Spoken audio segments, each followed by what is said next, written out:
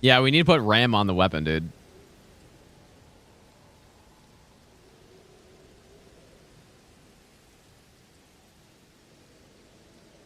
Okay. This is the curse. This is the bolt of Grand Sax of this marathon. It must be. Be well. I thought the crossbow was going to be. It was not. This is looking like it might be. It's just when I did, I 2 years ago, I think it was 2 years ago, I did a run request marathon as well. It wasn't like this, but it was pretty much like a challenge to finish every single run request before the end of the year. And I think it was in 2023. Probably. I don't know. But yeah, it was probably 2 years ago. And I did the similar challenge, but I wasn't streaming the whole time. There weren't as many runs for me to do. It was like, for like 30 run requests or something in 30 days. And yeah, there was, when I used the bolt of Grand Sax, I got hit so many times in different ways when going for that run, and it was cursed. And it was also like, bolt of Grand Sax, not a great weapon for no hit, as I've just said before. And yeah, and that was the cursed run. And I got hit like twice to Horaloo and like just all kinds of hits. So now Milady's the new cursed run.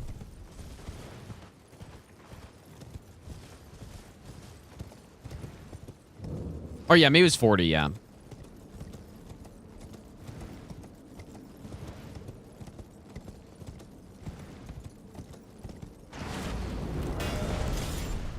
Unfortunate to be getting hit by stuff like this too, because this run does have a like fairly beefy setup compared to some of the other ones. Just because we got to go to Ensis. You know, if this was the hook clause or something, that wouldn't matter, but... Well, I mean, it doesn't matter anyways, but it does add like an extra 10-15 minutes on every run.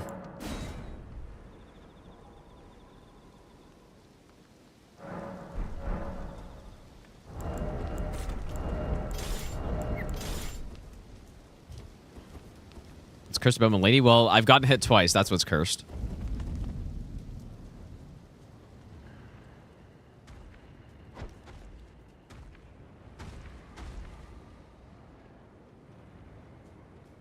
When he looks to the right, I can probably go.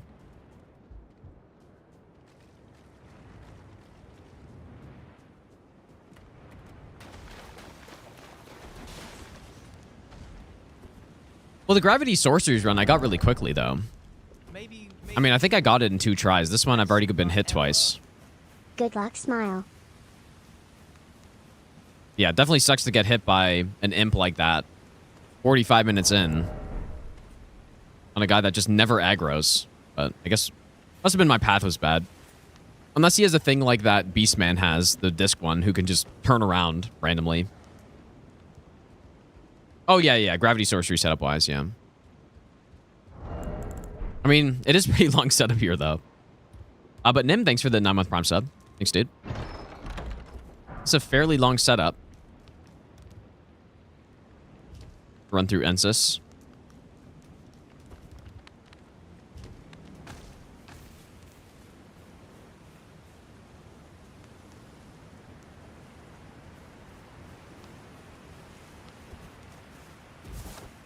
I don't prefer Cold or Bleed.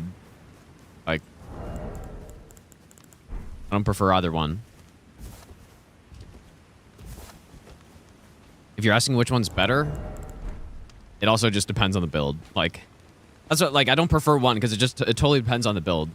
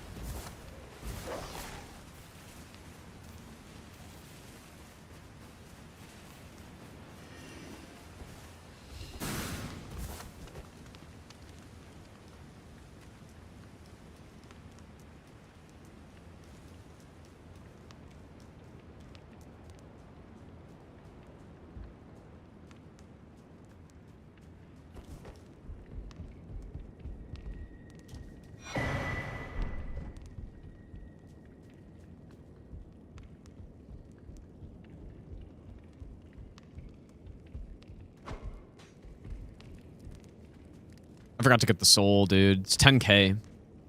Whoops. Maybe. Minus 10k. I'll give you the best nut ever. Soleil, thanks for the... I said that wrong for sure. Thanks for the Raining Prime sub, dude. Soleil Cop.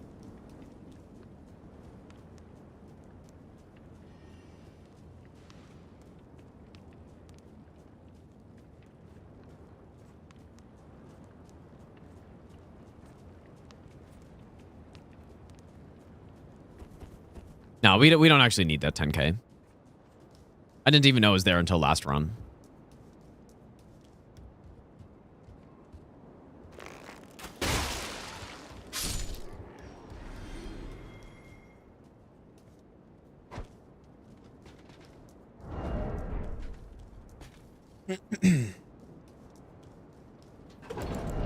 Well, at least we like kind of finished a run today already. I mean, we certainly should be able to finish this too, but just honestly, just some unfortunate hits so far, pretty much. I haven't really made any actual mistake that I can think of. I guess maybe I didn't hug the wall, or maybe my path was bad to that first sigil or whatever, but against Morgott, I didn't really mess up. I just didn't know that an attack was too slow for him.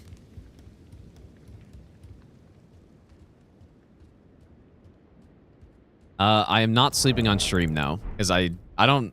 That'd be so weird, I think. I guess I could have, but... Yeah, simply set up my bed next to the cat tower. No, that'd be so weird, I think. I want people watch... Like, I would not be able to sleep if people were watching me sleep, I think. Like that. Well, I I don't know. No idea.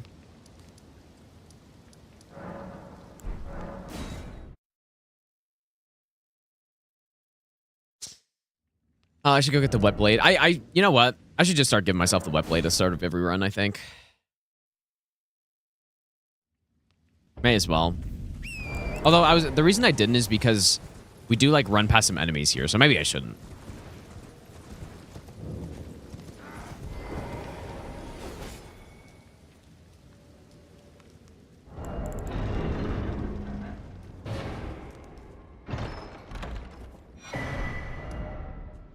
When I menu cycle and don't equip anything, is it just habit? I might be checking something. I don't know exactly what you mean, though. Like, do you just mean when I, you know, like, open the menu and check? Like, I'm just checking stuff, I guess.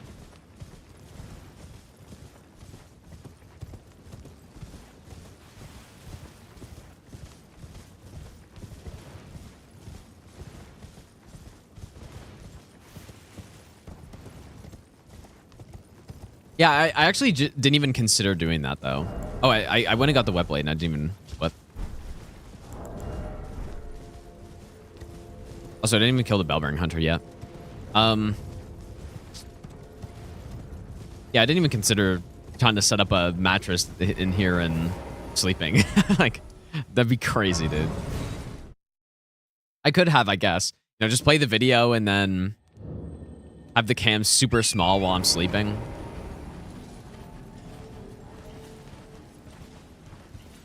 Nah. That'd be weird. Yeah, Truman Show stuff.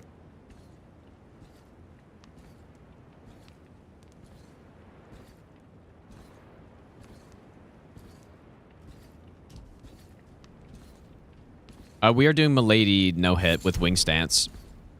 And it's honestly not going so well so far. It's not really because the weapon is bad or anything. It just some like completely random hits almost. One of the hits was due to the weapon though, or due to my lack of knowledge with the weapon. Because what ended up happening was, I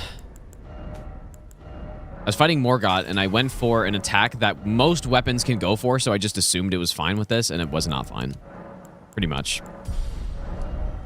So.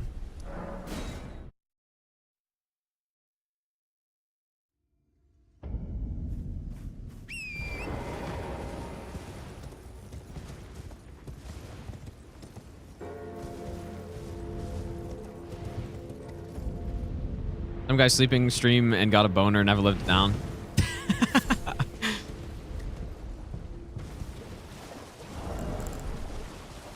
Yeah, I mean, if I did that, I would just be wearing like clothes and like there's no way I would.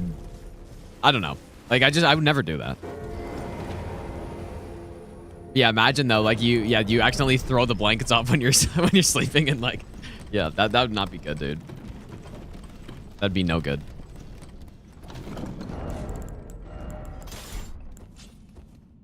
No, I'm not. I definitely can see. I think a lot of streamers stream with a different attitude towards streaming than I do. Like I just like playing games, and I'm not really trying to put on a show or anything. I guess that's the main difference. I'm not really trying to put on a show. I just like playing the games and streaming them. Whereas a lot of other streamers that would be willing to sleep on stream, it's more of a just like a show, which there's nothing wrong with that. That's just how it is. So that's why I would never really do that.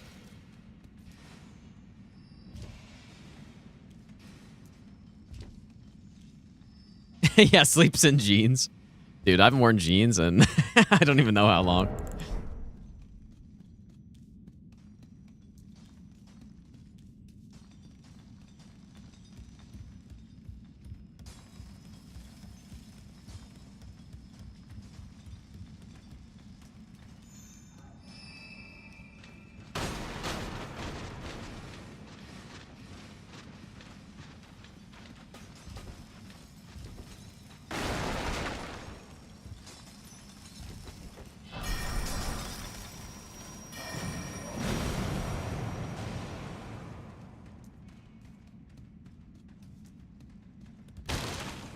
Wait, are we closing or still more to come? Like for the stream? I mean, we got 18 days left, dude, in this stream.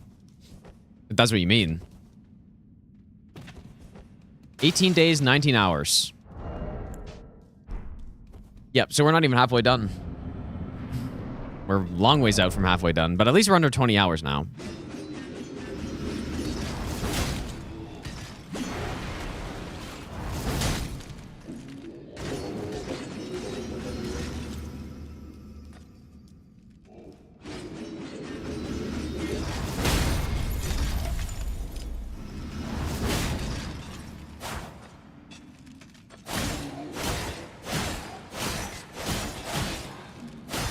Should have done R2s, probably.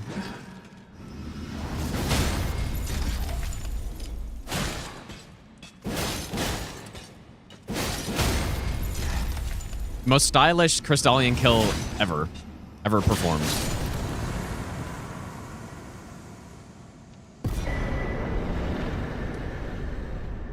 Okay. Did I miss a donation? Really? Oh no, Jalal, thanks so much for the $10, dude. I appreciate that. Thanks, dude. I think the YouTube like donation stuff just take a bit longer to come in for me to see them. Yeah, thanks so much, dude. Why is that guy jumping down like he's gonna hit me?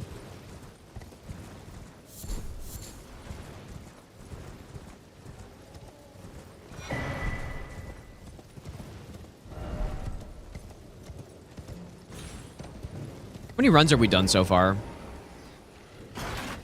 The spreadsheet has the number, I think. We're probably around 20 runs down, which I think is on pace to finish, but we'll see. No, I didn't cheat in Merlan's cameo, but I did cheat in the Grace for the DLC, basically, like Gravesite playing. Yeah, okay, 20 down. And there are still a lot of runs that are going to be either casual runs or I'm just straight up not going to do. I think I'll probably do them as casual runs.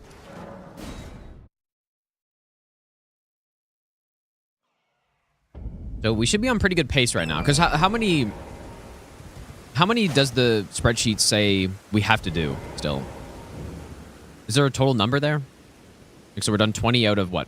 Like 50 or something?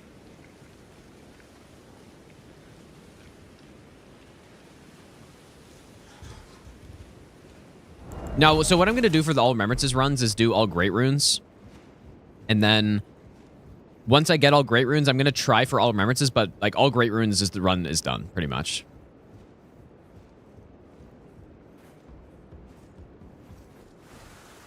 That's what we're doing.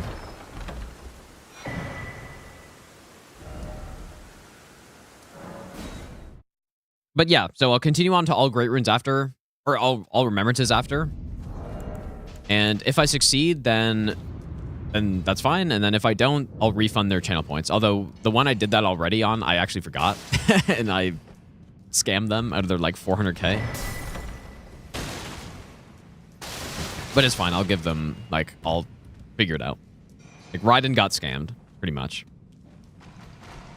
Beast Incants died on Gargs. I just messed up. Like, I should have easily got finished the run, but... Yeah, all Remembrances is just... It's too long for what we're doing here, I think. And it's really just not that fun. The bosses that get added aren't as good.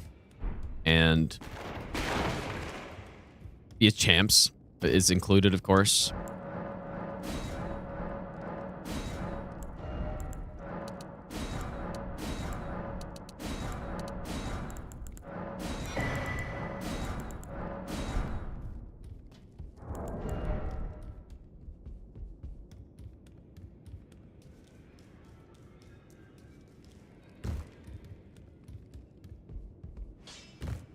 You're in no match loud. You're... And you know what? This is also why people ask... no, like mostly on people on YouTube who don't know what channel points are. They ask like, oh, can I pay for a run or something? That is why I don't do that. Because these runs are kind of meant to just be like fun, chill runs to do. Fun, chill, no-hit runs. And if someone requests something that's super bad and I'm not going to do it, then there's kind of a conflict there because there's money involved. So definitely... Is this correct? Definitely would never do these with money involved, pretty much. Could be run like inverted controller. It could be, sure. I mean, it could really be anything, I guess.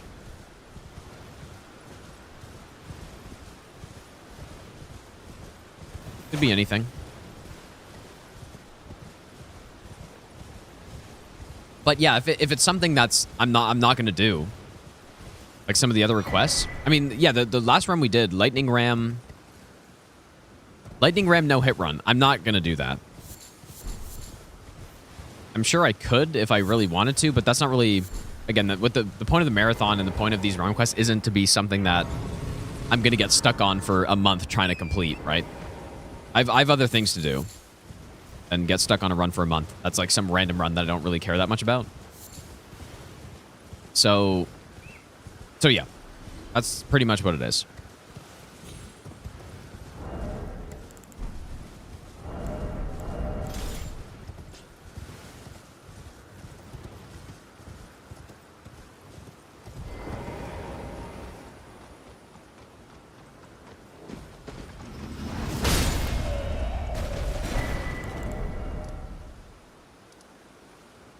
We get Frost set up? Sure. Why not? Yeah, exactly. It's meant to be something fun, not annoying. And there are certain things that have been borderline so far. I think the crossbow was... I think the crossbow was actually fun, but... You know, sometimes when you do a run as a no-hit run, it becomes less fun. And I think that crossbow run was maybe a little bit of that. Well, maybe not, though. It was still a fun run. But that's kind of bordering on the line of runs that I wouldn't do. Although I did do it, and I did it pretty quickly, so it wasn't that bad. But that's like any worse damage for an Elden Beast than that, and I would like maybe not do it.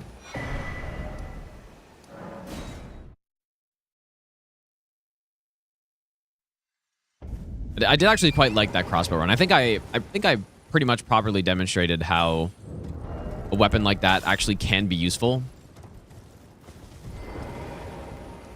for status. But yeah, aside from that, no good.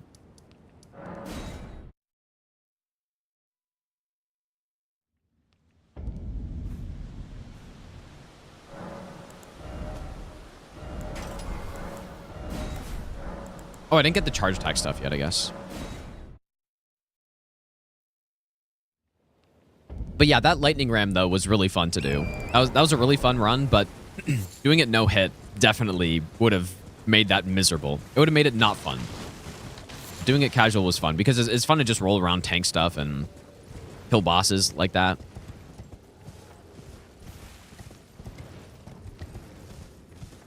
Gonna play Reforged? I might at some point.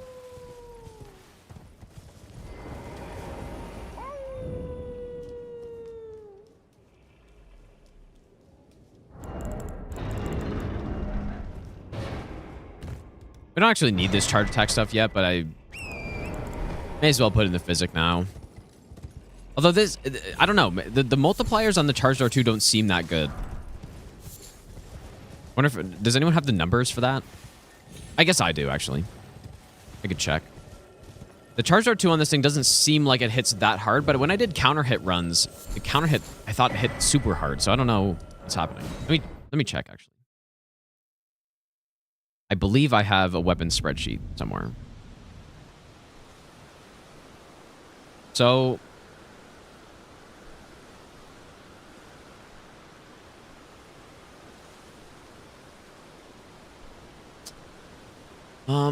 where's charge attack?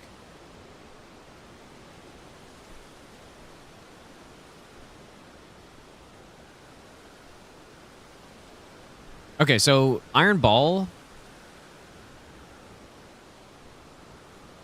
is, my god, dude, 453, but it hits twice with both weapons on the Charger 2, and then so like basically 900.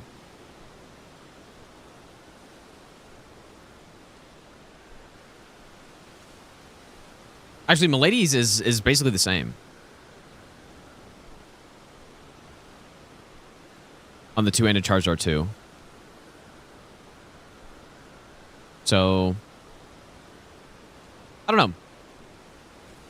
Maybe it's because I wasn't using Axe Talisman. It wasn't really built into it as much, but I guess it would work for an R2 build as well.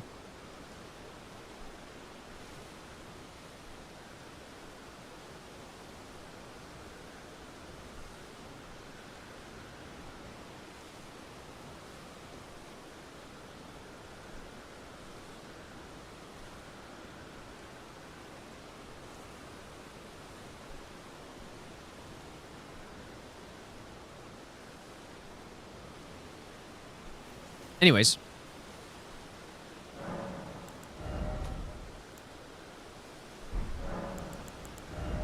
I think we're good to go.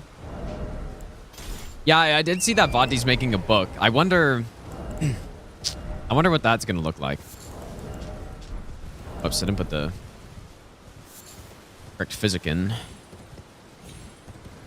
Any hope for Hollow Knight during Marathon? Pretty much no. No, we got a lot of runs to finish. Maybe I'm the best gun ever. Yeah, it'll probably look like a book, I guess. Gecko, thanks for the brand new Prime sub.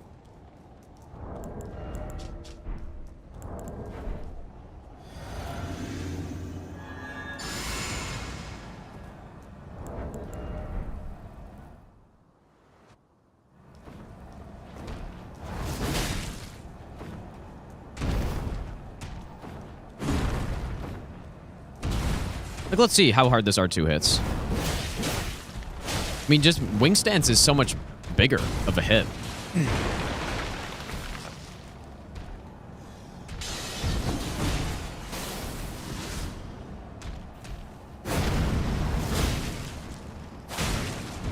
Well, thou art of passing skill. Warrior blood must truly run in thy veins. Tarnished. Fucking hell, dude.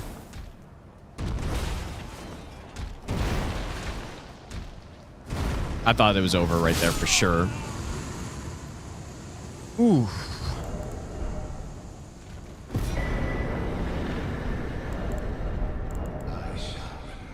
I thought I was getting hit there. Because that's a frame trap one if you're like at the wrong distance. But In fear of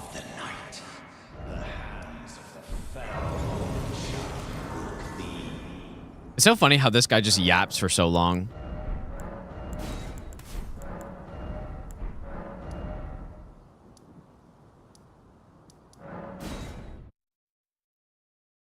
Wati tried to... Wait, he tried to no damage of Armor Core 6? What? But I can also Really? then why I am Carly. I wonder why he would try that, but not like a Souls no-hit run. Goodbye.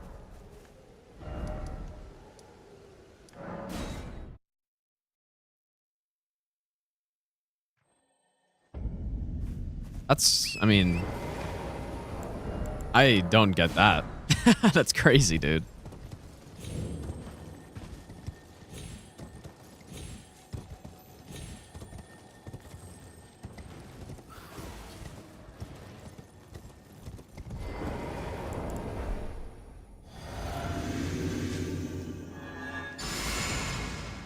Yeah, maybe, Newton, maybe. Actually. Yeah. I'm gonna try to get a stun here. Come on. Oh, it's actually insane, dude. Like, just not fast enough to stun there.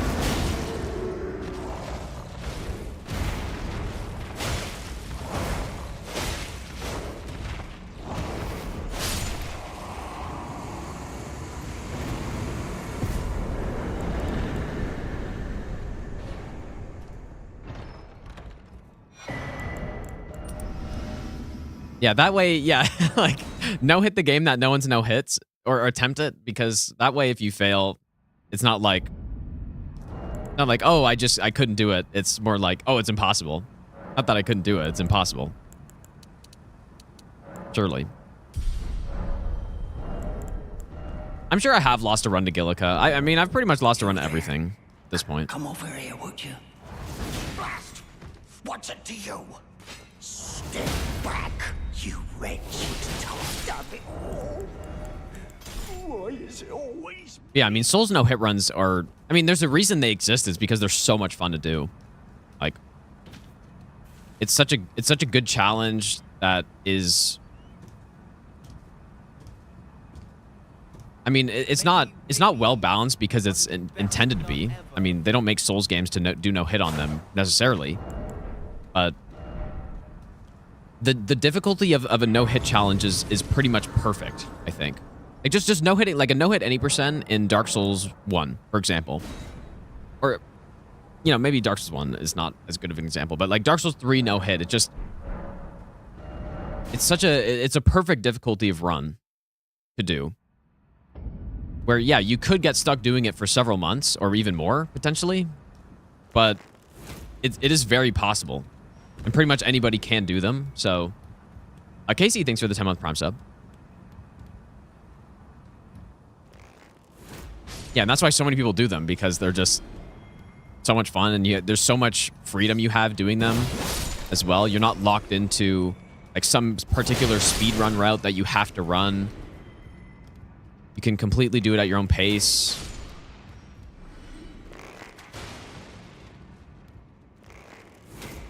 Yeah, it's really good, dude. No, it's actually the opposite. It is extremely in reach for the average person.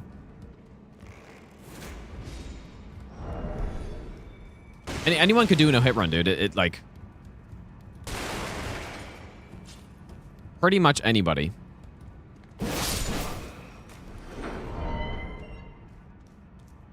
I feel like the only people who couldn't are literally like physically cannot play the game. Other than that, you could probably do no hit run at that point.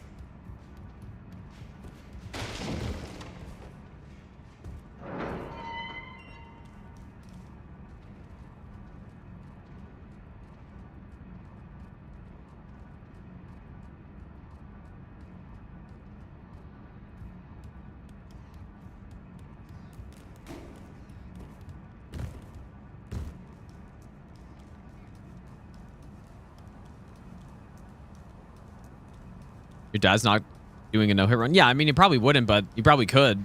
I mean, I could probably say the same about my mom, who's literally never played a video game in her life. I'm sure she could do it.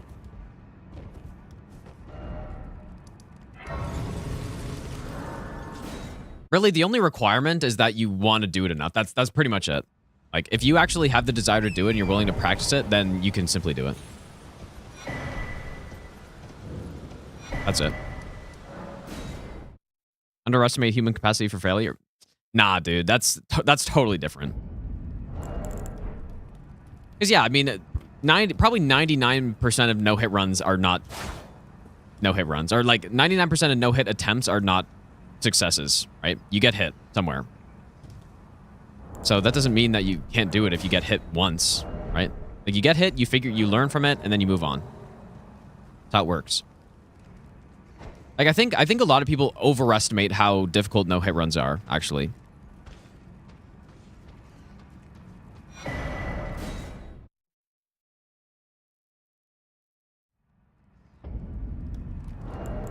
But yeah, the main requirement is that you actually want to do it in the first place. Because if you don't want to do it, then you're not going to be able to do it, pretty much. Like, simply. So.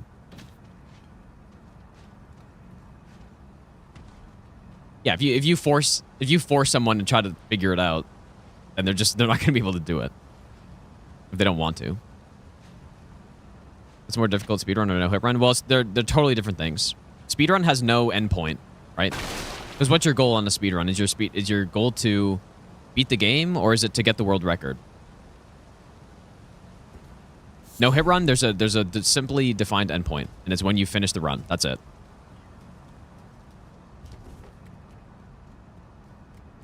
So you can't compare it like that at all.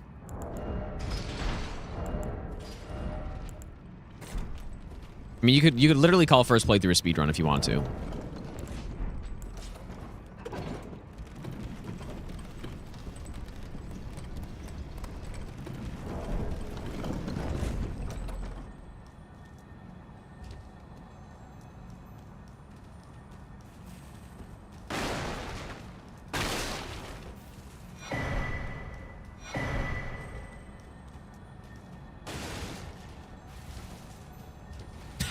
Hold some poor schmuck at gunpoint.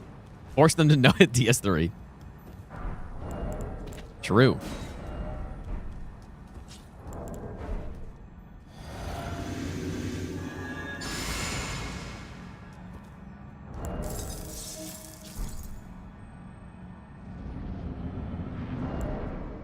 I forgot to have infuse. Whoops.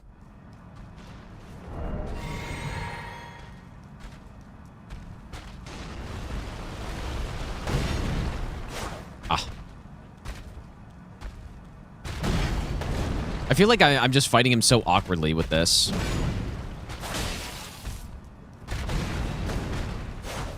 What the hell, man?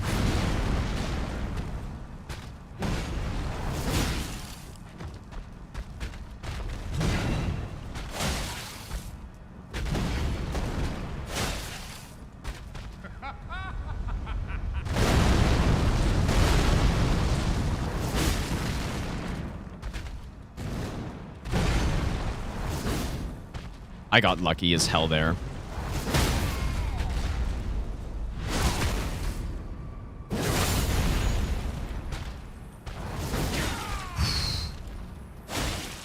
God damn, dude. I'm having some... Oh. Ling phase 1 kill, sort of. I'm having... Like, I'm finding this weapon pretty awkward, actually. Like, probably just because I'm not used to it, but...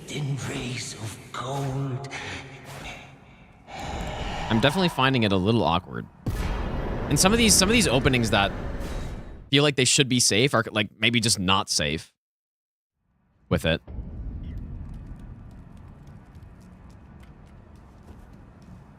Yeah, pretty good damage, though, to one cycle, and I forgot the heavy infusion.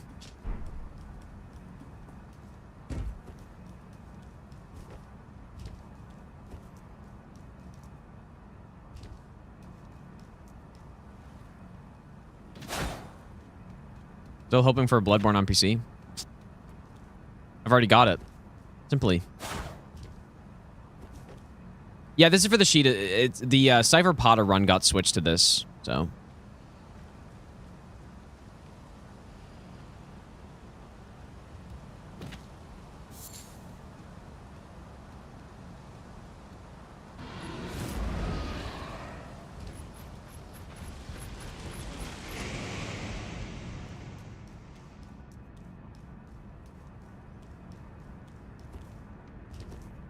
Muramasa, how's it going, dude?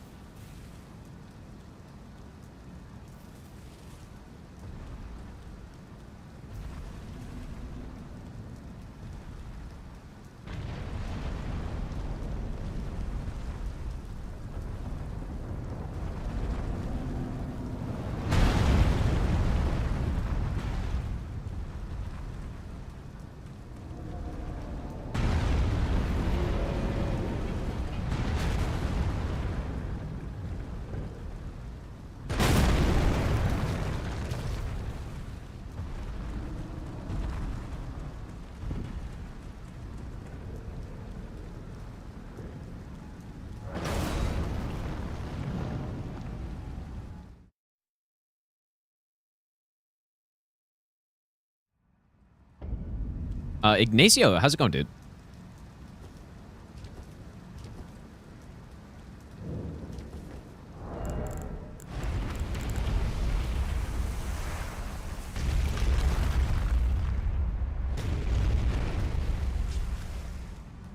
The last attempt, I got hit to an imp when I was getting hit in body, or unseen form, because he somehow aggroed and then he frame trapped me right as I was coming out of the like sigil activation animation. You know what I should do here? I feel like as soon as I get the portal, I should just give myself the activated great rune or something, you know? I'm trying to think of a bunch of ways to save even more time on these runs, like just unnecessary sections like this one.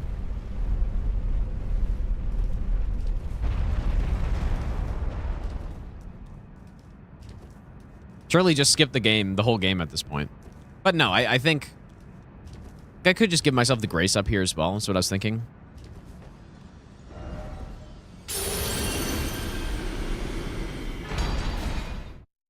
Yeah, maybe I should do that. Maybe for next run, I'll do it. Because there technically is... So, I'm not trying to skip any danger. But there is technically some danger on the bridge running section, so I still want to do it. But once we get through that portal, there's literally zero danger, so... Oh yeah, I didn't have infuse yet, yeah. Surely I'll remember after this. No, I will. But yeah, there's zero danger. Like, there aren't any enemies once you go through the portal, so... Maybe once I grab that portal, then I just teleport up top instead of going through the elevator, you know? That seems reasonable to me.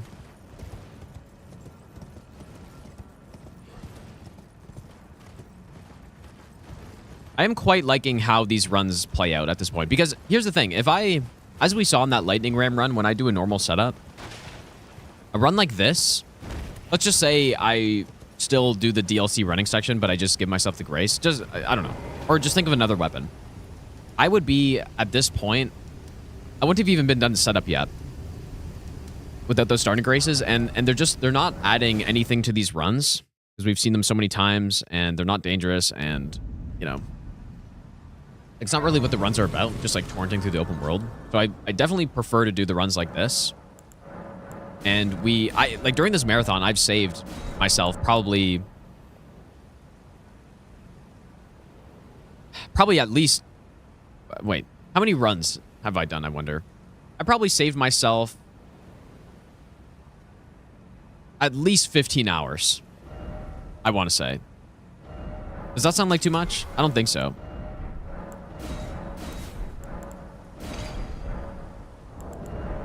Like at least 15 hours, I think. Because I've done 20 no-hit runs, or I think it's actually like technically 18 no-hit runs. Most of which aren't first attempt exactly.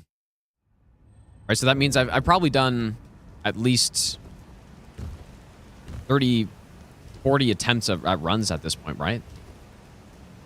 And on each run, I'm saving about 20 to 30 minutes, depending on how far in it gets. So, I forgot to level.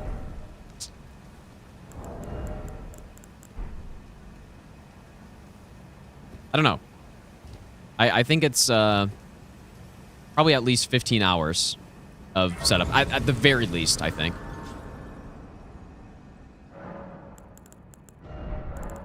Which is great, because it's the part that no one cares about, pretty much. Yeah, it's a lot.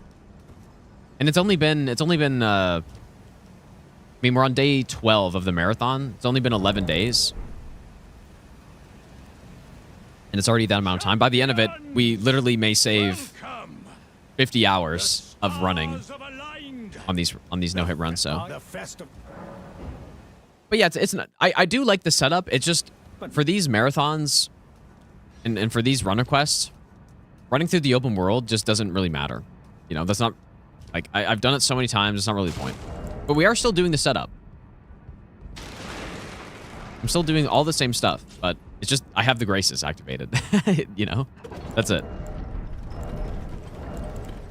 Simply.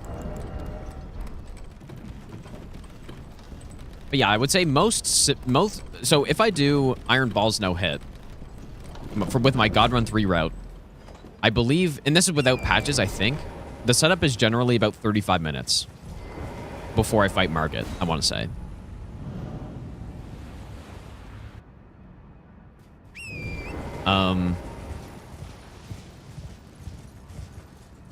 That's including getting the stealth though too, I guess, but yeah, it's probably about 35 minutes before fighting Morgott. And that's on like one of the faster routes to get set up. If you're doing Somber +9, it's even longer. Most smithing stone weapons are not that simple to go set up as the Iron Balls, so it does take longer.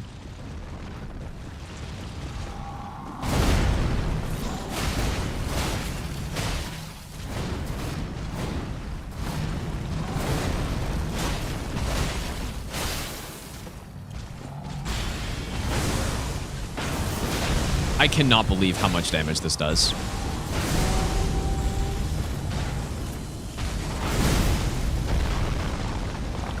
Like, it is actually insane, dude. How much damage that does.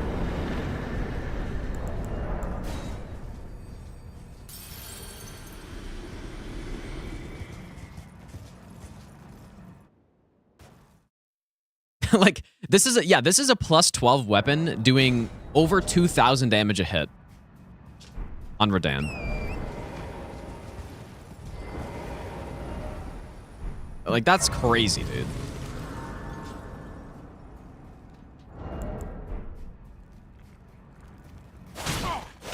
What are you playing at? Wait, I see. I see it now. Humans I have a monitor pop up.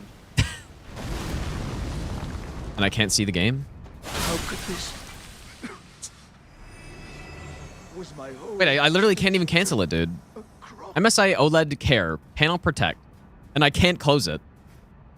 Like, it's only execute and that's it. Wait. Oh. Boy.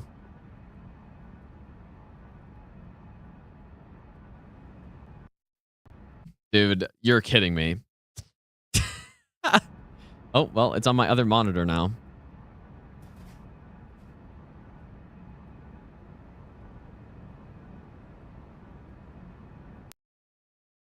I am convinced Milady's the cursed run, you guys. I'm convinced. Okay, why is it on the wrong monitor now?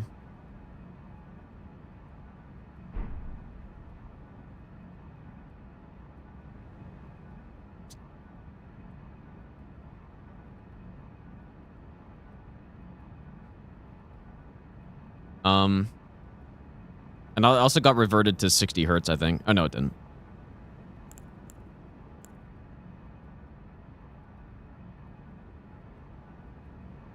And it pops up again, dude.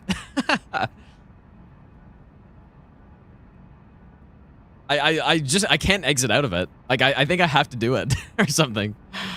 Oh my goodness, man. Well, I guess I'm playing on the other monitor. The cursed run begins. Okay. Well, I'll do it. Takes several minutes. Apparently. Well, at least let me I have my other monitor in 60 hertz. Just because I don't need it in more. Oh, and I can't even see the... Well, anyways, I guess I'm playing over here now. Until this is done. This is good stuff, dude. I can't see the chat also.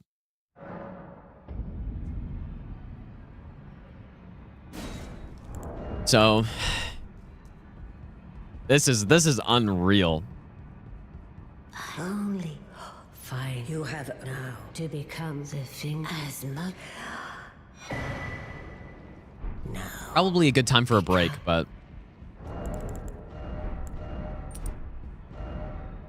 Wait, did it... Oh no, I didn't even... Please still be there, dude.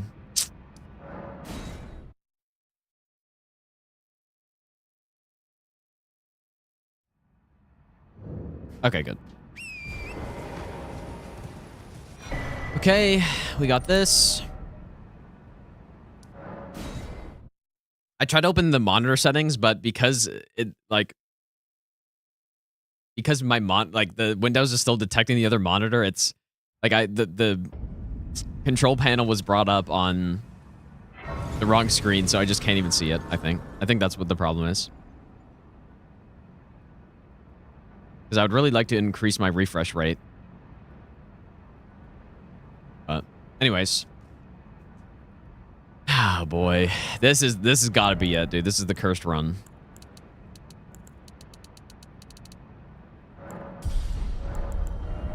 See how long it takes. It shouldn't take too long, but will I die before then?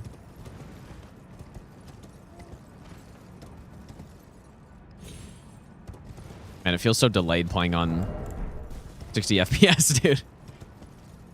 Unless it's my monitor, but no, this is a really good monitor. It's the one I got from Alienware's sponsorship that they sent.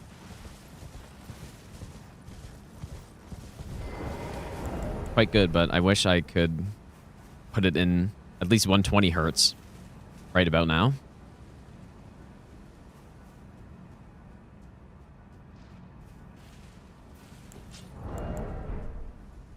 Okay.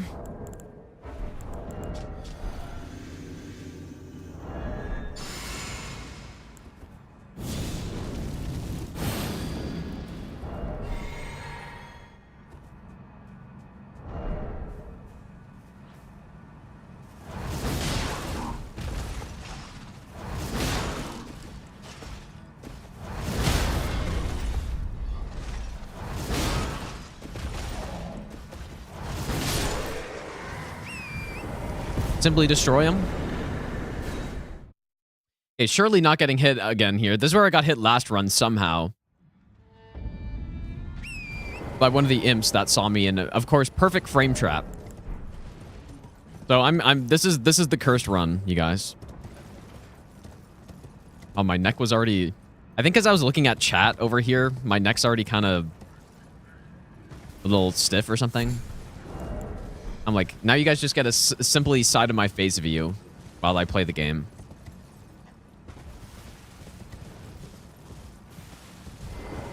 Insane cam setup.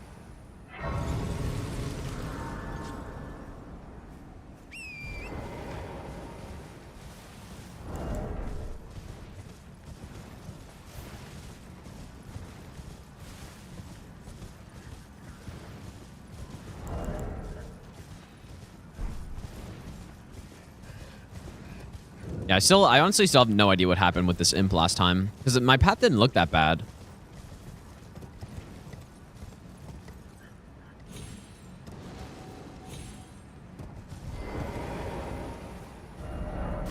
It's the first time I've seen him aggro as well. So, I guess it is probably pretty close.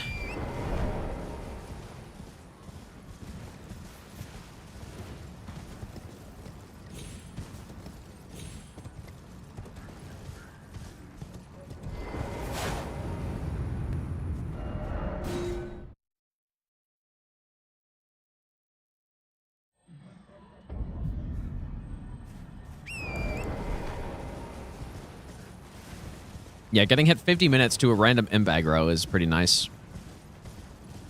It's a good one, dude.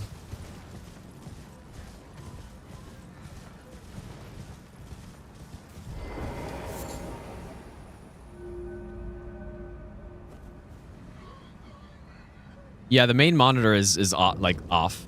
Like it's actually off. So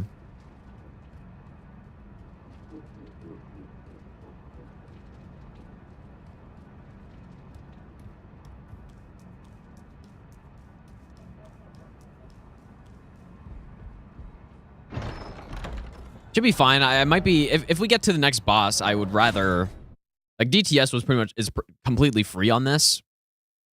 But we're going to fight Godfrey. I might prefer to be playing normally. No matter why they But hope don't.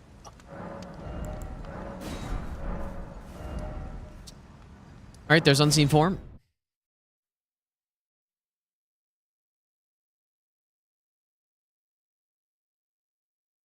Oh yeah, that's a good point actually. Yeah.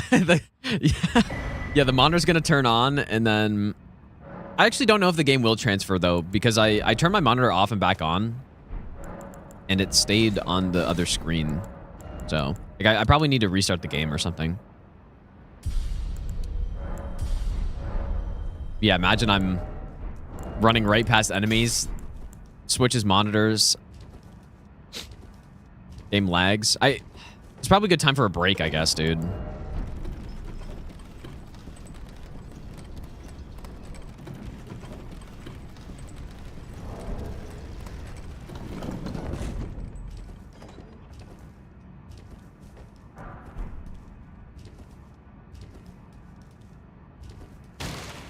Probably a decent time for a break.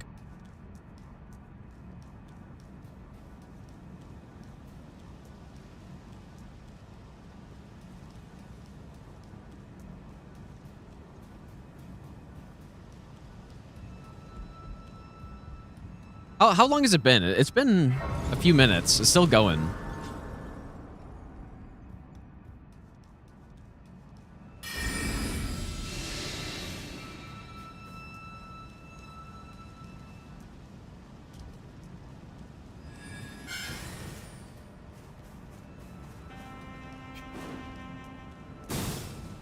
Yeah, can't say I've had this happen before.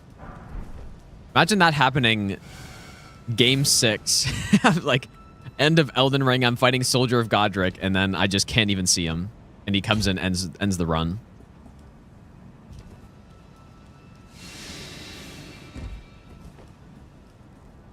Could you actually imagine that?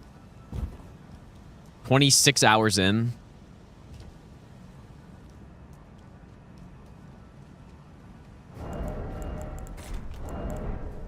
Yeah, I can't really read chat because I only have one monitor now, and I can read chat over on my other monitor, but oh,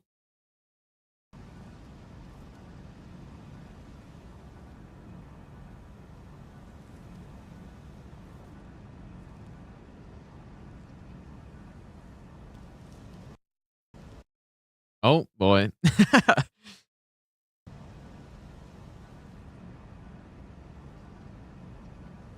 There we go. Ah, nice, smooth, 120 FPS. Okay, we're good.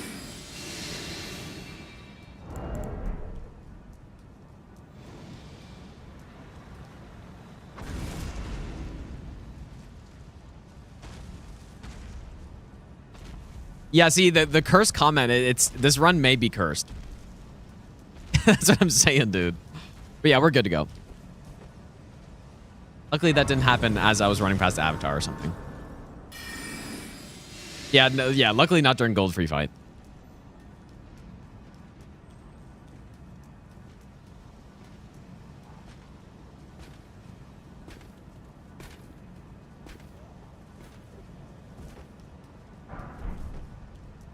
Okay, we're good though. No, I'm not fully believing this run is cursed yet. If we take a few more hits that are insane, then it's cursed. But so far, we're fine. Because one hit was just to some random imp, and then the other hit was just a Morgott unsafe punish with this, pretty much. I have 4 monitors right now. So, but yeah, 2 for each PC. And I pretty much use every bit of space on both. Or on all 4. But it's not like I bought 4 thinking that I was going to use 4 monitors. It just, you know, over time, the left 2 that I use on my stream PC are ones that I've had for 10 plus years, pretty much. Yeah, over 10 years at this point. And it's just, I have them, and they work perfectly fine, so I may as well just keep them, you know? The ones I use on my game PC, though, are... Like the one on my right that I look at chat and stuff on is the Alienware one. Honestly, don't even know the model, but... And then this one's my main one's my MSI... Fuck, what the hell is it called? I'm sure there's a command for it, surely. I forget what model it is.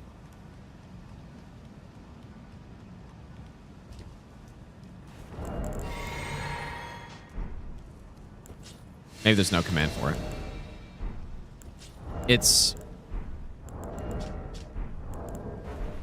like MPG 123. Like, I actually can't remember it. I can't remember. It's 4K, OLED, 240 hertz. I forget what model it is, though. Just simply a bunch of letters.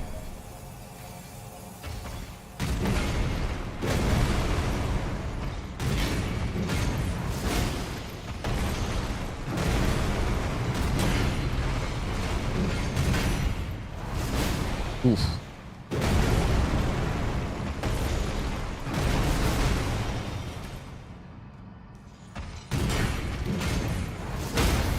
My god, dude, this thing hits like a truck.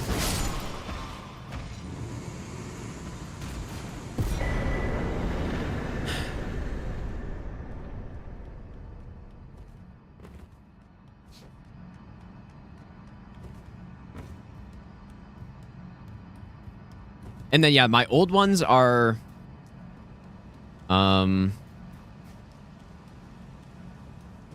can't remember those either. I mean, those I got those so long ago.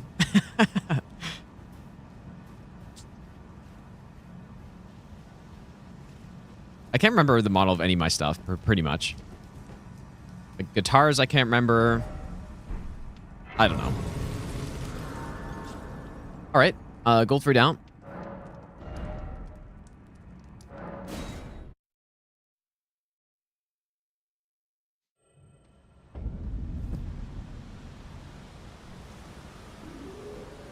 The model of my cat. I also don't know that either.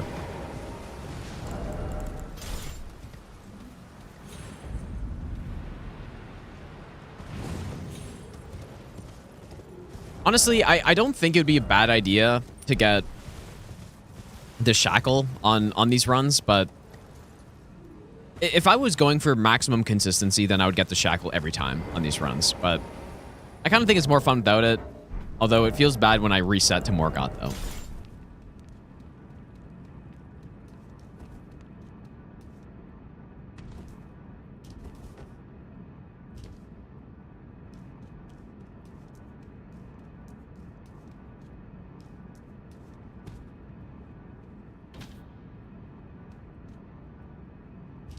No, but my cats were like wild, like feral cats, so I have no idea. Some long-haired something, I don't know.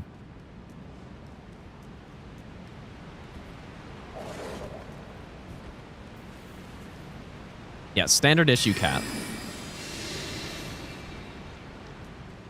Yeah. I am Canadian long hair. Yeah. That's funny. True. Canadian long-haired standard model.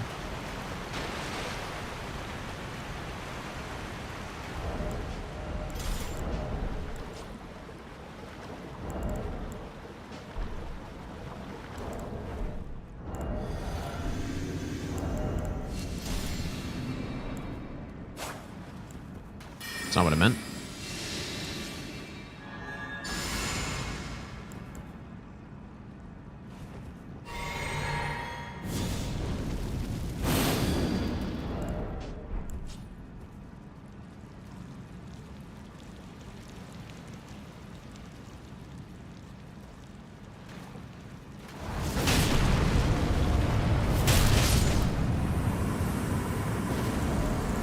reasonable, not overkill.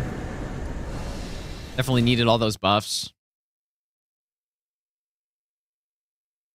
Okay. Let's see what happens here this time.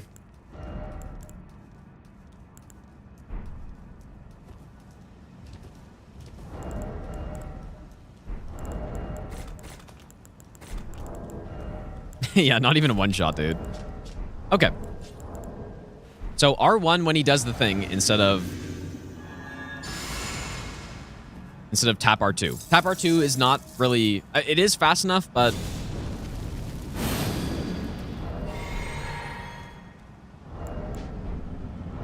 just simply don't.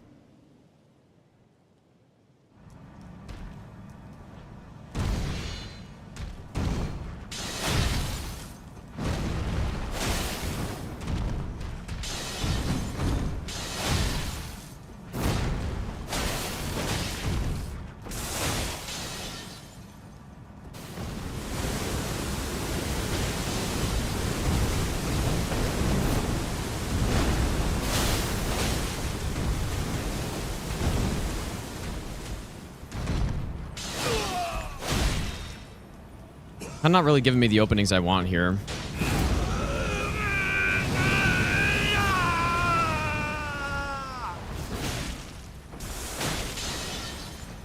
The thrones, stained by my curse, such shedding I cannot bear. Thy part in this shall not be forgiven.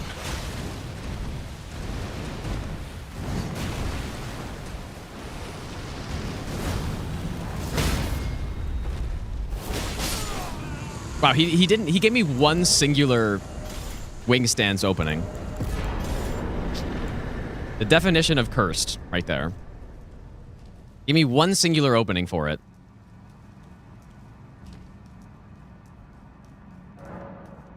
Unfortunate. Because, yeah, like, literally any of his slams and I can do a massive hit, but he just didn't allow it. Yeah, that's what I'm saying. Like, if I get the... If I get the shackle, then... You know, especially for something like this, that is on the slower side. At least the build that we're trying to go for. It does give it more openings, and that's what I did on one of the first requests, the Giant Crusher with Braggart's Roar. I did that because it's so hard to get openings on him with that build. If you're not using the shackle, so I just used the shackle and smoked him. But yeah, maybe if I have to reset again, I may get the shackle.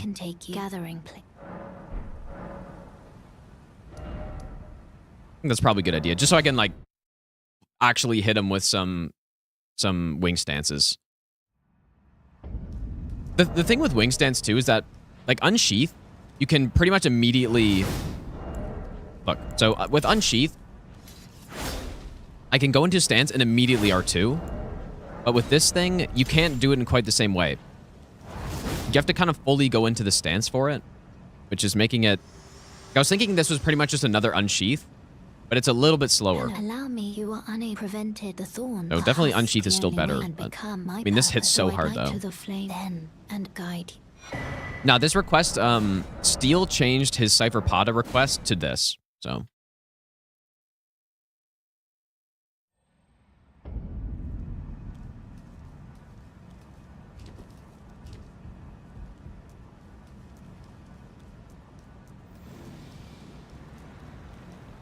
Whoops.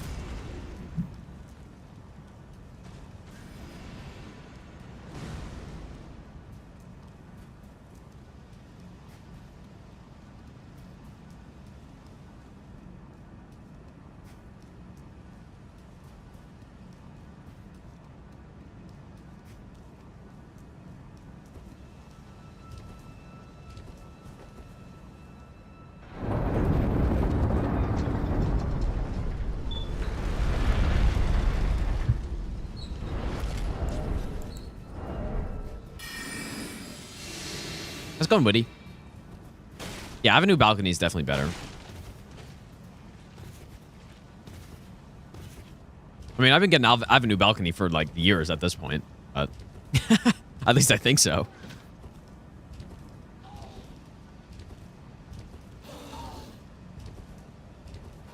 Yeah, Wingstance does have iframes in the air. Yes, that's true.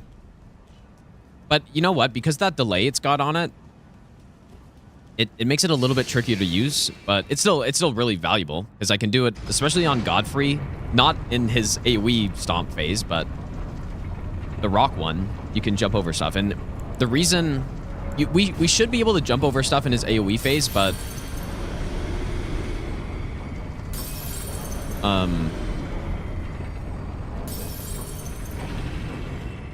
it's only been since the start of the marathon. No, but yeah, you should be able to jump over it, but we can't. So, unfortunately, yeah, the marathon's actually been going on for years, actually, and I just didn't even know. It felt like it's been 11 days, but it actually has been 2 years.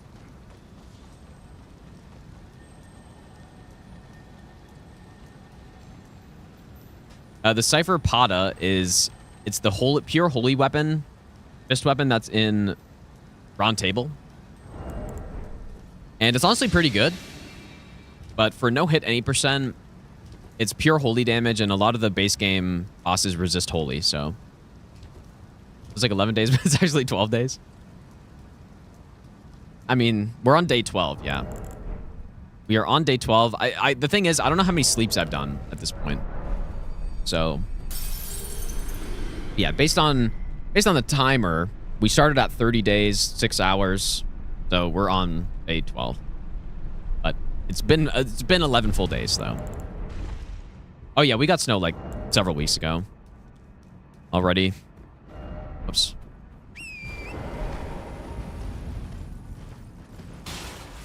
Yeah, I cannot believe how hard this hits though. And it's not even like, a lot of it is due to the cameo, I guess, but it's actually not. I think just the motion value on Wingstance R2 is huge.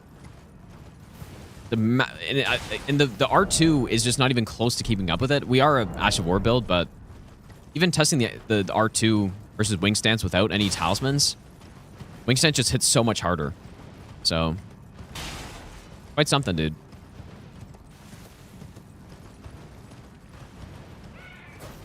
I should definitely go around the other way there. Those guys scare me.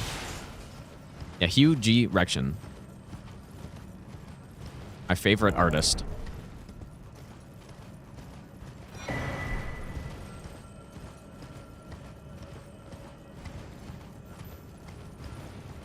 Now, it hasn't all melted here yet.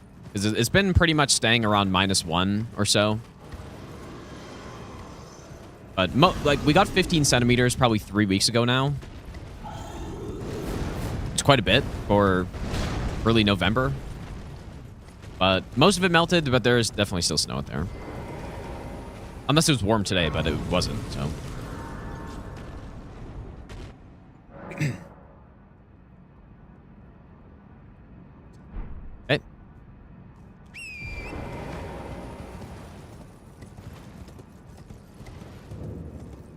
15 centimeters is 6 inches, I believe.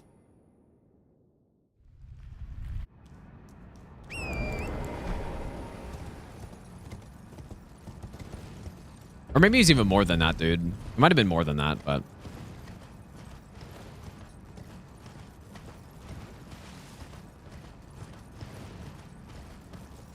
You hate not being on the metric system? Yeah, metric system is definitely better. Obviously, like...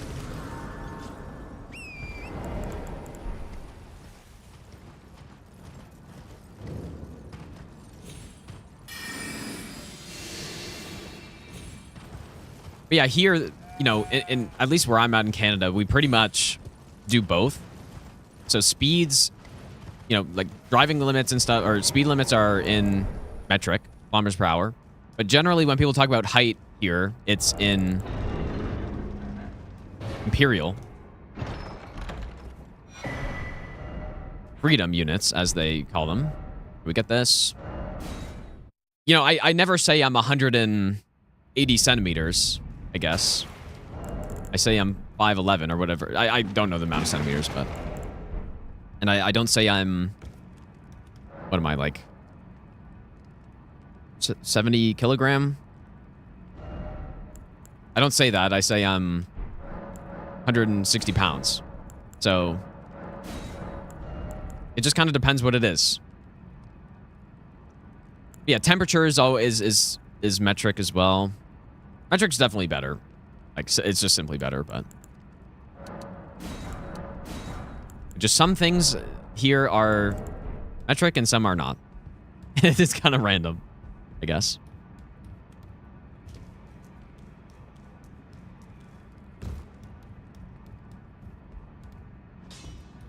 Those are the chalified and well. Guess we can go get the 7s up here too. It's got the most confusing height and feet, weight and stones, temperature C, distance miles. Really? Is that true? That can't be right.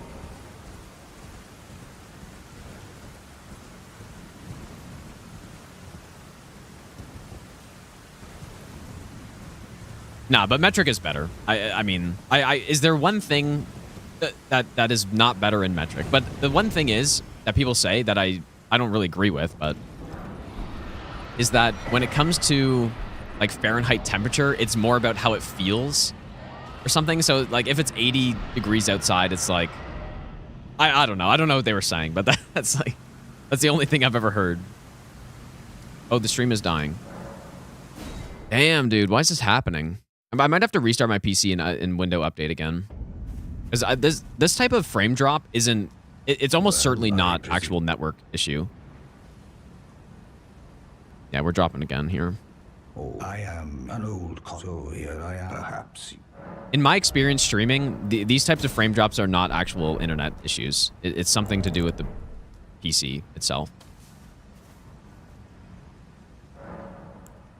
Okay, it seems like we're back though. Mini F. All right, we're plus 19. We got a lot of strength.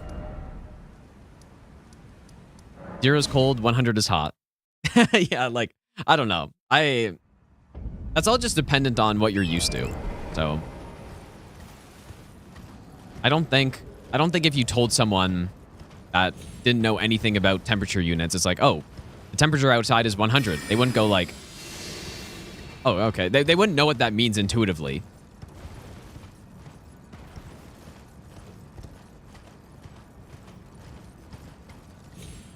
That doesn't mean it's 100% heat.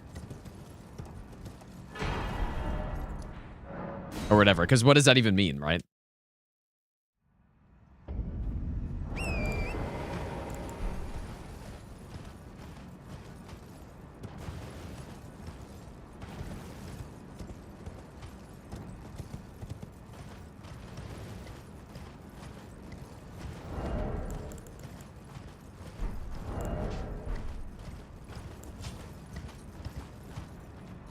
12 inches in a foot is way better than 30.48 centimeter. True. Very true. That's a really good point. I didn't consider that.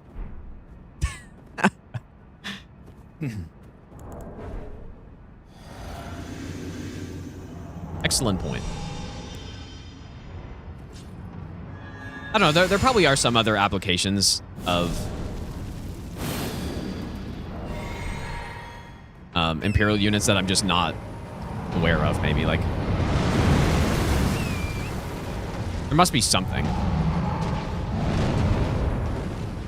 Bonk.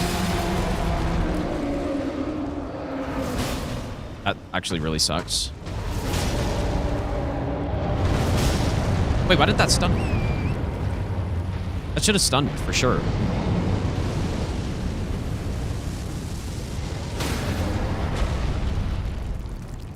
Bonk.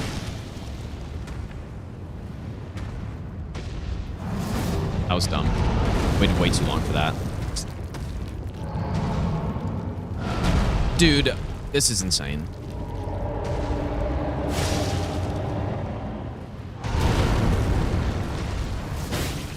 Holy shit, I thought I was smoked right there. What is that? Oh, I meant...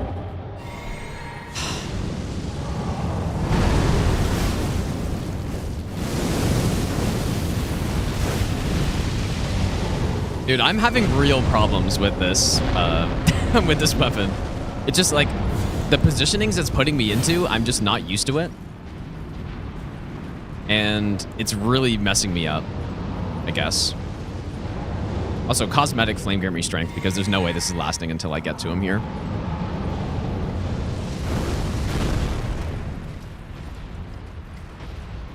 Because right there, I nearly jumped straight into a fire pillar. And...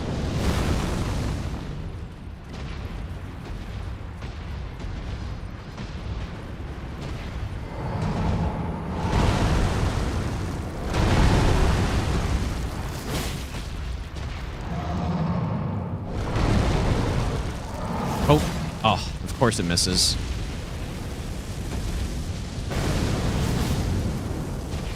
What is happening, man?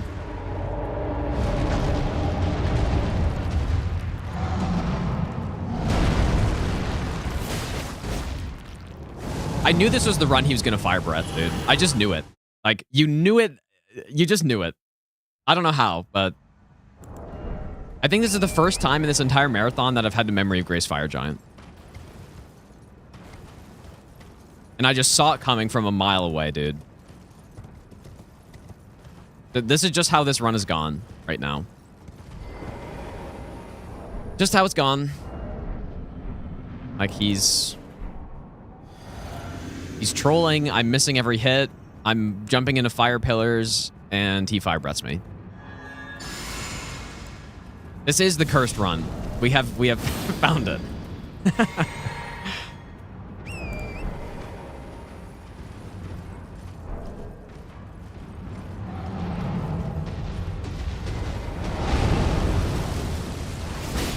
What?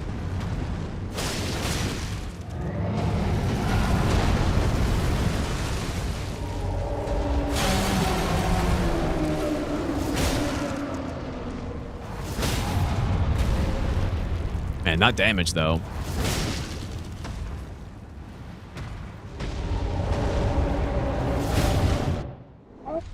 Hard to argue with that damage.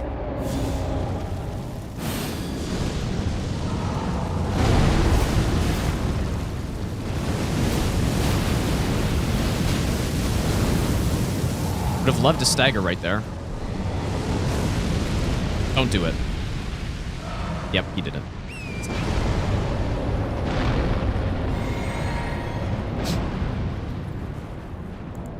He had to do it.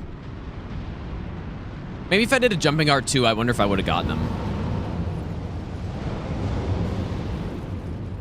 Like, we must have been really close to that stagger there, because 2 charged R2s, the wing stance would have landed Poise.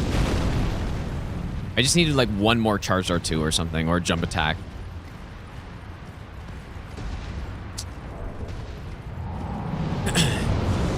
Not sure if a jump actually would have been enough.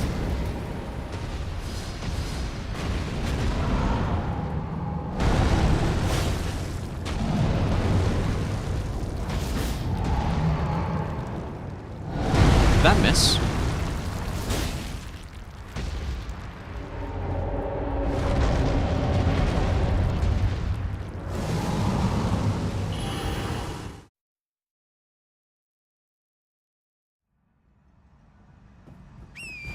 There's genuinely something wrong with my game when I'm using this weapon, I think. We got imps aggroing that shouldn't be aggroing, and then we got double fire breath in a row fire giant. You know what? Maybe he's input reading my misses or something. He's input reading my whiffs. 'Cause this is insane stuff.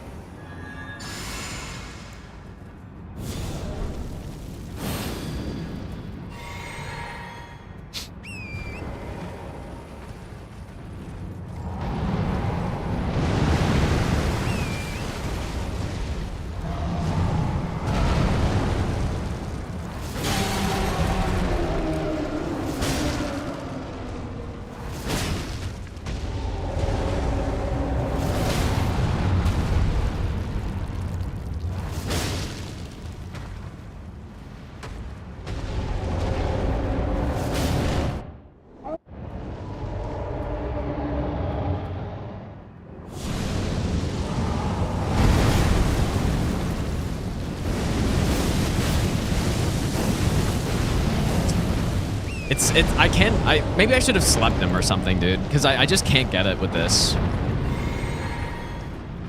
Fairly cuckery. I just can't land it.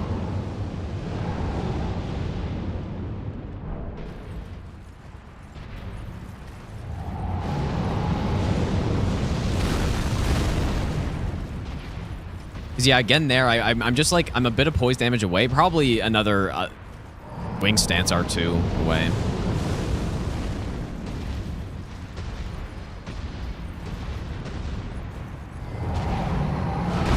Oh my god, I thought I didn't roll that.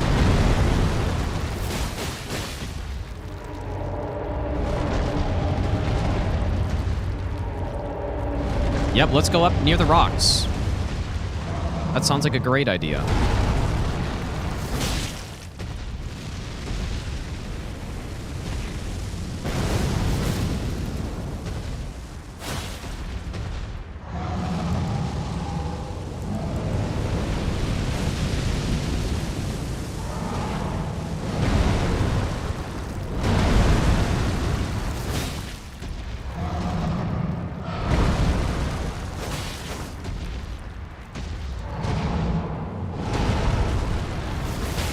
Thank you. Oh, brother. That was tough with this thing somehow. Like, I don't know why. It's giving me such a hard time.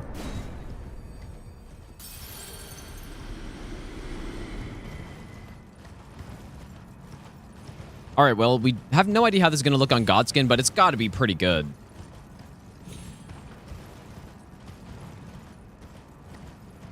This much damage per hit.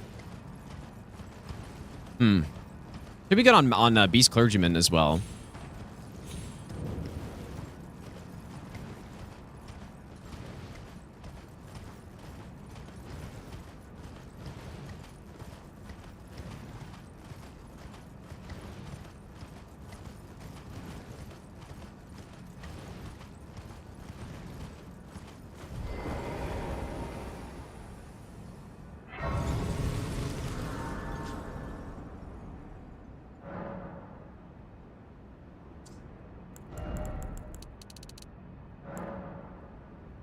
More strength seems good.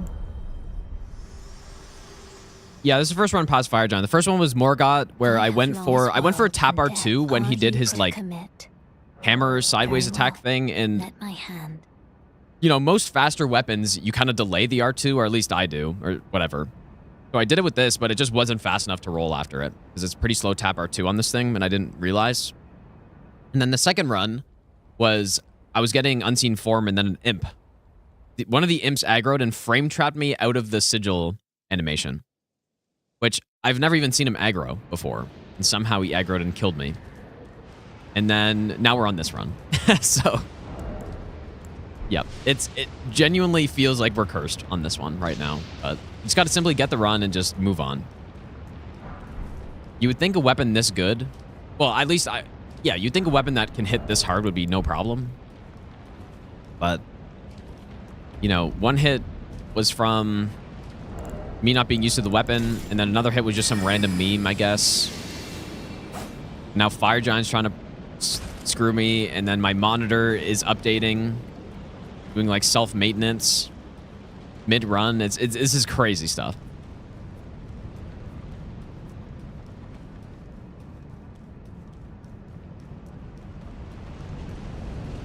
Favorite Suns player? I don't really know. I don't really have one.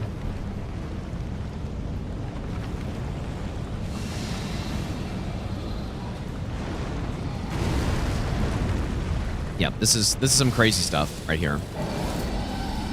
First Fire Giant Fire Breath of the marathon right there.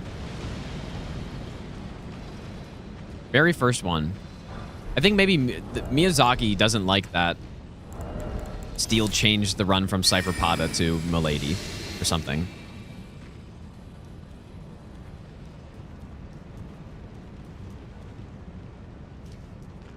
But the problem now is that I'm looking for bad stuff to happen. So I need to stop. I'm looking for it now. I'm expecting it. But no, we gotta just simply go back and win. Yep, I'm creating the bad luck here.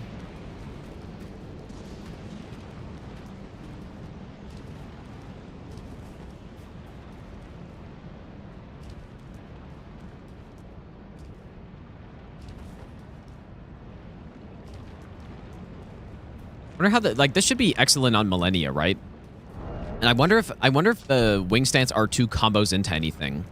Probably won't test it here unless it looks obvious, but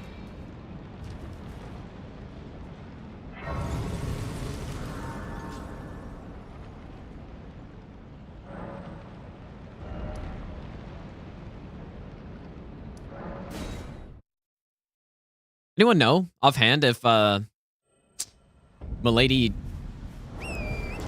wing stance R2 combos into an R1 on Malenia?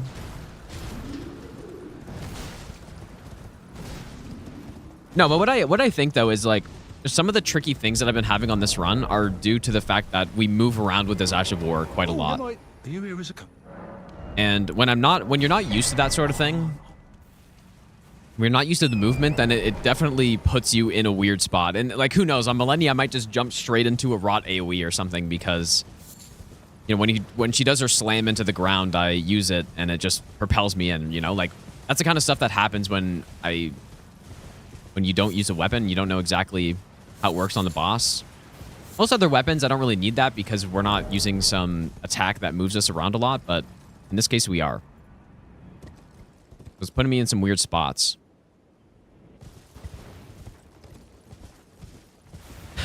How to get magic grease, or the royal magic grease, is because at the start of this run, I went DLC to get Milady. Well, yeah, I used cheat engine to get the first like gravesite playing grace, so I didn't cheat engine the weapon. Goodbye. And yeah, I just picked up the drawstring royal magic grease, picked up Rolana cameo as well.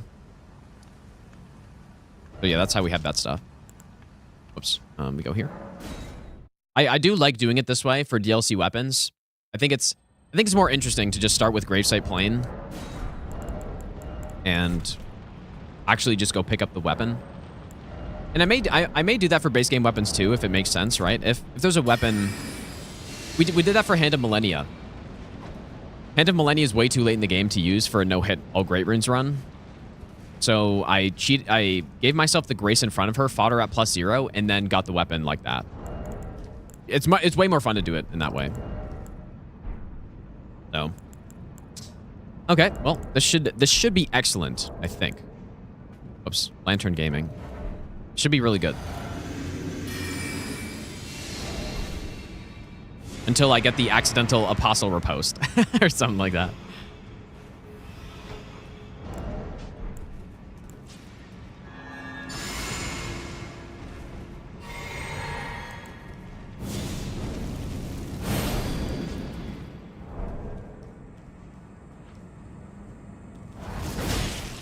Oh.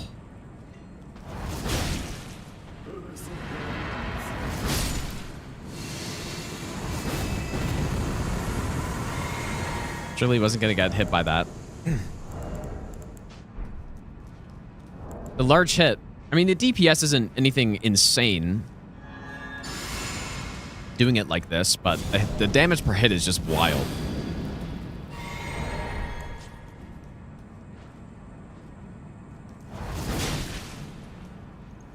Like, actually, I would have been better off doing some R1s in between, probably.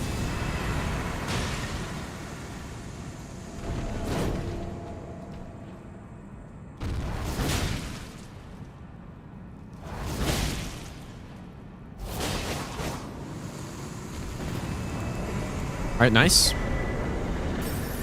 Yeah, that's probably what you'd want to do with this thing is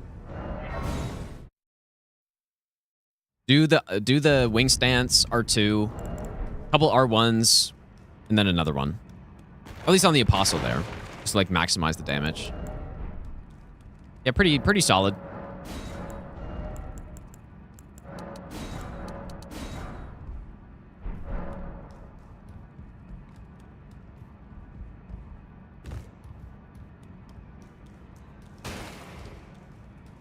Yeah, you have to be in stance for 0.5 seconds. They buffed it. It used to be 1 second in stance to get the cameo buff, but they buffed it to 0.5. And so it's 45% damage on a hit sounds absolutely insane, which it kind of is. But at the same time, though, a lot of times it's just better to just spam. Spam the unsheath or spam the wing stance. That kind of can work out to be better DPS. But where this talisman is extremely good is on punishes where you just don't have enough time to go for more than a single unsheath, for example. And there are plenty of attacks like that. Right? On Beast Clergyman here, I think the setup is going to be really good because there's no way I'd be able to get 2 wing stance hits off, right? And so when you can only get 1, that's pretty much ideal. But in cases like Elden Beast where he gives you just gigantic punish openings, you probably just want to spam instead and then go with a different talisman.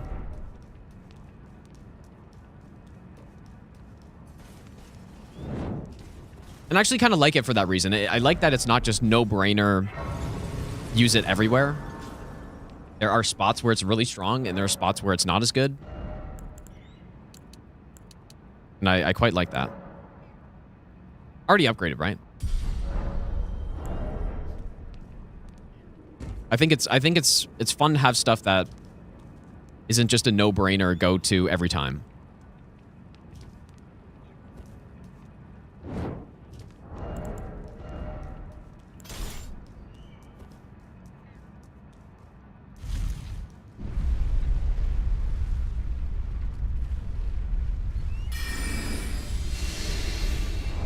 No, it's not 1 second.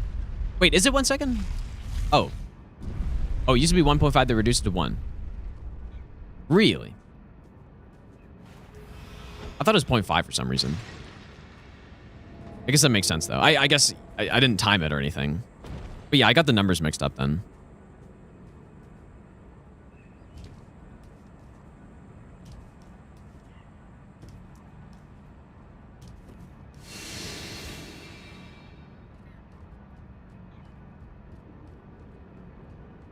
Insane misinfo.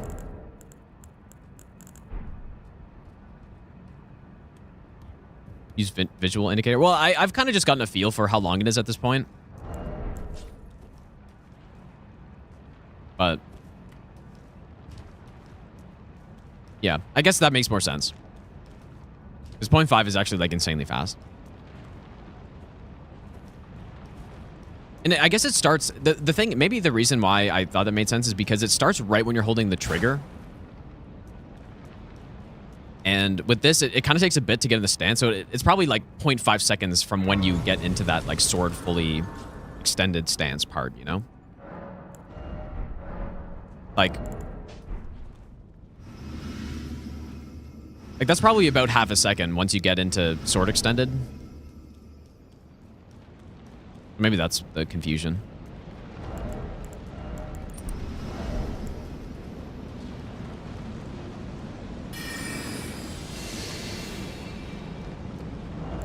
Kind of would be nice, though. Yeah, it would be nice if there was a visual indicator for when it's ready to go. Someone said, I think Opai said if you use Red Feather, you get that sound. But when I'm using Ritual Sword with it, I just don't get anything, so. Unfortunately. Do the cool skip to get it? I don't know which one you mean. But probably not. Like I just went and grabbed it. I was gonna go Frost here, I guess. I don't know if it's really worth it, though. Who approacheth Probably not worth. destined death. I will not have it stolen from me again.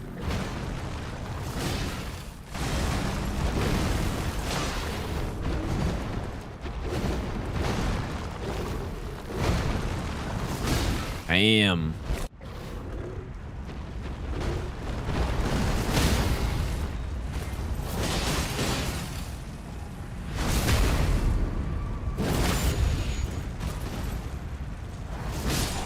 Damn, dude. Beautiful. Why cover destined death? Yeah, the frost, like I said, completely useless, but it looks cool. Okay, so Gideon was just pretty much like 3 hits. Like it's not a special kill. Well, there's nothing crazy you have to do is what I mean. Because we just do so much damage per hit.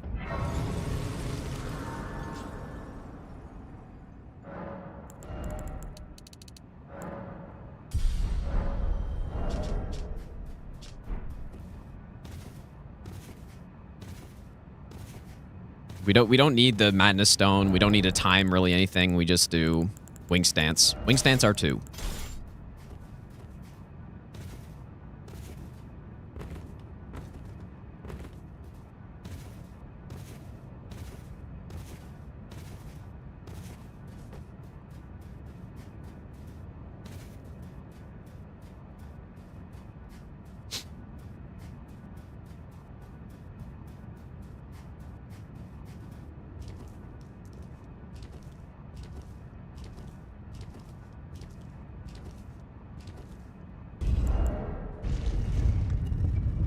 I do think I want to try an R2 build when we get. Well, I don't know. I guess I'm not decided. I was thinking Elden Beast R2 build might be better, but maybe just not though. Like maybe just spam Wing Stance.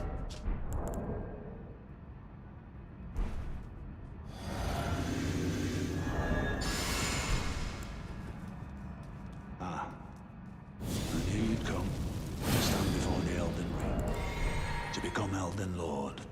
What a sad state of affairs. I commend your spirit, but alas, Like look at that damage, bro. she'll take the throne. Queen Maliketh. I know. In my It almost looks like Knight's Resolve kind of hits. Well, and I guess it sort of is. Actually, dude, you know, be fucking crazy. not even you. No, I guess it doesn't really work. A man. I was thinking some like if you could somehow combine these two, but nah, you just can't. Never mind.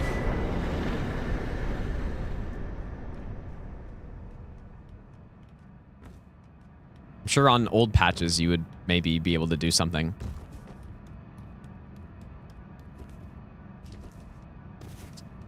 Could you imagine though, plus 80% more damage on top of this? Be some insane stuff. All right, well, I'm unfortunately not able to do any jumps in phase 2 with this. Like I can't use the Wing Stance R2 to jump over in phase 2, but in phase 1, when he does the rock stomps, I can. That's pretty much it.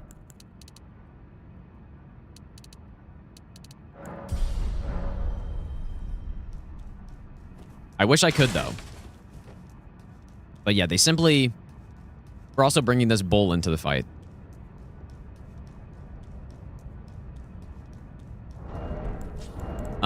Yeah, you simply just can't use it. And if you're wondering the reason, apparently there's like a flag that needs to be set to enable being able to jump over the phase 2 AoEs. And this Ash of War just simply doesn't have it enabled. So.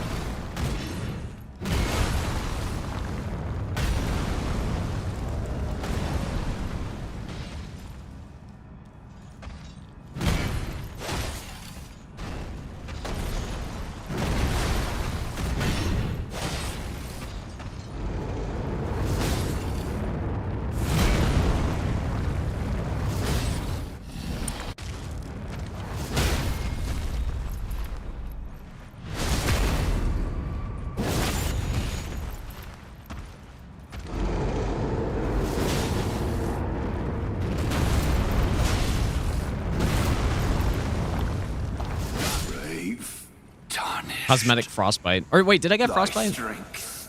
Pretty good fight.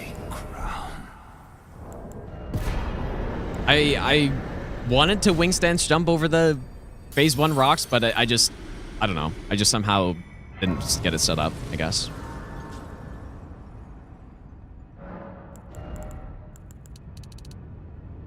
Okay, I'm very interested in this next fight with this. I guess that's at 99 strength now, right? Oh no, I guess I don't have the source heal. I'm very curious what this Elden Beast will look like. Is it scripted? Is basically what I'm wondering.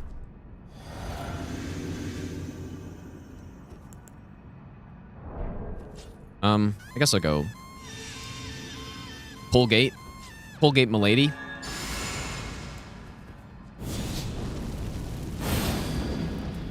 Kitty, thanks for the raid. How's your stream? I appreciate that. Hope your stream was good.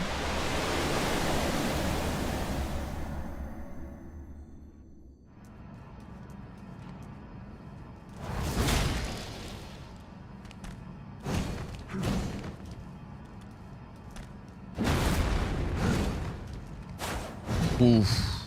Double poke is crazy, dude.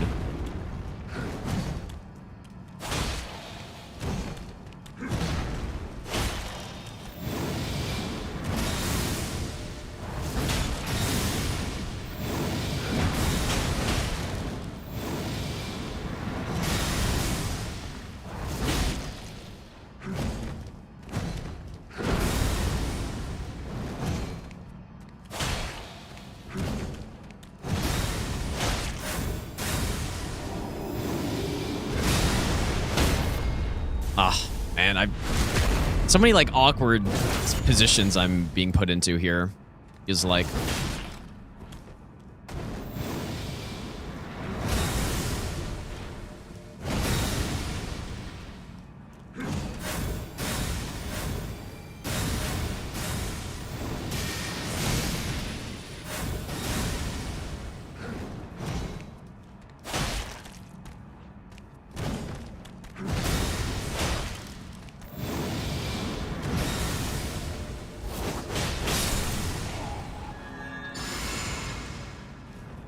I'm not gonna be able to get this off. Just kidding.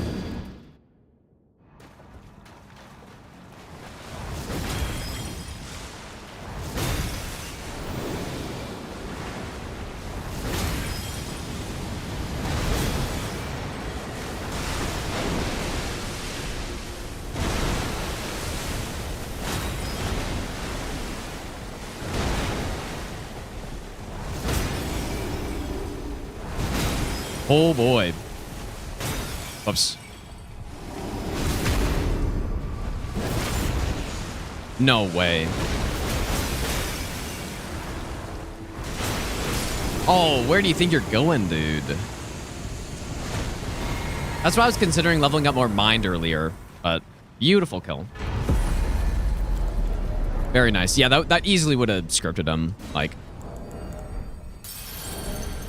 would have scripted him if he did the normal thing, but he also just gave us good RNG, so didn't matter. Okay, normally at this point the runs are done, but this is an all great rune, so still have more to go. Yeah, pretty much as like that's the Elden Beast I was hoping for right there, but just ran out of FP. What do you not want any? Well done. Well.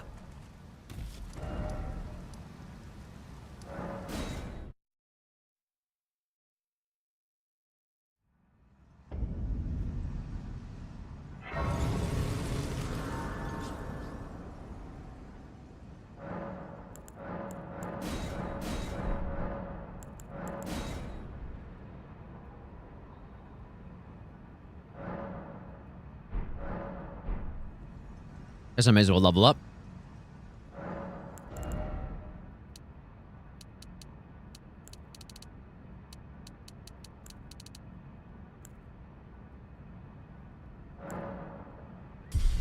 Seems good.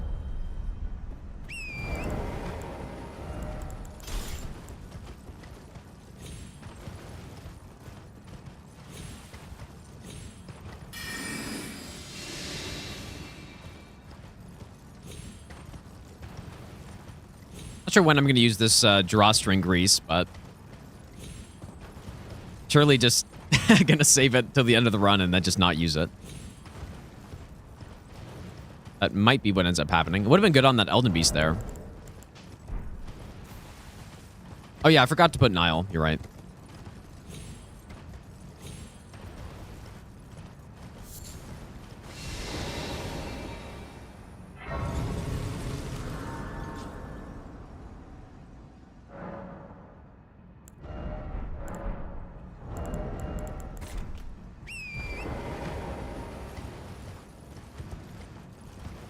Yeah, it's funny. Normally when I'm at this point in the run's done, and I'm just like, we're just kind of chilling now.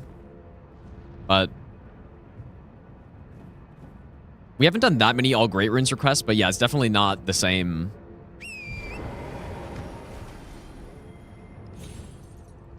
type of thing when you actually still have to no-hit everything.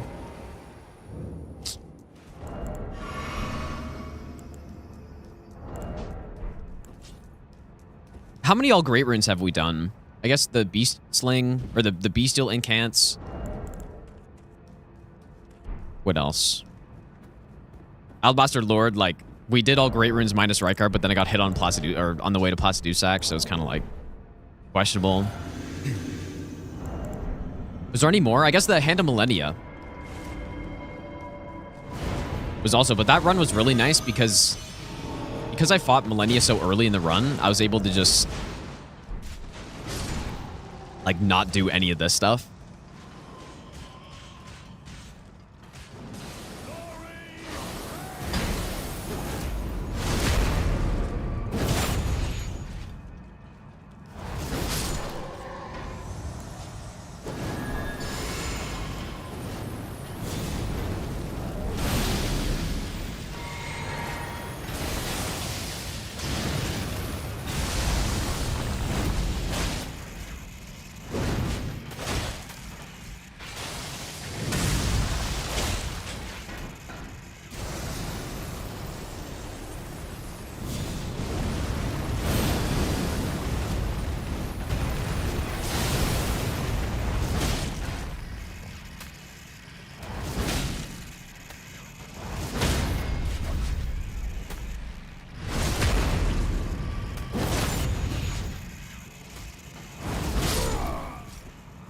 Nice.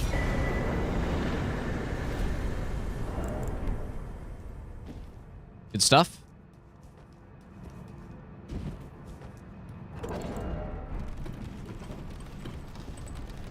I've no hit Rykard. I don't do Rykard on these runs because I feel like it's for obvious reasons. Because when we're doing weapon specific no hit runs, it's just not a good fight, pretty much. I think what I consider doing is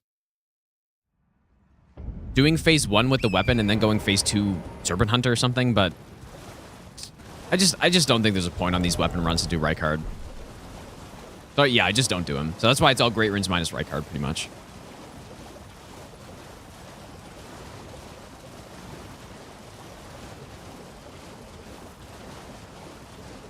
And the idea is I kind of sub in Placidusax at the end of the run instead. But at this point, if I get hit by him or after him, like, or by him or on the way, I'm just, like, we're just calling it good. So.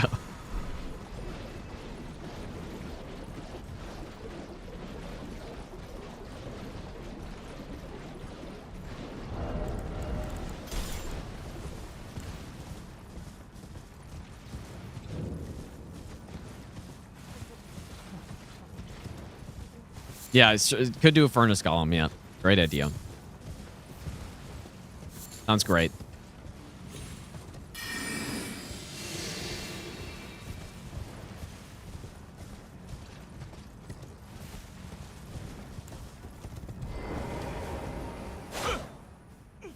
Please, no.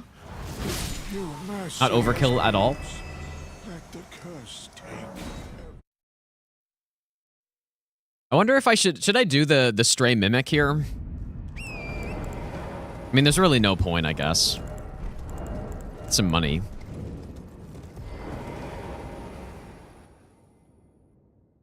I don't think I will.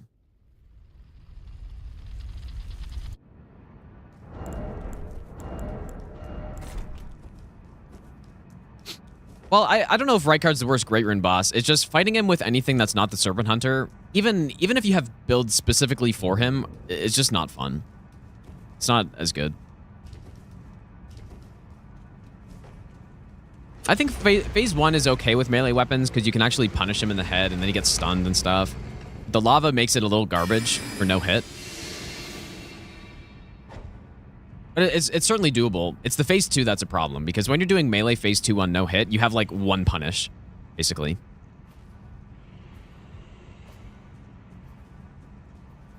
So yeah, I don't see a point in doing him on these runs, basically.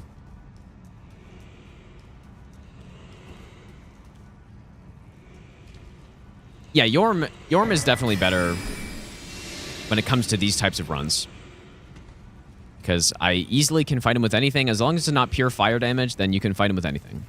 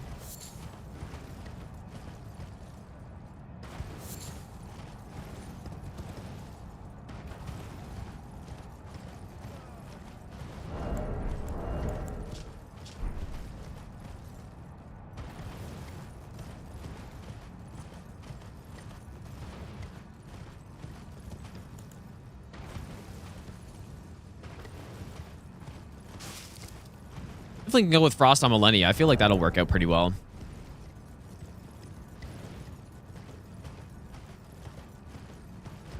I'm kind of worried about the moveset on her, dude. I don't know how it works. I don't know what she gets hit stunned by. I probably should have tested it out. Like, surely I can just R1 when she does her dash, and that's fine, right? Unless it just misses. Like, I don't know how it's gonna work, dude. Could be bad news. Also, probably optimally, I would go with the multi-hit too, but we're mostly going wing stance, so...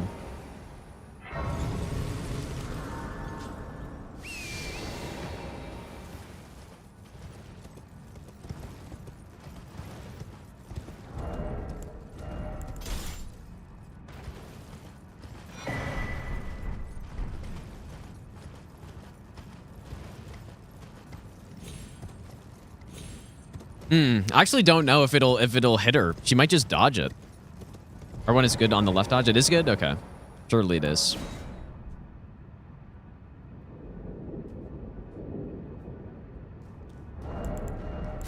Surely true, not misinformation.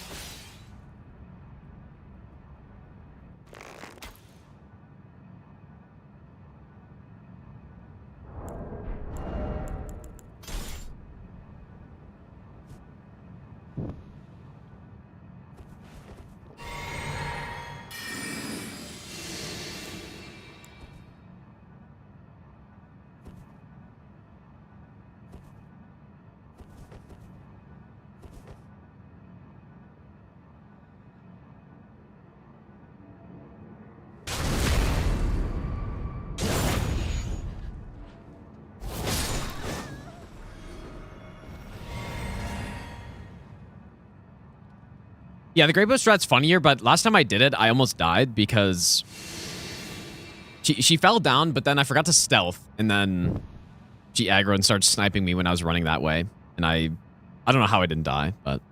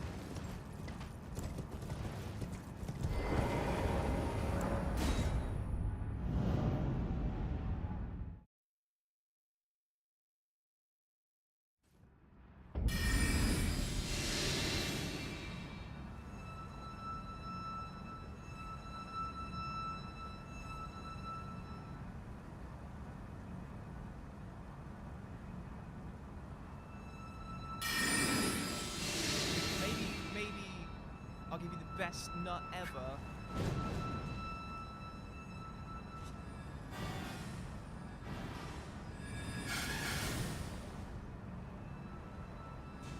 Ebbas, thanks for the brand new sub, dude. I appreciate that.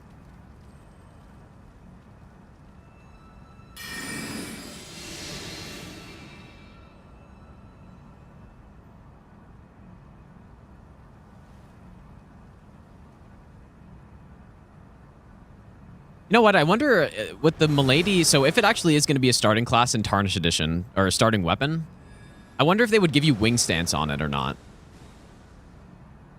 Because it's a cool weapon on its own, I guess, with Impaling Thrust, but I feel like they got to give you wing stance, surely, right?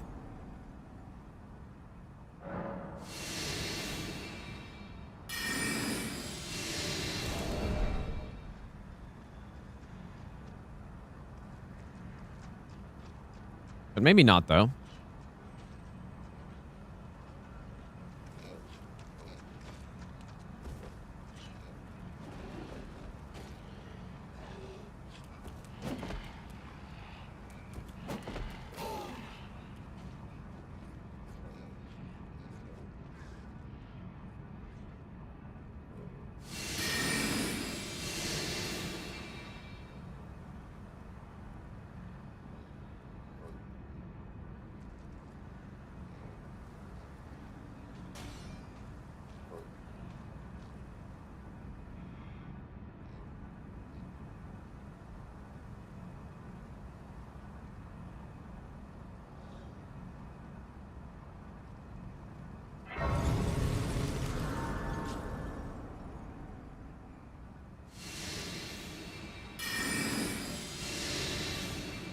Yeah, facing toward... Yeah. Well, I guess I'll see. Like, I feel like the R1 should be fast enough where if it whiffs, I should be fine to dodge still, but... I don't know. I guess we'll see.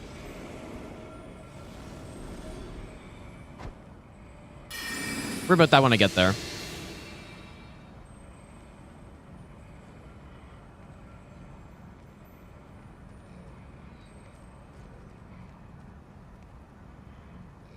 Done no-hit thrusting shield? I have not. That doesn't really seem like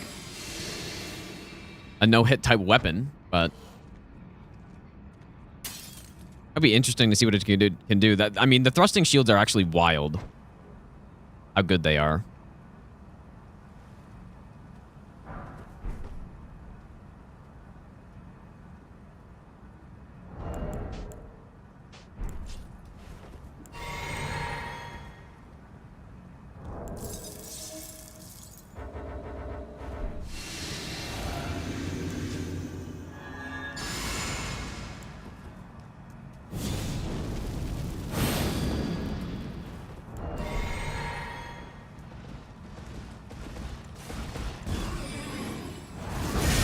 Oh. I wonder if that's a counter hit, dude. It's gotta be.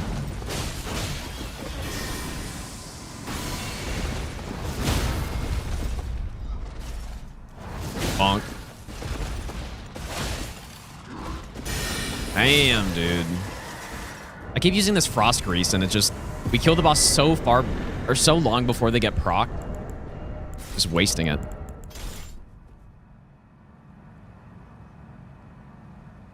That opening hit was gigantic, dude.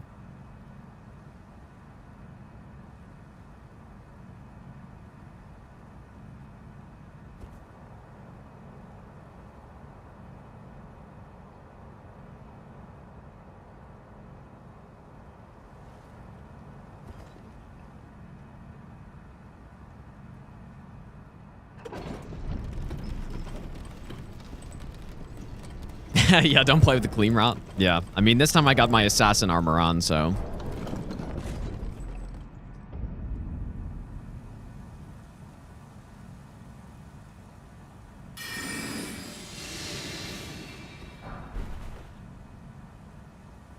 We go with some holy grease at some point.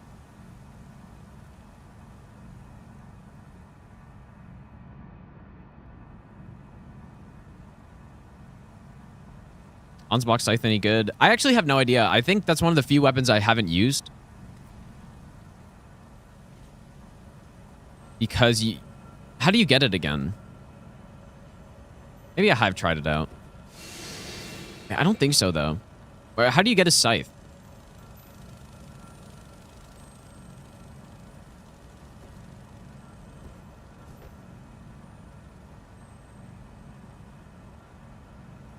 Onsbox a live whole quest? Yeah, maybe I've just never done that somehow.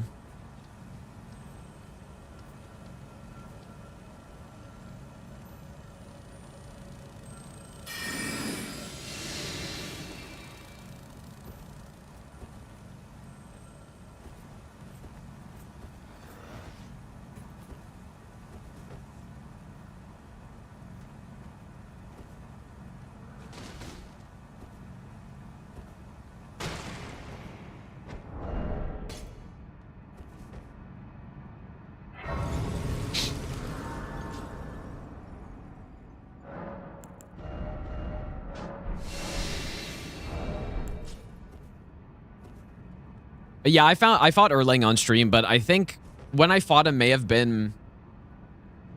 Like, it may have been kind of a double stream situation where I streamed one thing at the start and then switch over to Wukong after, maybe? Because I remember other people saying they had a hard time finding it.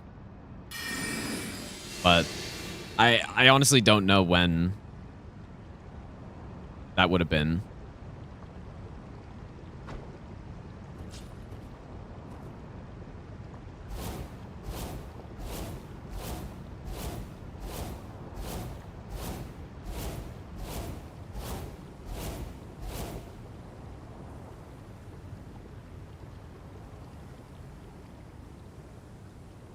Yeah, I definitely streamed it though, and it's somewhere. It's just probably pretty tricky to find.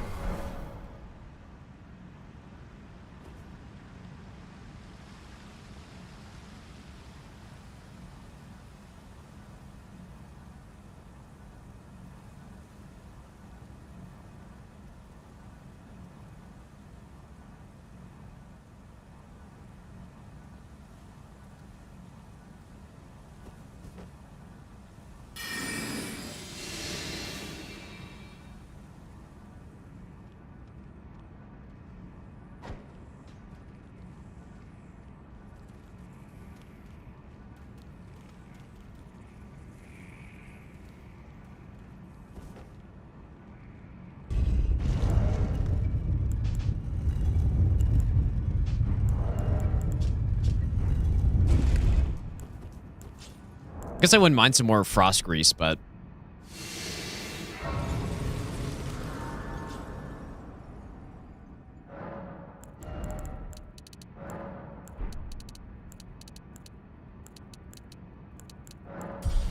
I also kind of have to go to the bathroom. I'll be back in a sec, you guys.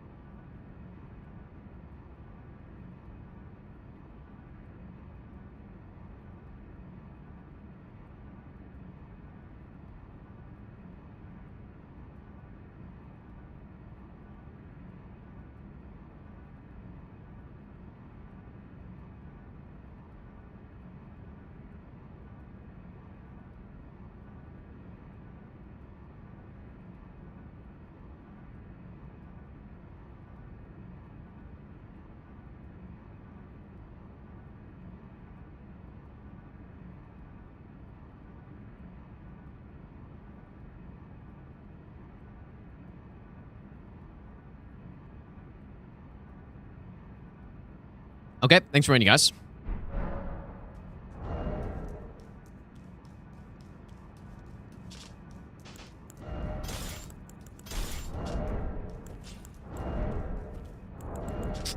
Should I go get more frost grease? I feel like I should. Just get a couple more.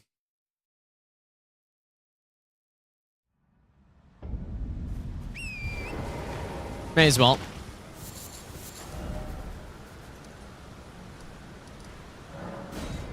You know what? I wonder if I should use some bleed grease on Moog, but there are some that I can pick up pretty easily next to one Weeping Church as well.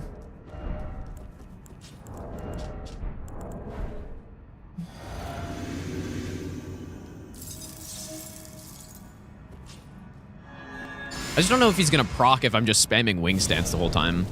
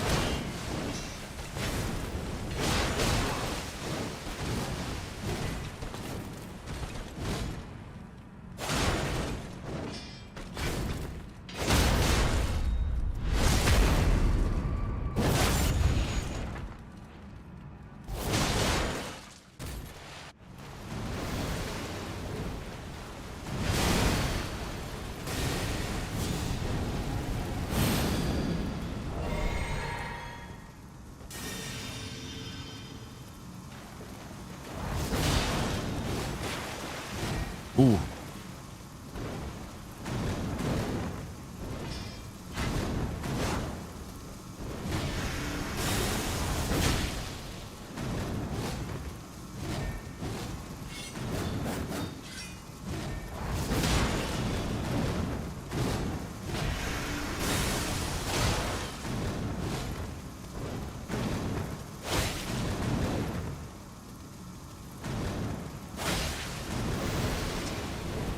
Was supposed to be a crouch there, but I got the crouch eat. Eat an input.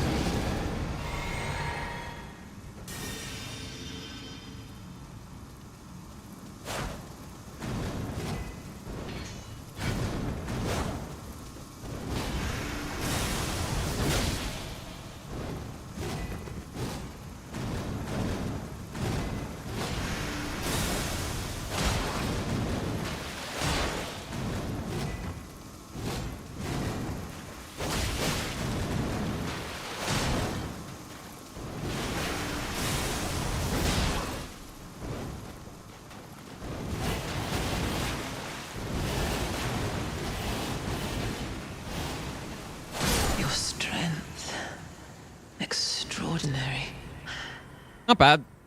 The mark. I don't know if I actually got any like full Rolana cameo hits off though.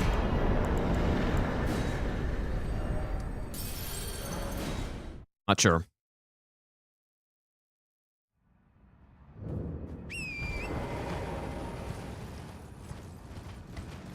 Well, at least not. Definitely the first hit I did was one, but aside from that, I feel like I didn't charge it enough. And I probably could have. But she did do one kind of like input read dash after I did in phase 2, I think, where she went into the kick. I probably could have done it a few more times. But that's what happens when when I don't test a weapon first. Especially with an Ash of War like this, a pretty unique build. Definitely not going to use it optimally. Yeah, definitely opener was a charge. 100%. So the strat for Moog is going to be... I mean, as it always is, get a stun or something. I am kind of wondering if I should get Shackle, though. Like in the poise damage... So Moog has 110 poise, is that correct? He's got 110 poise. So that would be... just over 3 charged R2s. Probably easier to go with just... Like, if I wonder if Wing Stance has the potential to get me hit by jumping into his Nihil or something, you know? Or his countdown.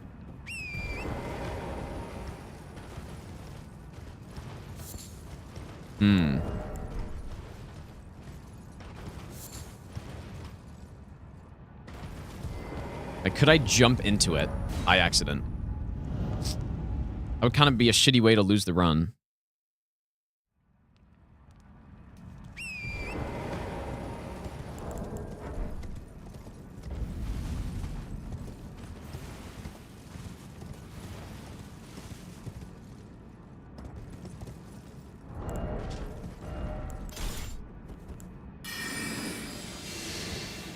Yeah, Ram on Consort was... It was the worst boss with Lightning Ram because basically I had to just fight him... I had to just fight him as if I was fighting him with a normal weapon, you know? I couldn't just spam roll because he kept hitting me. And all of his attacks just hit perfectly. So I had to fight him super slow, and it wasn't very good. Definitely the worst boss. With that.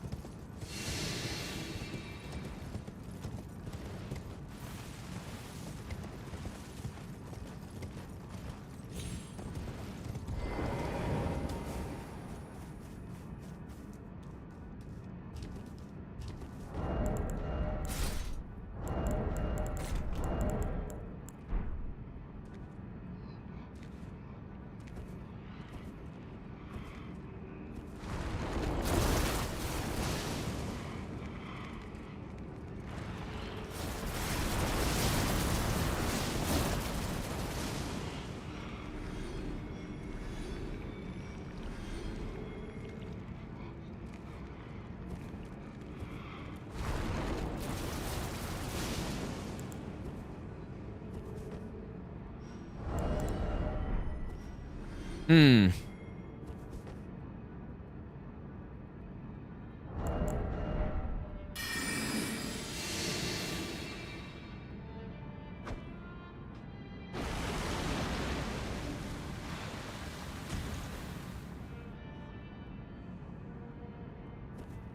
That's my plan after finishing marathon. I'm probably just gonna chill out.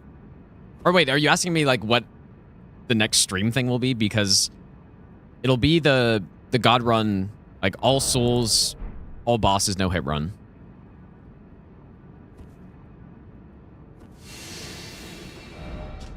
Should I get the shackle?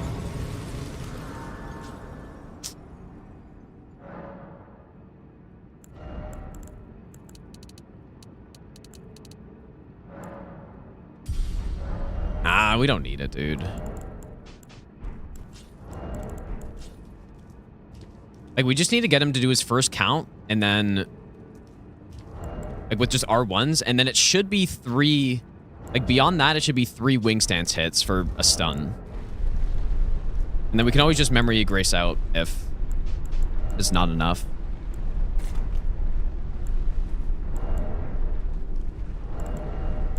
It's really holy grease.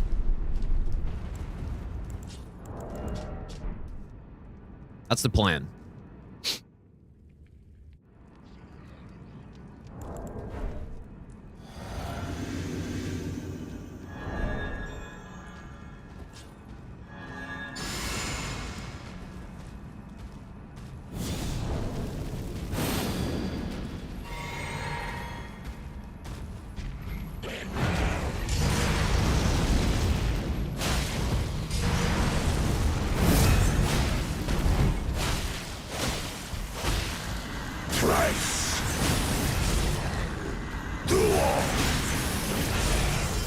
I don't know if it's enough.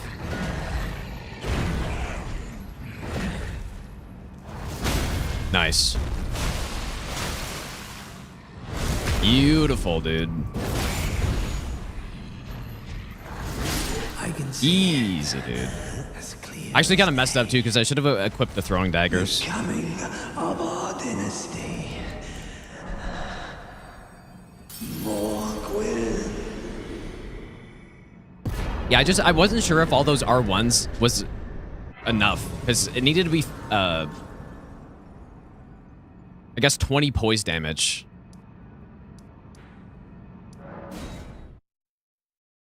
It needed to be 20 for him to get staggered because I think he's got 110 poise. I'm pretty sure. So, yeah, 110 poise. Each wing stance R2 is apparently 30. So, but yeah, that's why I wasn't sure. I wasn't sure if it was enough, but it was. So, yeah, I should have throwing knives just to like chip him or keep the poise from resetting. I also really hate doing Red Wolf this late on these runs. Renala is okay, but Red Wolf is like a little sketch. We need Red Wolf because Renala is a remembrance, so, or a great rune, sorry. She's a great rune boss.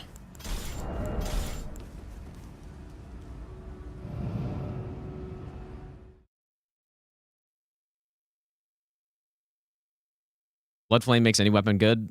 I don't know about that. I think Cragblade pretty much makes any weapon good. Blood Flame Blade, though, debatable. Really depends on the setup.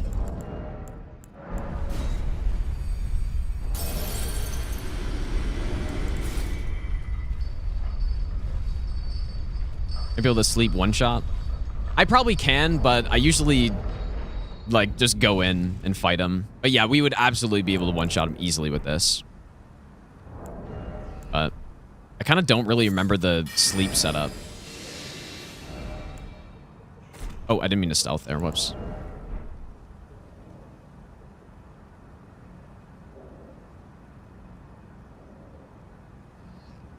Yeah, what was the sleep lineup? I feel like I would get myself killed if I try that. And you know what, actually, now that now that you say that, I remember there was also a strat where you can You can Kukri the back wall for Red Wolf and then do it that way where you don't even need sleep, I think. And you can get a free hit off. But it's been a while since I've done those strats, so.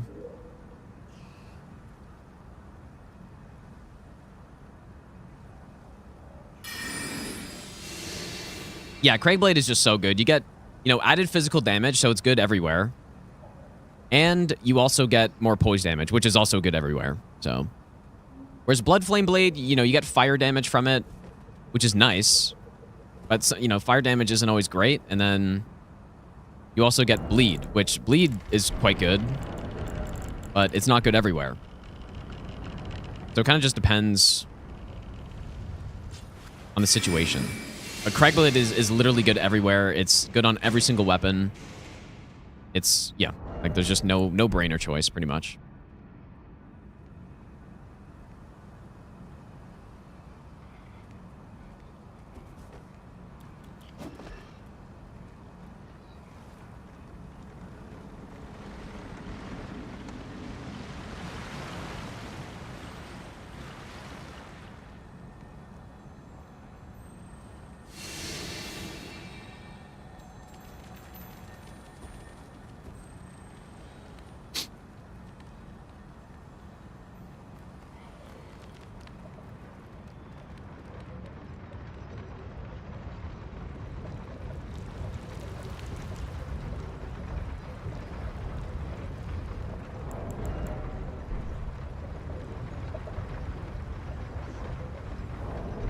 Why is it always Kukris for distracting, throwing knives for a stance? Well, because Kukris throw way slower. And also throwing knives don't make a lot of sound. So that's why. For Poise upkeep, you want something really fast. That... Yeah, like you just want something really fast. That's it. Whereas with making sound, you want something that makes sound. Like that's pretty much it. I mean, I could do the sleep shot on Red Wolf, but I really don't remember it, dude. And on all the other runs, I haven't done it. But the concern about Red Wolf is that he can meme with his Glint Blades.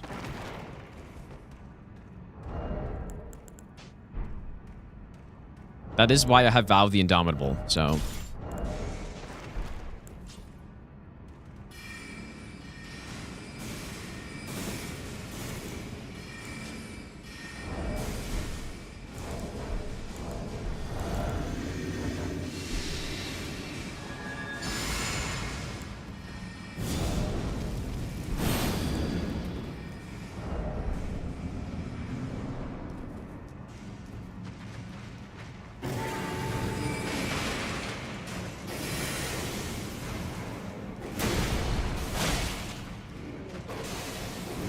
Oof.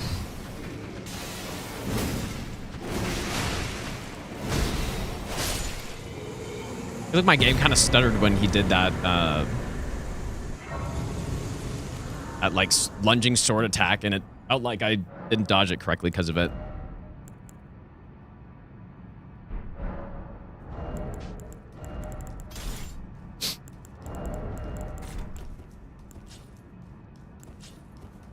Well, honestly, I'm sure I could have one-shotted Red Wolf if I did Wing Stance with the Rolana cameo buff. But I just did all R1s there, so that's why it was 4 hits.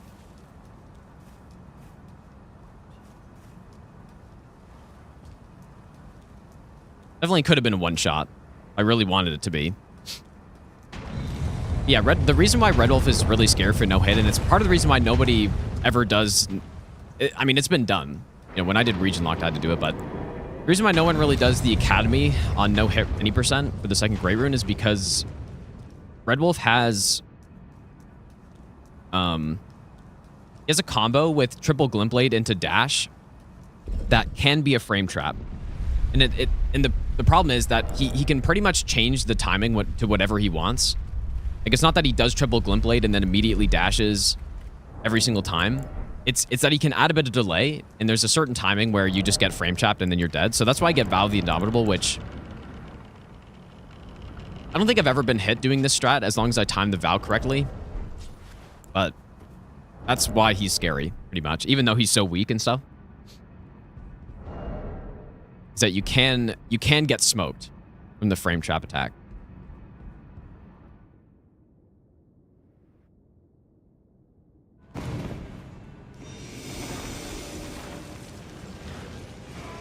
Unfortunate, too, because I do really like that boss. I think he's one of the more underrated bosses in the game.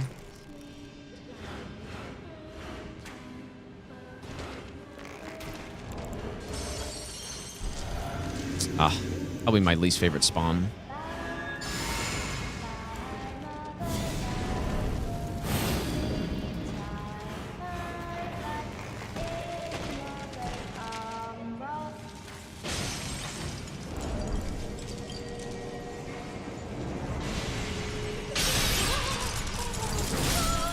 Damn, dude.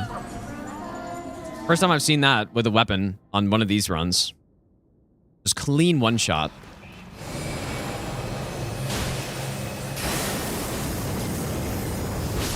Damn, dude.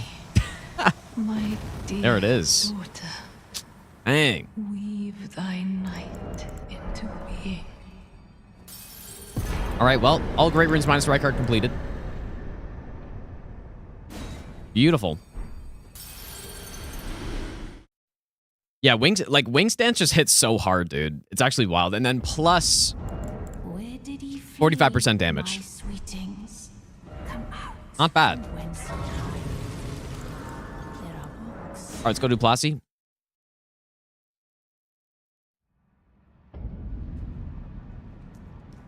Yep, not bad.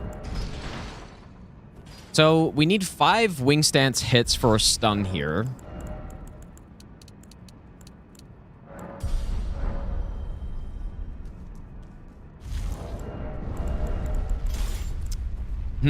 I would love to be in front of him when I get the stun, but it's kind of... Being in front of Placidusax is much riskier.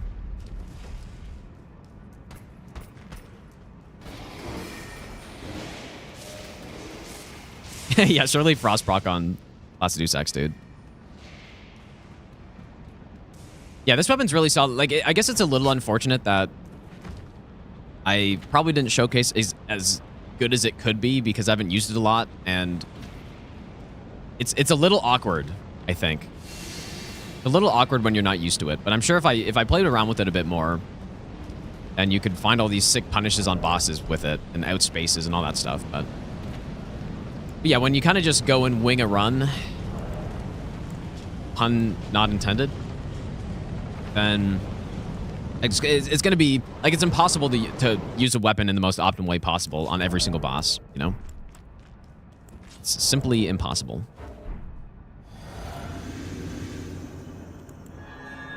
Oh yeah, we're definitely going to do another run tonight. 100%. Yeah, heavy infused. So at this point in the game, quality would be better than this. But we are getting 1,100 AR. Yeah, quality would be better.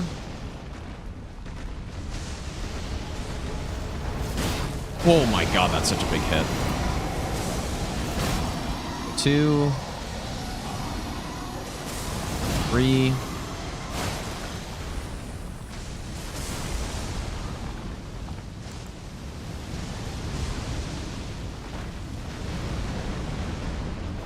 Or don't go up.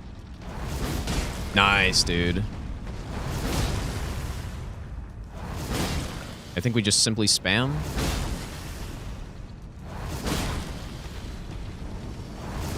Alright, dude, look at this damage, bro. Beautiful.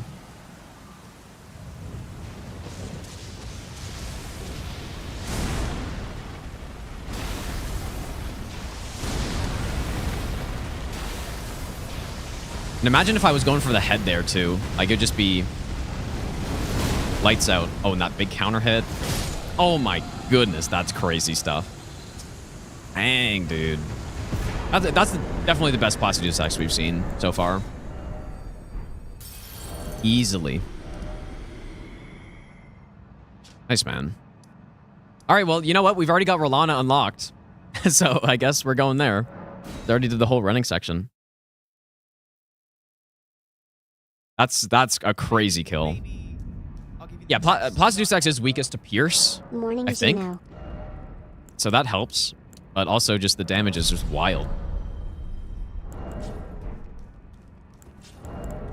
And we're just going straight to Renala. Matt, thanks for the 57-month resub. I appreciate that, dude.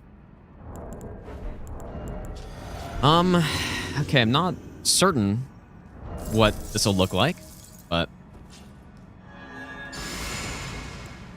yeah, we're heavy infused. Like I said, quality at this level would be better. I guess I could have respec, but I don't like it's only marginally better. Heavy's better for this run because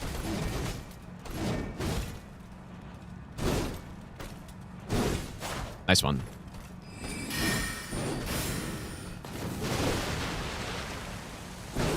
Damn, that was awkward.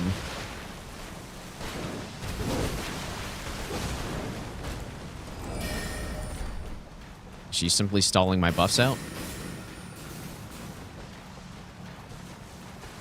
The gods demand repentance. All of it. Thanks for being on during my overnight shift. Makes things a little less dull. Peace, my dude. Dude.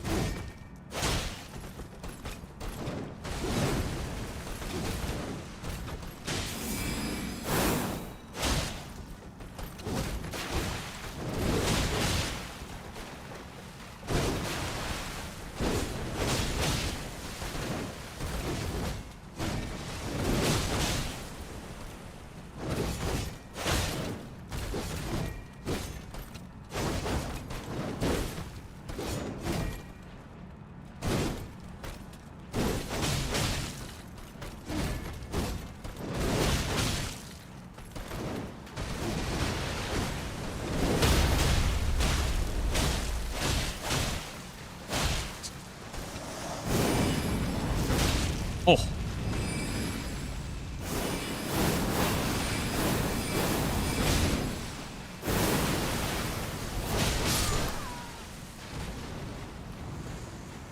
Beautiful. I mean, it was a little scuffed, but like I just my spacings were off at the start, and so she was just not following things up. And then I wanted to outspace into wing stance R2 on some of those attacks, but then she just did the wrong follow-up. But once we got going there, then it was like, bam. Quite nice.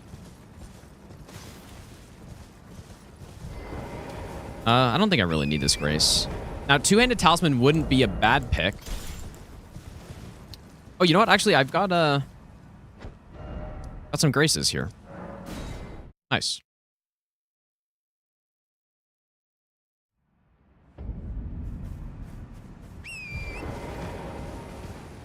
Well, that was definitely a scuff. Like, I couldn't hit her for the first minute or something on that. All my buffs were out. There's definitely a little scuffed. And the damage on those jump attacks weren't that great either.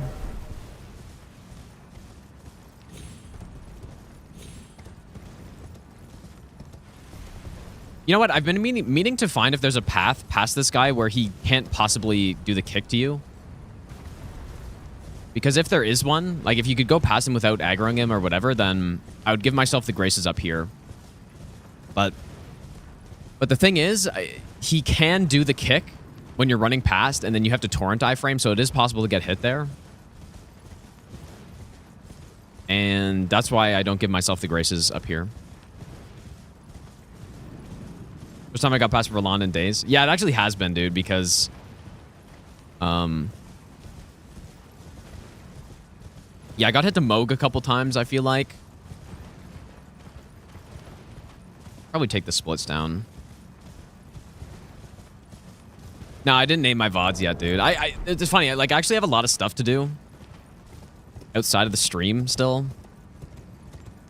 Some voiceovers and some like other things and some emails that I've been meaning to respond to that I just haven't done. So yeah, I've got some stuff to do. I think one day I just need to take a like hour break from the stream and just do all that stuff. Whoops. Just do all that.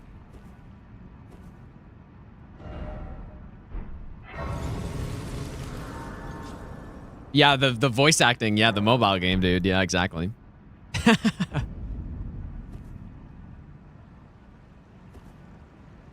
But yeah, I recorded a voiceover last night. Well, It was actually like 8:30 a.m. yesterday before I slept, and my voice is so scuffed, dude. Yep, it's not great. Especially because I was up for quite a while.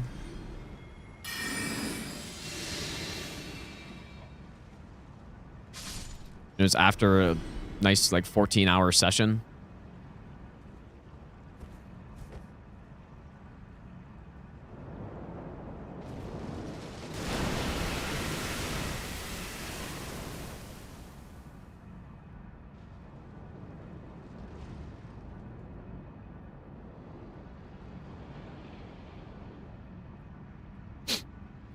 Arm keeps changing back to the other emote set. Dude, we have a mod war.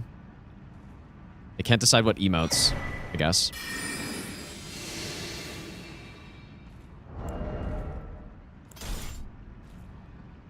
Mod war. I wonder, so I don't have double stealth here because like I'm just wondering where do I need double stealth in the DLC?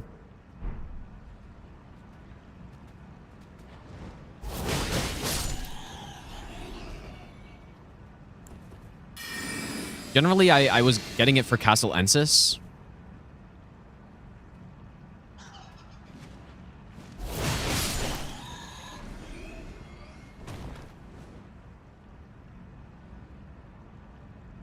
What tier would I rank Milady?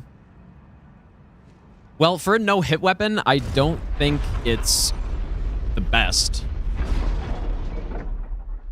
But I'm going to say for no-hit, it's got to be... I guess I don't know. I haven't tested the bosses. I don't know how scripted I can make stuff. I'm inclined to say it's like an A- for no hit. For general gameplay, though, I think it's probably... maybe it's in the same tier, like A-, A tier. Somewhere around there. But I would need to test out the different builds, like charge attacks and Crag Blade, stuff like that. It's definitely been one of the better weapons so far that I've used.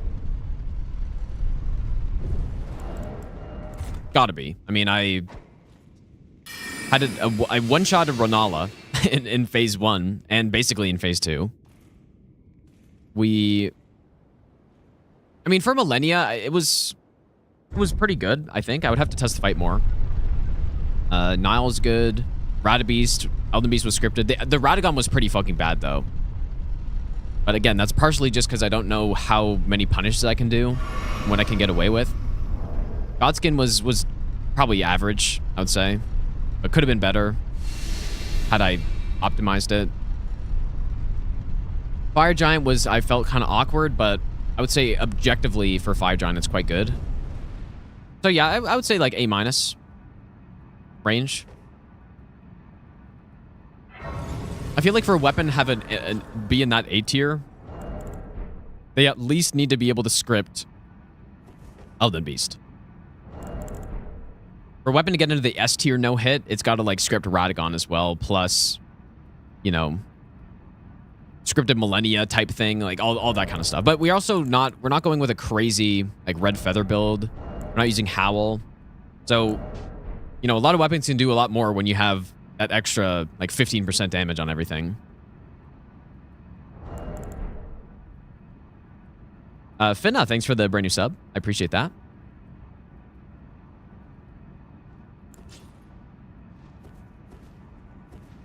Yeah, the Maliketh was very good as well, yeah. Which Ashes of War get affected by Godfrey icon? It's the ones that can be charged. So... Bolt of Grand Sax, Siluria's Tree. Those have Ashes of War that you can do a quick version and a charge version. It's the same as spells. Exact same thing. And so going into stance does not count as a charge, if that's what you're wondering.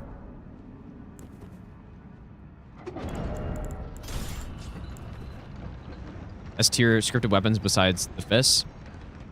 Yeah. I mean, I would say the claws, the hook claws probably are an S tier. They've got to be. Like, the claws are definitely the best weapon I've tested so far. Oh my god, dude! Base God, thanks for the 10 gifted subs. Make sure you thank Base God if you got a sub right there. Thanks so much, dude. Shit. That is such Yeah, I would say the claws are an S tier. Oh my god. What else has been insane? Yeah, dual curve sword, maybe. Yeah, I mean, they probably gotta be. Yeah, dual curve sword, probably S tier as well. At least for no hit any percent, that is. Because they kind of dropped off when we got to DLC. Other setups I've used in the past that I would say are S tier are Lion's Claw.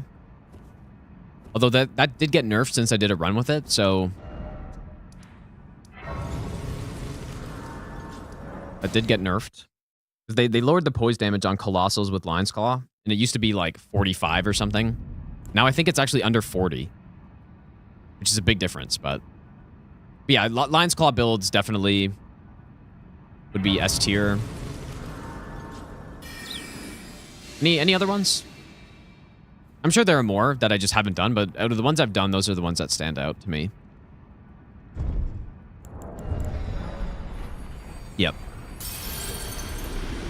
Well, yeah, obviously Blood Fiend's Arm, but I haven't done a run request with that. And I probably wouldn't, because... like, why would I guess? Slicer is not S tier. And the reason is, it doesn't have... Well, I don't know, man. It doesn't have, like, a fully scripted Elden Beast like some of the other ones do. But it's so insanely strong before that I'd be inclined to put it S tier regardless. Also, super easy to set it up. Wait, you got Donobald? Oh, no, I responded to that. Yeah, Chicken Leg, no. I think Chicken Leg, obviously, S tier. Obviously. I have not done Bloodhound Fang, though. But I know that wouldn't be an S tier. I would definitely not be an S tier, I don't think. Any run to use Knight's Resolve? I've not used Knight's Resolve on any run, no. Yeah, Slicer is probably S, despite the non-scripted Elden Beast, and it's just because it's so strong on everything. Like, you just spam and things die. So yeah, it would have to be. But the only problem is it doesn't have poise damage, so on a boss like Elden Beast where poise damage is pretty much essential for scripting him, it just doesn't have it, so... But yeah, that'd be one of the exceptions that is an S tier setup without needing a script there. It also scripts like Radagon and all kinds of bosses, dude. Why would I try Blood Fiends? Because I've done my all bosses no hit run is with Blood Fiends. Like that's definitely a setup I've used a lot. All right, here we go. Probably do a Wings Dance opener here, I'm guessing.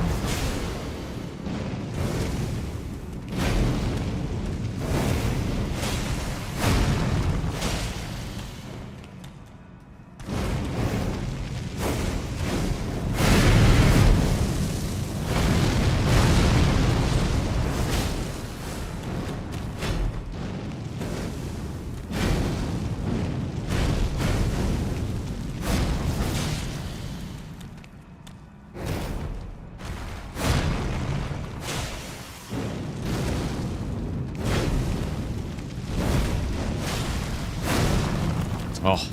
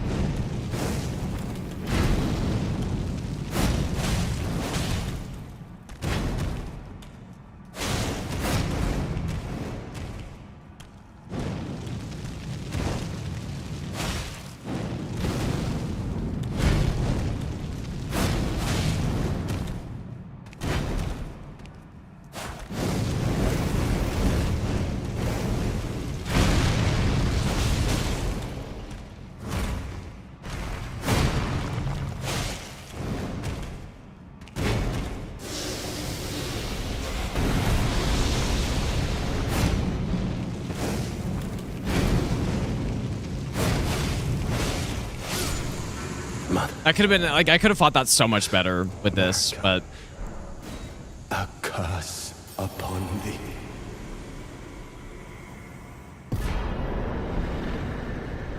all right. Well, still clean fight, but I definitely could have thrown in more wing stance attacks.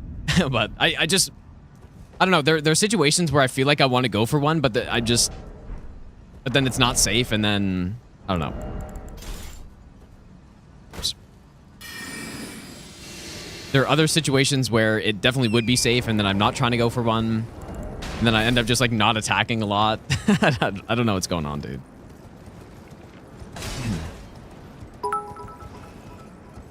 Madman, thanks for the 200 bits, dude.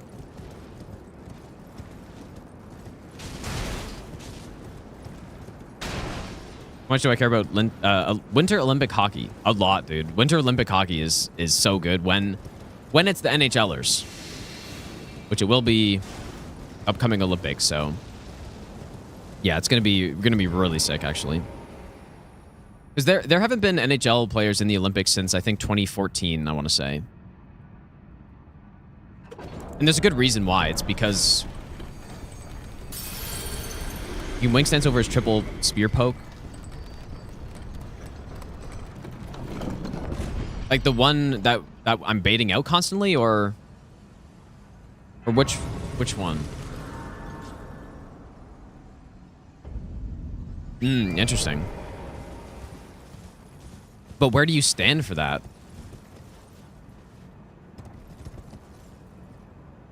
I think I'm not understanding which attack it is.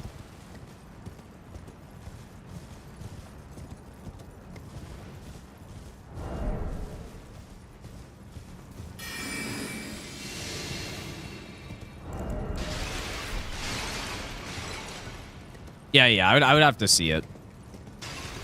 Sure. Sounds pretty cool, though. I do think running this build with the Spear Talisman would be an excellent choice, but part of the reason why I'm not going with it is, first of all these talismans make sense already. But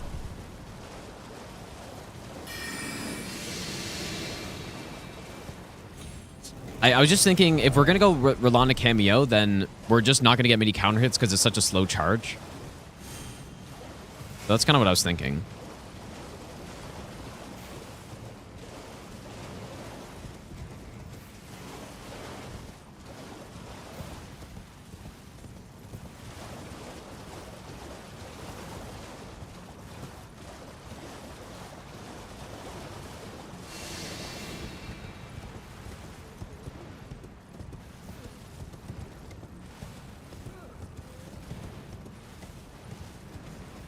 Yeah, the hidden 5th talisman pouch, dude.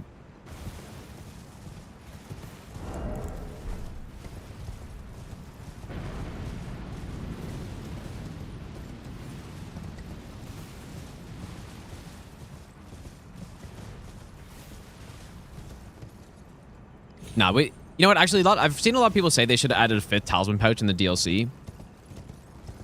Definitely disagree. I already think 4 is a lot, but the problem is, when you give the player access to everything, then the builds are less diverse, right? If you have 5 talisman pouches, then you're not really forced to make a choice anymore. So I honestly think 3 talisman pouches or 3 talisman slots in the game would have been perfectly good.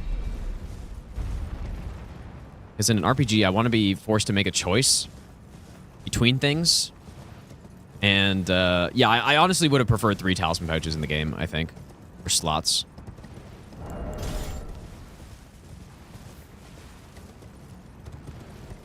Yeah, 5 would be like, then you just get everything, and then it's like, you're not even a build anymore. You have everything. Obviously, it wouldn't be exactly like that, but it would start to trend in that direction. It's too much. You gotta make choices in these games, dude, I think. In RPGs, you gotta make choices. Or you have to be forced to make choices, I think. 3 talisman pouches only make switching talismans for buffing harder. I think that'd be good. I think that'd honestly be a good thing. It'd be better. Make it less accessible.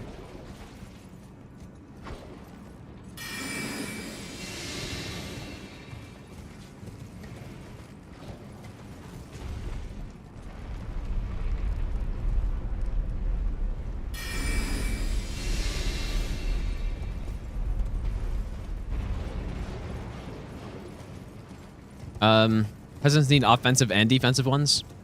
But that's the great thing, isn't it, though? Like, if you only had 3 slots, then you're forced to choose. Right? I want to be forced to pick. Okay, do I sacrifice some offense and go more defense, or, you know, the other way around? That's part of what makes an RPG, I think. Is you gotta make a choice. You shouldn't have it all. So in my opinion, or if I were to make a Souls game or whatever, I would literally put 3 talismans, or I'd have 3 rings, I think. And that way you can try to go both. You can go a little bit of offense, a little bit of defense, or you can go pure offense, you can go pure defense. But I do think 4 is fine. I think 4 is fine as well. I think I would probably prefer 3 though.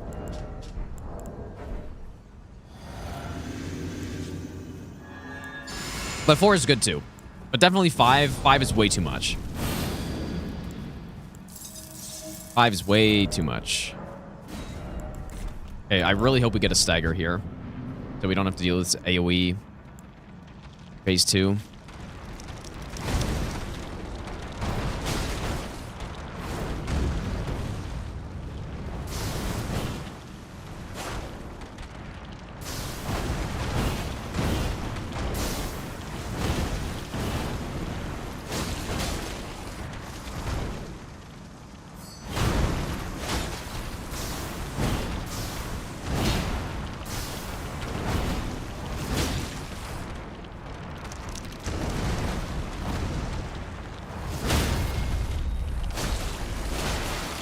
Cross would be big. Nice.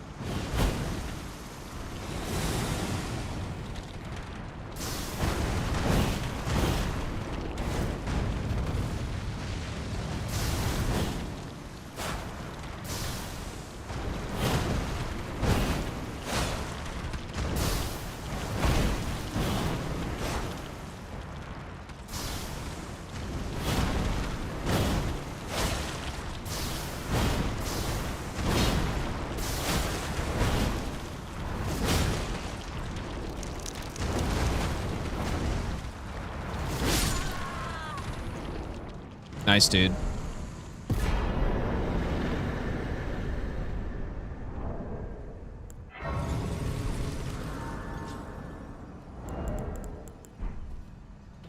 Pretty good for this boss, I would say.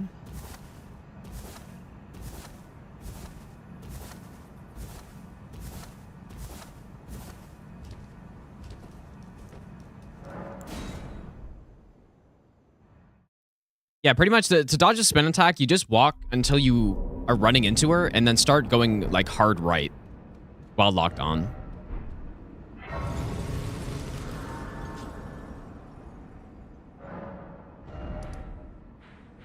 Oh.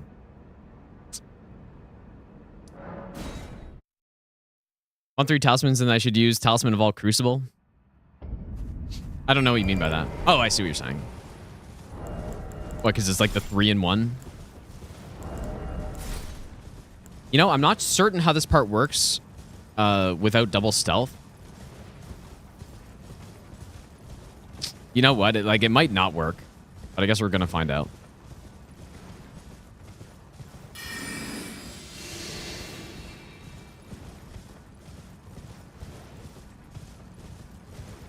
Almost a must for consort. Yeah, I don't disagree with that. I think Talisman of All Crucible on him is pretty important. Like dodging the clone attacks. Maybe the stomp as well. Makes dodging the it makes dodging the stomp in phase 2 feel like a normal dodge rather than having to roll straight into him, but at least when they kind of fixed Consort and took away some of his bullshit, you don't actually have to roll to the side anymore. Like, rolling straight into him is now fine. It was a must for him before they patched him. But at this point, I don't think it's as important. Okay, genuinely no idea how this Divine Beast is going to look. And I'm not good at this fight. Just straight up, I'm not good at it, so we'll see. But we will have a shit ton of damage for him. Surely I can just out-damage my shortcomings. I don't even know if we're going to make it to him. I don't know this running section with single stealth.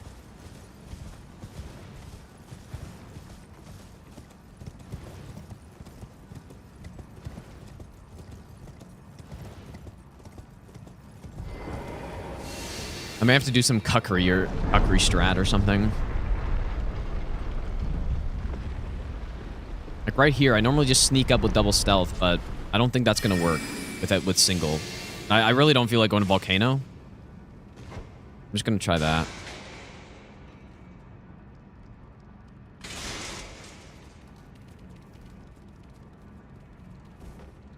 Okay, looks fine.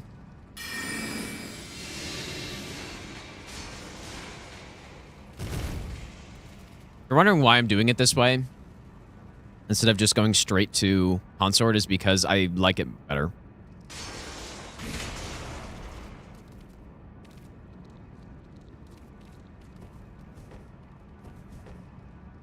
I think doing the DLC in this order with you know, going straight to Castle Ensis. Yeah, the staircase rant again. No, it's not even about the staircase. It's just I find that going through Castle Ensis and then going to Shadow Keep and then, you know, going to kill Romana and then going through Bellarat and then enter Ilum, it breaks up the DLC better and is less focused on only, you know, just sprinting to the boss and then fighting it and then going to the next one, you know? Like, it actually adds running sections, so it's more interesting.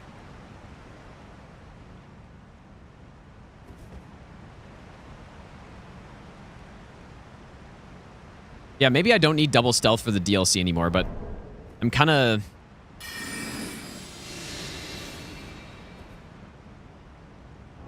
not sure about that because we had Castle Ensis running section finished before we got here. So I'm not sure if I had to run through Ensis, that is literally the reason I get double stealth. But maybe I just got to do the YOLO running section, dude. Just run all the way through it, just like I did.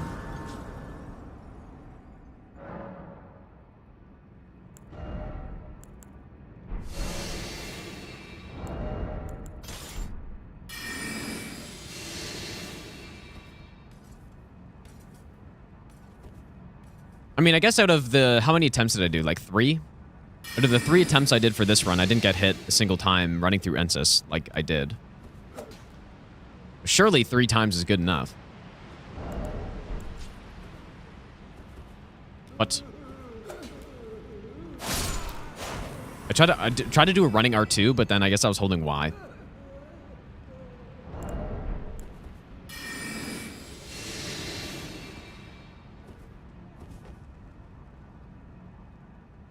Yeah, just the only problem with the Ensis part is the mages. The rest of it I feel pretty good about.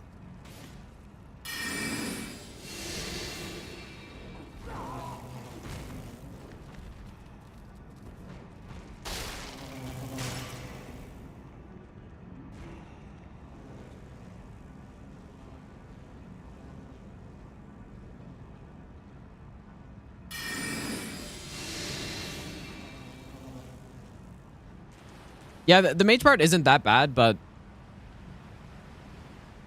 the problem is they can kind of be anywhere. So if one of them's directly behind me, then I'm in for a bad time, pretty much. Yeah, the Fissure without double stealth. I mean, I would pretty much never go down the Fissure on these runs, but... Yeah, I don't even know how to do that. No hit without range at this point. Never tried it. Wait, actually, yeah, I did. Because I did Stranded. So what did I do for it then? I guess this guy also cuckery.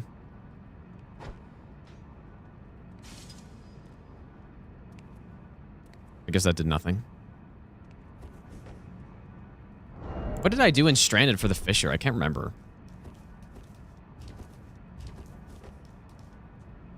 I must have had some strat.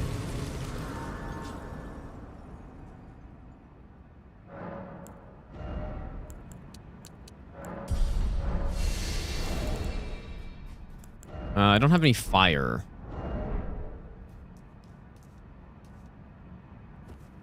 I would have to go back and look.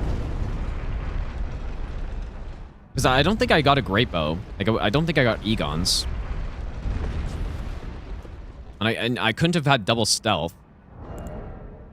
Yeah, I really can't remember what I would have done. Magic Grease has to be the worst one. For this boss, yeah. This boss is extremely resistant to magic. Like, pretty much everything but fire. It's bad. I think.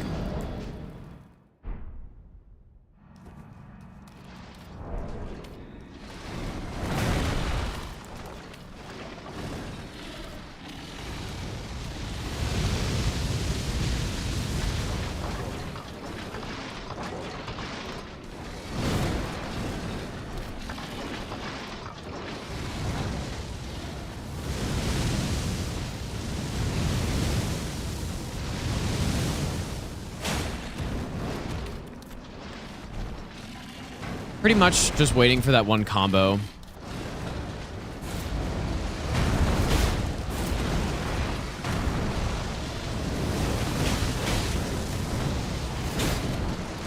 Did I get him?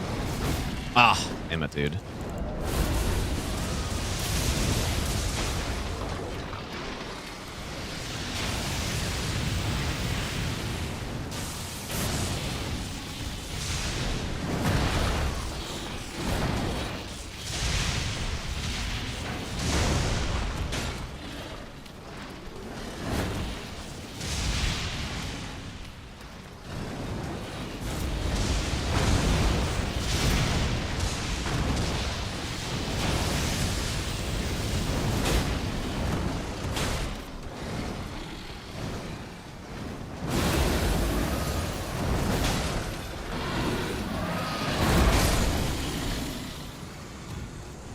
Nice.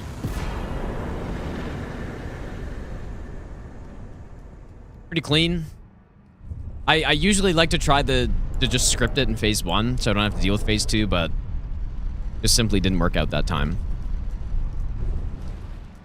Use the throwing spear?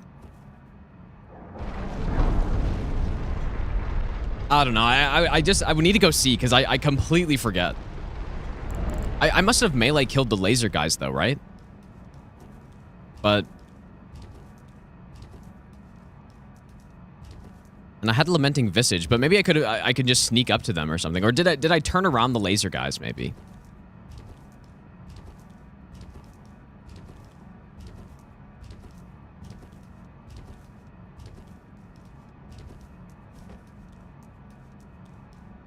I don't know. I would have to go... I should go back and look at some point. That's good. So you're here to bait them away? Yeah, I guess I should just look.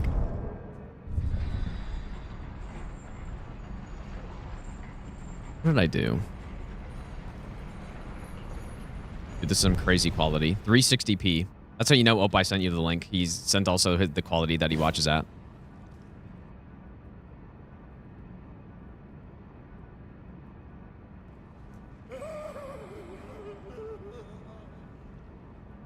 But the first guy I just killed, right? Surely. Let me see. Peep, by the way, thanks for the brand new Prime sub, dude. I just dropped the cap and now it's disappeared. There we go.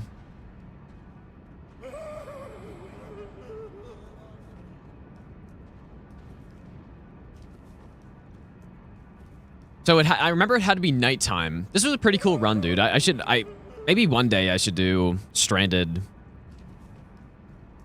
Maybe. Really? I do not remember that. Also, a greenie, thanks for the 2-month Prime sub. I appreciate that. I don't remember this section well. I think on a lot of other runs, I just kill them. But... Okay, yeah, I baited this guy away. Killed the bird. And then this guy just doesn't aggro with stealth, I guess?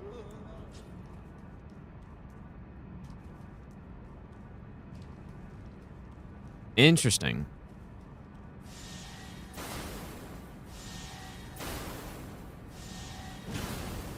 Dude, that's scary as hell. I feel like I could have easily gotten hit there. I think it was supposed to one-shot him, but... Interesting. Trying to DLC with cheat engine fragments would be 10 of 10. It would be pretty cool, wouldn't it? It's an interesting run because you can go get a plus 25. And,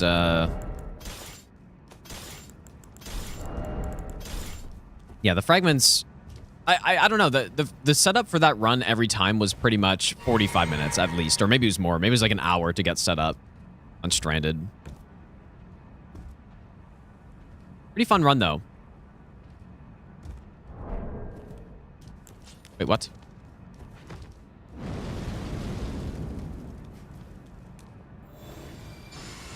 Just run, I guess. That guy aggro so early. Normally he's like praying or whatever.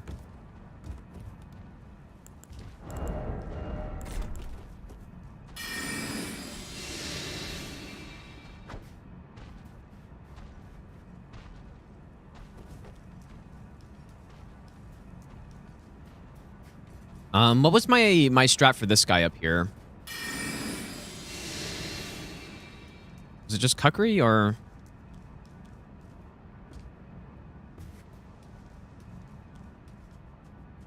That wants to go out. I think there must be a bug or something.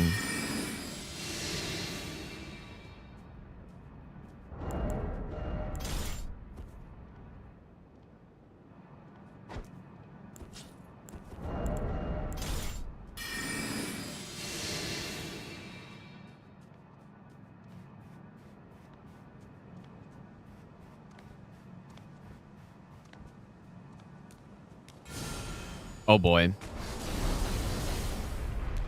What did I do like maybe I threw it at the other pillar or something. Yeah, please don't do that.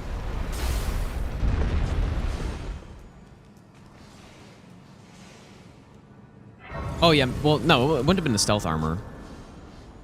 I don't know. Okay, so I'm also gonna go Blessing 16 here. I feel like that makes sense once we get to enter Ilum, but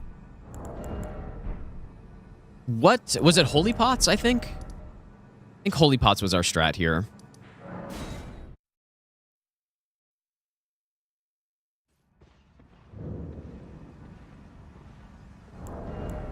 Wait, well, you're... Must have been. Goodbye.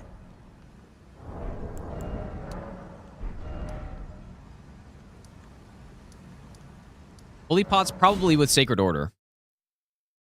I'm guessing. Even though we have no faith.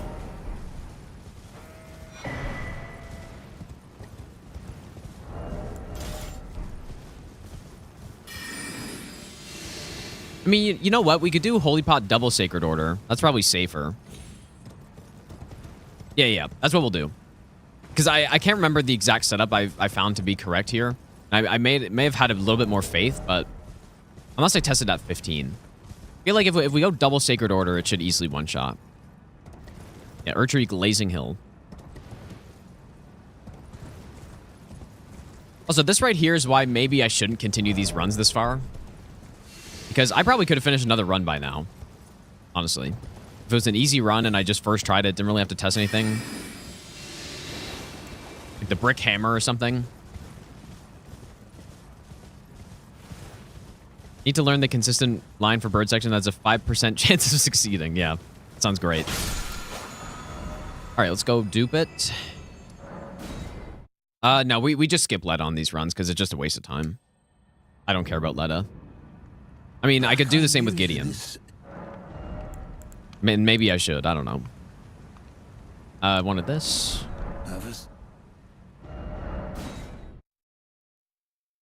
Bricked up hammer. All right, yeah, we'll just go double Sacred Order. No, there's no let us skip. I just, like, give myself the grace past the boss, simply.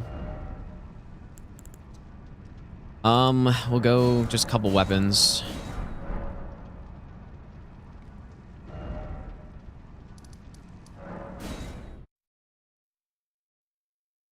I mean, maybe I shouldn't do that, but the reason I started is because the first run that actually made it this far was... Oh, I didn't even dupe it. The first weapon that made it this far was Ice Spear, like some Ice Spear setup. And I didn't think I'd make it this far, and I don't know. And then I just skipped the boss. But in this case, I don't know. Like, maybe I shouldn't, but I will on this one.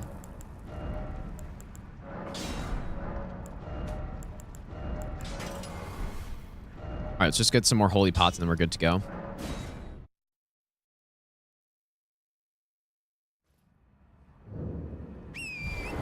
I think. I feel like this should be enough damage for these guys.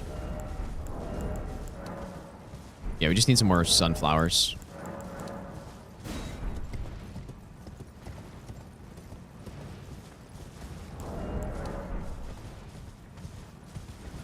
No, they are undead, yeah. Like, they get the bonus damage for sure.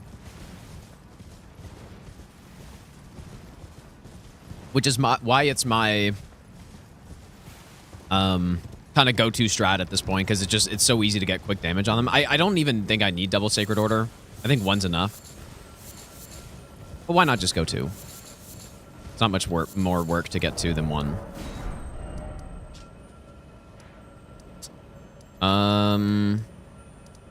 Spiral? Yeah, surely I do all boss until I get hit. I mean, it'd be cool to get a concert run. I've only done that once.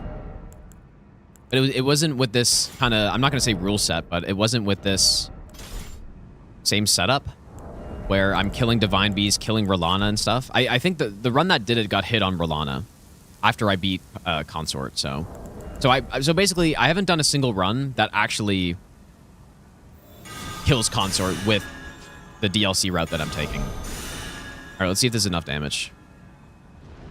Could have done Golden Vow as well. Yep.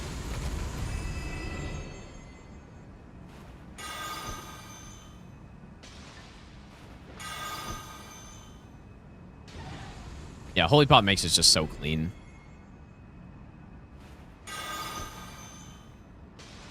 If I can hit them, that is.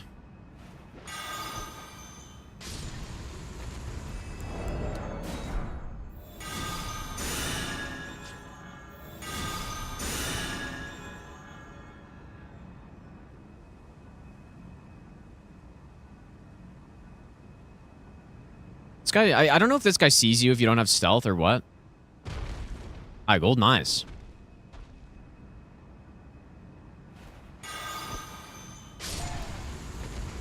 $19K for that. It's pretty big. Yeah, very easy with holy pots. This part is only really a problem when you're doing stranded, I think, because then you don't have any access to holy pots or anything like that.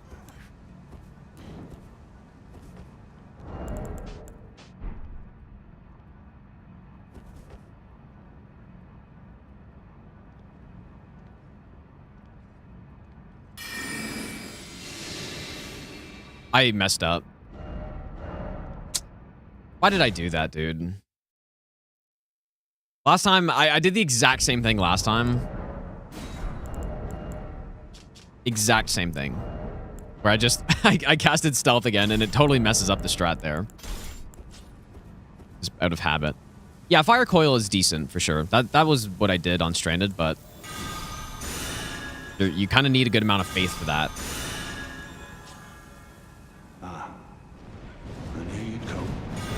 Keep your concentration here and now, where it belongs. Qui-Gon Jinn, thanks for the donation. I appreciate that, dude.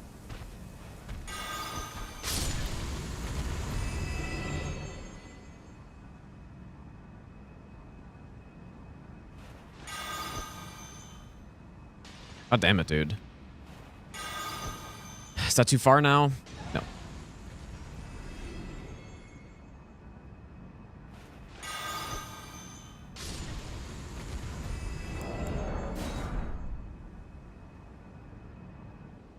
Maybe this guy aggro's... Like, he's got a joint aggro or something.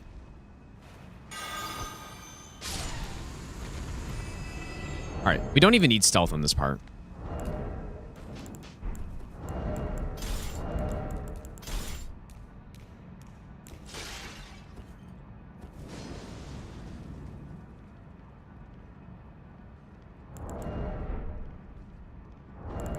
Maybe I'll give you the best nut ever.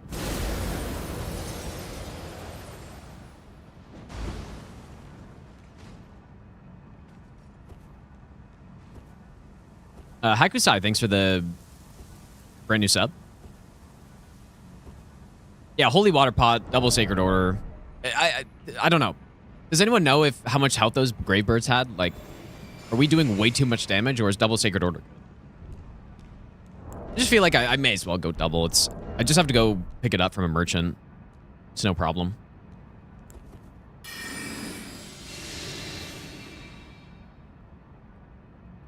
Just make it safe. But yeah, we're only at 15 faith on this save. And that's pretty much the minimum I'll get for a no-hit run, because that's Flame Grant Me Strength requirement.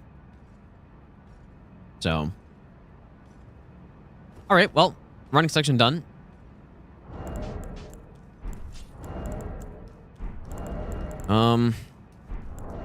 Perhaps I should get more Frost Grease. But I guess realistically, I'm not going to use it in phase 2. I'd rather just rebuff Flame Grant Me Strength, so.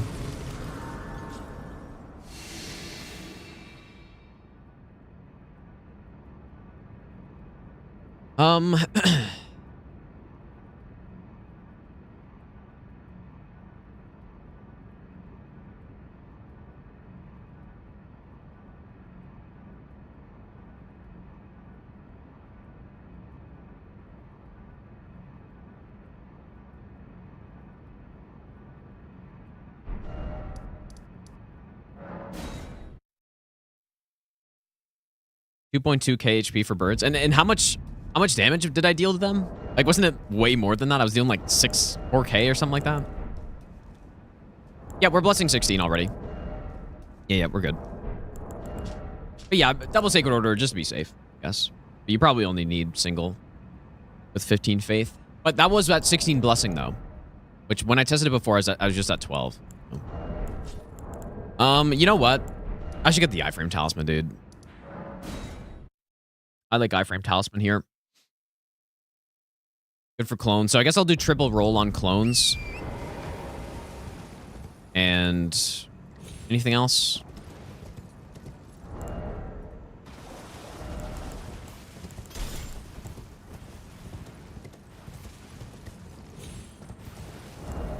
Yeah, incredible Letafite.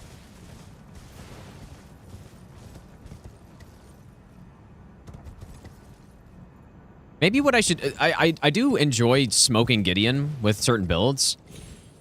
With weapons that can actually do it. But maybe what I should do is the weapons that actually can't, I should just skip them. Because we're just doing the poison cheese anyways, you know?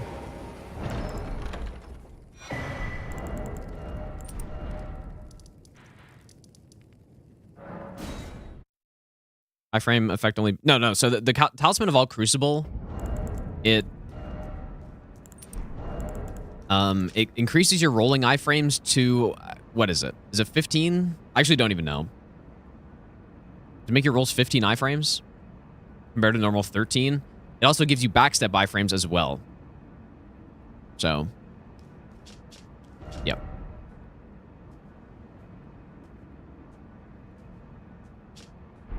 Can't remember the number of frames though. Oh, is this... Okay, 16. So that's... I mean, that's more than a quick step. So it's very strong.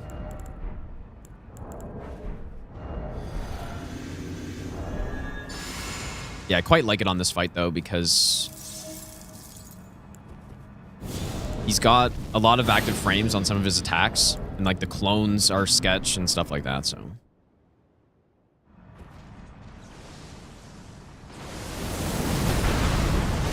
I do wonder if wing stance is safe on... Like, on which punishes it's safe.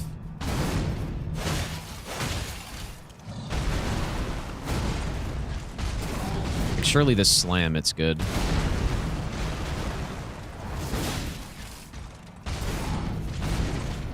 Like, safe here, maybe? Looks like it.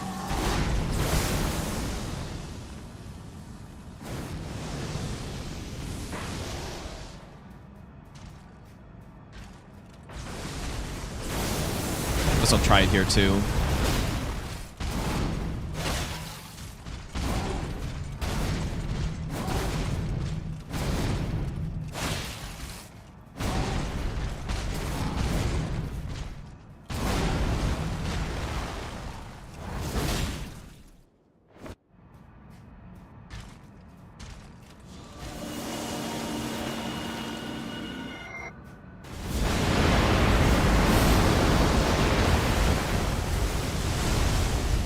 So scary when that happens.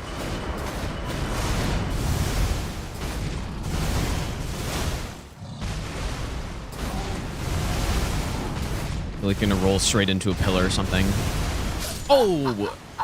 Oh my god, dude, that was so dumb. Oh my god, that was so dumb, bro. I guess I was locked on.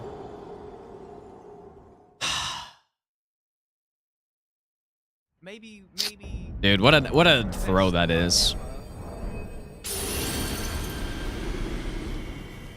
Damn, like this should have been an easy fight with this too. And I had the Talisman of All Crucible. I was fairly certain I wasn't gonna get hit there.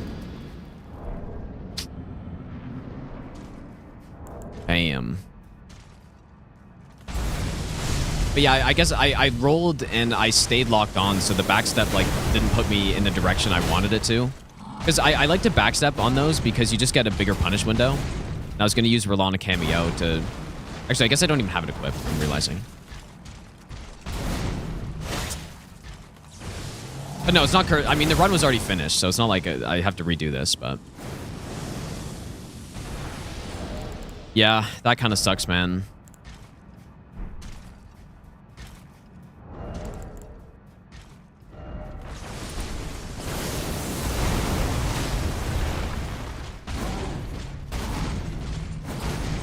I feel like this should have been a very easy fight with this.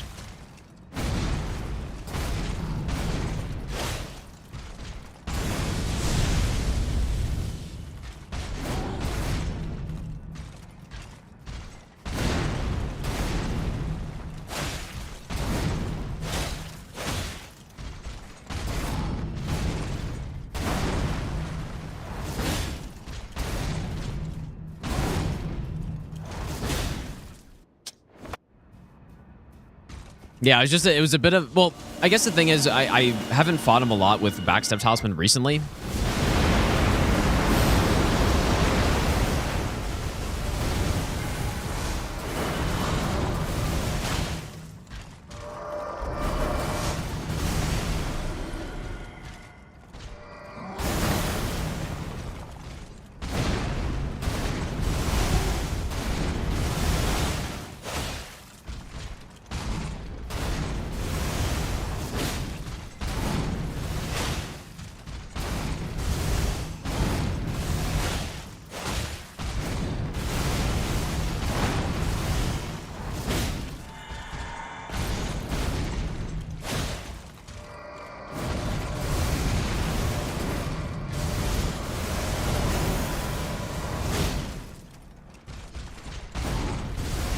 Close, man.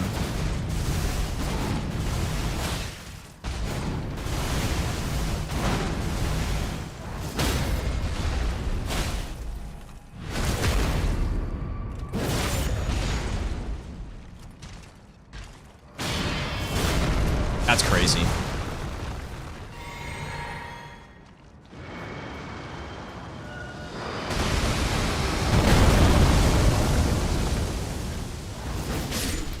Yeah, oh, that's so unfortunate, dude. But he easily had him.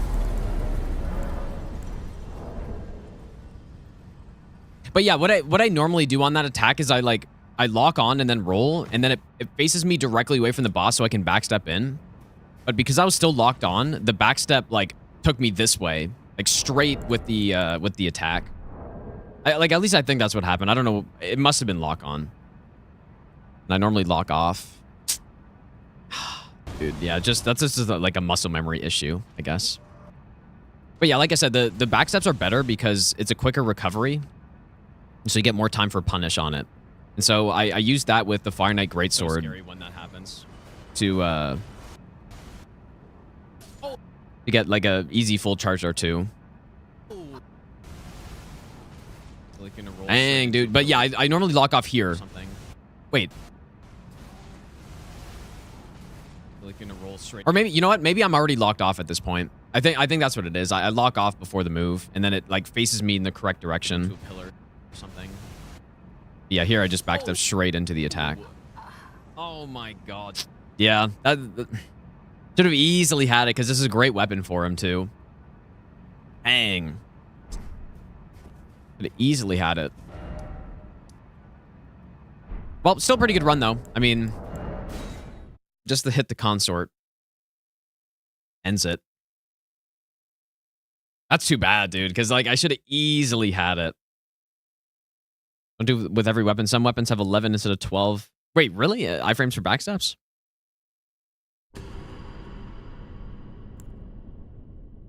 I mean, 11 is easily enough still, but yeah, I guess to be safe, I could just roll it every time. I was thinking, though, I didn't even have Rolana cameo equipped, but I was thinking I was using it, and I would have used it during that. But it was totally unnecessary. Definitely didn't need it.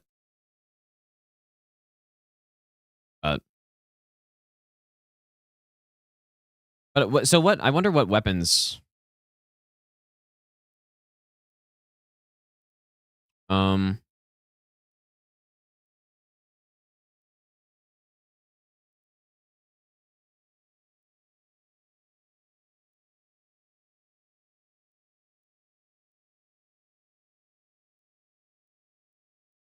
Interesting.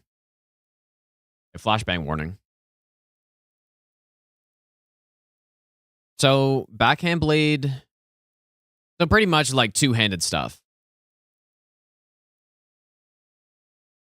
Interesting. So paired weapons get less backstep iframes than non-paired. Well, okay, wait, there are more though. Okay, wait, just kidding. Axes? Dude, why would that be the case for that? Katanas.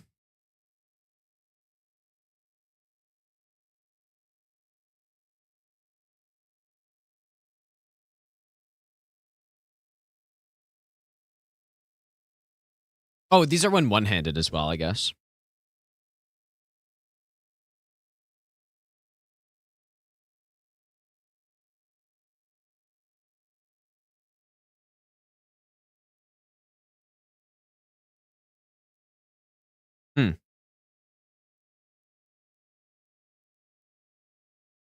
I mean, it must be an oversight.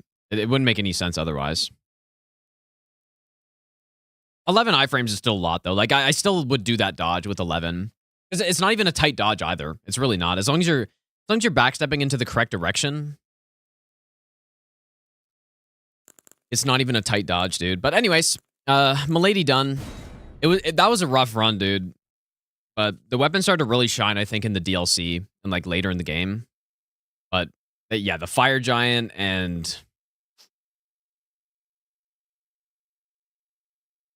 the Fire Giant memes with the fire breath and like Morgott. I don't know. It was actually a trickier run for a weapon that's that good, and I think it was just because the kind of different play style, I guess. Anyways. So Milady is done. So we've completed, I believe, 21 of 51. And a lot of these are going to be like casual. So I think Life on Scythe, probably Soldering Iron. These two are probably going to be casual runs, but we'll see with the Soldering Iron. Life on Scythe, I don't know about though.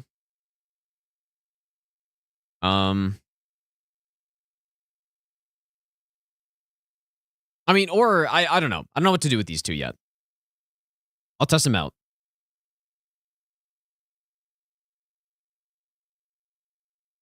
I guess we have a lot of these all remembrances, but these are turning into all great runes runs instead. And then I just like YOLO all remembrances and see if I get it.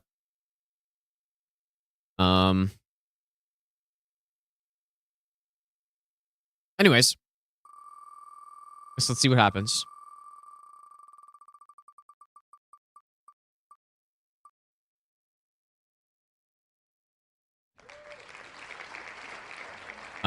Okay.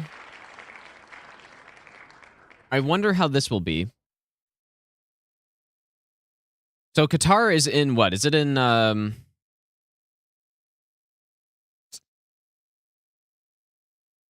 what's the castle called? Castle Morn? Or Fort Gale? Oh yeah, that's right. That's right. Okay. And they want poison, but they didn't specify. I guess I should check the actual what they said.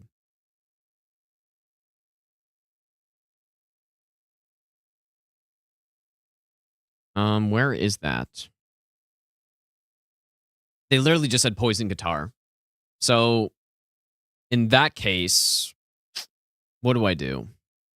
I'll probably swap it out of poison for Elden Beast. Well, actually, no, I won't, because we can still poison Radagon.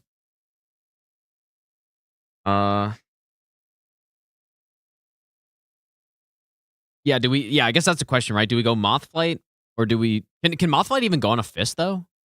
It might not be able to go onto it.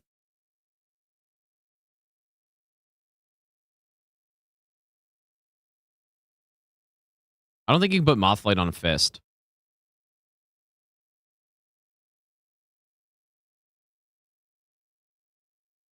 So, okay, wait, and then wait, Poison Mist probably can't go on it either.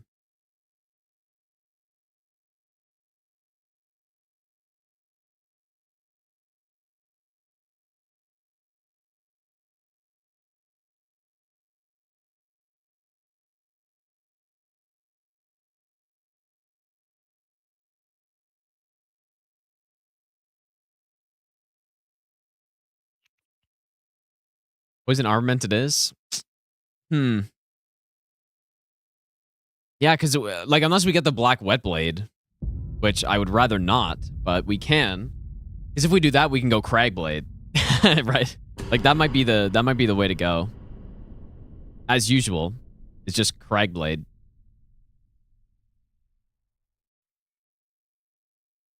Yeah, I would go Poison Flower Blooms twice, but that's in the DLC, so that's, I mean, we're not going with that. Although I will still have the DLC Initial Grace active, but I'm not going to use it for any run, because I think it's weird. I'm not going to use it for any run unless it's specifically DLC. Yeah, I guess I don't really know a strat to get this safely, so we got to test some stuff with it. First of all, first things first is Gideon.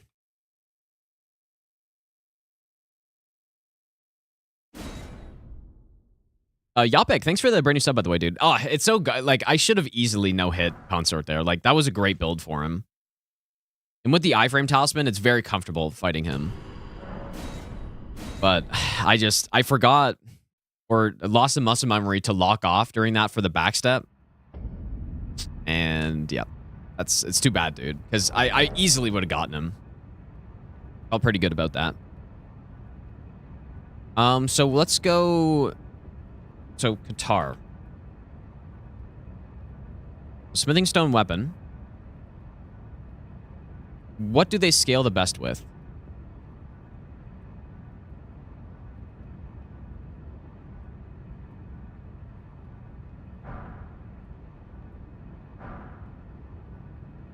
Actually, well, I guess we're going to go Poison.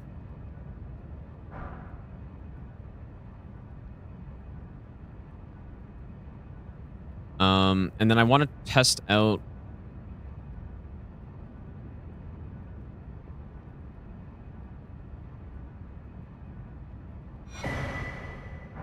if these work. Okay. So... yeah, so none of them work. None of them work. So in order to poison infuse, we actually will have to go get the black wet blade, which is fine. We already had to do a run like that. Oh, they have higher crit. And this is scaling best with Dex. So but if we're going poison infused, then we're gonna want some arcane too.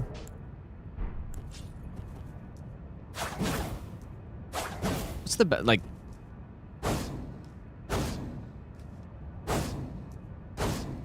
It's the same as the Godric Fist R2, but is it as fast? Oh, but did you confirm that the Godric Fist is like 4 frames faster or whatever? Because it does feel slower. But maybe it's not. Maybe I'm just like imagining it because you said that.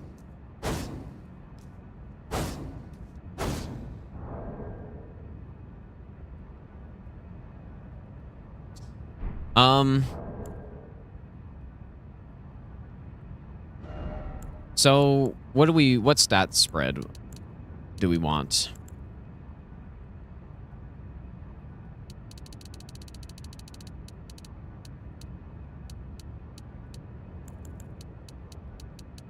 I don't think we really need arcane for build up. Like, this isn't a bleed build that we want to bleed as fast as possible.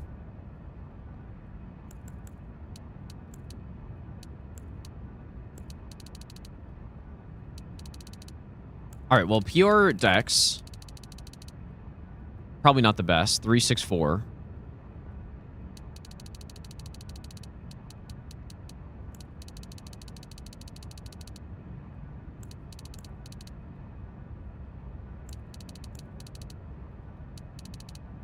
I mean, is it really just quality? But maybe...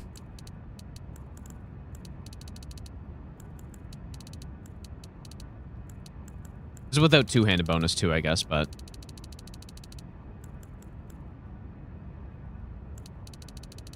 Well, Poison Flower Boom's twice in the DLC, so no, we can't really use it.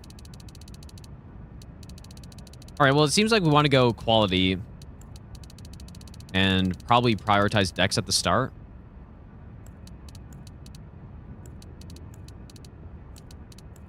$60. I mean, this is also isn't taking into consideration the Great Rune, I'm pretty sure. But we want, like, probably something like this, I guess. Like, just mainly Dex, and then start to get some strength maybe later in the run.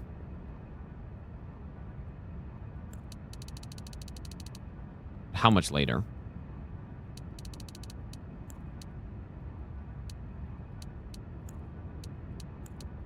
Guess we'll just see.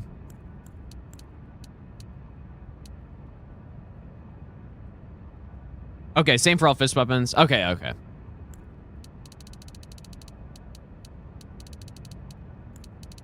But yeah, let's say we're at 30 and 60 by now, I guess. Or maybe like 55, actually. Yeah. Okay, we'll say we're at 55 Dex.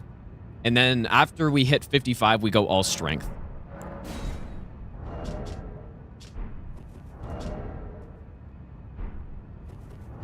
I am not liking the chances of this being able to script this guy. Super light, though. We get tons of damage from Blue Dancer Charm on this. Like, that's a pretty nice increase. We don't want this. Probably multi-hit. Seems pretty good. 53 strength, 79 dex, 43 arcane. Yeah, okay, so pretty much, like, what we're doing is good. 60-40. Sounds about right. Yeah, that's a good point. I kind of don't consider determination all the time. Yeah, you're right. You're right. That's a good point. Physic is charge plus faith, which it'll likely be charge plus strength, I guess. No, we should go charge plus dex.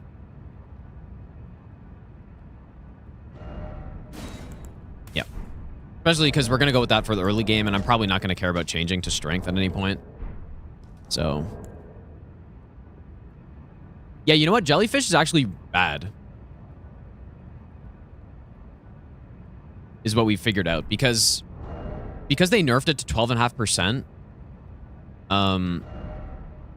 Like, honestly, if I'm going to go one-handed, I guess I could go Jellyfish for this fight. If I was going to go one-handed, I would go Sacred Order, because Sacred Order is 10%, but for, like, 3 times the amount of length. I'd probably rather go that. But anyways, let's see if this Gideon does anything special here.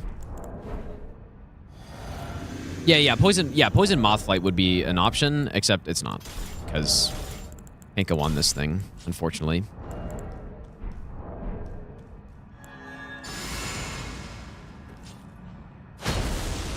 Let's just see what this looks like. Probably we do a one-handed Charged R2 first. And then go two-handed. To stand before the Elden Ring. Yeah, maybe I should get Determination on this run. What a sad state of affairs. I commend your Wait, I just realized alas, none shall take the throne. Queen Maliketh has high hopes for us. But we continue to struggle. Fucking hell, dude. That wasn't a bad hit, though. Like, it was decent damage. That's definitely not how we want to do it. And yeah, we do want to right hand this thing if we're going to use this one-handed R2. So let's go like this. Let's try to do with Grafted. Oh yeah, that's a good point. Yeah, I guess I did have a strat with Grafted.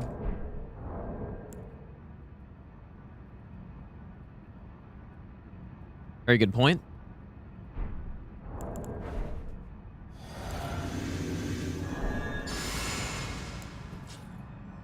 I had it written down at one point, but now it's gone.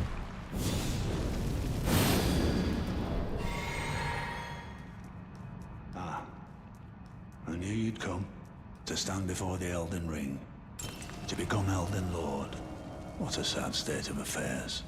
I commend you. I'm gonna say it was around Queen. Alas, none shall take the throne. Queen Maliketh has high hopes for us. I messed up. Continue to struggle. Unto eternity. I messed up. We might just go Determination for this. Yeah, not a lot of damage. But this is like a fast-hitting weapon, though, so it's... These kind of high DPS fast weapons aren't so great here, usually. Wait, the two-handed is 15 if both hit? No. You're kidding me. To stand before the Elden Ring. That's crazy stuff. Become Elden Lord. What a sad state of affairs. I commend your spirit, but alas, none shall take the throne. Queen Maliketh has high hopes for us, that we continue to struggle. Unto eternity. Okay, that was not the timing. Looks like this will work, though. All of the fame, thanks for the 6-month Prime sub. This should work. I don't recall the right timing for it. The Grafted Dragon. I could go look, but I'm sure I could just figure it out again.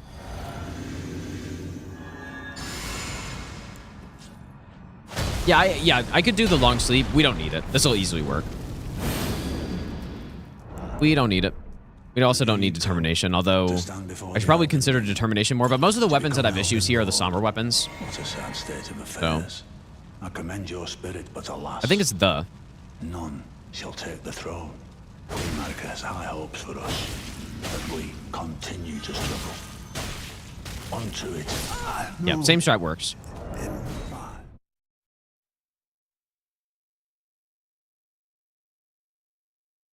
Exact same as Grafted Dragon. And actually, you know what? That's getting me very interested in this run, because Grafted Dragon was a crazy weapon.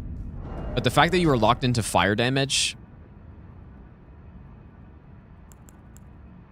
I mean, obviously this would be much better with, like, these other infusions, but...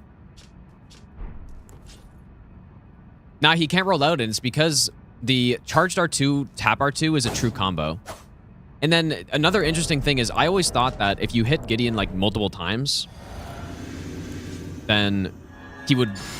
you know, get out of the sequence faster or whatever, right? Like, so if you double hit him with a weapon, you'll kind of instantly come out of the thing he's doing into the next thing. Because normally you hit him and then he comes out of his animation and then you hit him again and then he turns around and then you hit him again. But alas, none shall take the throne. Queen Maliketh Oops. high hopes for us. That we Messed up. continue Wow, the range is horrific. But yeah, you know what I'm saying. But it seems like when you true combo him, it kind of treats it as one hit. So it's still, you can do charge R2, R1, and then he'll still turn around and do the debuff. Whereas if you're hitting him with multi-hit weapons, so if I did the two-handed charge R2, then it hits him twice, and then it would, since it's not, I don't know. I actually don't know exactly why it works, but it seems like true combos work. And he won't turn around and instantly do the debuff if I do the like true combo attack, I guess. I honestly have no idea why it works. Pretty much. But it works with one-handed fists, so.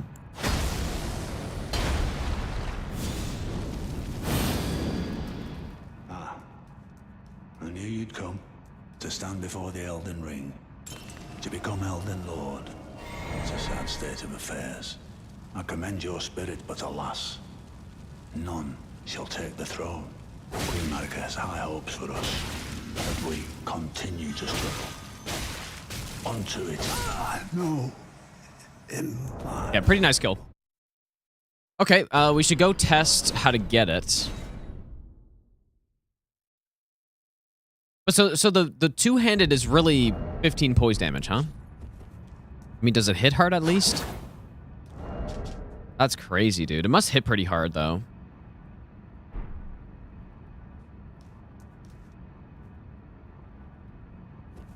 Hitting it is free. Okay. Yeah, I know where it is. Yeah, I just want to make sure it's fine to go get. You know what? Let's go just test Godfrey with it and just see what we're looking at. See how I should be using it, because I'm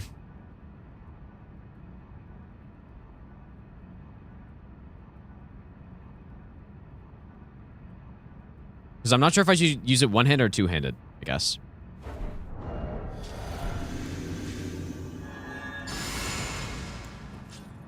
Actually, ranked as the worst fist weapon doesn't mean much. Yeah, I mean, fist weapon is such a good category of weapons, I feel like, that. But I don't know. I don't know about worst. I mean, surely his tier lists are trustworthy and accurate based on facts. I commend your spirit, but alas, none shall take the throne. Queen Maliketh high hopes for us, that we continue to struggle. Onto eternity. Dude, I don't know why he can just completely evade the damage from madness like that. Like, that is not possible. Yeah, I guess my timing must have been a little bit off there. And I probably need to be prepared for that, because... yeah, for obvious reasons, I guess. Knight's Resolve would make this easier. Or Determination, I guess. Kind of threw that late. Elden Lord. What a sad state of affairs. I commend your spirit, but alas, none shall take the throne. Queen Maliketh high hopes for us, that we continue to struggle.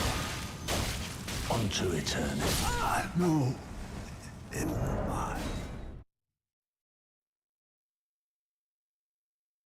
I should probably attack when he says throne, I guess. Right when he says throne, just start punching him. I was going to move on, but I want to do it one more time.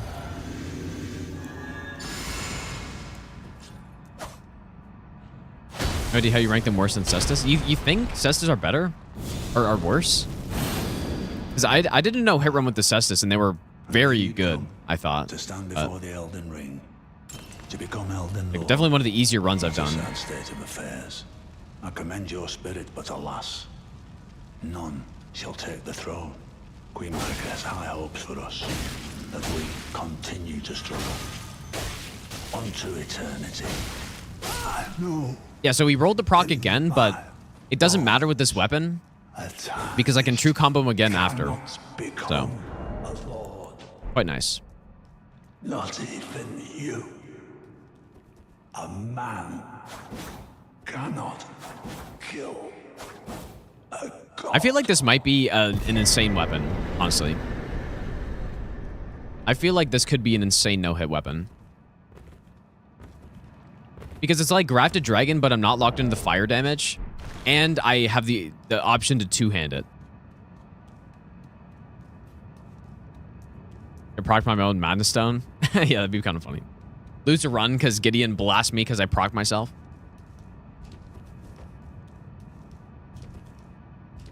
I think that, yeah, I think that's a thing, Recycle. I'm pretty sure.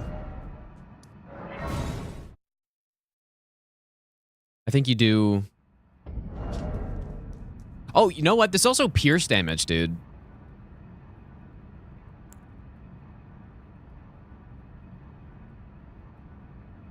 Do I get Spear Talisman?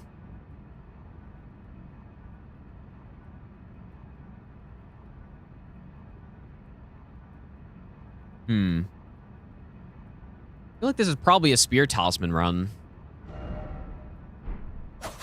But multi-hit's good too, though.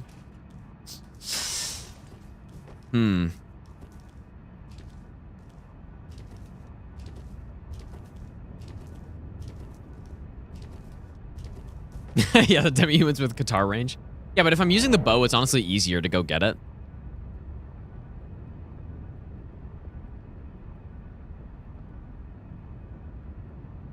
Which one?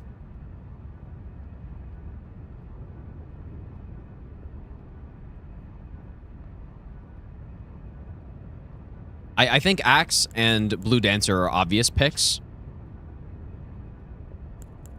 But...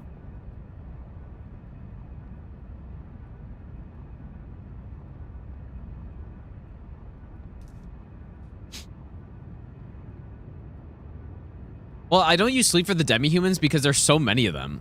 Like, I would have to throw so many sleep pots at them, and I like to go get Spear Talisman immediately.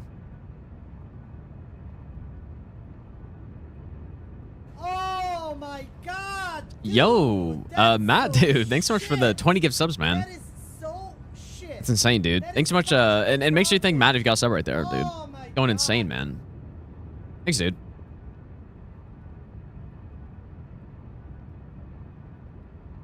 I feel like I go Spear Talisman. Also, one less boss to kill. Although it is one more scuffed running section, I guess. Also lighter.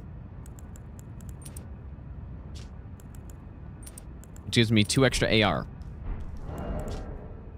Yeah, I think we go Spear. Like I was, dude, I think this weapon's gonna be sick. I actually think this is gonna be really good. Because one-handed fists, as we figured out during the Godric, the Godric hand dragon run, one-handed fists are the most insane poise damage. And then if we combine that with thrust damage and not split fire, but I want to see this R2 damage. That's good, dude. Oh. Oh, it's nasty. Bang. You know what? In a lot of cases, it actually is good to not have a lot of poise damage so that I can set it up in phase 2. Dude, it's nasty. And then we swap one hand, and there it is. Yeah, this is what I'm thinking, dude.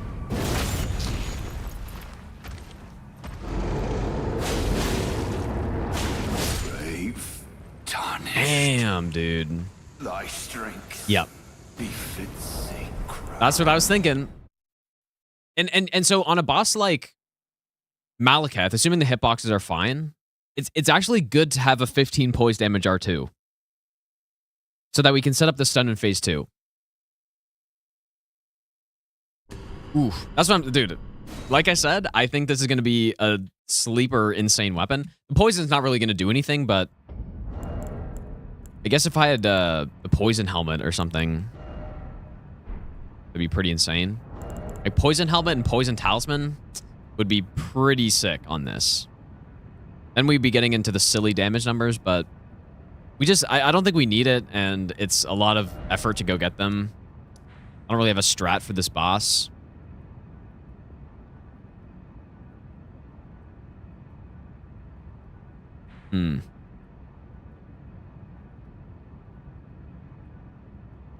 Well, I guess I did have a strat with stealth on that boss. But...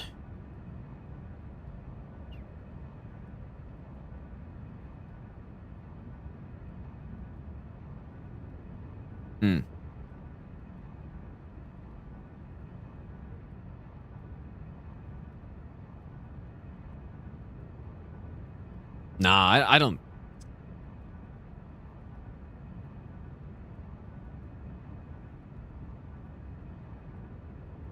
I mean, should so I had a strat for the one-shot no-hit run, where I had stealth and you can, like, Kukri to fight them, but it's... I don't think I want to deal with them, man. If it was only one... If it was only one guy, I would do it, but... Removed around 800 emotes. I have no idea what's going on with the emotes at this point. Anyways, I don't think I'm going to get... I do think it would be probably optimal to get it, but I'm not going to. Give Terminus grace? Yeah, I could give myself the grace there, and that's fine, but... But no, it's just... I just don't think I'm going to go kill the boss. I don't know what the strat would be for the boss. So... Other than just, like, maybe determination and one-shot them with stealth. But what gets replaced here? Like, I'd have to talisman swap. Yeah, the emote revolution is happening. People are complaining about a lot of emotes, so you purge them. Interesting. Okay, I mean, I don't care either way, so it doesn't affect me. Although, it is kind of annoying sometimes when people are, like, writing a normal sentence, and then one of the words is an emote, and I have no idea what it is. But it doesn't actually really matter. Pretty much doesn't matter. Okay, we wouldn't normally have stealth here, probably. Because I'm gonna come get this immediately. I don't know, maybe, you know what? Maybe I should test some strats on that boss. It might be worth testing. Oops.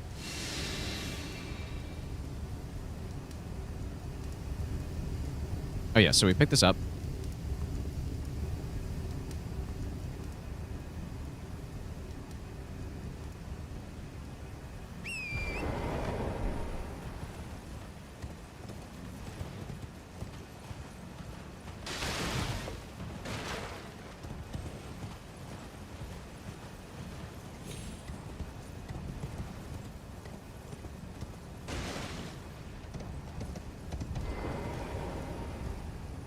Can you stealth this guy? I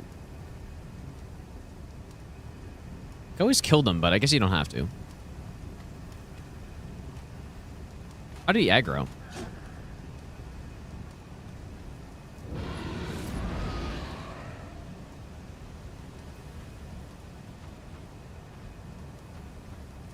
Just think there's one guy down here, isn't there? Oh. Okay, just kidding. It is totally free to get. There we go. Yeah, totally free to get that. That's nice. And stat requirements, super low.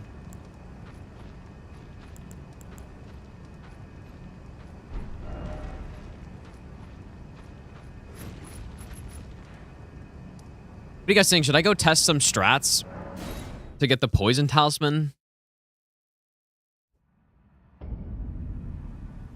This 20% more damage for 20 seconds. And I feel like with this weapon, a lot of bosses won't even last that long. But there's no, like, the thing is, there's no way it's worth it. It's more just to go with the theme and make the poison actually have a purpose.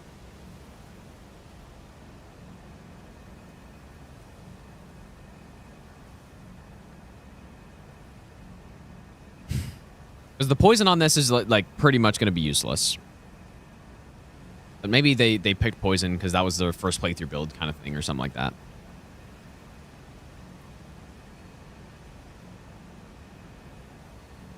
Yeah, exactly. It's going to do 100 damage. So really the only point would be if we go with the poison exaltation and get 20% more damage from it. Then it's worth it. And it doesn't really matter how much it does. But this is a great talisman setup with this, and we already have too many talismans Like, Wingsword Insignia would work great. Spear Talisman's great. Blue Dancer's an obvious pick. Like, Ritual Sword. What would be swapped out, even? I guess Spear Talisman or like Axe Talisman? I don't know. The ideal way to do it would be once you proc poison, you swap. But I don't really want to do that.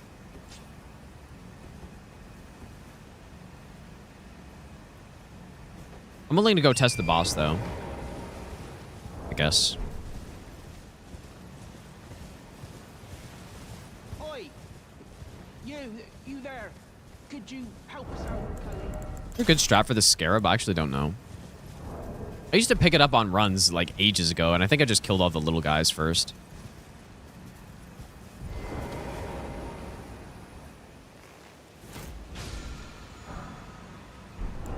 I mean, that is with 60 decks, but...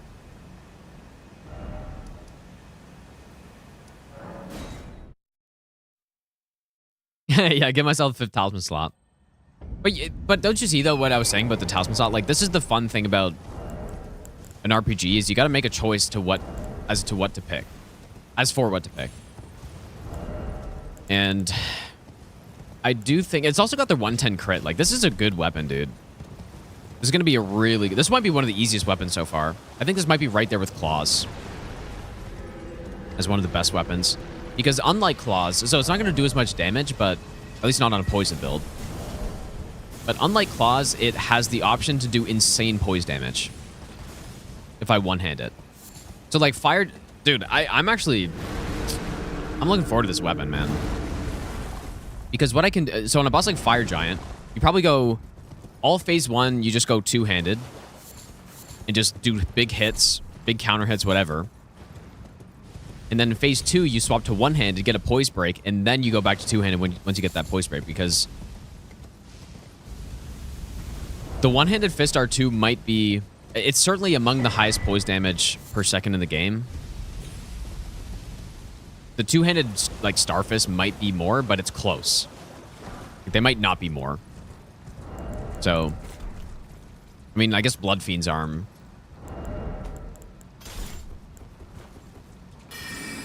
Well, if the one-handed claws don't have insane poise damage, like this thing does. So apparently, what it is, probably don't have Stone Sword. Apparently, when I dual wield this weapon, it does 15 poise damage on a charge R2, which is very low. That's lower than a dagger. When I one-hand, it does 30, which is good. But then when you see how fast this thing is one-handed, it's like, holy shit. That's an insane amount of poise damage. Like, look at this. That right there, 60 poise damage. Which, again, might be the highest poise DPS in the game, or close to it, at least. Like, top tier. The claws can't do that, but they have way higher damage and insane bleed. So... There's that. Okay, let's go see what this looks like here.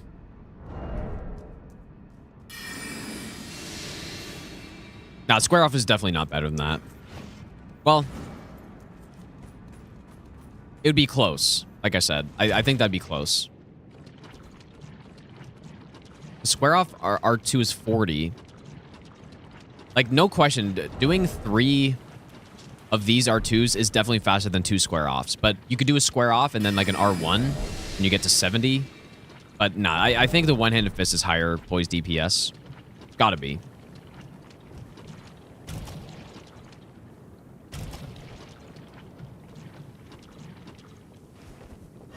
So anyways, I think it's extremely valuable to have a weapon that can do both low poise damage and high poise damage for no hit.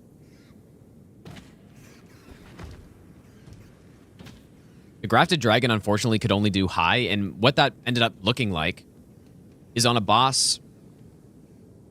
What boss was it? On a boss like... I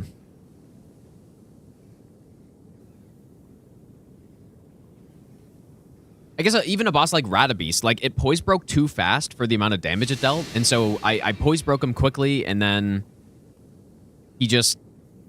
didn't have much damage dealt to him, you know? Or not as much as some other weapons that could have poise break, because the poise break was almost too quick. for the low damage of the one-handed fist R2s.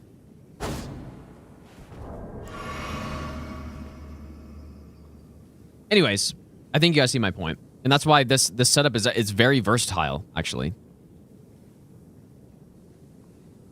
And of course, the balls can do the same thing. Or actually, no, they can't because they're two hands so high poise damage.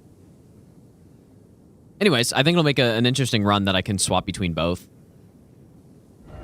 Let's try Determination.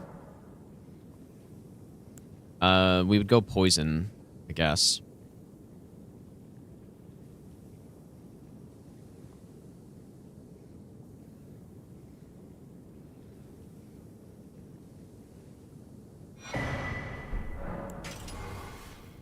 And we wouldn't have nearly this many stats. I don't know how many stats we'd have.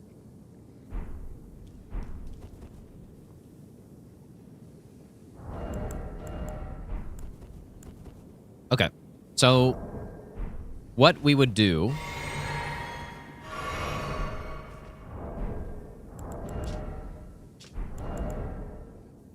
When would I do this? We'd probably do this right after Radagon, so we'd only have 3 talisman slots. We'd probably go like this. Well, normally I don't even get Blue Dancer, but... Or this early. I mean, let's just see if this works, even though the spear is not going to do anything. But if we have Stealth, we're going to have Blue Dancer. So we can just get Blue Dancer. So... There was a strat I figured out on a one-shot no-hit run. Now, that was with, like, Knight's Resolve on Giant Crusher to one-shot. So we'll see if it works, but...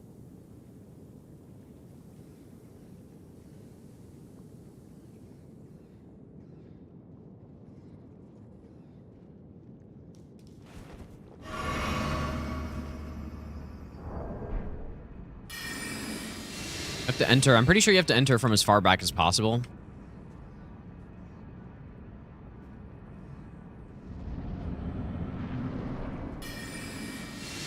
And then you like Kukri over there. Or here or something. I think I walked too far forward.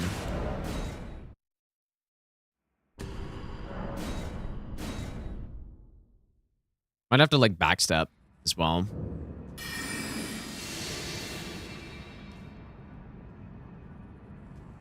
I don't recall the strat exactly.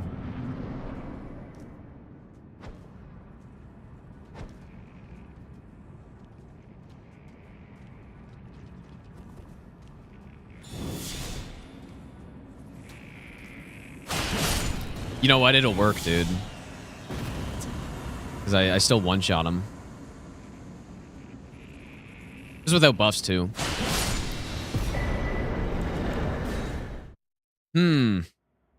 We could do this. And you know what? I think we should, because it makes the poison actually have a purpose, you know?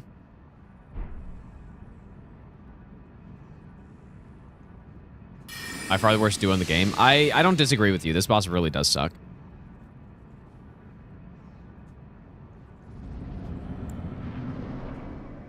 Okay, but also our stats are like way higher than they will be normally.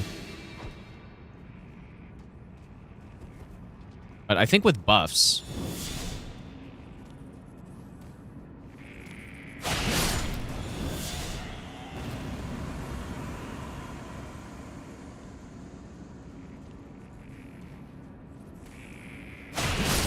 With buffs, we should easily, right? How many bosses I proc poison on? So, we can use this talisman. So, obviously, I wouldn't get it before I have poison, which will be after Radagon. So, DTS... we can use poison on. Morgott, we can. Josh, thanks so much for the raid, dude. How was your stream, man? Thanks, dude. So, DTS 1, Morgott 2, Fire Giant, we can, but we're not going to get Lord of or the Exaltation effect, so that's 2. Godskin, yes. Maliketh, yes. Gideon, yes, I guess technically we could. Horlu, yes. And Radagon, yes. I think it's worth it, dude.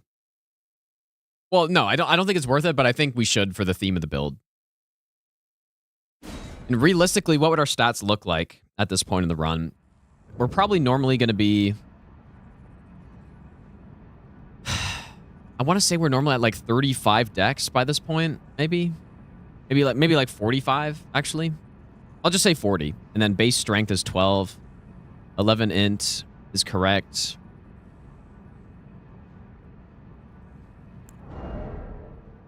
So our stats would be looking like this. 45 dex, probably. Oh, doing some rando race. Nice, dude. In Elden Ring, or... Man, you know, somebody brought up the other day, you know, it'd be sick as some DS2 bingo would be so sick. It'd be such a good game for bingo. Do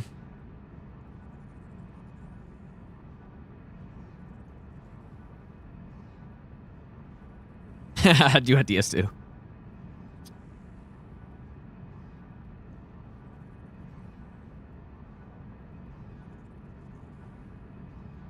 Poise break with one-handed charge or two? You know what? That's a good question as well.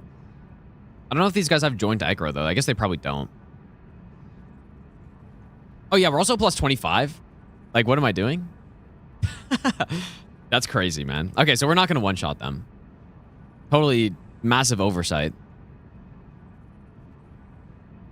Yeah, probably before we get the poison infused, we should go keen. And I think I'll get this before the black wet blade so that I can use keen. So I'm gonna go determination keen infuse level or plus 12. This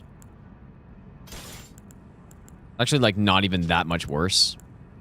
But it's 100 AR. Just kidding. A decent amount worse. Let's try it again. But yeah, let's just see. Let's just see the plus 12. Yeah, pretty much the request is a poison Katar run. And the Katar hits so hard that I just don't think... I don't think poison makes sense to go with. Unless we do something like this. Go kill this boss.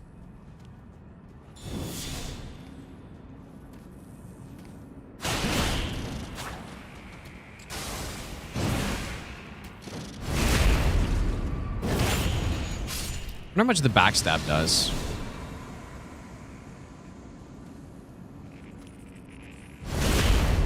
Yeah, that was two-handed. Oh, they get a lot of iframes, huh?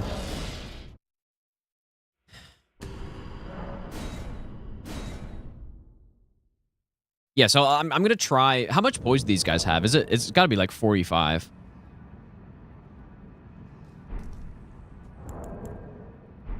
I was also still without any buffs, by the way. Is it only 30? Really? Interesting. Yeah, they definitely don't have a lot of poise. Yeah, I definitely think we should do this. It's going to make the run more unique.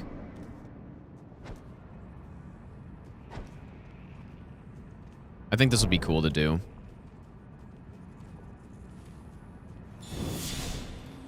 Yeah, they got 30 poise, yeah.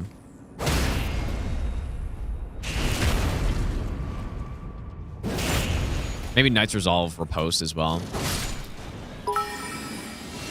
Or Determination riposte.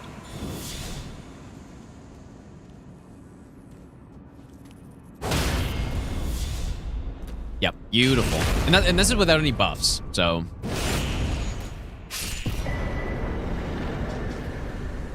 This is gonna be cool. I'm quite looking forward to this, dude. And yeah, Mushroom Crown is pretty much just a no-go because... I'm not going to Lake of Rot for that. I could, but that's too far, right? Gotta go kill a whole extra boss. Although this would be really good on Loretta, I guess.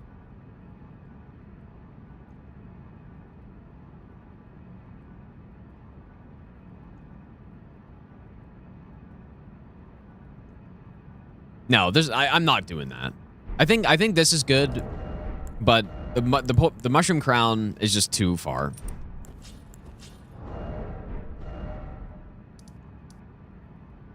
I get this weapon on strength build pretty good, but the DLC pod is even better. Interesting.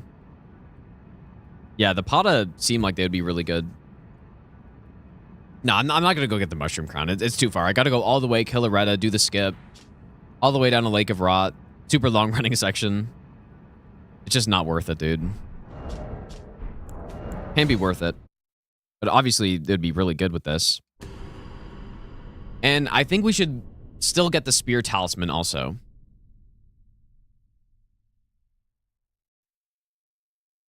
Because we're going to want Spear Talisman on Elden Beast.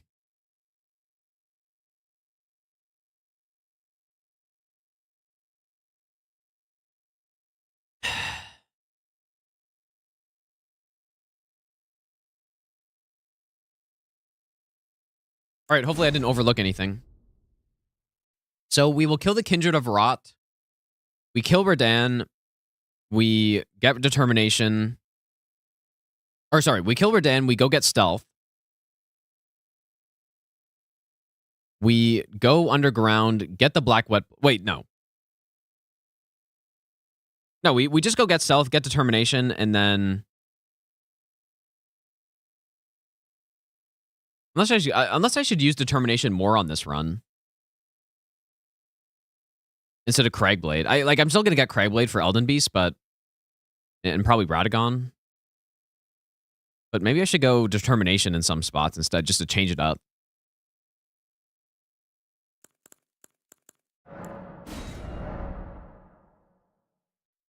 I feel like this character's got to be named Katara.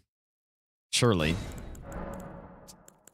We go Stone Sword because we're going to go into that cave, but doesn't really matter. Milady run, I got hit on Consort because I tried to do the backstep strat I normally do. And yeah, Avatar copyright striking, dude. Okay, so should I go get the weapon immediately? No, we should go get let's go get the Spear Talisman immediately. I feel like that's the more likely spot to die. But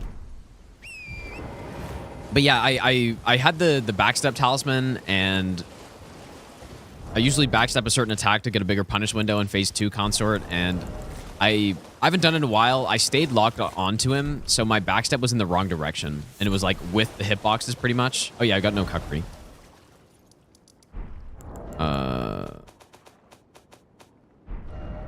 I should have started with the soul. Okay, I'm restarting. Should start with the soul. I kind of like Katarina though. That's actually really good. Okay, what is it? Katara or Katarina? We gotta go Katarina, dude. That's top tier. Seek word of Katarina. Squidward of Katarina.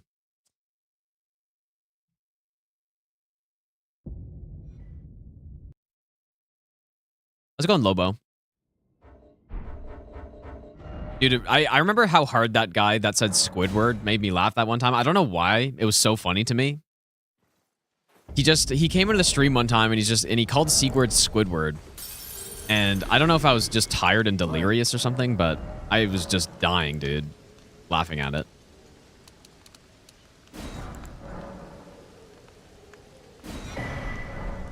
Not sure why.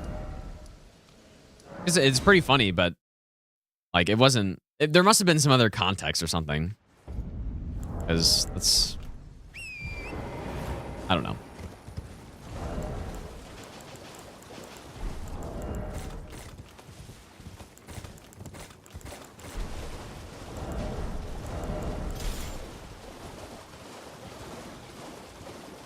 I mean, I guess I can go get the guitar first, but... Just because there is one enemy in here that I will kill. With the Uchi, but it doesn't really matter.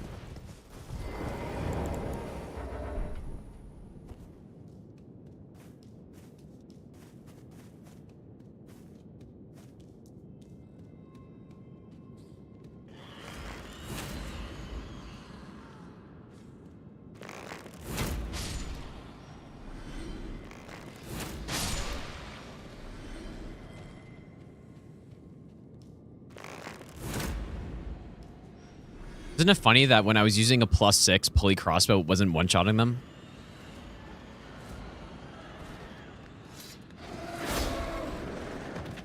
I'm probably in trouble.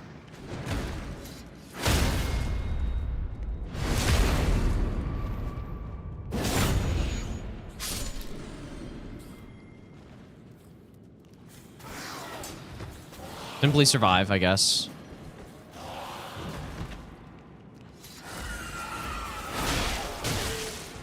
Simply die. Maybe it needs to be daytime for this or something.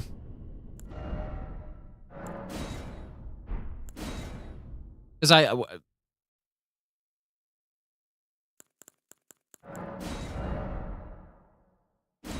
it may have to be daytime for that.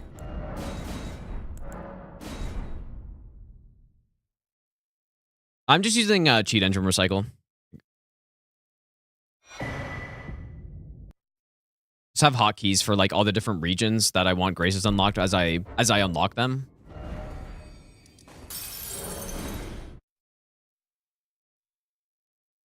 Cheat engine. Fine. Let's go get the guitar first. And then I'll Memory of Grace out of here just to make it daytime.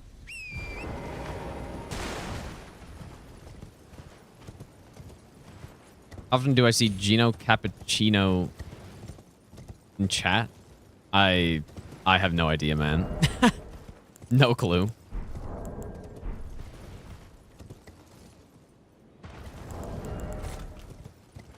But yeah, you can do it. Like, ER Tool does it pretty easily, I think.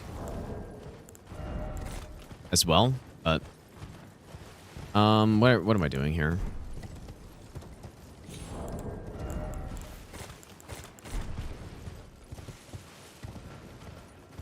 You can set up groups of graces to unlock. And just do it, but... I don't know if you can do all the extra items as well. I'm sure you can.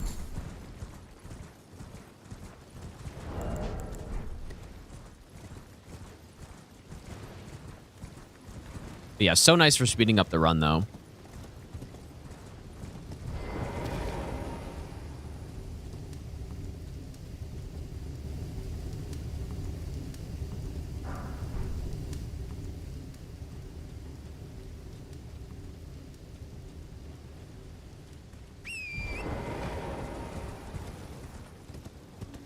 How's it going, Trap?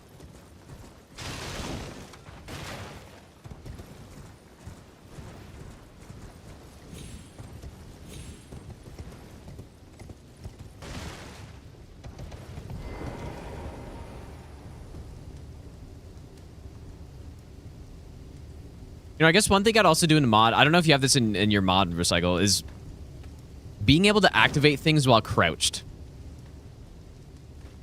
That's kind of another annoying thing about this game. Is that you gotta stand up to open a chest, to climb a ladder. All that stuff.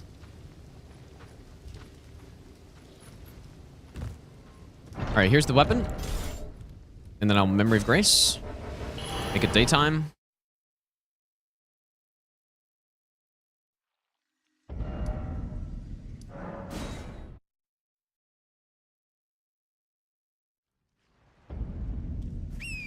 Day one of my guarding the ladder job. How did I do? You did excellent. Because you have allowed me through. Imagine this whole island just to go get a glass shard in the middle. Pretty crazy.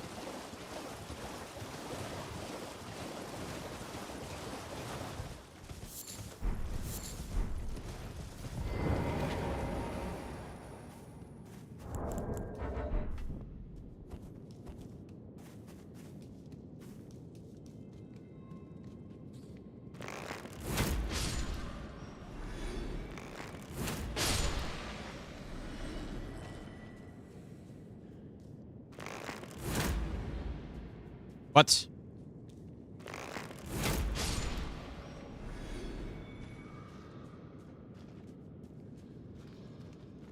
Yeah, this is like straight up doesn't work, this strat. I just gotta kill him.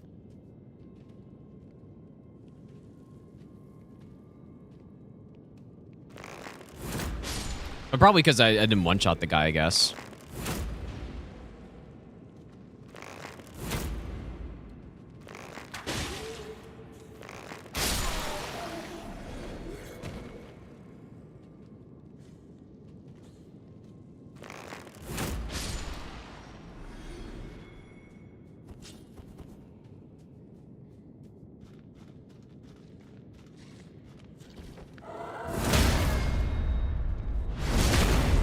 Shirley's dead. There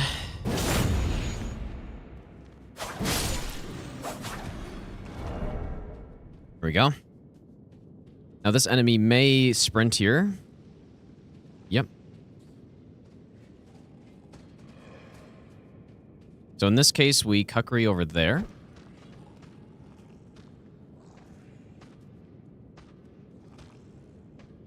What's happening?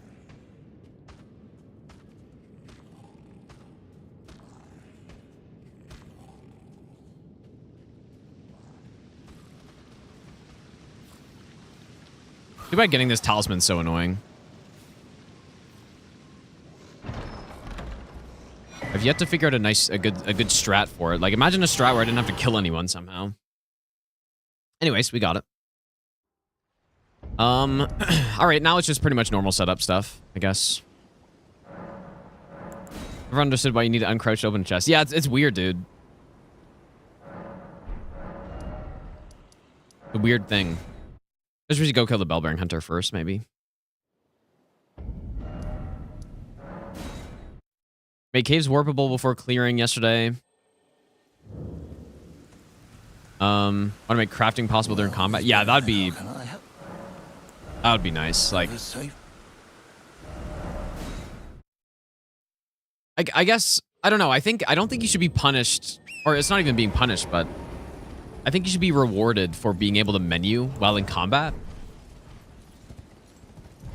Especially mid-boss fight.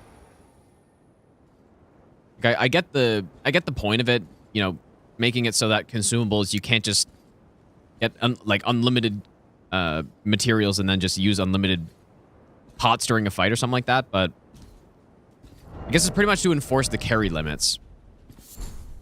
But why though? Like, why do we need that?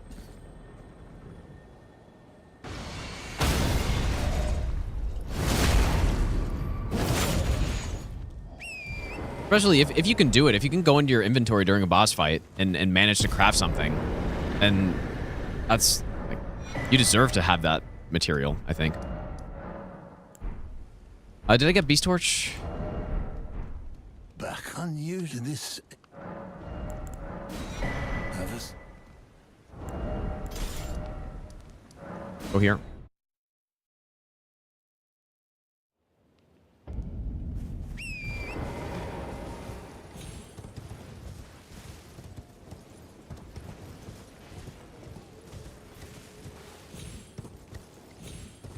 We've made arrows during combat. I think that would be great. I think that's perfectly reasonable. I don't think there's any crafting material that would be unreasonable to make during combat. Again, if you can pull it off, then you're good to go. I don't think most players would be able to pull it off mid-boss fight. Maybe the situation that they're concerned about is like, what would it be? I don't even know. Where would be the overpowered thing of crafting in combat?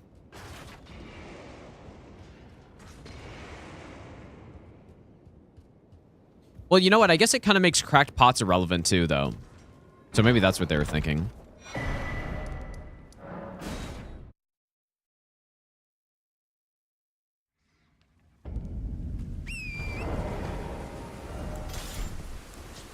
I've never liked the cracked pots thing anyways. I don't really get why we have some consumables that we can have a lot of, and then some we need cracked pots for. I don't get it. Should have added a crafting animation or something. Oh, dude, that would have been a great idea. Yep, that would have been it, for sure. If it takes you like a second to craft something, That would be perfect. That's a really good idea, actually. Oh, yeah, we have to kill a Crystallian still. Whoops. Yep, that would be the best solution.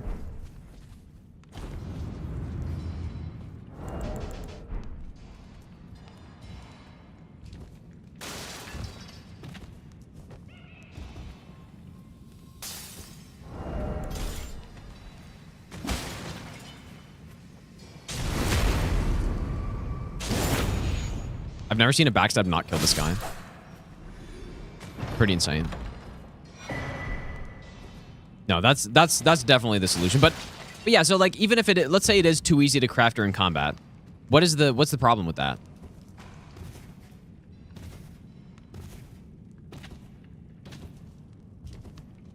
I don't, other than the cracked pot thing, I guess. But I don't like the cracked pot thing anyways. No. I think if you had to sit down and craft something, if you went into an animation every time you crafted, that would easily be the solution. Because then crafting during combat would be very tough to do if an enemy's attacking you and you got to sit down for 2 seconds to craft. That's how it should be done.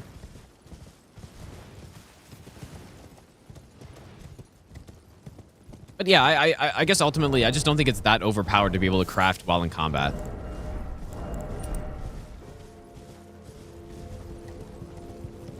Only performed in combat? Yeah, I guess so. Just keep the game moving, I guess. Have to change perfumes? For what reason?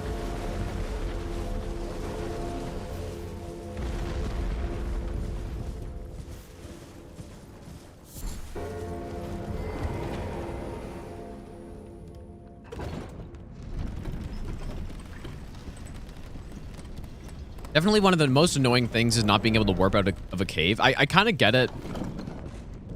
I get it to a degree, but it's just quality of life. I should be able to at least rest at the grace and be able to warp out while resting or something. So even then, though, I guess I never even really thought about being able to warp out at any point during a cave. I guess I don't see a problem with that.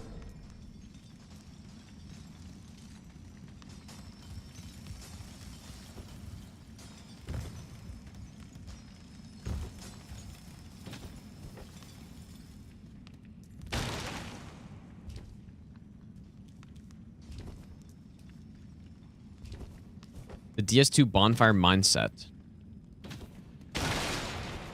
And what's that? What does that mean?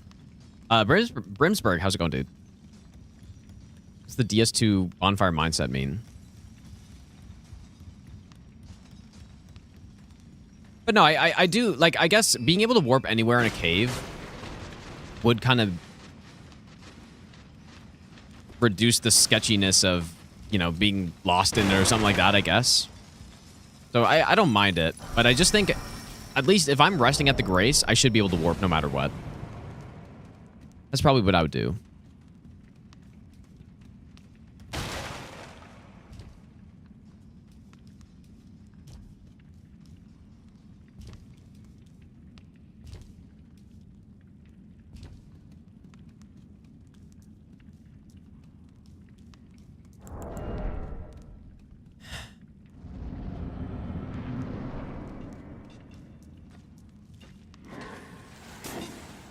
I could probably go for 2 very easily with this thing, but...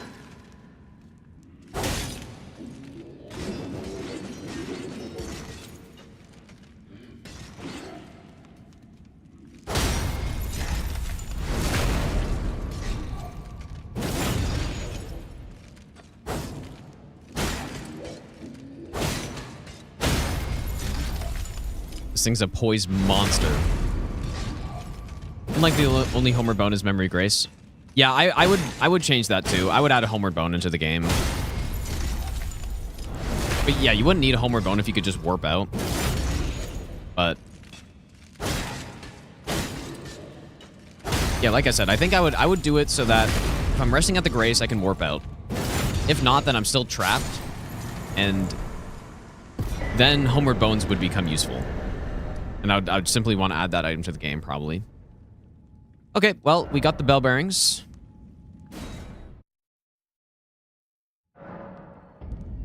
Yeah, you can put Cragblade on Katar, yeah. And that is what we will do. Although I might actually go Determination as well.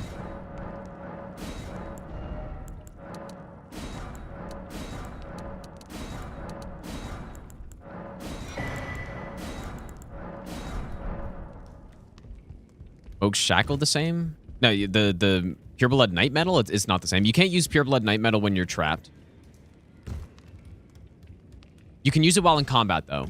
But it's definitely not the same as a Homeward Bone. Like, a Homeward Bone, I think, you should be able to allow to use the same as a Memory of Grace, but it's just not losing your souls.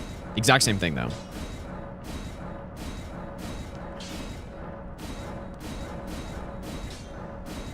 All right, plus 12. And yeah, of course, we can't get the Poison Infusion until we get the Black Wet Blade. But I kind of want to try out Knight's Resolve. Because we've just gone Cragblade on everything. I'm still going to use it, but it'd be fun to try Knight's Resolve run instead. Or Determination, I guess, which is the budget Knight's Resolve, pretty much. You there. Could you help us out, Cully?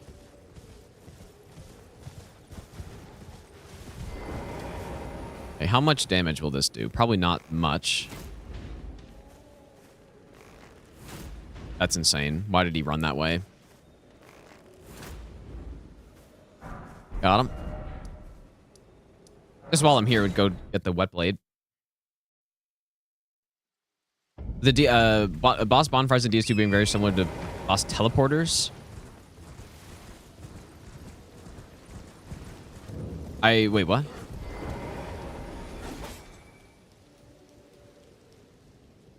I'm not sure what you mean by that. Like, what do you mean boss teleporters? Like the Stakes of Marika?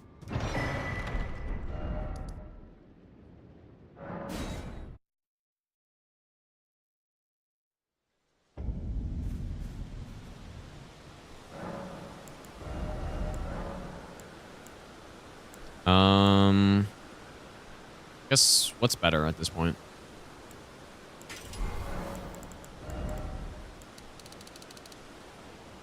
I think that's fine, right?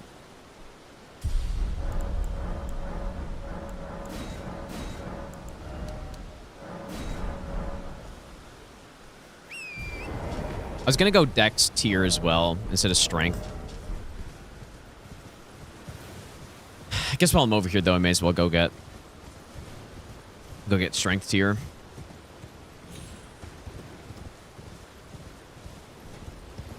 Really, this guy won't roar me off the cliff or something.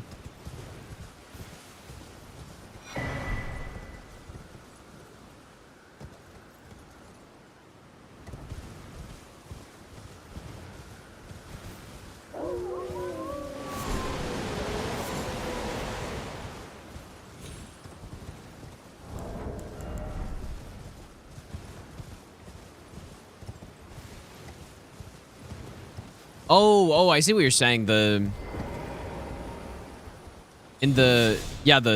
King's Pets fight. But isn't that the only one in the game?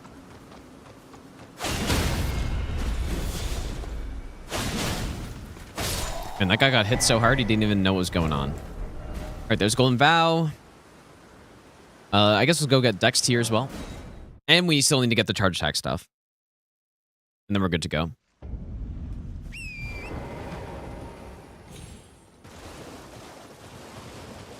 But yeah, that's not what we're talking about, though. We're not talking about, like, the boss kill teleporter. I'm talking about when you rest at a grace in a cave, normally you're trapped. Like, if you teleport to a cave by mistake, and you haven't killed the boss yet, and you want to leave, you have to all the way exit the cave, and then you can fast travel at that point. So it's just a huge waste of time. Like, generally, you have to go up a lift or something, and then you can warp out after that. What it should be is when you're, you know, when you're at the grace, at least, or just in the first part of a cave, you should be able to warp out. That's it. That's all I'm saying. Like, you should be able to fast travel out from there. Because it happens all the time where you go into a cave and then it's like, oh shit, I forgot something. And now I got to go up the elevator, get outside, and then I can fast travel. It's just kind of tedious and it doesn't add anything to the game. So, especially considering you can literally warp to cave graces, I guess, you know? So yeah, that's what I'm just saying. Fast travel out of all caves. What do you mean by that?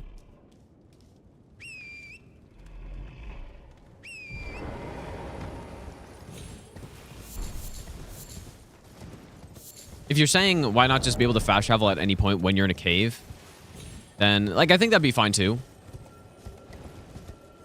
But, yeah, I think that'd be fine too.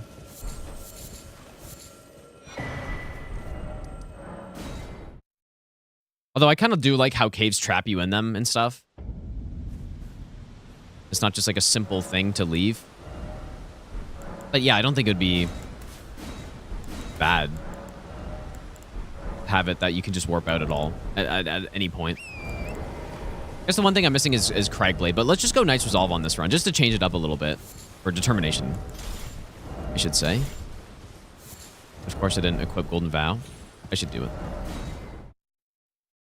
Yeah, that's true. You can fast travel out of Legacy Dungeon. And it's funny, too, because even certain caves, or mostly the hero graves, I think, and catacombs, you can still fast travel out of. For example, the Esger catacomb you can fast travel out of. The Fringe Folk hero grave and Limgrave you can fast travel out of. So, yeah, I think it would be fine to not have you trapped in a cave. But, yeah, my only thing is you should at least be able to warp out when you're at near the entrance of a cave, at the very least. That's my only point.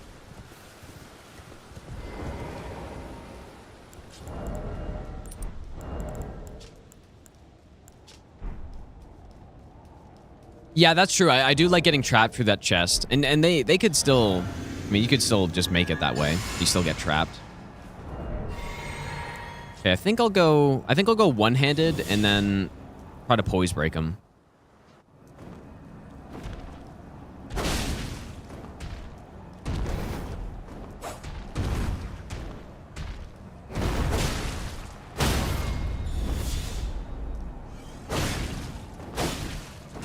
I mean, that's what I'm talking about, the poise damage on the one-handed. Well, thou art of passing skill. Insane, dude. Warrior blood must truly run in thy veins. Tarnished.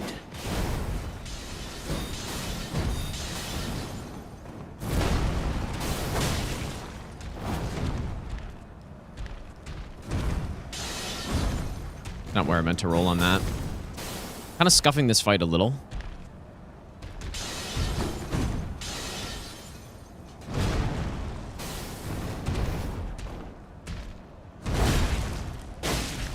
I probably could have poise broken him right there. Ah.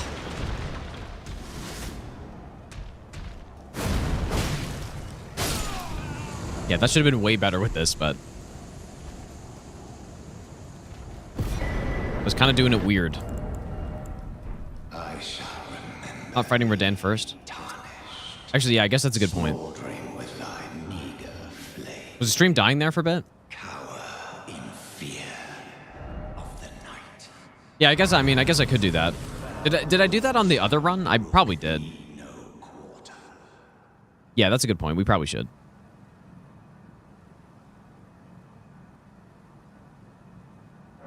Good point. I honestly just forgot. I guess no Flame Gravy Strength here, or maybe I should just go get the Faith Talisman then. So we already have it. You can describe what the game is not having selection wheel for spells consumables. 100%. Yeah, they need to update that, dude. They've had the same system since Demon Souls. So. Yep.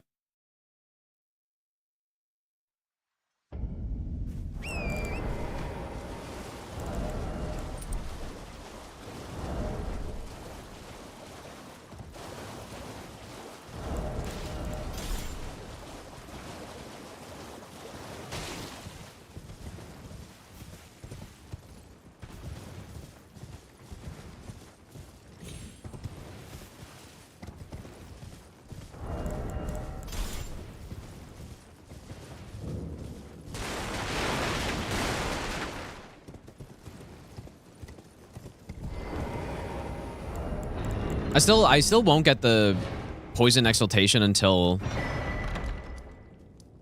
Well, actually, yeah. I guess let's just go kill him. We have a fine enough setup.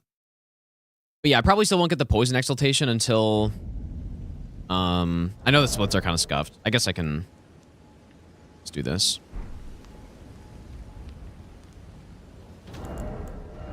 Won't get it until we get stealth, which will be after Godric, I think.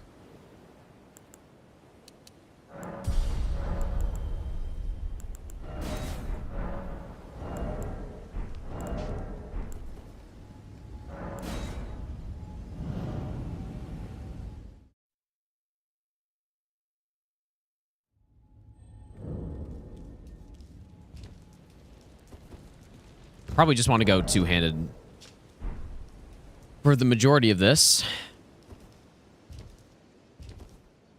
But yeah, so the request specifically wants us to do poison infuse. And I kind of forgot that I should just do Radagon first, I guess, but yeah, that's what we're going to do. We're going to poison infuse it with the black wet blade because we can't put poisonous mist on this. And we can't put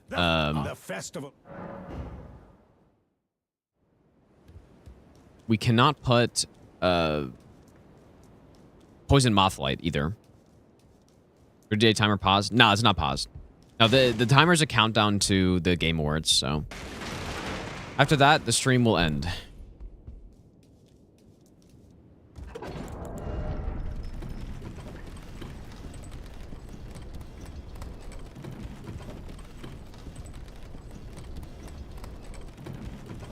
Maybe I'll give you the best nut ever. Safa, thanks for the brand new sub. Thanks, dude.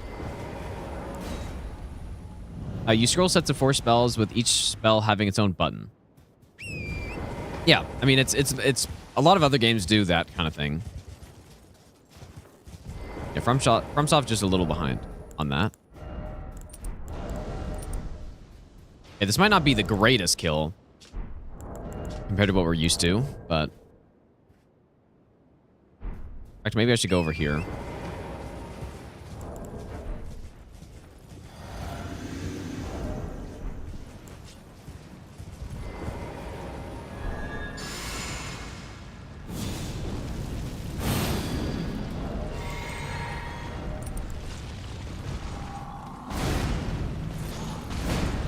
Yeah, super excited for the Game Awards, dude. My favorite thing.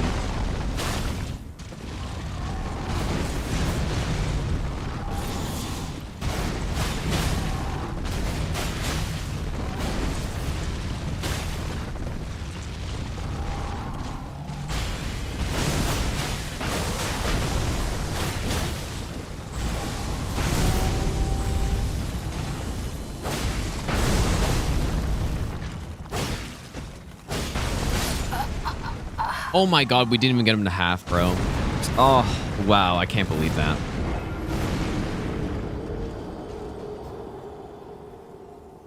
Well. I was so, like, certain he was... Well, I didn't even think about it. I didn't even think about how he could not be halfway done yet. Dude, that's crazy. I probably should go Cragblade. What a waste of time that was. I didn't even consider the possibility that he wouldn't be halfway dead by then.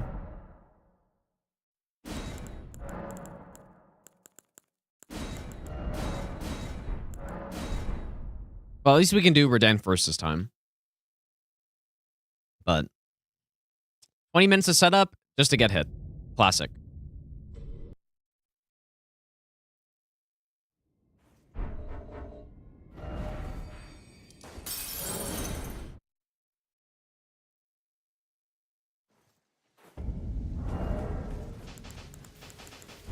Hang on.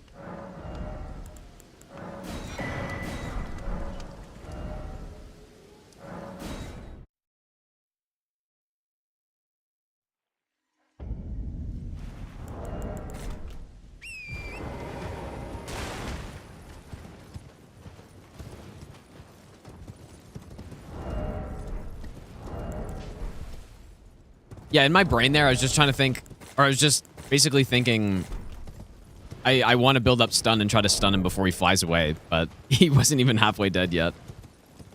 Insane.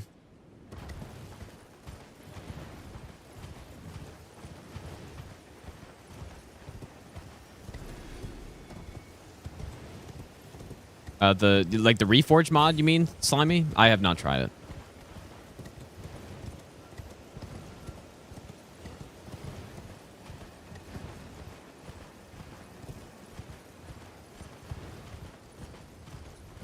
They kind of do that already, Star, I guess, but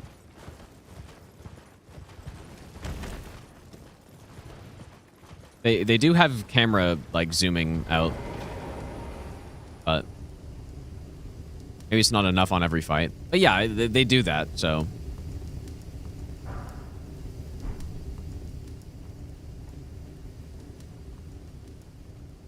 They probably could do it better, I guess.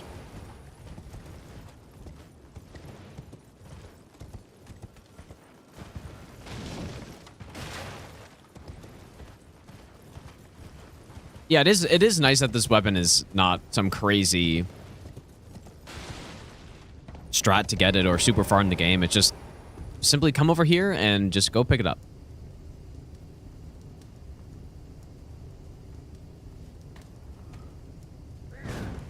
Simple.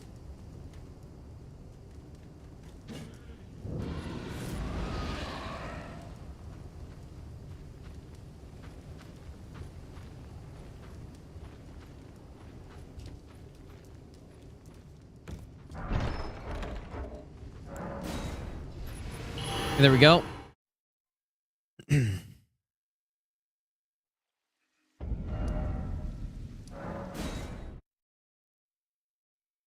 definitely still should go get some of this other stuff before we fight Radagon, because the damage is not the best. And yeah, we just gotta go Cragblade. I'm gonna get the Spear Talisman, but I'm gonna go Charge R2 for the boss.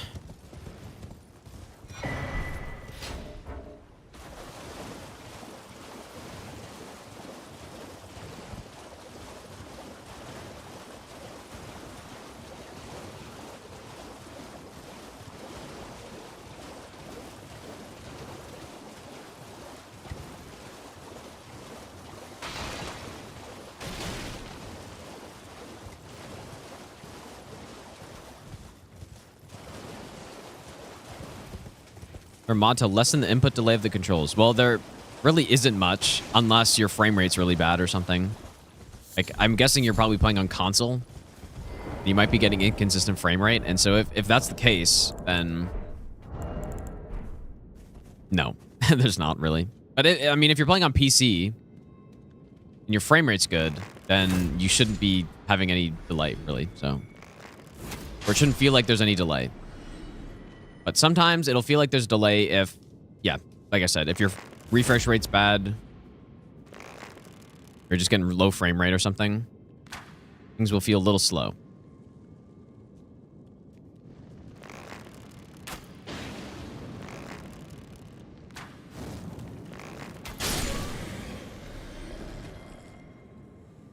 You know what? I wonder if that's enough.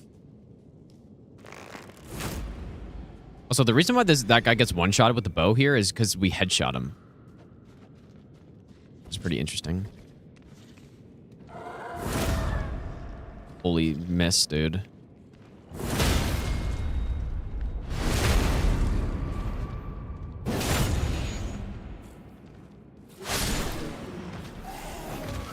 Other guys have joined the party because I did that.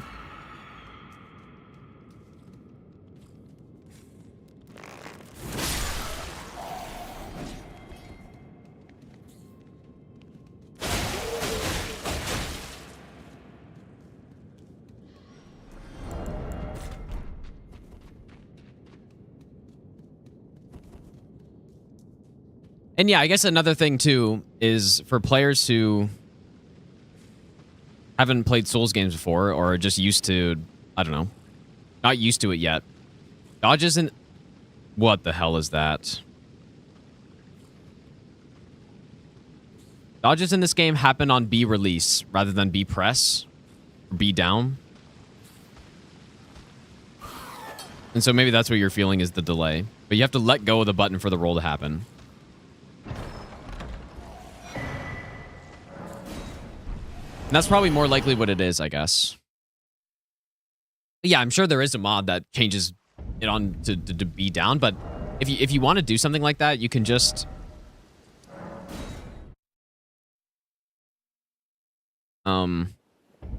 what you can do instead is use something like quick step.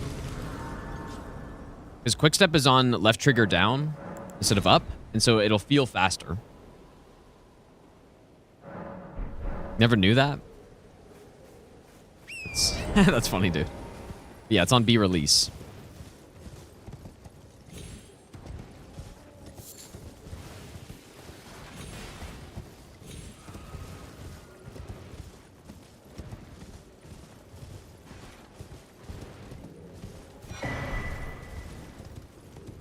It feels bad to dodge roll from sprint.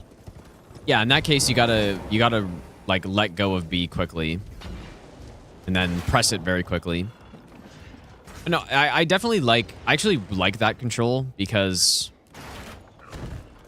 I mean, I don't think it'd be a problem to put sprint on just another button. I think that'd be fine. Yeah, Secure's on press, and I think it works poorly in that game. But what I'm saying is, the reason why it's on release is because if you hold B, you're obviously sprinting, right? And the way it works in Sekiro is,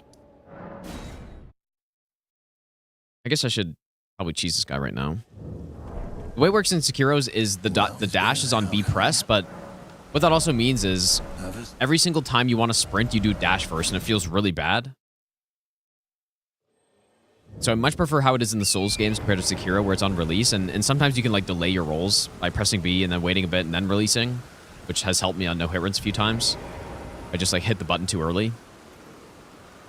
But yeah, I think it's decent, but probably ideally you just have it on two different buttons. Like why does the B press need to do two things?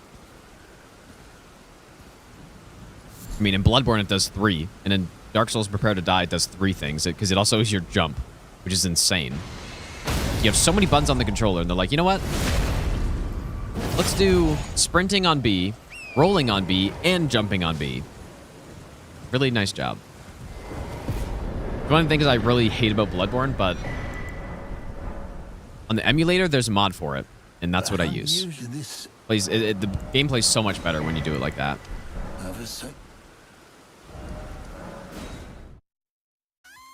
Zeusy, thanks so much for the raid, man. How's your stream, dude? I appreciate that.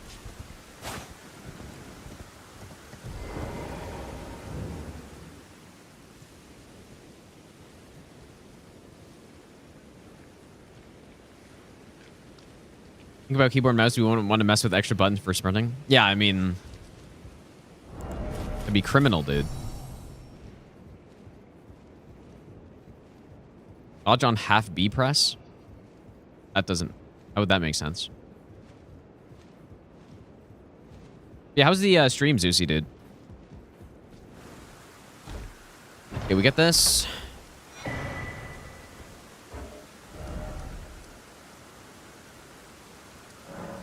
Go here.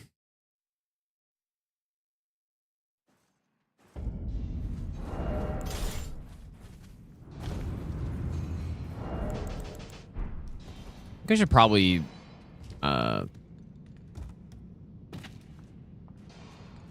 just do this.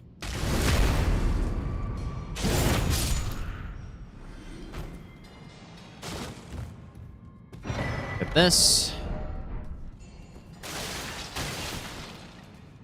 And yeah, I guess we still want to go get the... Yeah, we still need the Smithing Stone 1 bell bearing, so we'll take a bit.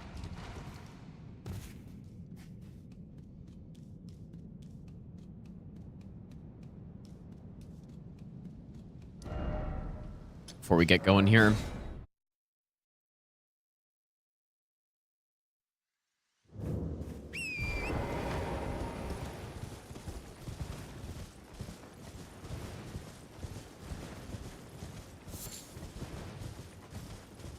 You have roll bound to scroll down since it's impossible to hold a scroll input. That sounds crazy, dude. But interesting.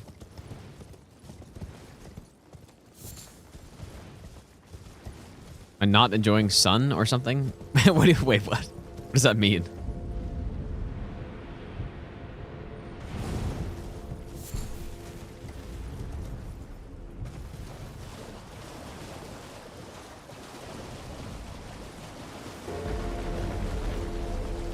When did I resume stream today? It was 5:30, I believe. So we're getting up there. Still feel like I could do 1 or 2 more runs today. Like I shouldn't have had to reset that last run, but yeah, so far we finished.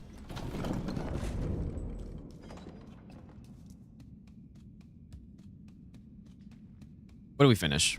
We finished that lightning ram run, and then we did Milady, all great runes. Zuzi, how was your stream, dude? Runs are not bad so far. Got a few done. I took a hit to Radagon earlier, but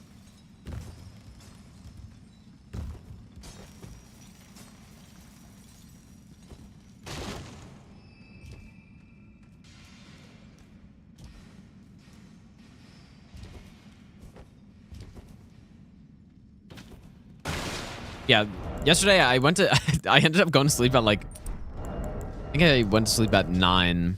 It was 9 or 9:30. But I'm just gonna keep pushing that back. Probably today will be like 10:30 or something, and then I'm just gonna because I need to fix it, right? It's got to get fixed.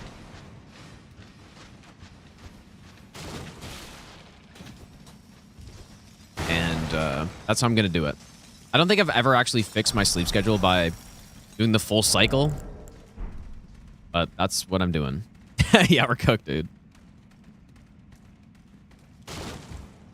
Waking up later is the key. That you're right. It's the opposite of what I think is the best way to fix it, which is waking up early, like taking basically a nap. You have to sleep for a long time, or else it doesn't work. Because if you wake up early, then you're still in the same spot, basically.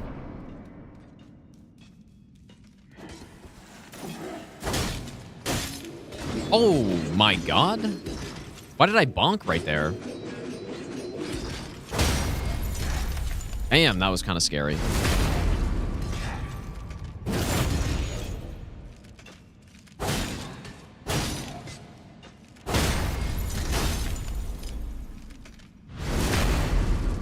Yeah, 10:30 in the morning, dude. Yeah. And it's funny because it all happened. There was one run I did. I think it was the Hand of Malenia, where I finished a run at around 2 or something, or it was 1:30, and then I'm like, let's go do Hand of Malenia. And the run ended up getting pretty far. But basically, next thing I know, it's past 4. And before that point, the first like 3 or so days of the marathon, I was pretty consistently coming back to the stream at around 11 or 12. And going to sleep at like 2, or I guess 3 maybe. But then that one day, I do that. I'm up until like 4:30 or 5 or something. And then I ended up sleeping for like 9.5 hours. So yeah, it kind of, yeah. That's what started this entire thing. And so now I'm legitimately on the reverse sleep schedule of what I should be. I sleep at 10:30, but 10:30 a.m.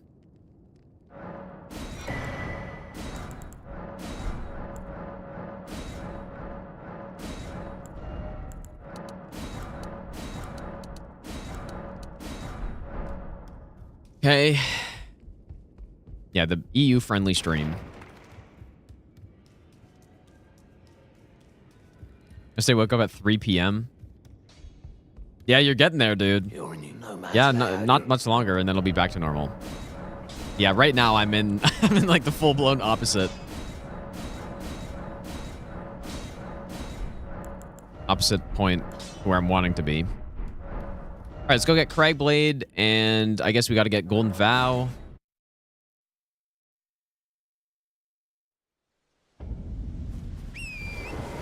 Yeah, and there's always someone who goes, just stay up one night, and that'll fix it. There's always someone who says that. You gotta just stay up and not sleep one night, and then you're gonna fix it. It can work, but I feel like that's the worst way to do it.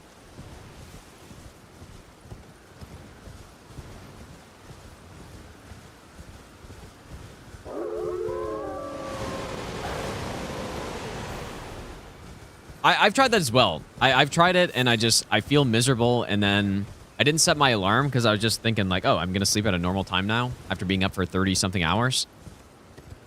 And then I slept, and the problem was I ended up sleeping for, probably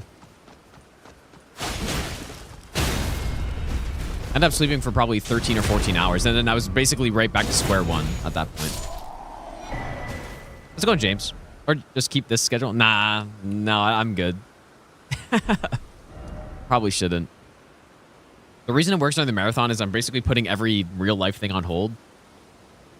But I'm not doing that forever. I think it's basically impossible when you have like stuff to do. It's pretty hard to mess up your sleep schedule, I think. For me at least. But right now, I've canceled everything, and that's when it happens, dude. That's when it always happens. No plans. Can't think of another way to do it. So there, as far as I'm aware, there are 3 options, pretty much. So yeah, the method that people always say is you just stay up all day until it's time to sleep, and then you would set your alarm, I guess. That's probably the worst, least healthy way to do it, because then it's not good to stay awake for more than, like, pretty much more than 30 hours, and you've already got stuff going on. Like, to your brain, I think. So that's no good. But it can work. It can obviously work, but then you're simply just forfeiting sleep. But the other option that I've done the most, this is my go-to, pretty much. It's funny how I'm saying this, like, I'm a seasoned veteran at sleeping at the horrible times, but my go-to is, like, let's say tonight, or later when I go to sleep, it's 10:30 a.m. I set an alarm 4 hours later, wake up at 2, and then if I do that, if I basically just take a nap, then I'm able to go to sleep at a normal time. And that's the way I do it pretty much every time. It's a little painful to wake up that early and stuff, but then every time I've done it, I sleep at a normal time. And as long as you kind of like, I guess I should go get Flame Bear Strength as well. As long as you pick the right time to wake up and sleep the correct amount of time, you should be able to sleep on time. But you kind of have to get a feel for that a little bit, because it's possible you sleep too long and then, you know, you're not able to fall asleep by the time you're supposed to, or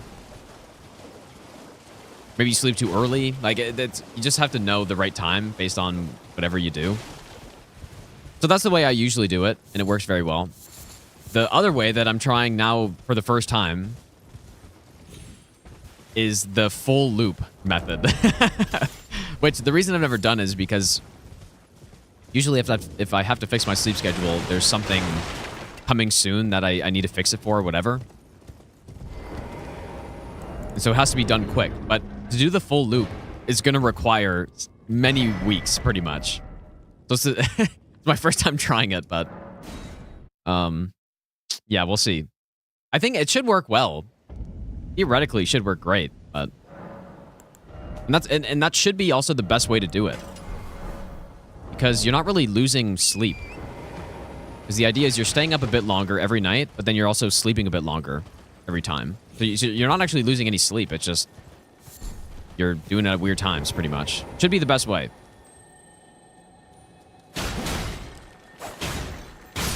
Insane sleep no-hit strats. Okay, these guys are blocking. I don't... I don't have repeat action on. I guess they just do that. So yeah, that's what I'm doing. And it should be... Like, I feel... The only reason I'm feeling, like, a little... Oh. I guess heavy. The reason I'm feeling a little messed up is simply... I'm not even feeling that messed up, but just...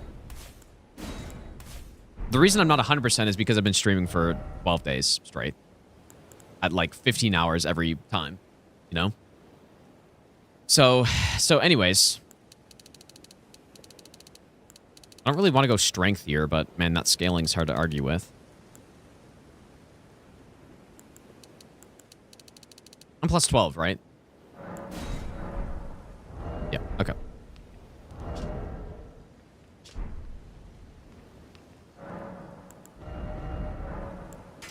This would just go standard. Definitely a bit worse, but good enough. Okay, we should be good. Yeah, we're good.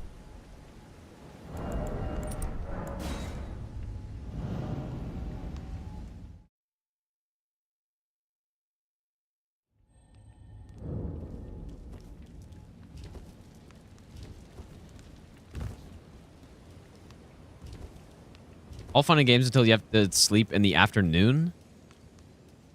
What makes you say that? I don't get it. No, it's all fun and games until you wake up and it's pitch black out. That's... that's quite something, dude. The stars have aligned. It's like sunset when you wake up. Pretty jarring.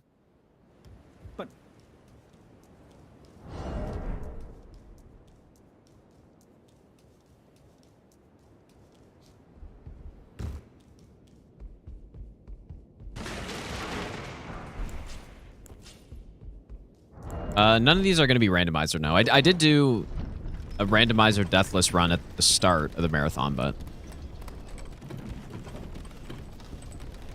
Noisy in the afternoon, hard to fall asleep. Yeah, I guess so. Dude, if you... The sleep mask, I bought a sleep mask when... the blinds in my room aren't great. And I bought a sleep mask last time my sleep schedule was messed up, and I couldn't imagine... Like, I used to just sleep in the brightness when this happened. And that was bad. Like, that was when I... Pretty much, if it's bright outside, I can't sleep for more than, like, 5 hours, basically. But that's essential right now. Yeah, become full vampire, dude. Okay.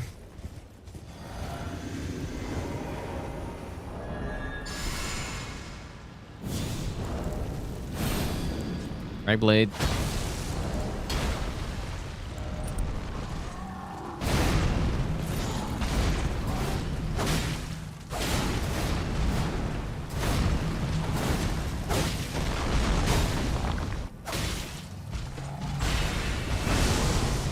Going for that early stun here. Should stun probably like next hit or something.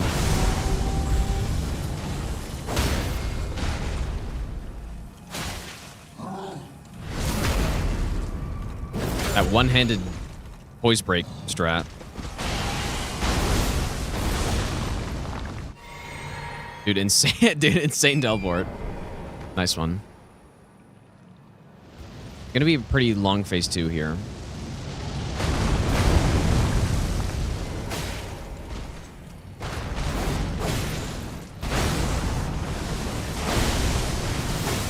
But just like that whole combo right there is 120 poise damage. It's only got 200 poise, so... Like, this has got to be the highest poise DPS in the game. It must be. It's so disgusting, dude. I mean, it's actually more than that because of the Frag Blade, too. Ooh, I didn't really like that position. It's actually insane, man. This guy's got 200 poise. And a poise breaks him that quickly. Wild stuff. I just went standard infuse on this thing right now because the request wants me to go poison. That's why I'm killing this guy as the first boss.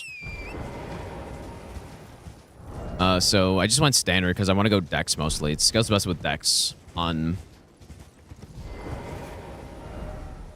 a poison infusion. Okay, so I guess we should just go get the wet blade now, huh?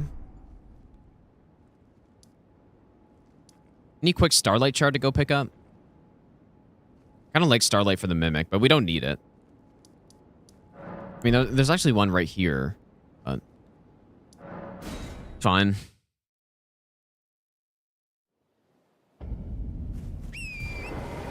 All good. Missing our Wing of Estelle for Poise breaks? I think this thing. But Wing of Estelle does Poise break plus insane damage, so...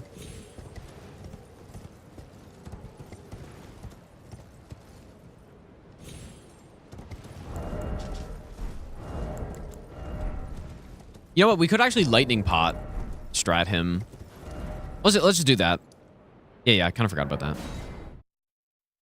Let's just Lightning Pot. I think with a Lightning Pot with base stats and Golden Vow, I'm pretty sure it kills. Are you here as a customer? I'm not mistaken. I shouldn't have bought that, actually. I don't know why I did. We go here. Poise a static number, or is it on a bar that ticks like Poison Rot? Just hidden? I mean, it doesn't work the exact same as Poison or Rot. Because Poison and Rot are always regenerating.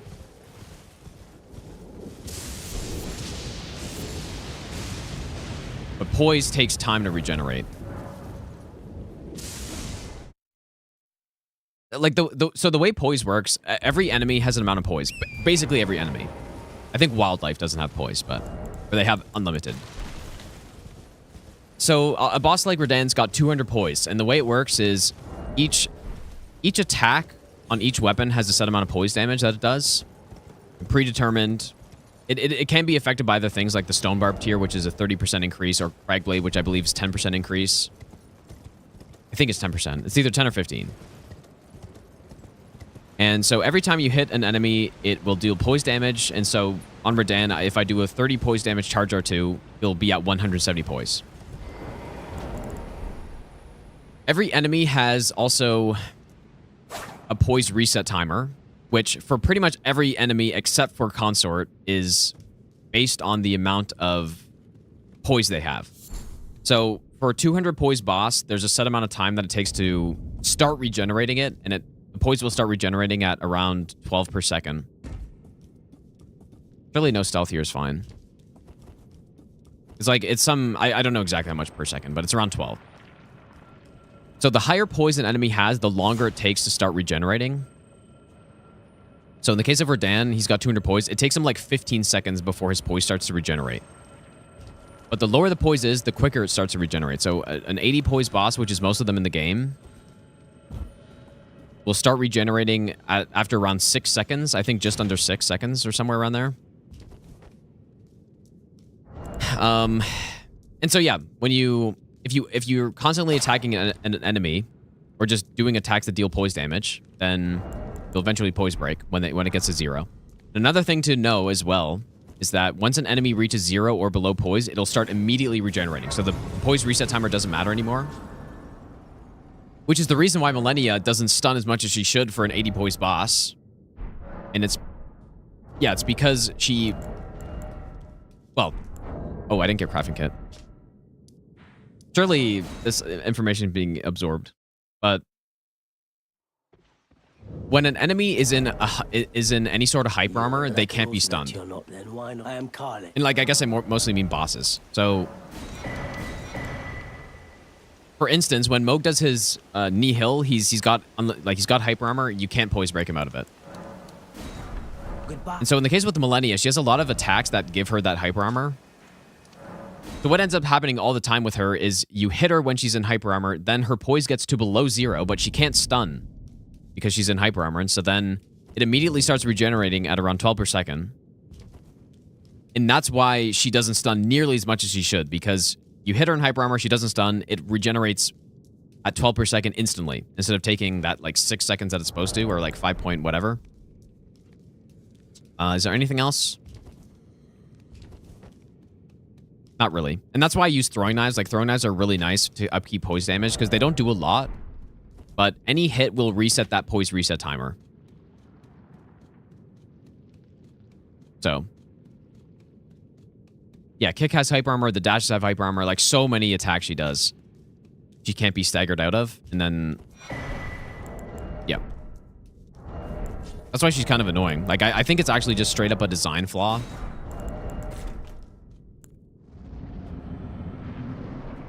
That's part of the reason why I would rank her not an S tier, is because that it's kind of garbage, because you're supposed to be rewarded for being aggressive on a boss. And she just ignores it a lot of the time. And yeah, so the thing with Consort is that he has 120 poise. So 120 poise boss, I think, is supposed to take, what, like 7 or 8 seconds or something to start regenerating. I might have the numbers wrong. I can't remember, but for some reason, he regenerates poise at the rate of an 80 poise boss, I think. So yeah, instead of... For normal... Okay, so 9 seconds. So instead of taking 9 seconds to start regenerating for a normal 120 poise boss, so those would be bosses like Godfrey and I think Radagon, you know, bosses like that. He regenerates at 80, which is 6, or around 6. So that's why it's so hard to poise break him. And he's got so many stalling attacks as well that he just like flies up in the air and he's just instantly regenerating his poise. And I don't know why they did that, but they did. So I think he's the only boss in the game that doesn't follow that. I guess the one other thing I didn't mention is that there are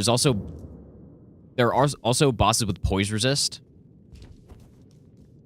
Ancient dragons are kind of the main one. That when you hit them, you'll deal 40% of normal poise damage. I think it's I believe that's the number. And so that means their effective poise is way higher than 120, which is their actual poise.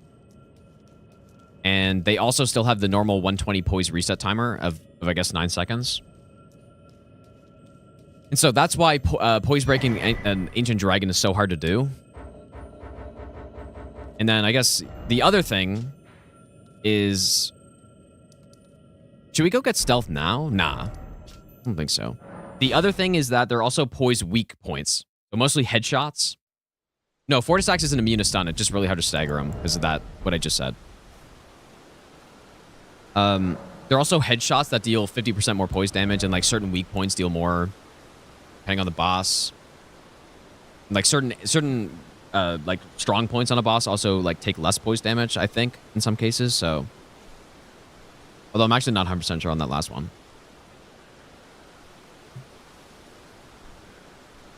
What am I doing?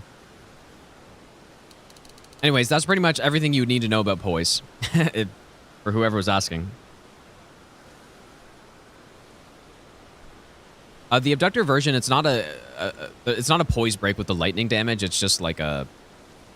I think you do 5 hits with lightning and they just get poise broken or whatever. Or get stunned. I don't think it's poise. Is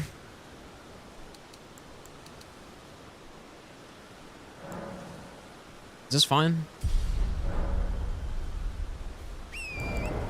Alright, we're gonna go do Morgott now. Actually, I didn't poison infuse yet.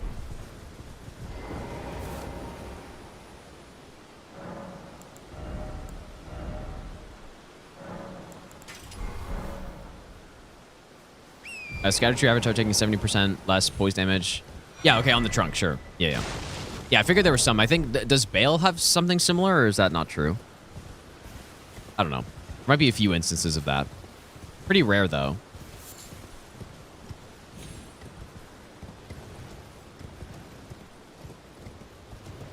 Yeah, poison in the other Souls games, I think, is pretty much the same. At least Dark Souls 3, I think, is the same, but... The poise breaks are just much less useful. And they're you know, they don't generally give you riposte, but it depends on the type of poise break. It can be a little different sometimes. Okay, surely this is good here. But yeah, I think, again, we just go with the... like, one-handed R2 spam to poise break them. Yeah, poise breaks builds in this game are by far the strongest of the Souls games, because you pretty much always get a riposte. Messed up. Like, I think you do always get a riposte, right? Yeah, that's you know what? That's another good point too. The Crystallion's poise never resets. Well, Bastard. thou art of passing skill. Warrior blood must truly run in thy veins. Tarnished. Pretty sure on some of these punishes I can just go for 3 charged R2s, man. Nice whiff. Okay, that poison's gonna clutch us, surely.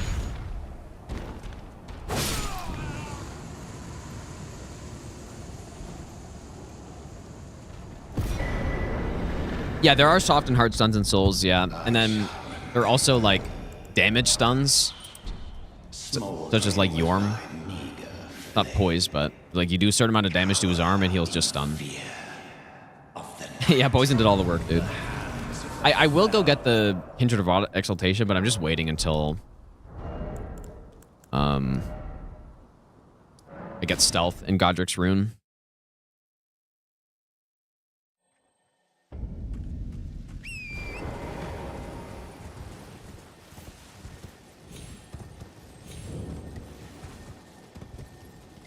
Oh yeah, that's true. The Golem Furnace stun.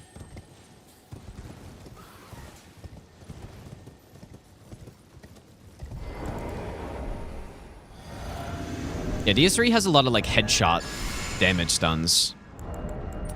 Like Dancer and Gale and who else has one? I don't know. Osiros.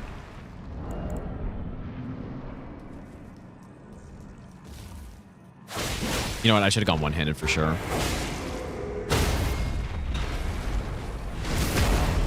What, like... Oh, yeah, I guess Midir too, yeah.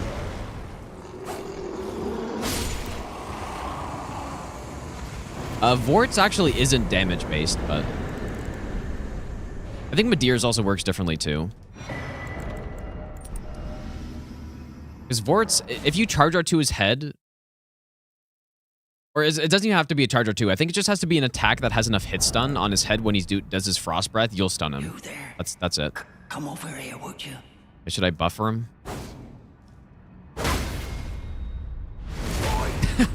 What are you doing?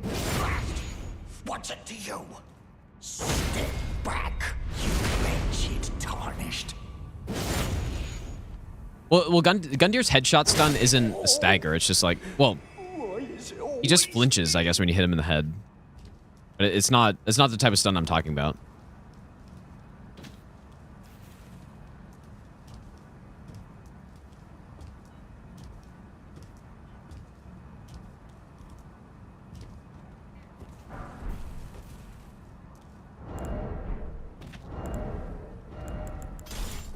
Yeah, like I'm pretty sure you can riposte Gale. I'm pretty sure you can riposte him, which I think that's true. I'm pretty sure when you headshot Gale and do enough damage, I think you can riposte him. I don't think I've ever done it myself, but I've seen it. It's not exactly the most practical.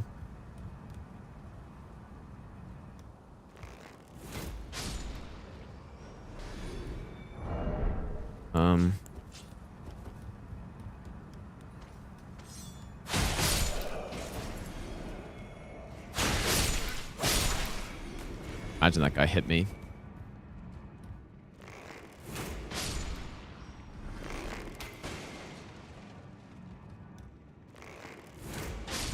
Rick will never poise break on NG +7 unless you deal more than 30 poise damage with a single attack.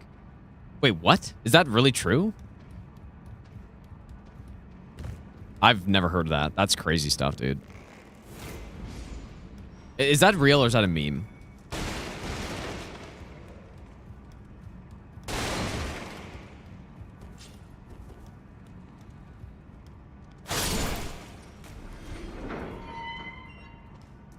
And is that like NG +7 30 poise, or is that like base NG 30 poise?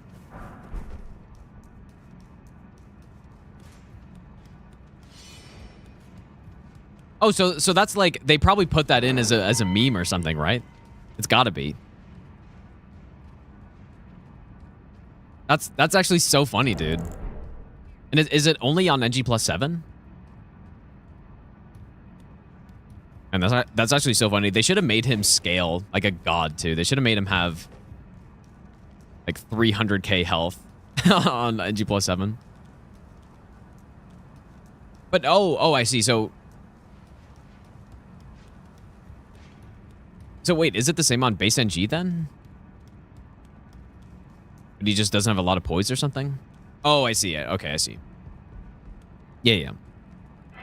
Okay, that makes more sense. They didn't actually go in and try to make him a god.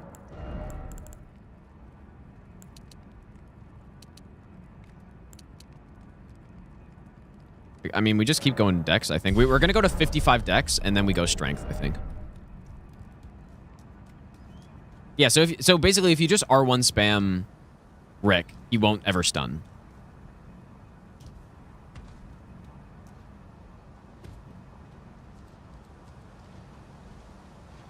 But then, so a dagger just can never stun Rick? Is that true?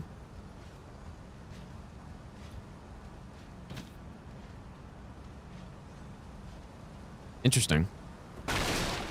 Well, I mean, unless you like Cragblade or something, but Cragblade stealth. But yeah, if someone picked the whatever the knife starting class is, and then they go to Rick and he's like, dude, he's I can't stun him. That'd be so funny. Like, yes, use your charge R2 to show stun. What are you talking about? I cannot stun him with this.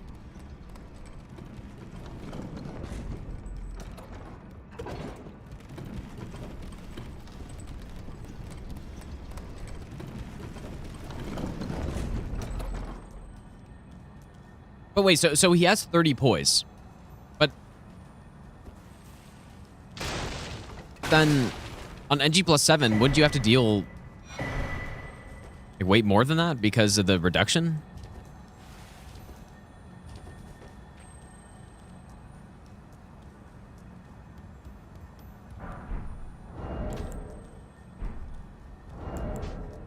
All right. I usually don't get Flame Grant Me Strength for these bosses, but got it here because we killed Radagon so early.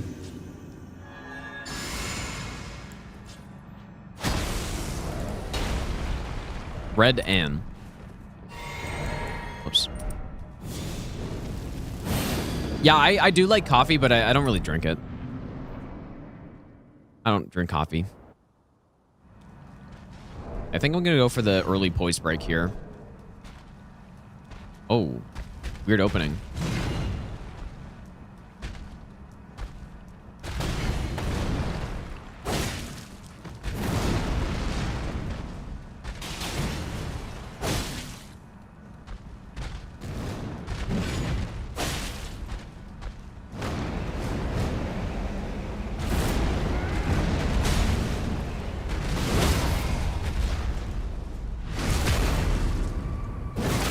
Surely this jump R2 will hit. Because there was one run I did where I died because I did something like that and it whiffed or something. I don't know. Wait, that poison's ticking him away at 11 damage a tick. Bonk. Bonk. I am the Lord. This weapon is so solid. Ever done NG plus 7 no hit? I did, the master run is level 1 plus 0, fresh start on NG plus 7, which I did do, 80%. So yes, but, I mean, it's not like a normal type of run, I guess.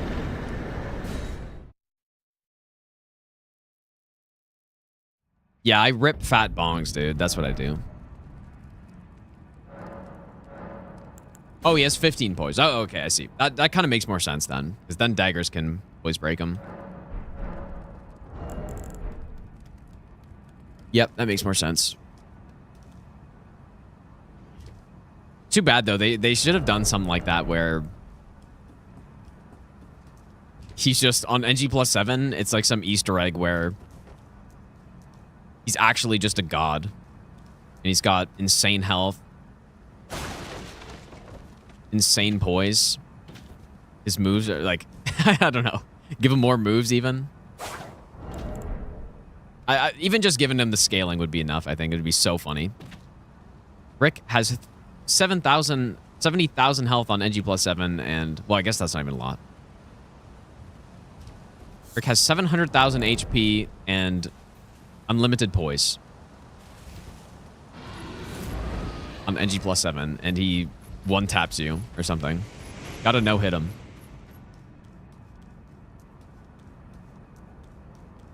Let's go on Yui. I'm kind of alternating because there's some cases where it's nice to have insane poise damage, and then when I'm two-handing them, apparently it's 15 poise damage, which is bad, but that can also be helpful too, though, when I'm trying to set up a stun for phase 2, something like that. Chrono Gem, thanks so much for the raid. How's your stream, dude? I appreciate that.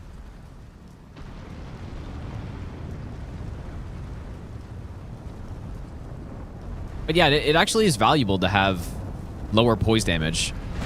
A lower poise damage attack. Sometimes. I'm thinking when I fight the clergyman.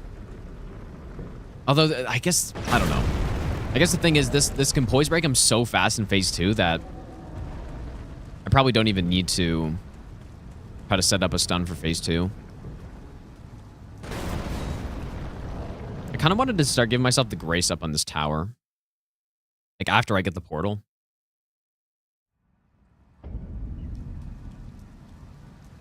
Here's not the best FromSoft game, someone says. I think Fatball says. I would agree, but I would argue it's probably the best executed that I've played from them. Maybe. Although that's very debatable.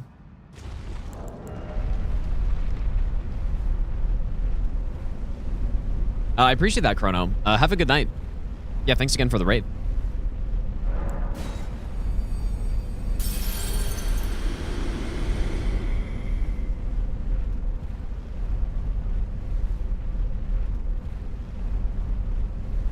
Okay, so now that we got Godric's, I'm going to go get Stealth, and then we're going to go get the Exaltation for Poison.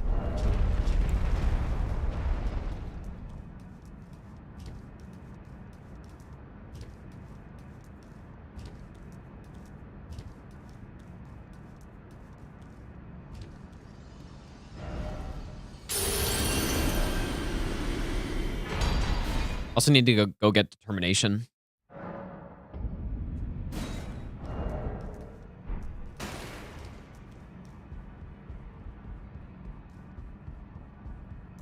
Only fine. You have now to become the thing as much.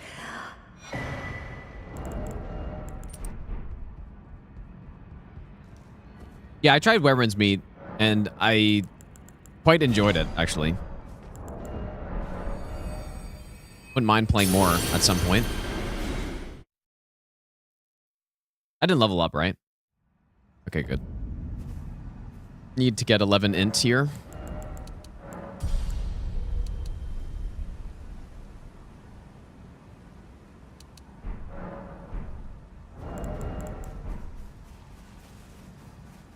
You surprised you no matter. Why don't you? Oh, don't. Get that. Stealth.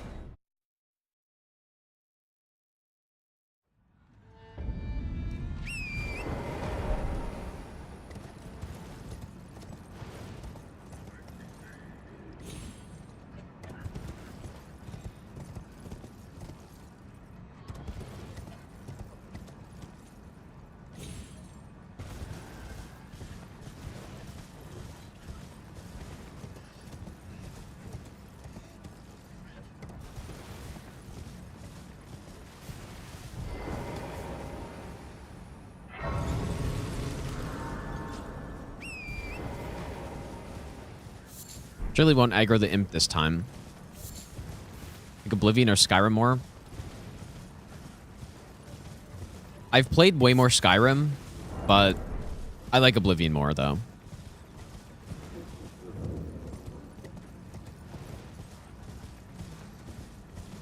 Like, just in my mind, the Elder Scrolls games kind of got worse as they went on.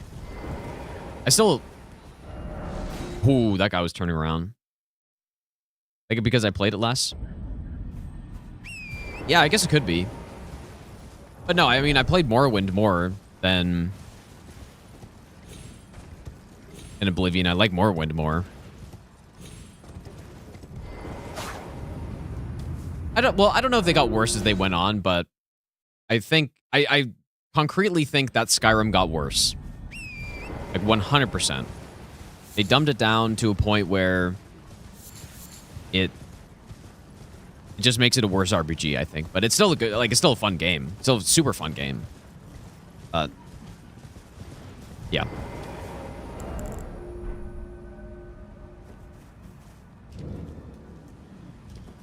Not like Morrowind at all? Well, when did you play it? is what I would be wondering.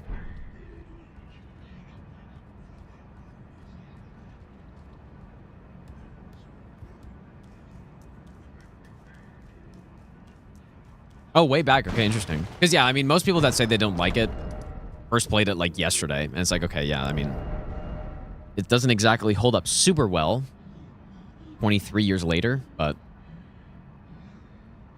all right, we got that. I think we have... Yeah, we got stone swords. I need determination. Yeah, it doesn't hold up at all, yeah. Unfortunately.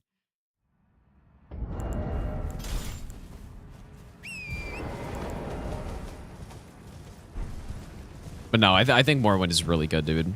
Like, at least considering the time it came out. You there. Could you help us out, Cully?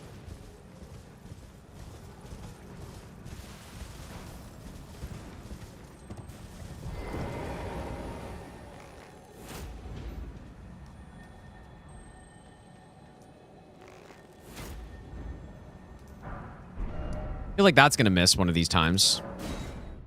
Favorite game to do no hit runs on? I think, well, Dark Souls 3 is the run or the game I've done the most on by a lot. Okay, maybe not by a lot. I've done a lot of run requests in this game, but definitely Dark Souls 3, Dark Souls 2 would be the two.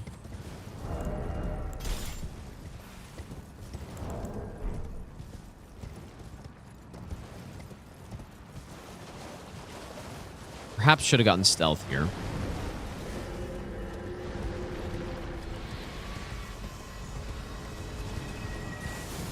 Yeah, the RNG combat is really bad for, like, compared to modern day games. Yep, it's really bad.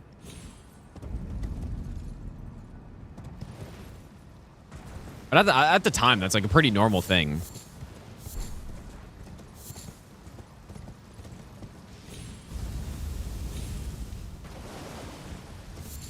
But what makes Morrowind so good is the story and the world.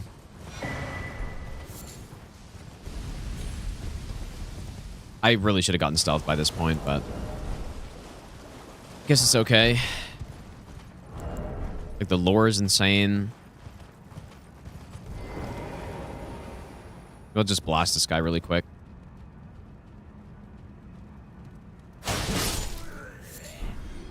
Best villain.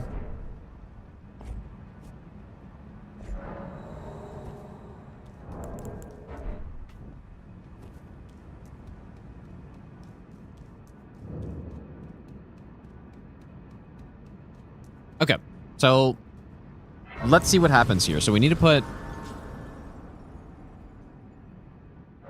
determination in. And I guess we go poison fuse. I guess.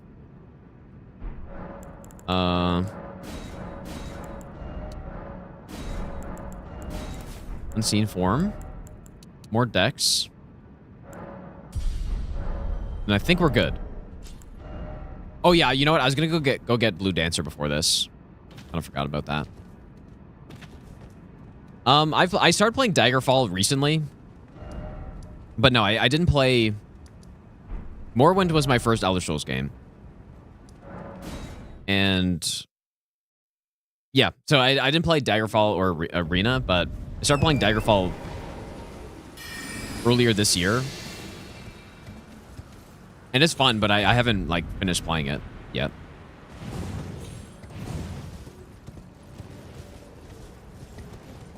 I will Definitely finish that when I have some more time at some point, but as with every game at this point, it's like I'm playing Souls, so I have no time for anything else.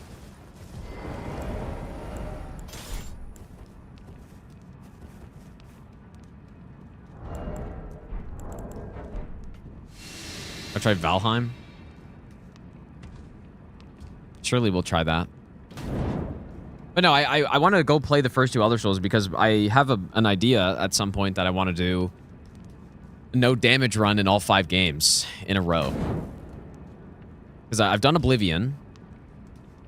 And I was wondering if I should do that on master difficulty or not, but I've done Oblivion, I've done Skyrim. Several ones in each game. But I haven't done Morrowind yet. And yeah, I still need to actually play Daggerfall and Arena completely. So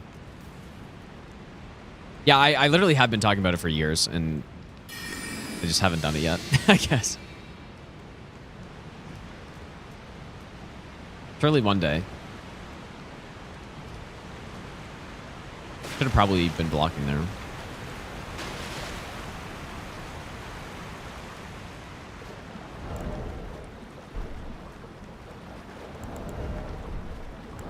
After Kazan. Oh, I put determination on, but it's actually probably good for this fight.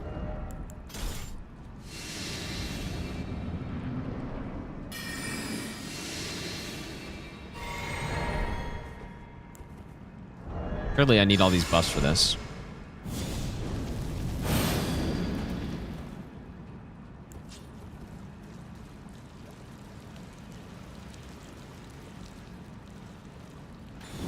It's so weird the angle that you hold this weapon at when you... Wait, did I mess up? Surely not. The angle you hold this weapon at when you do Knights or Determination is kind of weird, I find. And most of the weapons you hold up, but not this one.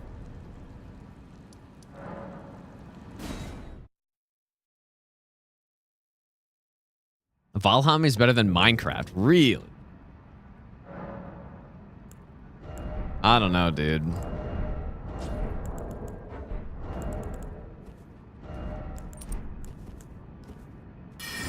That sounds too crazy for me. You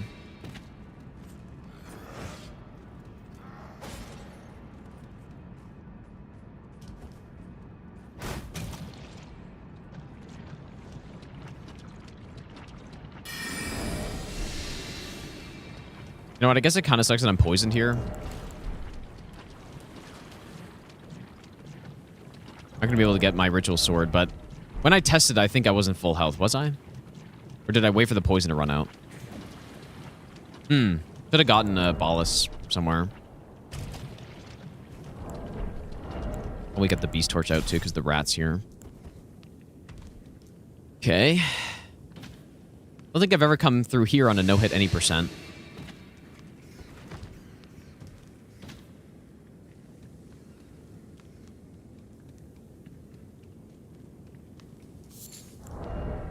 Very necessary cave moss pickup.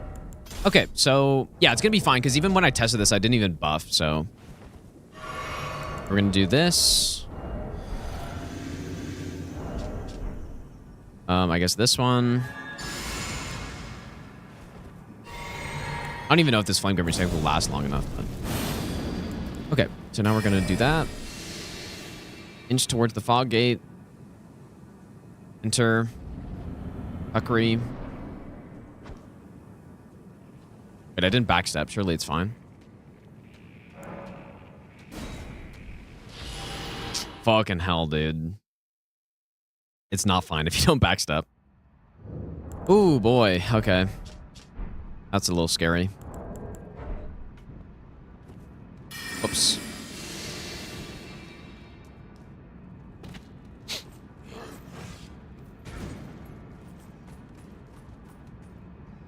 Done randomizer, no hit. I've done item randomizer, but I haven't done like enemies as well. I just, for me, the type of runs that I like the most are the ones where I can not lose to RNG, pretty much. But yeah, I would be open to doing that at some point if I was bored or something, but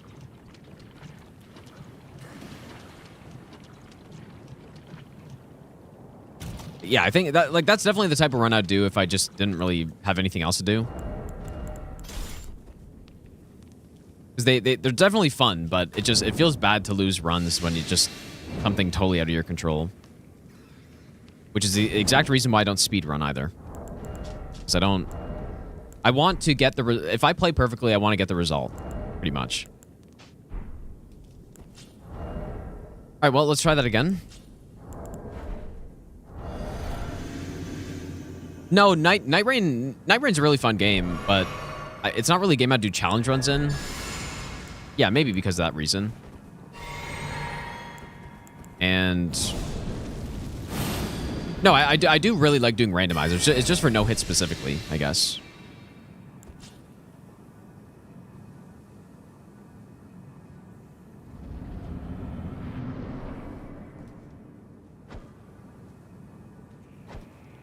There we go. Okay, and now... One-handed Knight's Resolve. Or Determination. I keep saying Knight's Resolve. Poise Break. Post. I shouldn't need stealth for this guy.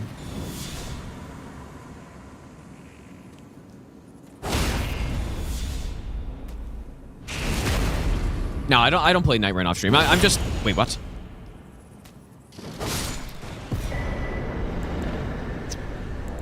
Just a bus right now. I didn't even know I needed them for him. Alright, well, we got the talisman. But yeah, Night Rain, I just got bored of Night Rain because it's so repetitive, I think.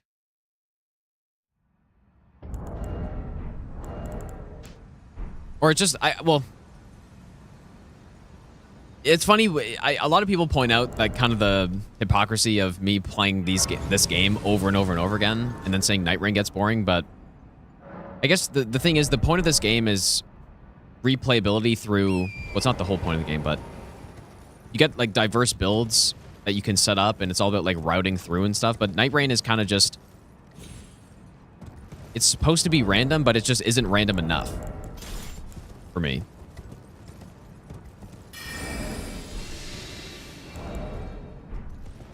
I wonder if I should go one-handed here.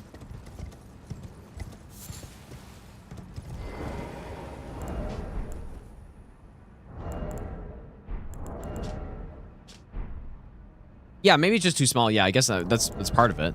Sure. But I would like that game to be just simply more random.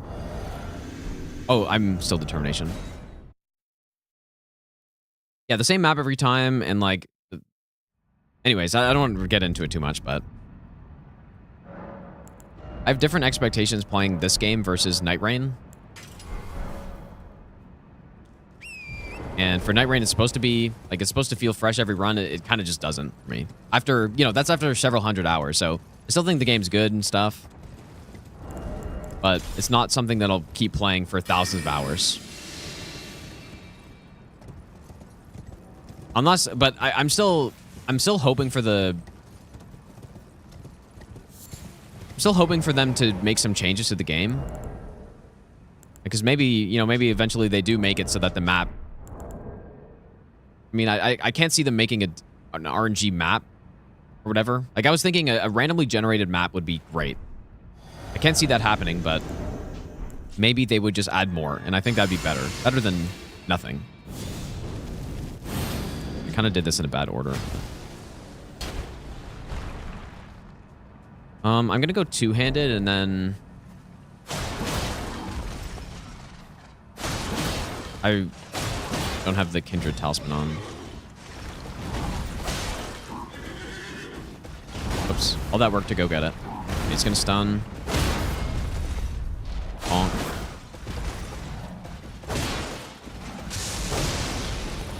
He went for a greed one there. Stun. Bonk. Why is that second one missing? Ah, you bastard. Okay, poison, take him away.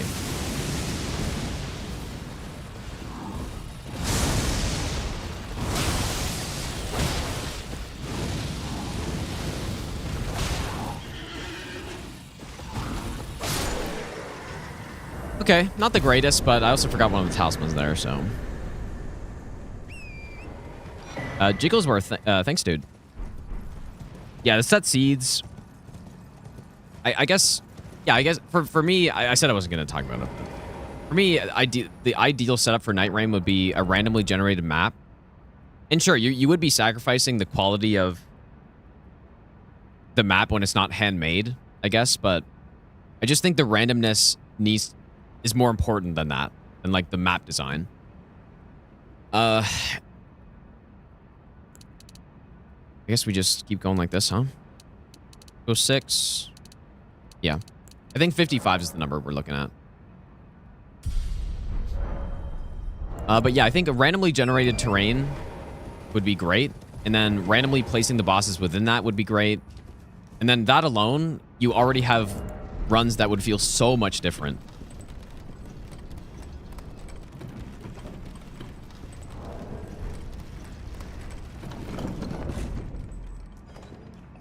So that'd be great. And then, you know, making some more randomness to like camps and stuff would be cool.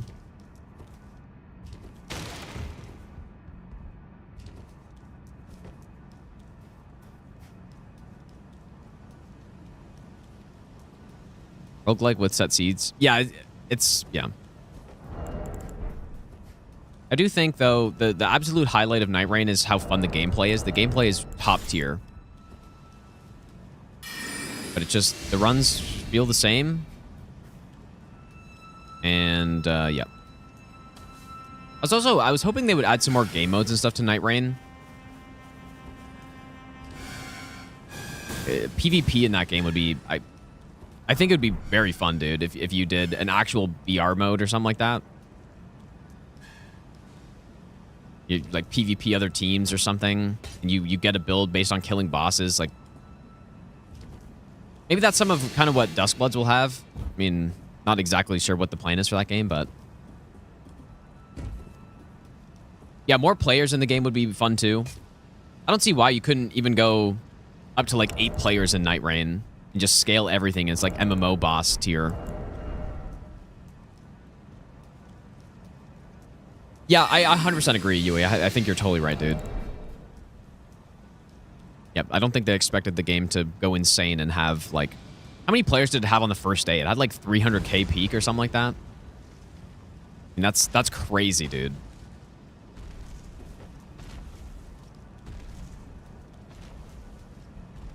I don't think that's what they were expecting.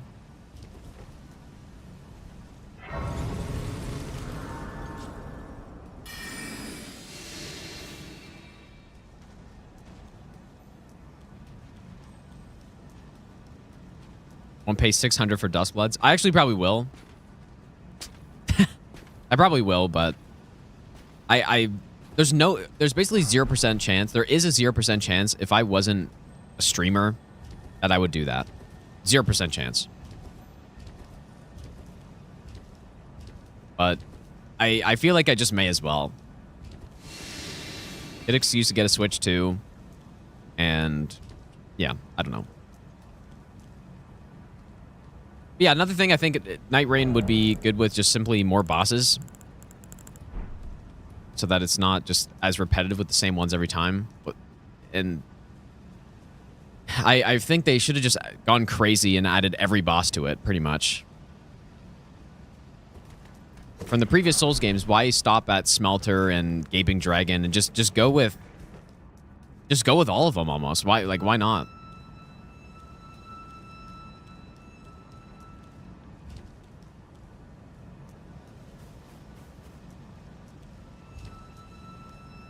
Like the rough concept of Duskbloods. I honestly don't even really know what it's about. All I know is it's some PvP VE thing, but I don't know. I haven't really looked into it that much.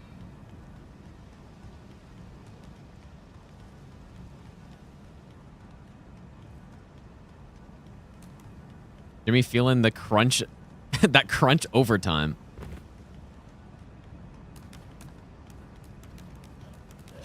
PvPvE extraction like.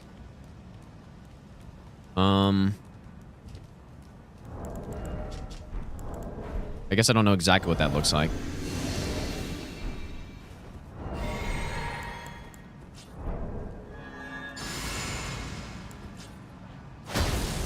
Do I just go one-handed? I think I do, man.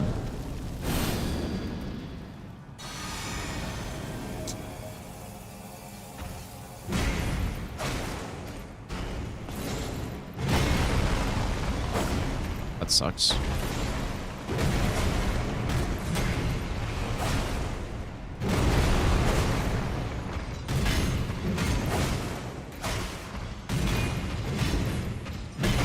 Poise.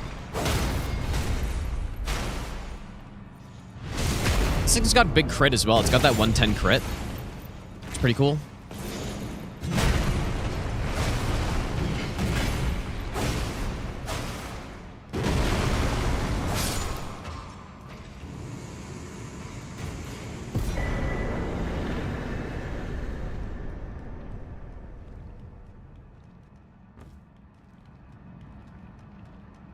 Night Rain plus Tarkov. So what is like I've never seen Tarkov gameplay, so I don't know what that is. I've heard of the game, but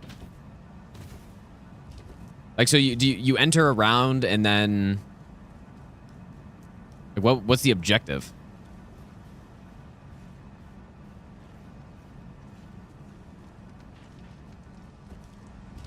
Land, get loot, leave, and then the other team. Where does the other team come into play? Like, you can just fight them? I don't know. I would have to see it, I guess. Okay, 55 and then strength time, I think.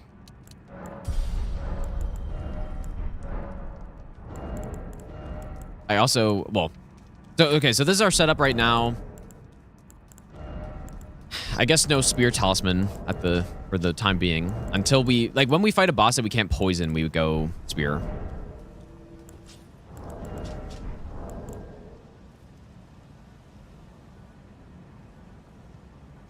Also get an NPC friend in Duskbloods.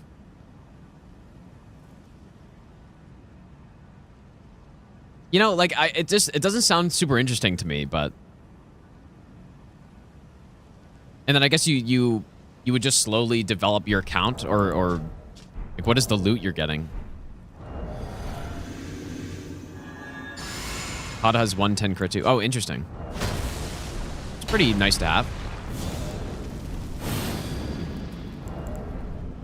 I don't know. I would have to see it because I'm not understanding, I guess, or I kind of understand, but I just don't see why I'd want to play that.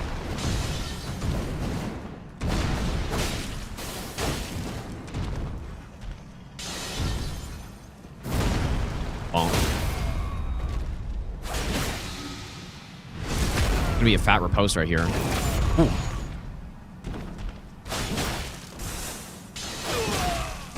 Should have gone one-handed there. Damn, the damage, dude.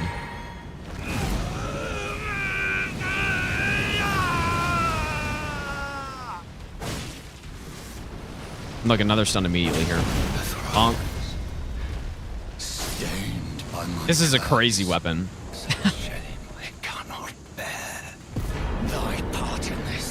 Crazy weapon. Shall not be forgiven. I don't know.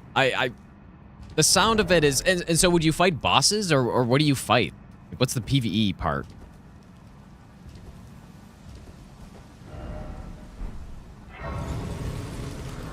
Like I said, actual 0% chance I would get it if I wasn't a streamer. 0%.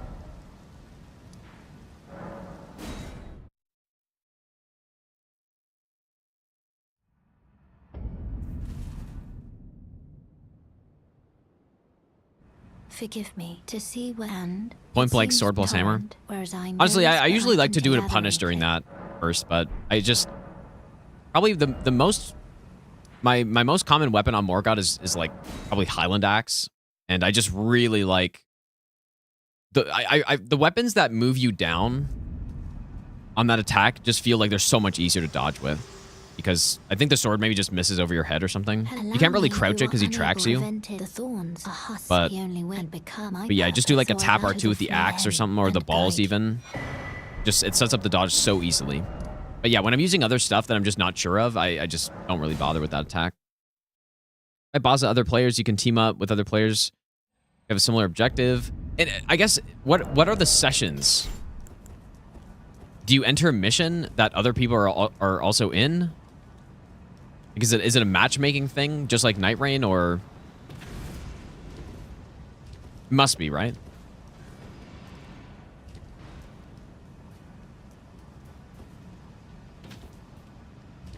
I don't know. I guess I'll see when the game comes out. But I don't know if that's my type of game, dude.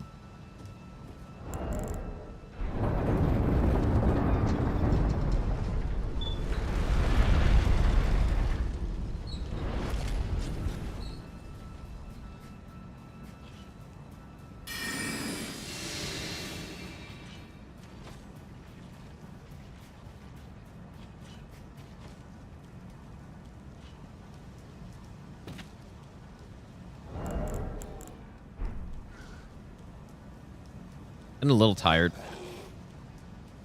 I gotta be up for probably another 4 hours to stay on schedule.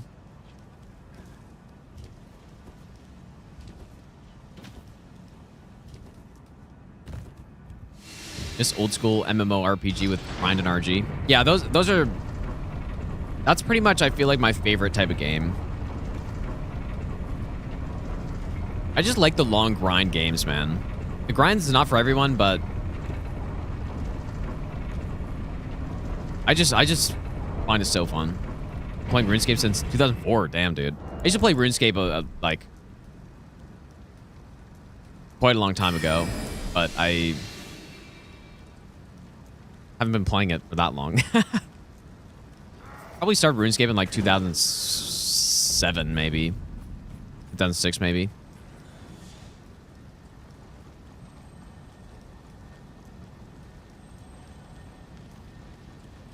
Oh, boy.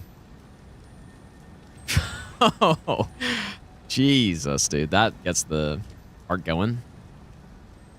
Damn. I wonder if that would have hit me. Like, that guy was on a mission right there.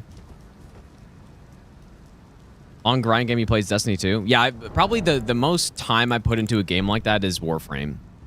And I love... every minute of it was great, dude. Big fan of that game. But yeah, I haven't played... I haven't played Warframe in a long time. Pretty much ever since I started playing Souls.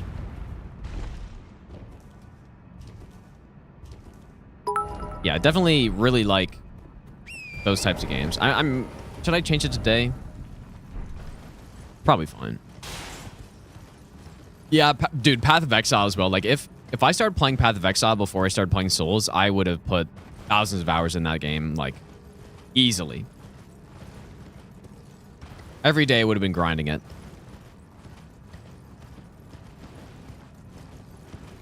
I've put a couple hundred hours into Path of Exile, but not some serious grind, though.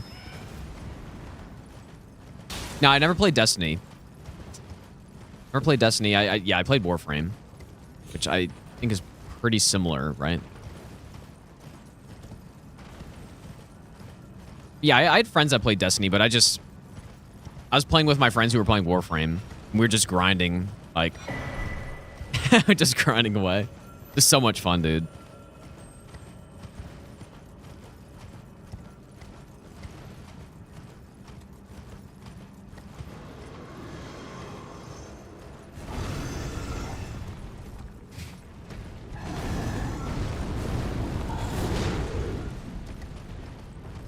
Now, I've never played any BR game.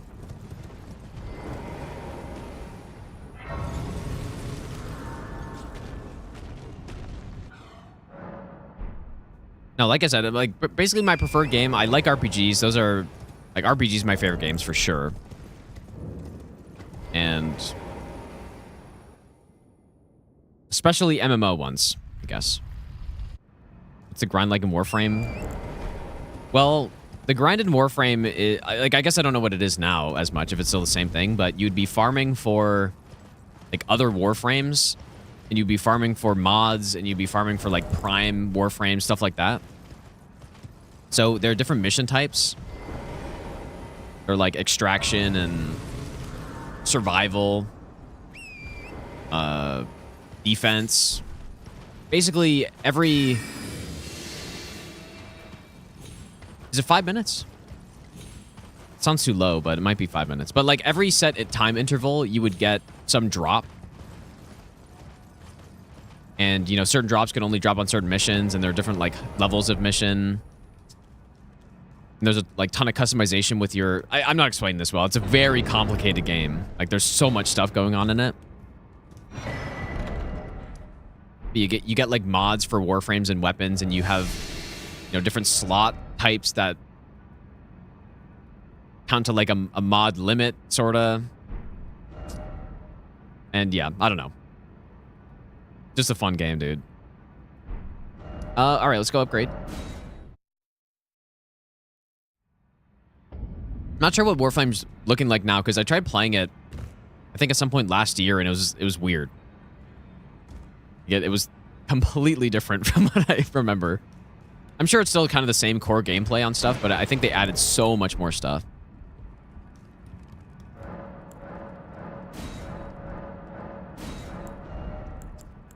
All right, we are plus 12, so...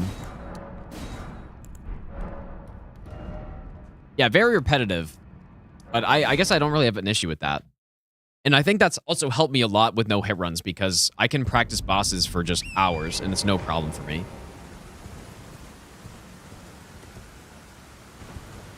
As people have seen before.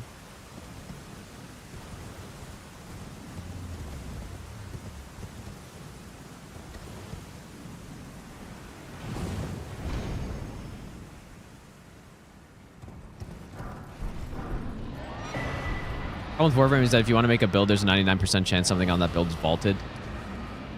Yeah, I guess. Yeah, I mean... That wasn't as much of a problem when I was playing, but I could certainly see that.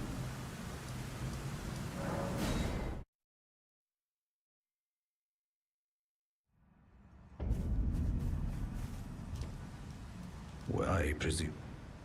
Oh, I remember I came back to Warframe for the... What is the thing called? Like the open world. They're not Goliaths. They're... You guys know what I'm talking about if you play Warframe. The Duviri? Yeah, the Eidolons. Yeah. I came back to play that, and that was good fun too, actually. But that was the last time I played it. Like I stopped playing it for a while. And then I heard about that update, and I was like, holy shit, that sounds really cool. And then I came back to play it for a bit. That was, like, I don't even know when that was, but that was the last time I played it. So I'm, you know, many years behind, I guess.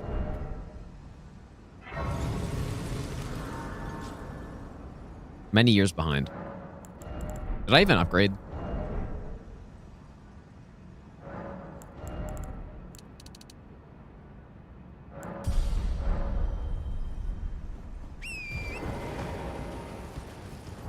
But yeah, the thing is, I would love to get back into a game like that again. It's just not going to happen, though. Not with... I can only play games for so long a day, right? So it just... When I'm playing Souls, I have so many things to do. So many no-hit runs I want to do and stuff. There's simply no way. And the fact that it's literally my job at this point as well. I mean, even before it was. Like, once I started doing no-hit runs on Souls, I just never played anything else, basically.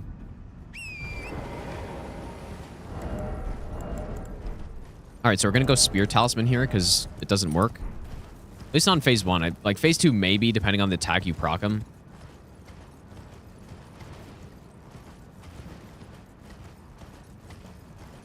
Yeah, I bought Monster Hunter World when it came to PC, and I started playing it, but the same thing. Like, I just play it one day, and then I'm back on the no-hit grind.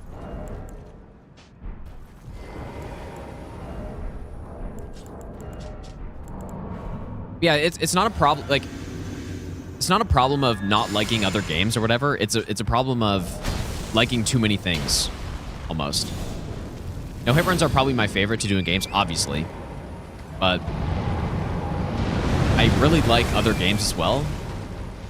But again, there's just not enough time in the day.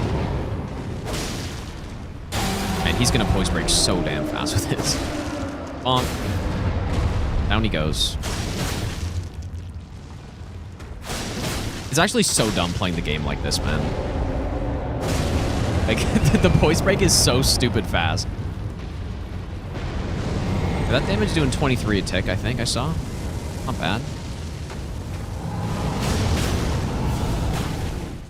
You got that off, I guess, right? I probably got time.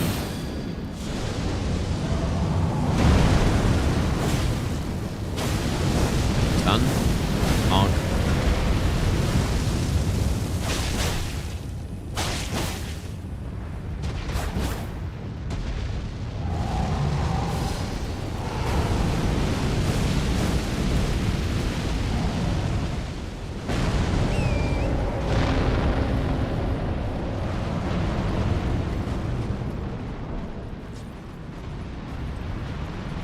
Poison. Doing more damage in this phase. 40, is that 39? No, it's not. 45? 37? 37. Not bad.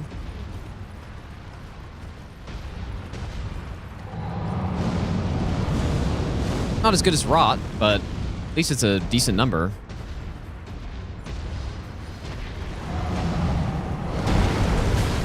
And yeah, one-handed fists in this phase are crazy good because look at that. 60 poise damage just like that, and then watch this. And I whiff. You idiot. I should have gone for the other hand, dude. No fire breath, please. Bonk. It's just insane how fast you poise break him in this phase. It takes 2 melee attacks and you get a poise break. Assuming you do it correctly.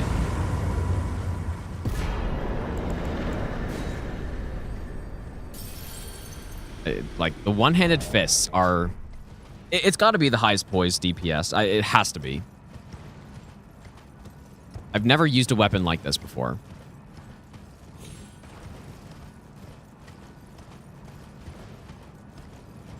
Because I don't think the balls obviously have insane poise DPS and just straight-up DPS.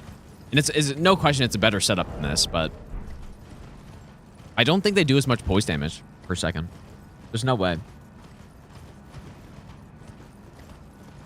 They probably do.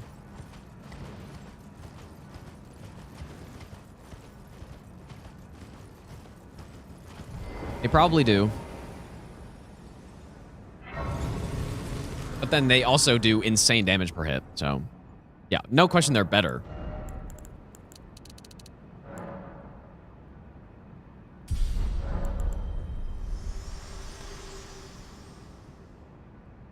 Yeah, I guess that one thing too is that these take way less stamina. I guess if that's useful.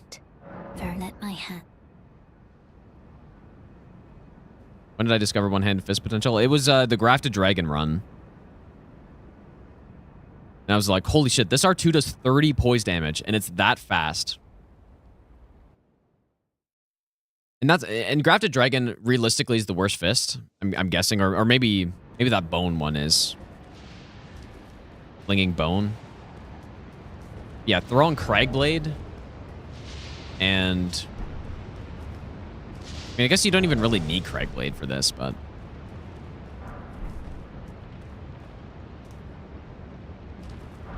Yeah, then it starts to get pretty insane.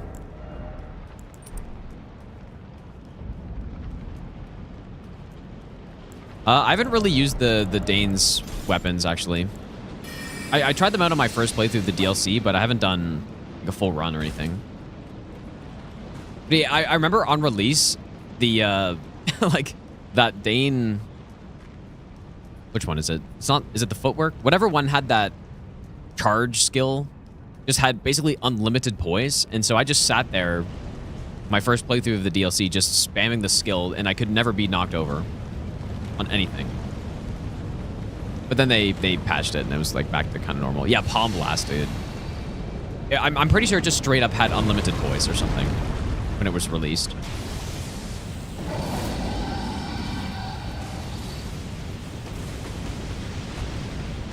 You sit there fully charged and just decimate with it. don't know if they're that good, but fun to use though.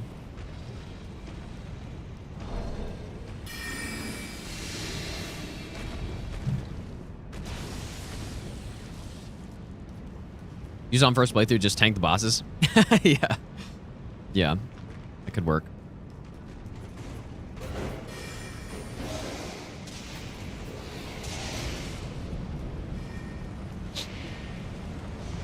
Thoughts on sparkling water? I think it's awful, dude.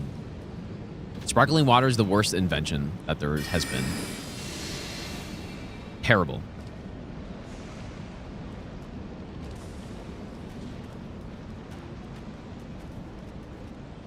Now, soda's good. But just straight up, like lightest flavored sparkling water is just bad. And just pure sparkling water is bad, too. I mean, it's not objectively bad. I just don't like it. I could see maybe if you put like a lemon and maybe have a... I don't know. If it's stronger flavor, then it's good. You know, if you buy some Perrier or something, it just... That's brutal, man. That's bad. Don't like it. Yeah, I would much rather just normal water for sure.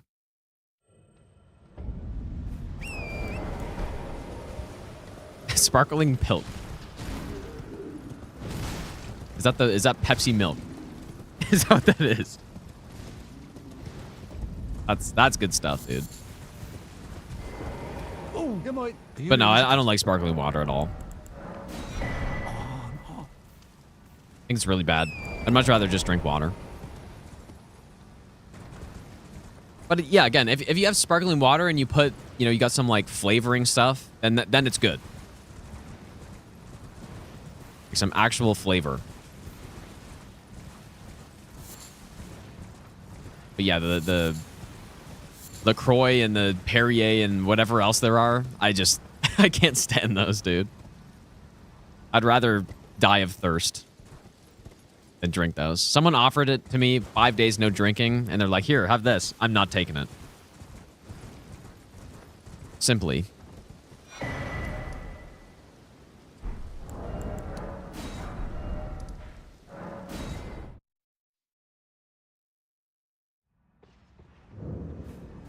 Yeah, sparkling water and juice or something, that's good. That's good, but... Goodbye. How many pots do I have? Oh, that's a problem. There we go. I was wondering what was the issue.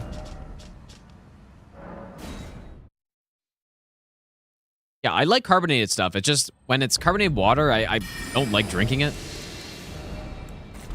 And if it's yeah, sparkling water with that, you know, tiny bit of flavoring where it smells good but then tastes like nothing, that's bad, dude.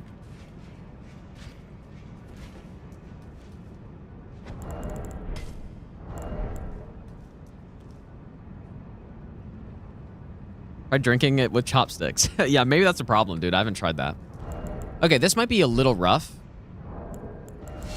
We're gonna definitely want to go two-handed, I think.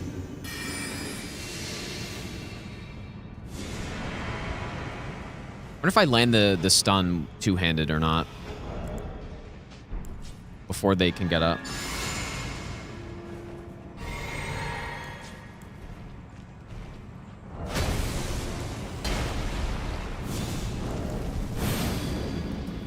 Wait, did you say add ice for flavor?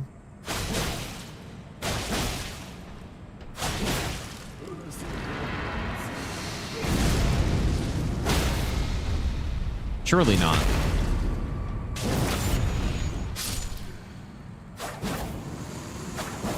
Pretty respectable damage here, dude. Add ice for flavor. That is that is quite something, dude.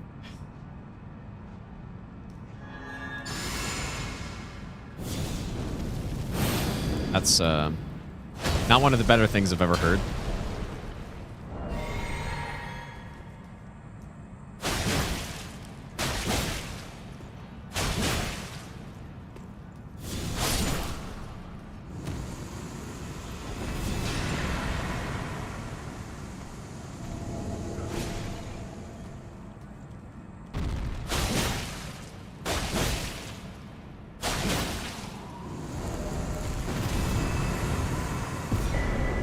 nice kill.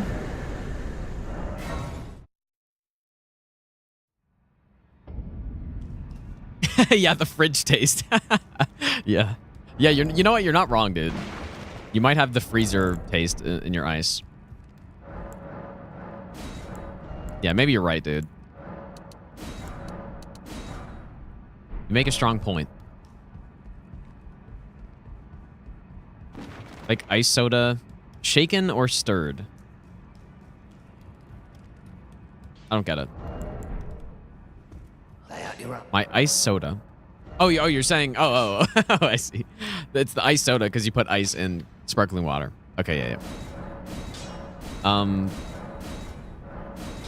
But yeah, I probably wouldn't shake it or stir it. Personally,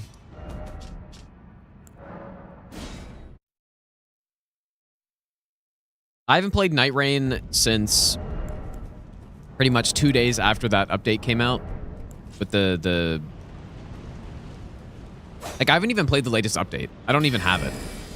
The last time I played it was the update for the ranked mode, or whatever we're calling it. The what is it called? Oh yeah, Deep of Night. Yeah, pretty much like 2 days after I realized, man, this sucks, and I just didn't play it again. But I know since then they buffed Guardian and they buffed a bunch of stuff. I just haven't played it since then because I just have zero desire to play it. So.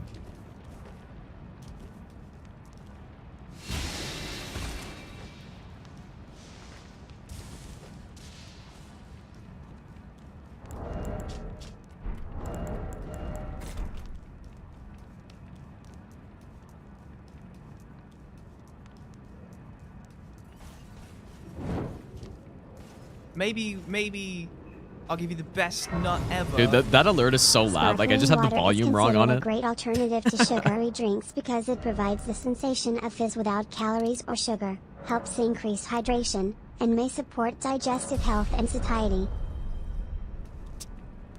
Sparkling Bait, thanks for the donation, dude. Surely.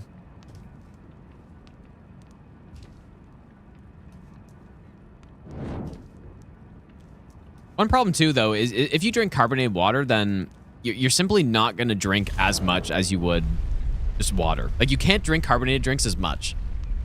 So like, I kind of feel like some people might be like, oh, I'm drinking carbonated water, I'm hydrating.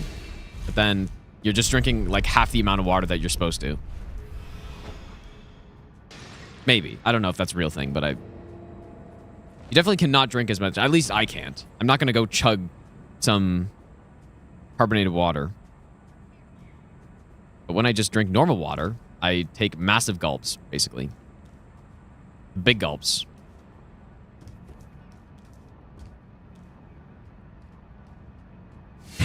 Condition the throat. Yeah.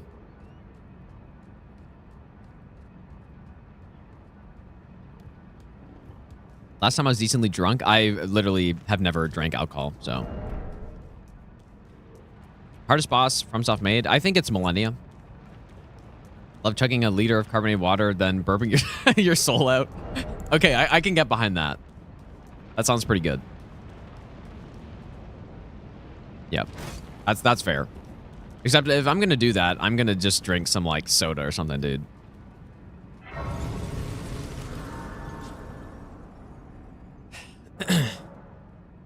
Asmongold 2.0. Yeah, I'm only missing, like, the... whatever else the disgusting shit he does is. Like, dead rat in my attic that smells really bad or something. Dead gopher. I don't know what he's got. Yeah, the roach. Yeah, I don't have the roaches. Yeah, dude, Asmongold's funny, man. Like, he is an absolute top tier rage baiter, basically. Because, like, literally everything he does, at least I think, I could be wrong, but it feels like everything he does is some kind of bait. Or, like, reaction bait, or, you know, like... There's no way he drinks water and then wants to vomit after, but he's, you know, he's so dialed in to just, like, baiting people that people believe it. because he does so many like weird things. At least he pretends to. And then people believe he genuinely just only drinks Dr. Pepper. So have it stolen from me again. yeah, I mean, that level of baiting is insane. I'm like the opposite of that. Ooh. We gotta go one-handed R2 here. Okay, just kidding. You know what? I remember this on the Godric run, how bad it was here.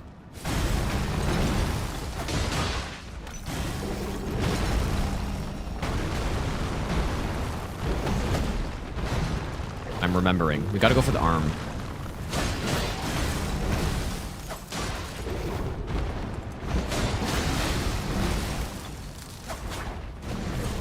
Poison.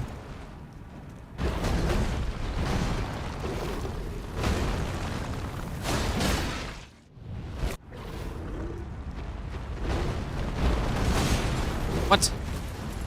You're kidding me, dude. What is that?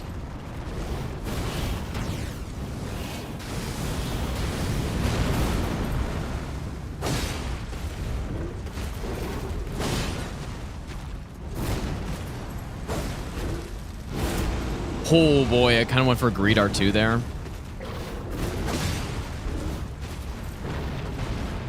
And of course it whiffed.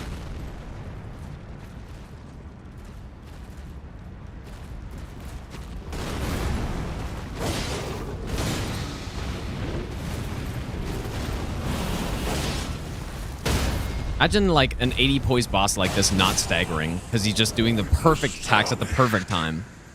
Why cover destined death?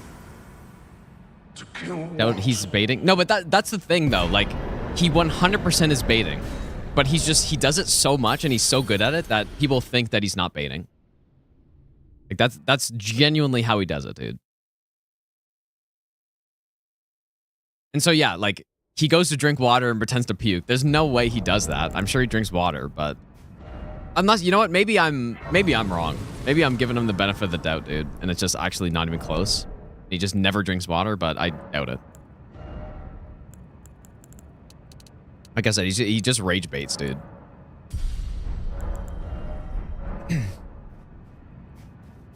Yeah, no, I saw that clip too. Yeah, he pretended that he didn't know what Arabic numerals were, and then like pretended to like get up and leave because he was at like New York City mayor or something. It's like there's some bait that someone was saying that he was gonna like change all the schools to Arabic numerals, which of course they already use. And then tons of people got rage baited by it. It was honestly one of the best rage baits I've ever seen. And then Asmongold reacted and pretended that like, oh my god, this is such a terrible thing, when he obviously knew. But yeah, like literally everything he does is just rage bait, pretty much. So, and he's the best I've ever seen by far at it. By far the best. We didn't get a Frenzy Flamestone.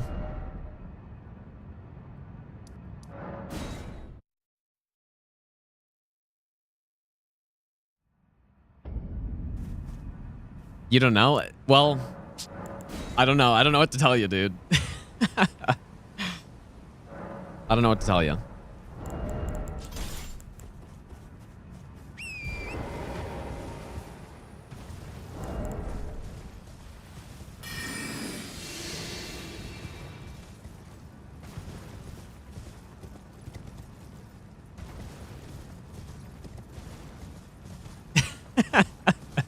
See, I don't know.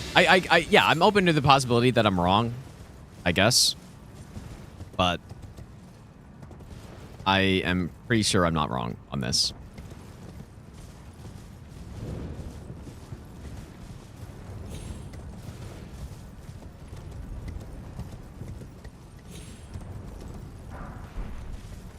All right, there's a Frenzy Flamestone. But yeah, basically, someone said I'm Asmongold 2.0 with like not drinking or whatever. I'm like pretty much the not like complete opposite. I mean, sure, I guess he doesn't drink. I don't drink either, but I do the opposite of rage bait, I feel like. Well, I mean, some people say I do when I say that. I don't know. fragments are bad or something, but it's like just my genuine opinion on it. Not actually rage bait.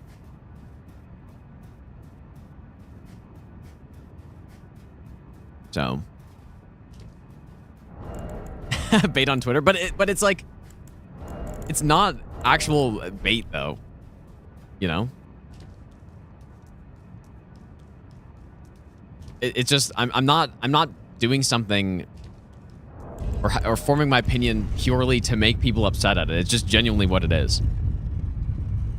So mispronounce Radagon's name to rage bait. Yeah, okay, maybe, dude. Maybe I'm wrong.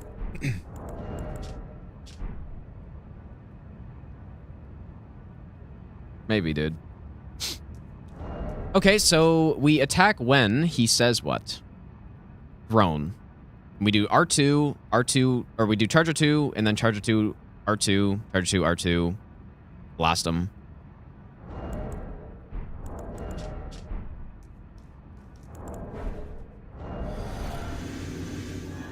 I could have gotten determination for this, because like I have it, but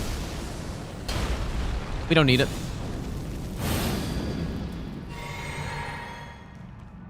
I knew you'd come to stand before the Elden Ring, to become Elden Lord. What a sad state of affairs.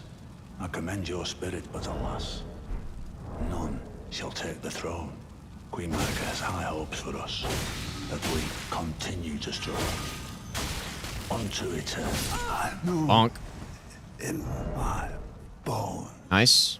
A time. Yeah, you know what? It was kind of what I was saying earlier, though. Like, someone was asking, or telling me, weren't telling me, but they were saying I should sleep on stream. And I was basically saying the type of streamer who could do that, it's not a bad thing. Like, that's, I'm not saying this is a bad thing at all, but it's a different mindset while streaming. For me, I'm not streaming to try to be entertaining even, or it's not about it being a show. I pretty much just stream to play the game. That's it. Average pervert. Yeah, but there are a lot of streamers who make their stream a show, and it's like, you know, they have a persona or whatever. And yeah, I just don't do that. Like, I just simply play the game. But again, I'm not saying it's a bad thing to do that. I like just a different approach, I guess. Just what you want to do. Like, I'm sure a lot of streamers just really like doing that, and that's just what they enjoy doing. Maybe I sleepwalk and, and get a run in my sleep. Maybe, dude. All right, we do this.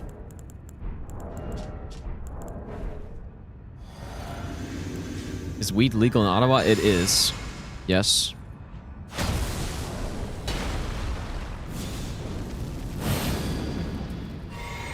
Don't have to be diplomatic. I'm literally not.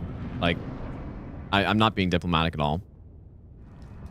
I'm not trying to be. That's just my genuine opinion. Hey, wait, do we go for the stun here? Nah, I think we go like this.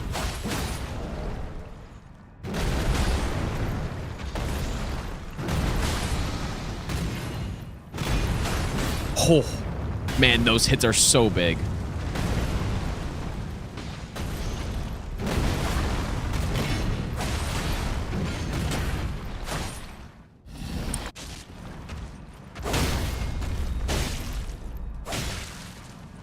This weapon just smokes this guy.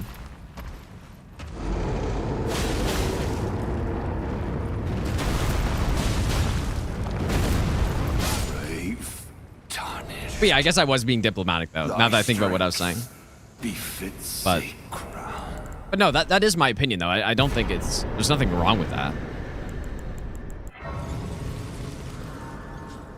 Maybe skip the video for this after this discussion. Wait, which one though? What has been the issue? I don't really think we need more stamina, but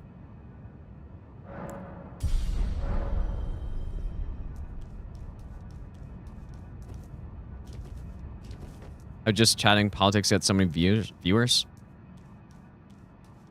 I do. I think it's pretty obvious, dude. Because it's polarizing and it's entertaining and it's like all kinds of stuff. Like, it gets people going, so I think it's obvious. Okay, so we likely go one-handed for Elden Beast. Yeah, I mean, we do, and we get a stun. I don't think it's gonna be enough to kill him, especially since we don't have multi-hit or something, but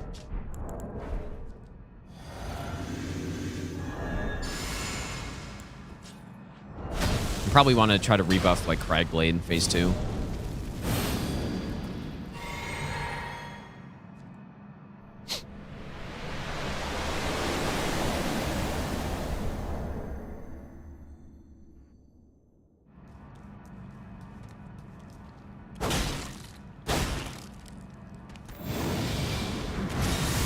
Check out this weapon, dude. Bonk. It's so ridiculous to be able to do stuff like that in this game.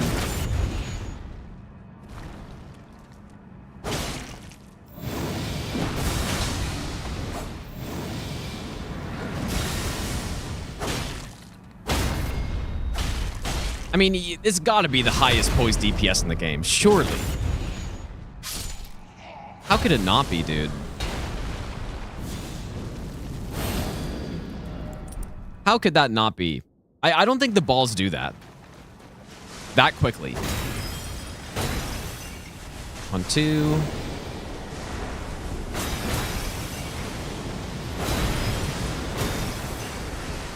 Okay, good RNG.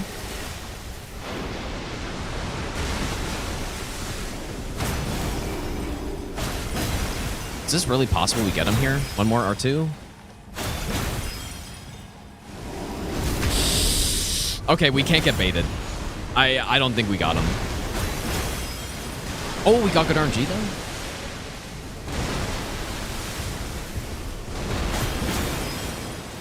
Oh, beautiful kill, dude. Yeah, this weapon is real nice. We got nice RNG though. Like, if he went and did rings and then came back for Elden Stars, that is exactly how I got hit on a Grafted Dragon run when Elden Beast had like 2 hits left. And then I went for the Greed during Elden Stars, totally whiffed, and then just instantly died because can't really do anything at that point. He gave me nice RNG though.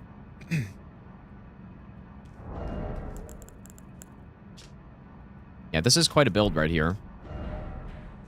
Like, I guess the only thing that one-handed R2 is missing is damage. Because it doesn't do a lot of damage. But, man, does it Poise break, though.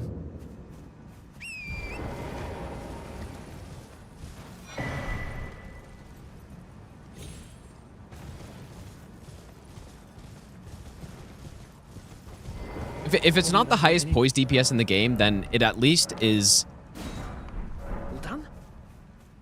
It at least is when factoring in the amount of stamina that it costs. Right, because with Iron Balls, with this much stamina, you can only swing like, what, 3 times? But with this, you can swing a lot more than that.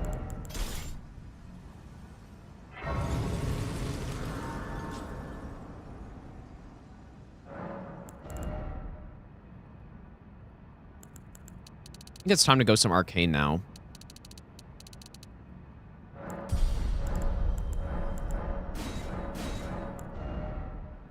Yeah, you can one-hand the Starfist, yes. Yeah, that is true. That is a good point.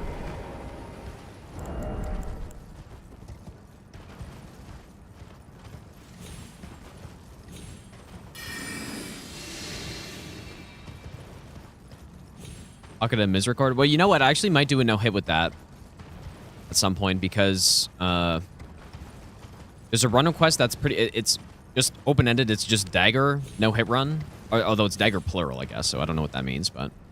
Like, pretty much, I think it just means to use daggers in any way, but I'm not allowed to use Reduvia. But then there's also a Reduvia request. I technically have finished the daggers run because I did a Ivory Sickle no-hit.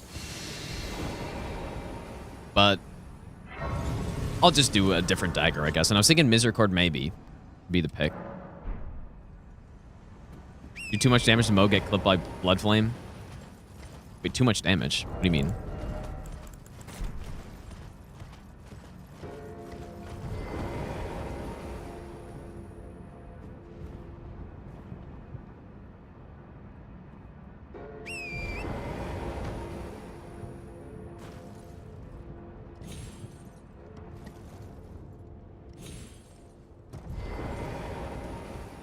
wonder if it's possible to dismount off of the edge here. I've never seen it, but there have been times where it looks like it's close.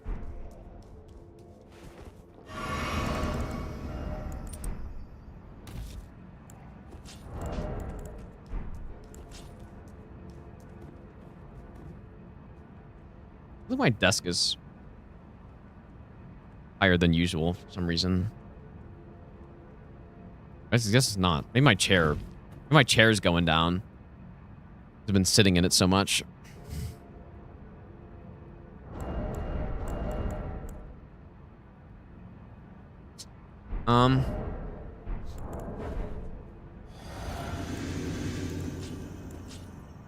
Yeah, I'm shrinking, dude.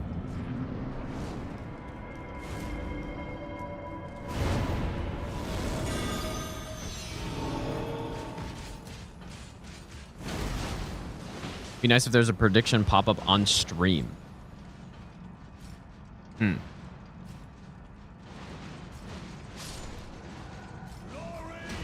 Damn, shield guy got smoked.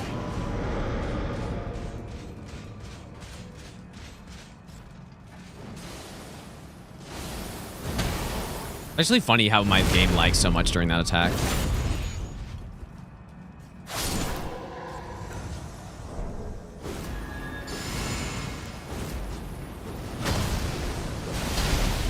I don't know if I have time for...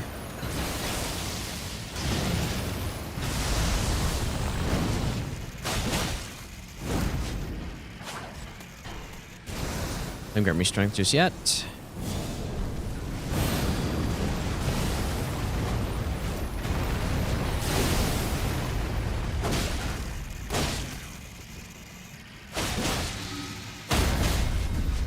Dude, look at the damage this does. God damn, dude. Once that poison procs and we're hitting him with those R2s, it is so much damage. This is a great build right here. You know what? I think one of the funniest things about some of these run requests too is that the worst Nile kill, or one of the worst I've had, is with, or I guess out of the ones that actually got that attack, because sometimes it doesn't happen. The worst kill was with the Alabaster Lord Sword, pretty much. Like, I actually still had to fight him after that combo. Do I think I'll hitless? What? Oh, I'll Great Rune? No idea.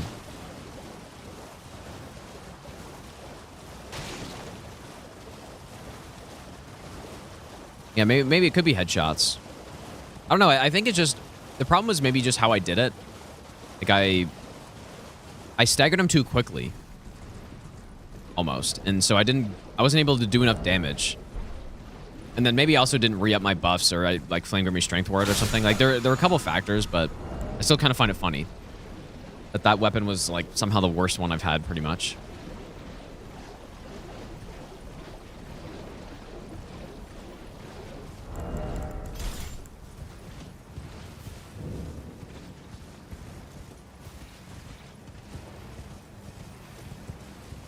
This weapon isn't quite like the Starfist, no. It is a fist, but the Charged R2s two-handed have a worse multiplier and moveset. And they don't do nearly as much poise damage. So pretty much, it's just a worse...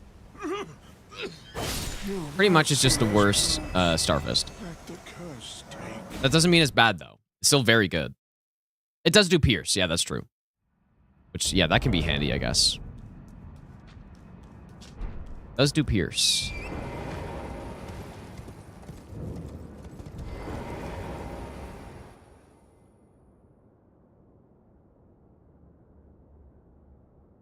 It's not getting bright out yet. Nearly.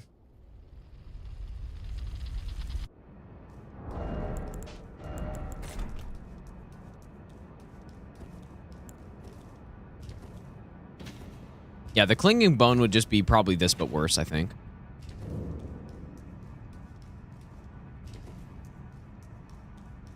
And you know, the Grafted Dragon's similar, too. It's pretty much the same, but you can't even two-hand it. So, like... that might be even worse. Like, the Grafted Dragon's probably the worst fist, I guess, but it's still good. There's no way it's a bad weapon, but it probably is the worst one. Dude, Starfish, nah. Starfish did not do Pierce. Well, that, I mean, it would be cool to make there a difference, make there actually be a difference between Iron Balls and Starfish, though, other than just bleed. If one did Pierce, then that'd be kind of cool. But they pretty much are the exact same weapon. Just one has bleed. You think it's better than Clinging Bone? I don't know. I've never tested it. Is Clinging Bone split with magic? Or what's the other damage on it? Or is it even split?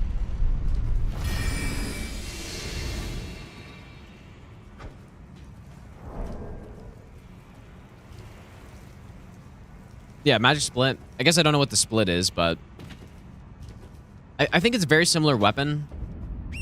The Godric Ash of War is pretty strong, but it's a little awkward because you want to go pure strength on that thing, pretty much. But then the Ash of War is all faith. But it can hit pretty hard in the right circumstances. But then Clinging Bone is the grab, which... Can't you get that for other weapons too? Like the Lifesteal Fist or whatever? I don't know, man. Not sure what's better.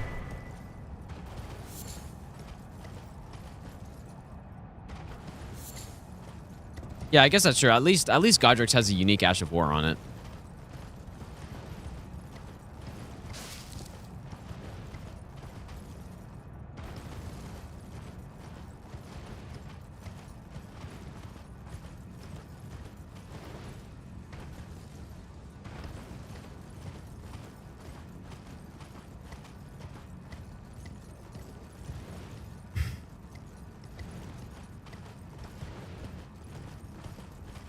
Maybe we should stand up, dude. I've been standing up much during this marathon. Like, I guess not during the stream. But I probably should, more, yes.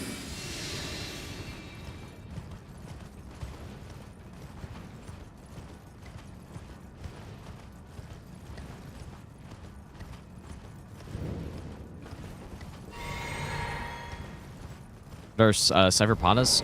Cypherpoda's okay. Well, actually, I mean, arguably it's really good, actually, with the pure holy damage. But I don't know. It's quite valuable to be able to use a weapon that's pure elemental damage. That's not super common.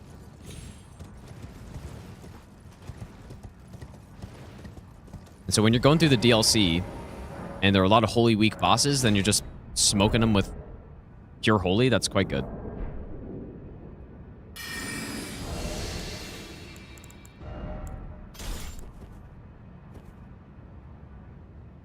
Ash of War on is pretty good too.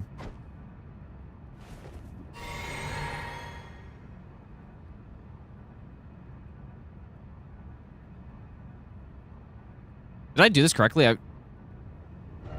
I wasn't even looking. I should have been paying attention.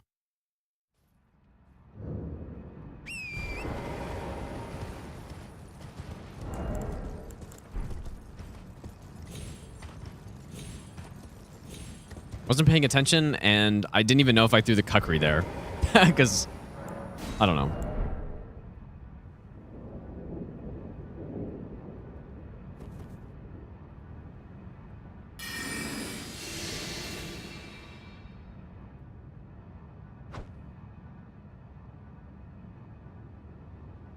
And yeah, when I realized what I was doing, I didn't see any footsteps either, so I don't even know if the assassin went after it. And if you come up, even with stealth, if you come up to light this thing without doing that, then you're gonna get smoked, so.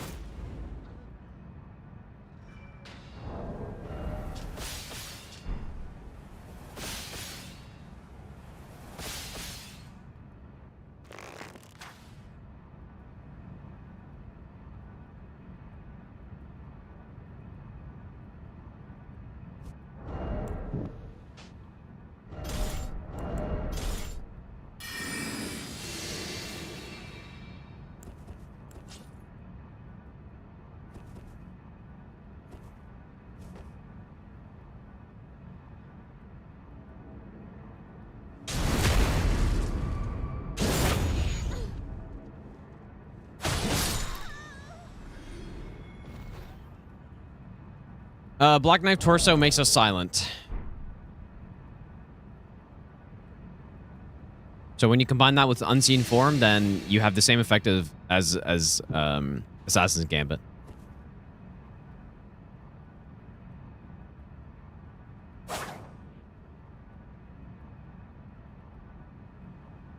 Weapon has split damage and uses thrusting attacks. Is the magic damage also considered pierce? Nah, I don't think so. Shouldn't be. Like, magic damage is magic damage. Pierce damage is pierce. Like, that's just how it is. So...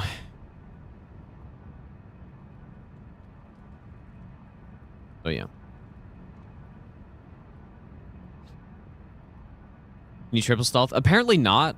I've never tested it out myself, but Bender said that you can only stack any two stealth effects. Like, out of those three effects.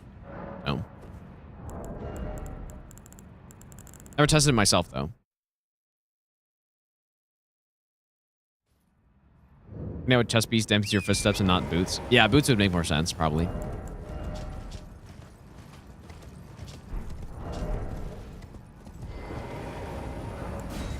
Oh, so that's what it is. Two double stealth plus crouching is highest you can get. There you go.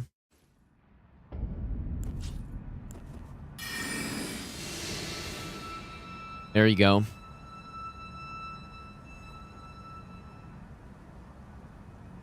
Can Priest's sword do counter damage? I mean, I guess it shouldn't, because the way counter damage works is when... Like, it might actually be different. I'm not 100% sure, but... When at least a player attacks, their thrust defense goes down by... I think it's... 15%. Or something. I think for PvE it's actually 30, apparently, but... Yeah, so that means they're weaker to thrust, to, like, pierce damage during that window. And so if it's not pierce damage, it's not counter damage.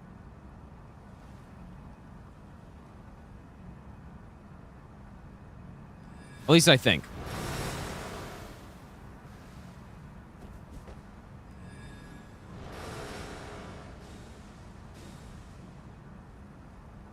Forgot about Veteran's Prosthesis. Yeah, it's... I feel like I may have done a no-hit run with it at some point. Maybe. Maybe not. But yeah, it's not great.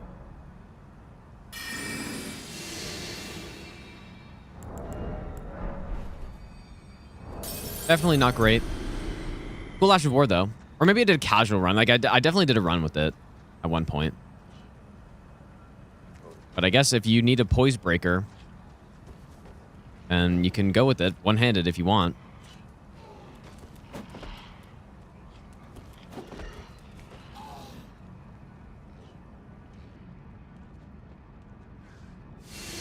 Confuse it with instability damage. Yeah, that's true. Yeah. Yeah, so like... Yeah, like when a boss gets stunned, you deal more damage to it. So that... Yeah, that works with any damage type. But an actual counter hit is when an enemy's attacking and there's just a predefined window for each attack where your pierce resist is lowered. And that is what we're talking about. And that's, like, it's honestly really valuable, dude. And I didn't really... I've slept on the Spear Talisman and counter hits in this game because of Dark Souls 3 and how they're kind of not as good in that game. In Dark Souls 1 and 2, Pierce builds are insane. And you can get Leo Ring, and you do so much damage in those games because the counter windows are just big. They're really big. Pretty much any time a boss is in an animation for an attack, you can counter hit them. But in Dark Souls 3, they reduced the counter windows by a significant amount. And so it just didn't feel as good because you'd have to almost trade or do something special to get counter hits. But in this game, you have jump attacks. And jump attacks are big for it. Also, just like when you strafe stuff, you can get counter hits also. You could do the same in Dark Souls 3. But...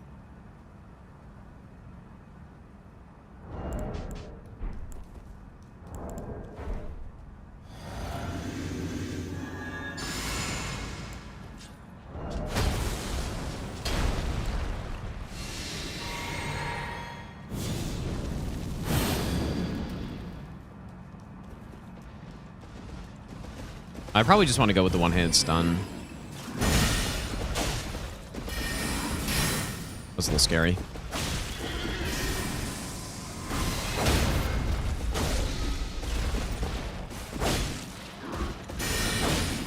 Bonk. No way, dude.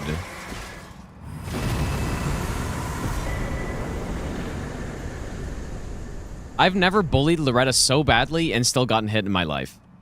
I mean, that's fucked up, man. That was one of the craziest Lorettas I've seen, and I still got hit. But, like, why did she get knocked into me, though?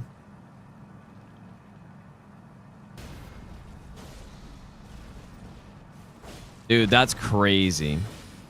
Bonk. Oh yeah, I guess because I knocked her into the wall. Somehow in my head I was like knocking her this way, I guess, but oh, dude, that's scary.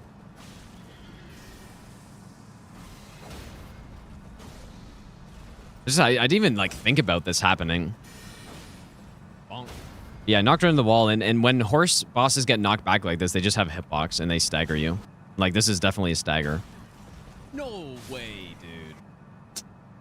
Oh, that's so shit, dude. That's shit. Did not deserve to get hit there. But yeah, I guess I can still fight Malenia, but did not deserve to get hit.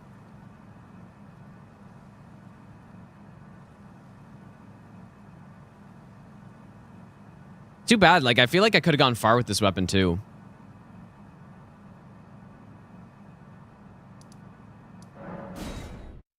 Yeah, I didn't even consider that as a possibility there. But obviously it was.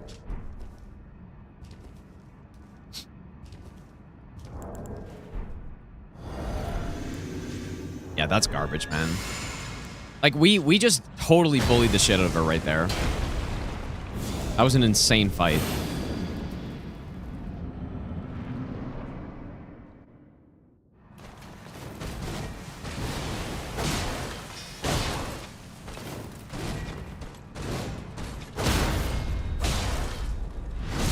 We're gonna poison her.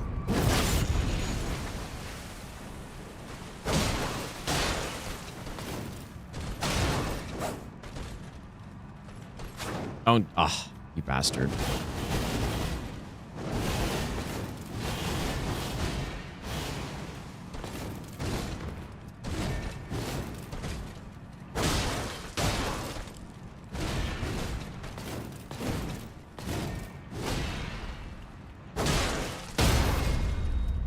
Wait, is that combo over 40 poise damage? I've got my ER tool up. That seems insane if it is.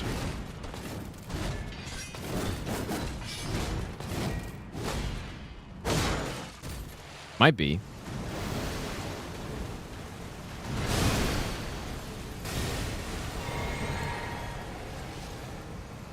Okay, let's see. Oh, but my Craigblade? Oh, probably with Craigblade, I guess it would be. I forgot I had that.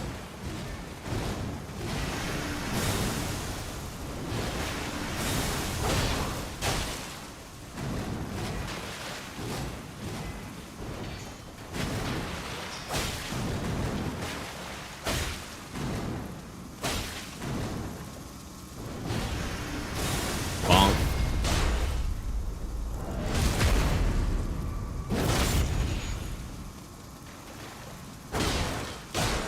Oh yeah, it's dude, that's 44 poise damage on that. I was looking at the poise meter. By the scarlet rot. 44 poise damage on a true combo on Malenia, dude. It's crazy.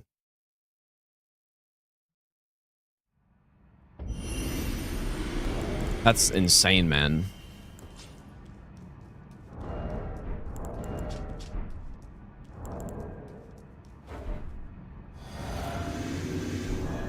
Yeah, the one-handed fist build, pretty cool. I mean, you wouldn't, like, if you're gonna go fist, you should probably just go like Star Fist, but if you want to use not Star Fist, then you can go like this.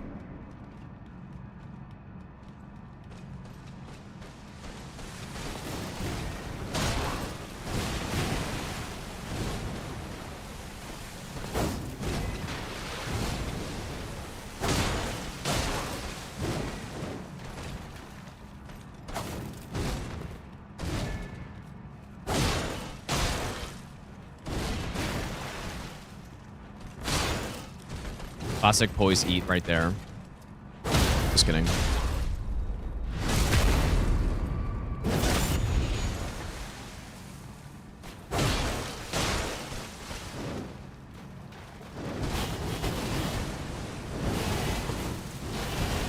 Can't believe we lost this. Like, I think I could have gotten far with this run, dude. Especially the damage is really good. While two-handed. Poise breaks. Yeah, it even works with a Crag Blade. Really strong weapon here. Poison proc.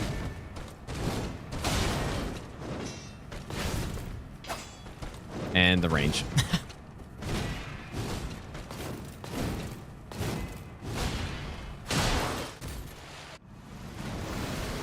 Yeah, I did lose another run to Loretta, but it was in a completely different way. Like, on that one, I wasn't really... Like, I was kind of going crazy, and I went for some insane greed hit. And because I thought she was over 50% health, but then she wasn't.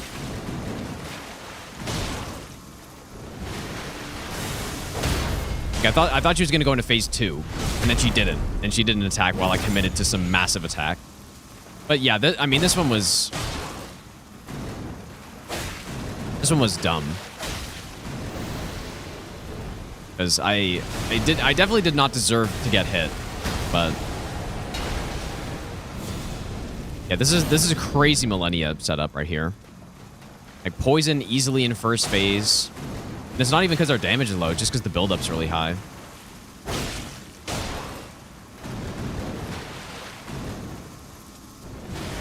Your strength. Extraordinary. Dang, dude. Yeah, it's such a meme. Because this ring could have gotten far. I think this would be an insane consort weapon. I'm actually just going to go try it. Why not? Dear Mikola. Oh, dearest Mikola. My brother.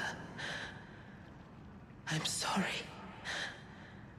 I finally met my match.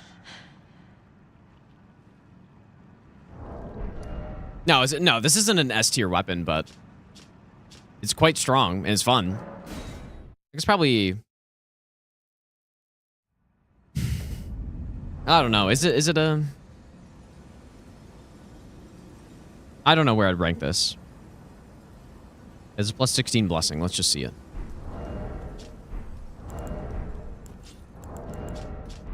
I feel like every weapon in this game is pretty much just like a B plus or A minus. Pretty much every weapon, at least Smithing Stone, because you... Well, the Smithing Stones that you can change the Ashes of War on are just like, they can't really be bad because you have so many good options.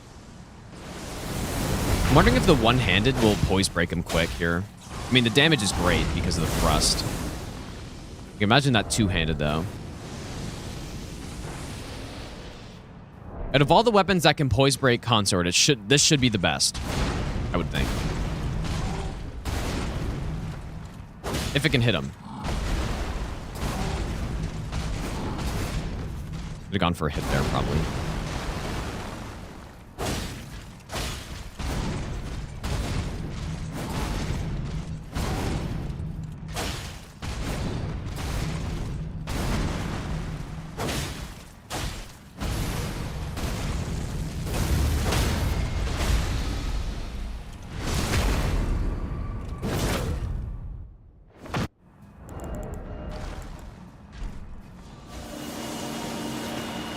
That's what I'm saying, dude.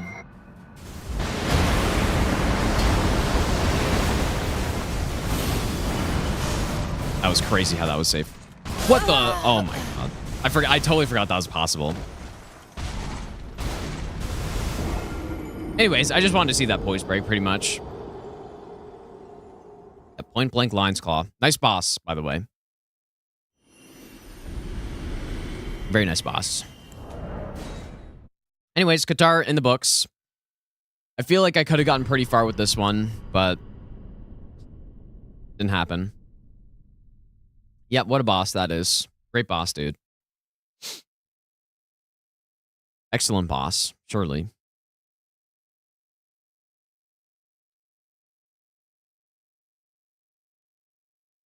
All right.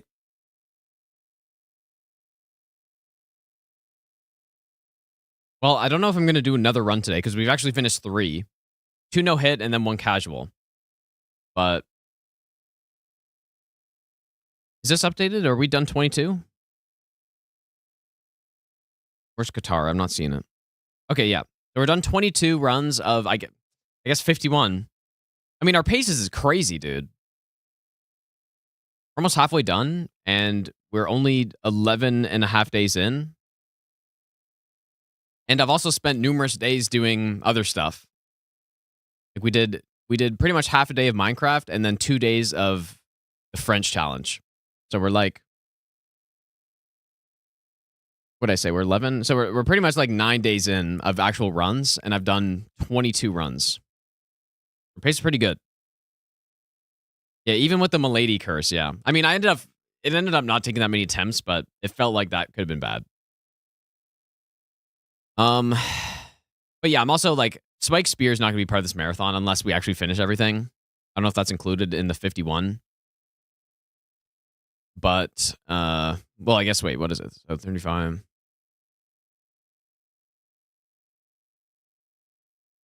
Yeah. Yeah, so it's 50 runs without this one. So I feel like it doesn't always hit you when you're close to him, but the Lion's Claw? No, he's not supposed to be able to do it from that distance, but on the opening, that's actually something I forgot to look out for, is that he can queue up attacks like that. Like, he can just queue up ranged attacks. An instant Lion Claw is not the easiest to react to. In fact, I wonder if I was like even close to reacting to it. Because I think I tried, but it's hard to react to something that fast when you're not expecting it. Let me see. I feel like it does, because I think I hit B. Consort, it should. That was crazy how that was safe. What the? No, I didn't roll. You know what? I thought it really looked like he was going into the Pontiff attack. Is what it looked like. That's what I thought he was doing. That was crazy how that was safe. Oh no, I did roll, I guess. But yeah, what in my brain, I thought he was doing Pontiff attack. I wasn't too late. I was just a couple frames late. And I literally thought he was doing a different attack. So what the, oh my god. I totally forgot that was possible. That was crazy how that was safe. But then yeah, so like in my brain it's like, oh, Pontiff attack. And then after, you know, a couple milliseconds after that, it's like, oh shit, that's not Pontiff attack. And I tried to roll. But if I was like expecting that, like I roll as soon as I get hit, I hit B and let go. But yeah, not quite. Not quite. But anyways, 22 of 50 runs done, and some of these are going to be casual runs as well. So we're doing pretty good. I can roll Noble's phase 1 belly. I simply can, dude. Surely. Yeah, it really did look like the Pontiff attack. What should we do? It's 7:12. So I don't know if I'm doing another run today.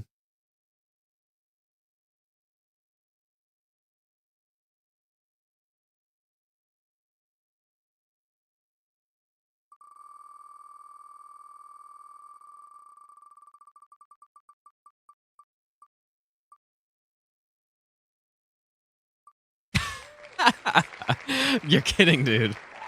Okay, so this one was one of the ones I was saying I'd probably do casual. Because we got to see what this Yorm looks like. And I guess I can boot up DS3 really quick.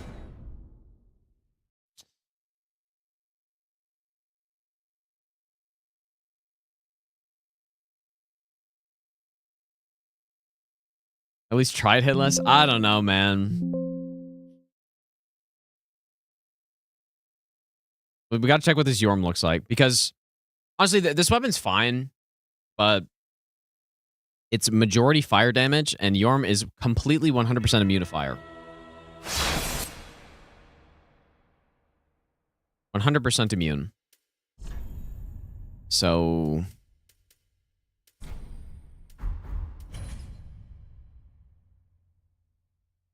Yes. I was thinking, indeed. when I saw this, that this would probably be a casual run. Oh, where's my, Lothric, where the transitory lands of the Borderless Lords Gaming of is not Cinder running. converge. Here we go.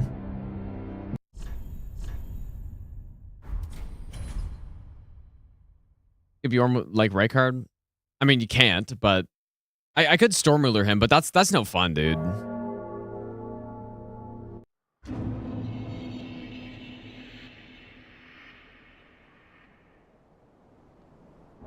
So...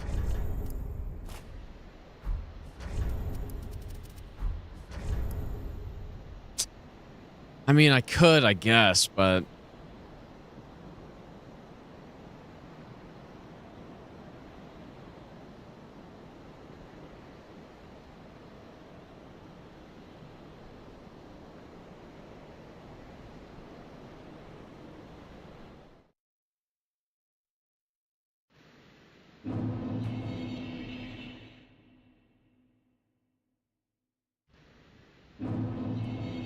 Man, Silky Souls 3 is so good.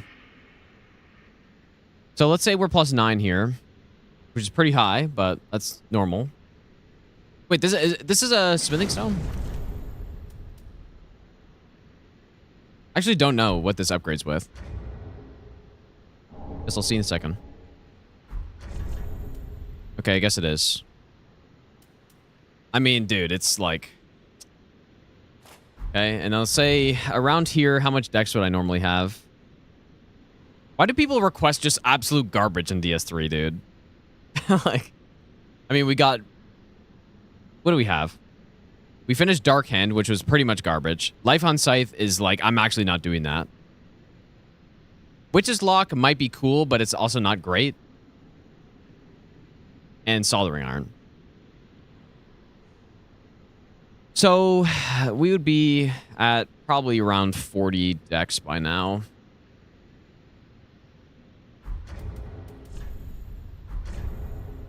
Like, look at that base physical, dude. The +9?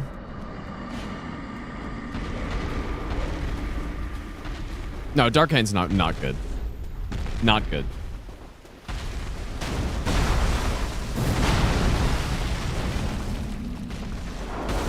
It's good in the early game, I guess, but it's a weapon that can't be upgraded. Like, I mean, dude. I'm not doing that.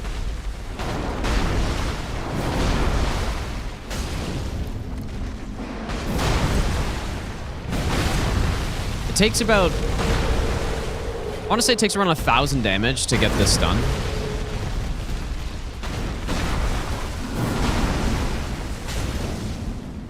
I have no rings on, I guess.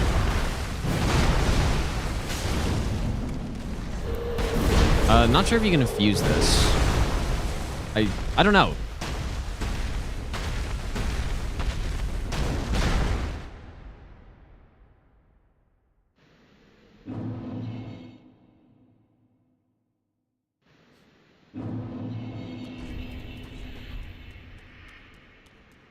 Like, let me just go check that this is actually a smithing or a normal Titanite. It is indeed normal Titanite. Damn, dude, that's crazy how bad that is.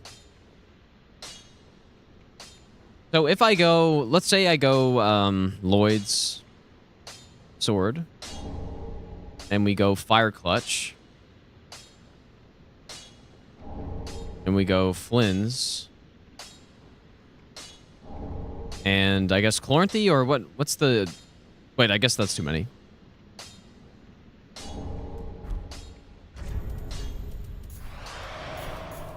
Does this make sense? I mean, Pontus, maybe? Let's go check out Cinder. So let's say we're at maybe like 50. So Cinder's actually not that resistant to fire as much as you might expect. So let's say we're at 50 dex. just want to go see what the Cinder looks like. But yeah, if this is too bad, I'm just simply not doing it. But I would do casual. Like, casual could be fun to just do like a chill playthrough of DS3 with some shit weapon. I don't mind that. Yeah, Yorm is immune to fire. That's correct. Let's see what this looks like here.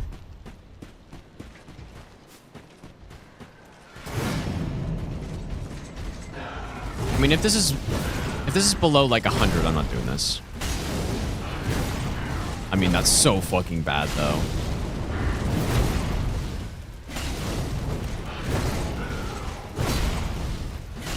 Actual, like, level 1 plus 0 damage, but worse. No, it's just really bad. Yeah, this thing is just a terrible weapon. Get it from the jailers.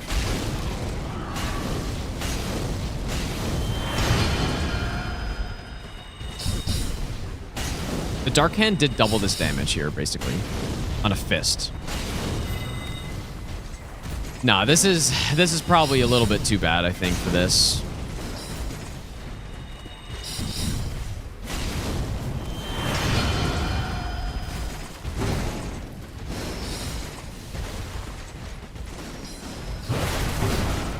Stump was gonna kill me.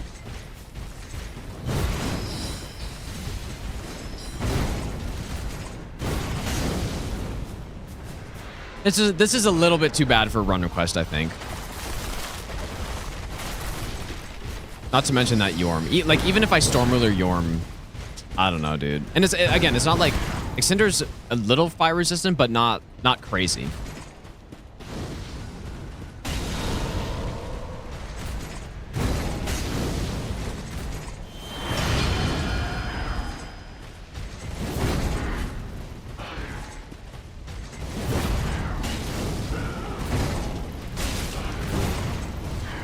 Oh, that roll attack's really slow. That's not fast enough. Yeah, this is bad, dude. Oh, you know what? I guess it is +9. Actually, yeah. No, the weapon art is just the charge. Like, the charge is useless, completely useless. But yeah, it is +9, I guess.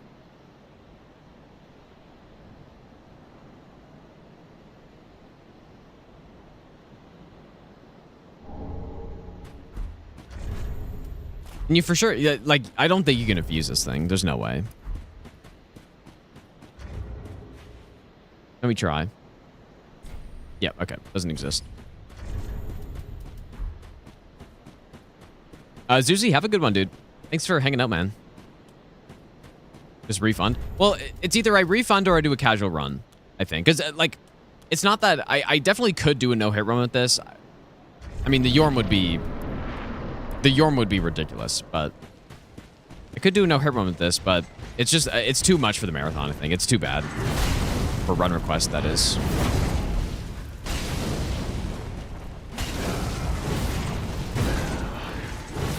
Like, the pulley crossbow was kind of right on the line of what I'm willing to do. This is beyond that line, for sure. I would say.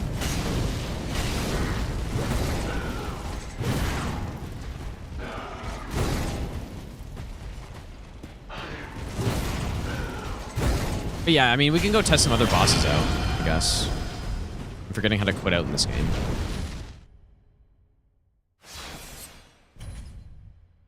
Go test some other bosses. So you have like an Aldrich damage. Like, Aldrich is weak to fire. Casual's gonna be... But yeah, I don't know. I mean, the casual lightning ram was pretty good. But yeah, you're right. Like, the casual runs that are more of a unique build rather than just like some weapon. Let's see how this looks, though. This is a boss that's weak to fire, and I'm pretty high level here. So, like, this is the best it's gonna get. Oh yeah, you know what? The gimmick with this weapon is when you hit an enemy, they can't Estus anymore. Kind of forgot about that.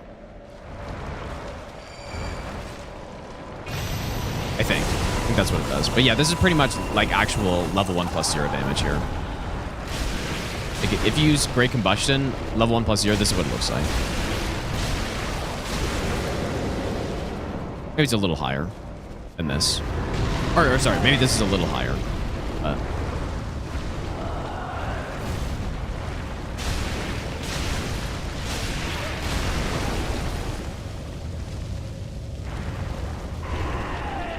Wow, what a terrible roll that was.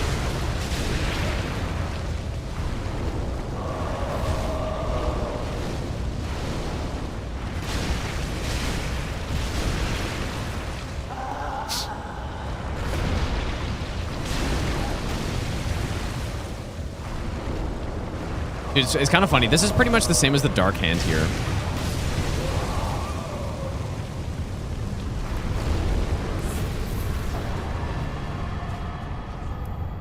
Yeah, I don't think so, man.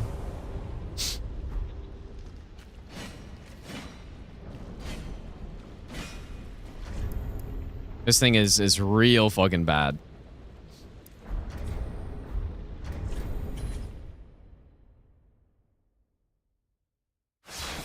Rip DS3. Well, yeah, I mean, I feel like while we're at it, let's go test the Life Hunt Scythe. Because that's the other DS3 request that I mean, that one, this one I was like, yeah, you know, I'll test it and see the Yorm fight. I mean, we do 30 damage hit, but the Life Hunt Scythe was the one I'm like, there's no chance. But maybe I'm wrong. Like, maybe it's actually the opposite. Maybe Life Hunt Scythe's crazy. So let's go, I guess, Yorshka.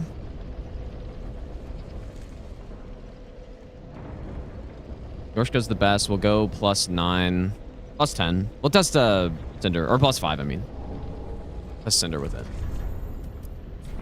We will say we are at probably like 50 faith, maybe.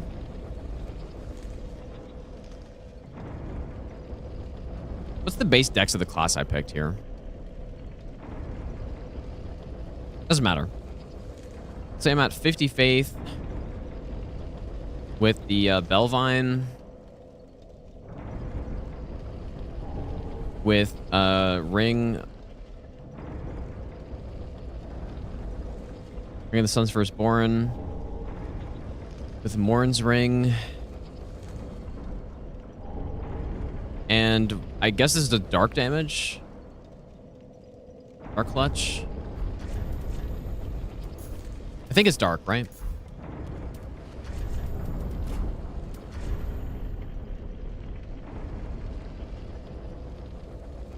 I'm assuming it's dark.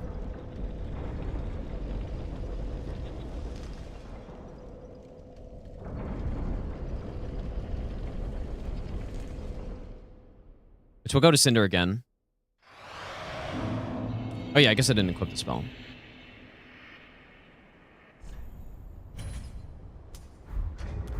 Also can't be used with Red Tearstone because it heals you. So that's another thing.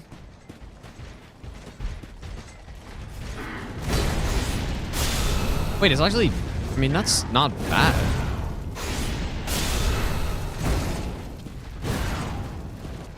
Not terrible.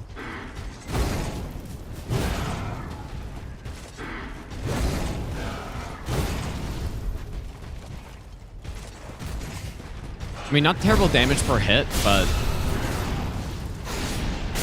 you just like can't punish him, basically. Yeah, I don't know about this one either, dude. Yeah, but slightly better than the iron, yeah. But it's not really meant for this. It's more like you're meant to use it.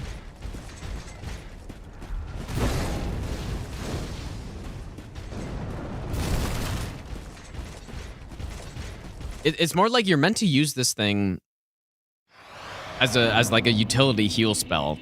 Not really meant to go pure damage with it, but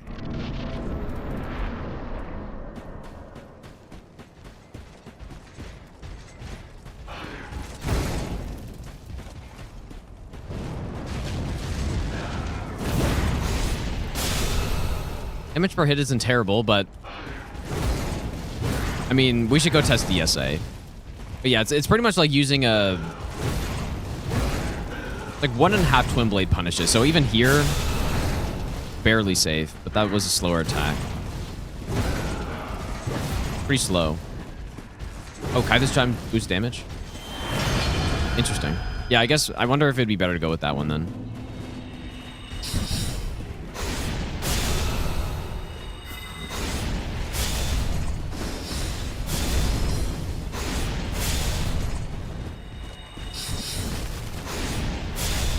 What the hell?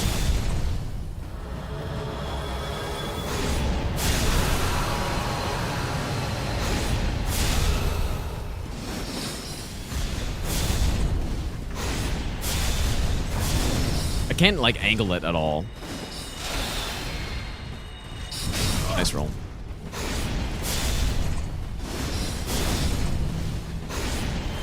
You know what? I wonder if I would even have enough FP. Like, if I... Like, how many flasks would I actually need for this run? Is what I'm wondering.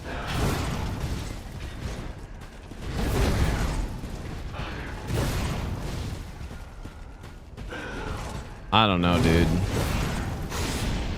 Like, wow. Okay, that was fast enough.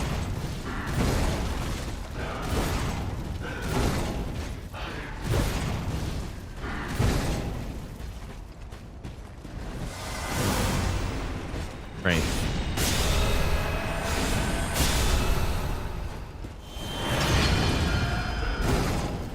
Well, to be fair, I've done a lot of runner quests already in DS3 many years ago.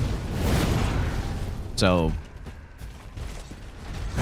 But, yeah, I've got infinite FP right now. Let's go try... So this is a boss that, like, Dark is decent on. Let's go try DSA. Let's see where it would be pretty much at its worst. I mean, so many bosses, though. Like, Twin Princes also. Let's go test them. This would be plus 10.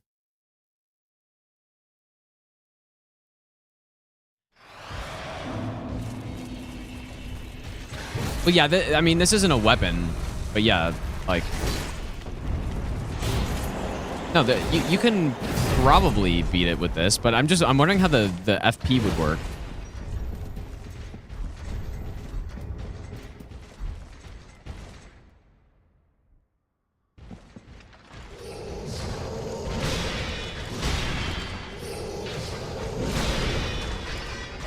Like, I can pretty much only attack on the strafe, I think. Like, I'm not doing this, bro. This is what I was thinking, like...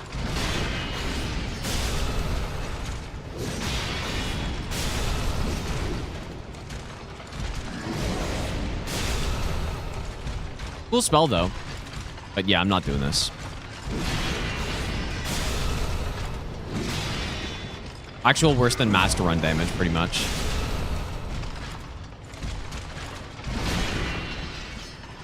Yeah, I guess we could try Fogwall Cheese. Just see if it's even fast enough. But yeah, like, I probably won't even have enough FP to finish the game with this, right? Like...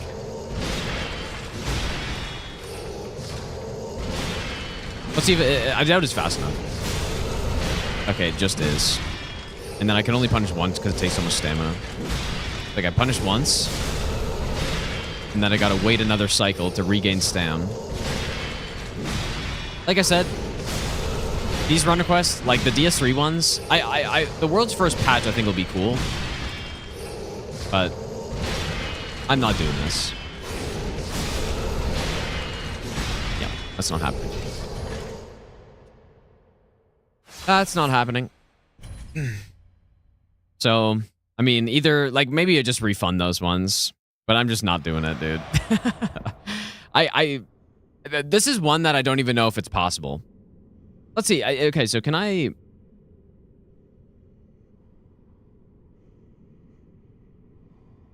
give myself, like, max Estus?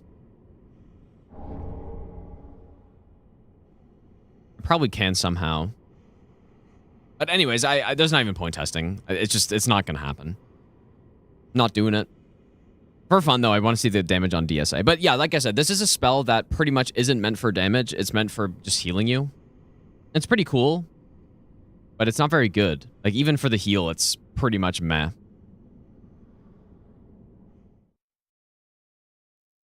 So, yeah, pretty much -2 runs. I think the Soldering Iron is more likely to do than this,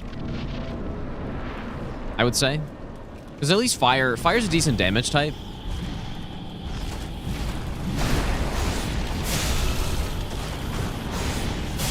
Better than it is on Princes, at least. But yeah, Princes are real resistant to dark.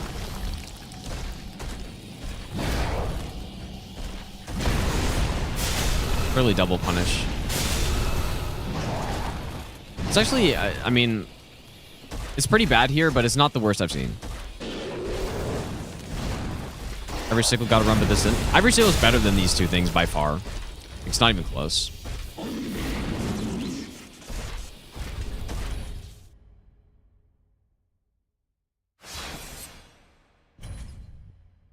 And like, let me see Soldering Iron again here.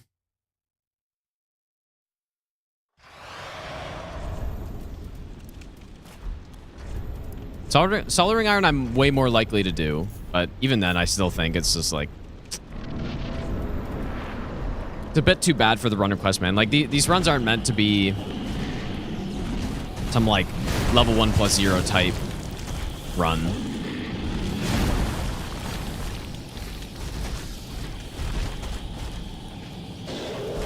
But yeah, it's pretty bad here too, obviously.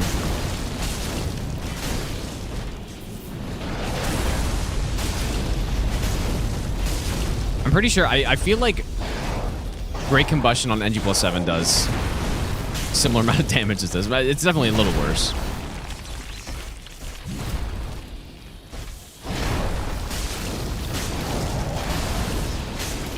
Yeah, at least the boss can't heal, though.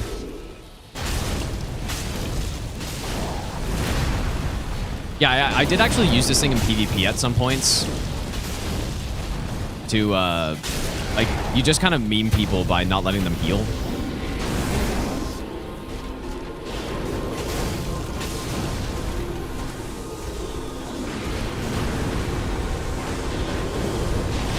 Yeah, Yorma was doing, like, I'd probably do, like, 40 damage on him a hit. So that was already the reason I was thinking I wasn't going to do this, but it's also pretty much terrible everywhere else, so...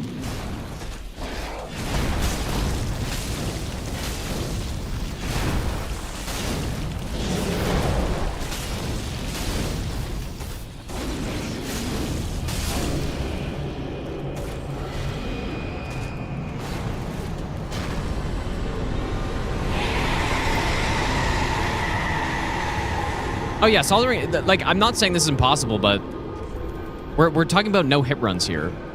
Like, I'm just not going to do it. I don't care that it's possible. Like, sure, it certainly is possible, but I'm just not going to do it. So. Okay, well, so those probably aren't happening. Witch's Lock is fine, though. Like, we could do Witch's Lock. Still a pretty bad weapon, though. Like, the DS3 requests are pretty rough. The DS2 ones are sick, though. Like, Hex, Sorcery was really fun. Not sure how good Mythos Bentblade is, but...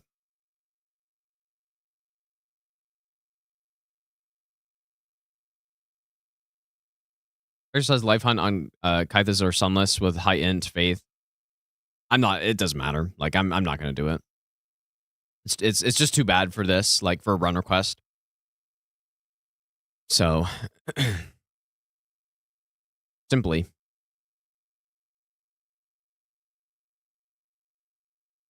But yeah, that's what I was thinking. Like, I could do a casual, but if people are just gonna think it's boring, then there's just no point. Because I've beaten DS3 like so many times that doing a run with something like Soldering Iron is just not the most interesting thing. Anyways.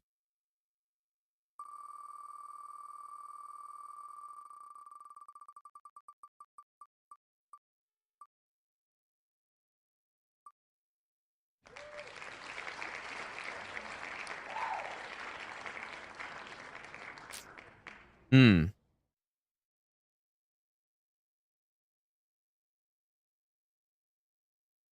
Okay.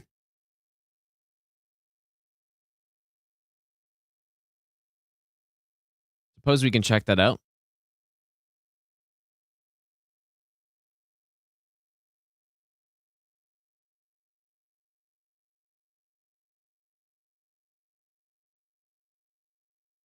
Nozarashi, thanks for the 2-month Prime sub, by the way.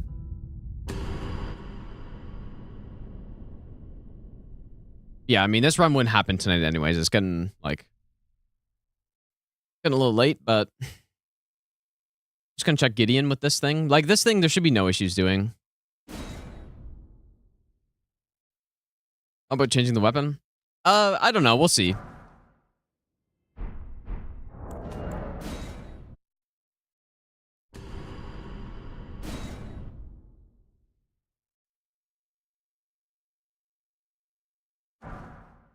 Hello?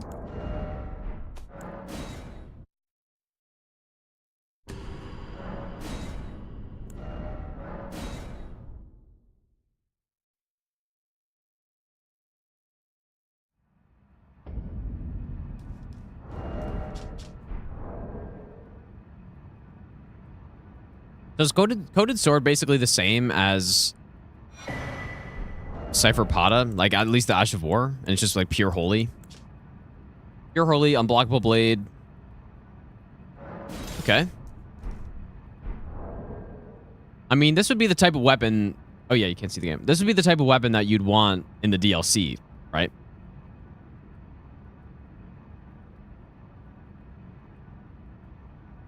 Okay, so we would want... Sacred Scorpion Charm. And that's probably it, I'm guessing. Like, Warrior Jar, like this. I don't know if this thing has good R2s.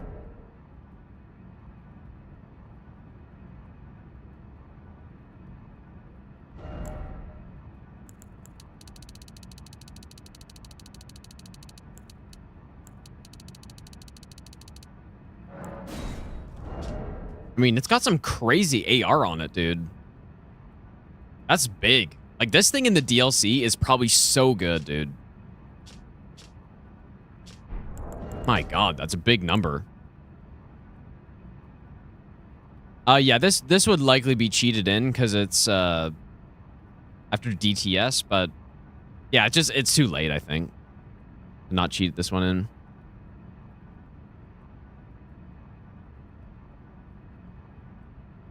Unless I do the thing where I give myself a grace to access it. But what would that mean? Drop 2 in dual wield?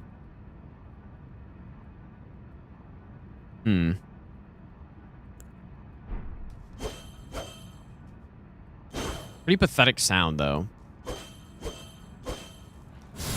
Oh yeah, okay, that's right. This is a different unblockable blade.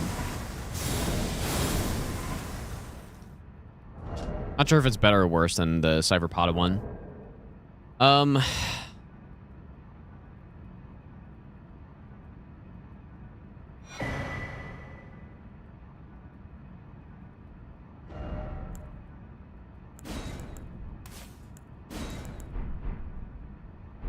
it have good R2s? Probably not really.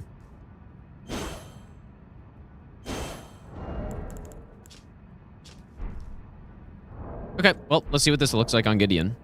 Just a little test. Oh, yeah, you know what? We'd want to go Howl, too. Howl, of course.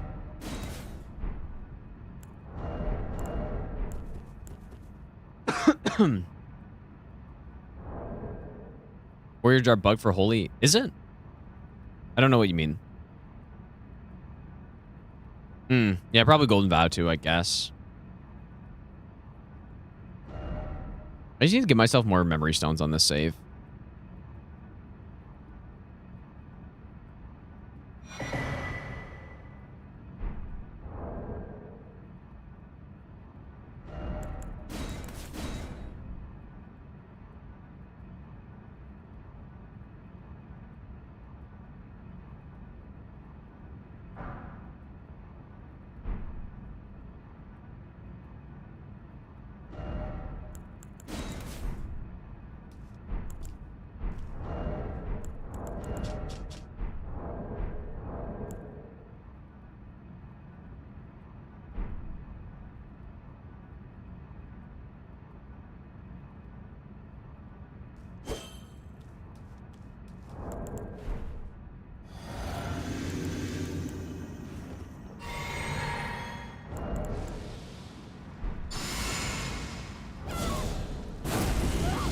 Weird how you still hold the weapon when you do that. I knew you'd come to stand before the Elden Ring. Let's just see what these R2s look like. What a sad state of affairs. I commend your spirit, but alas, Not bad, dude. none shall take the throne. Queen Not bad. Maliketh. Not enough to cycle Gideon, though, but not terrible. By the Ash of War.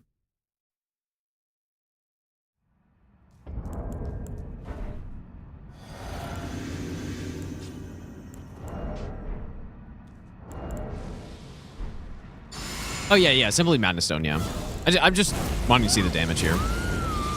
See what I should build into.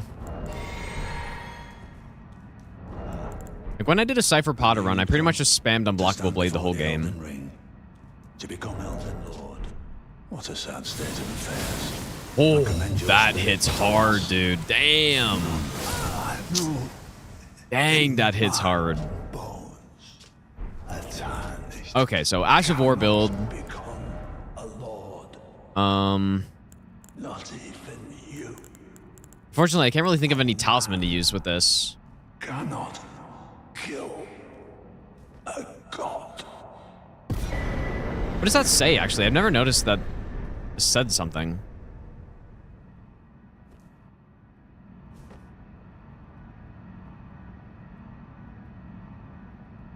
Pretty cool weapon. I mean, maybe it's not actually stuff, but... Yeah, Trifinger, but full. Can you imagine this thing in the DLC with, like, Sacred Order on top? The numbers you would see are just... It would be just insane.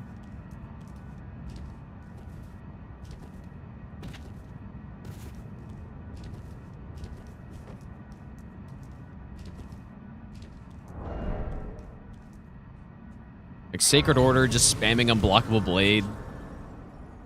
Holy Tier. Last Rites. Man, that'd be insane.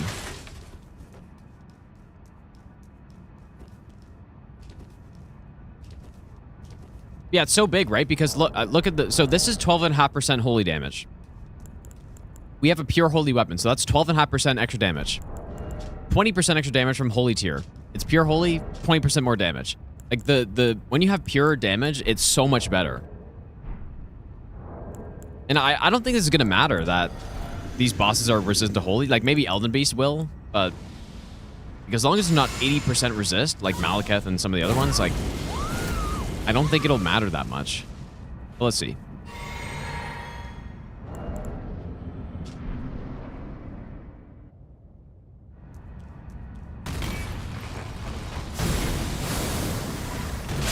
Oh. Warrior. That's not bad. It's actually not too bad. Yeah, I guess Faith tier as well, but... I don't know. We'll see about the charge attacks.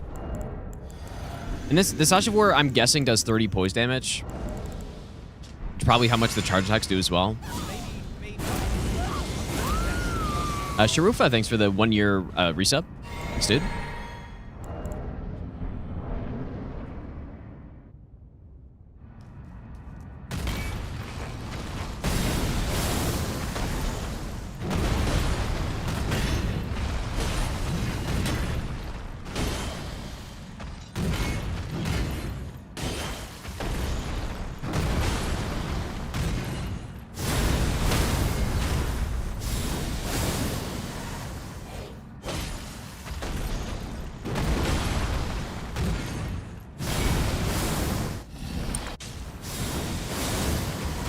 Pretty good, man.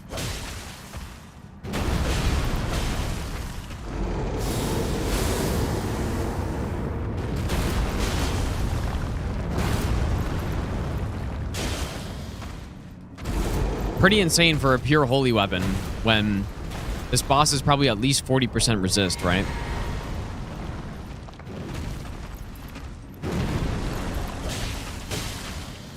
Yeah, that's what happens when it's pure. Like, that's what you want.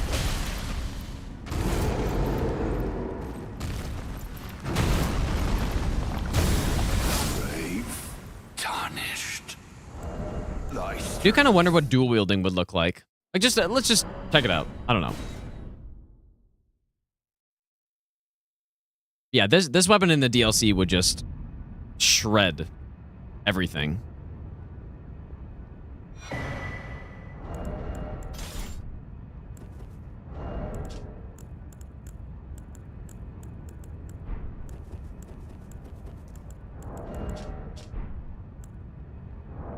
And yeah, I guess in this case, you'd want to go with some like multi-hit instead of Axe Houseman. Let's just see what it looks like. Yeah, that is true. Yeah, that is another reason why Slicer is so good. Yep, just pure magic. In pure magic in basically a melee weapon. I know Holy Res in DLC. Like, it's just...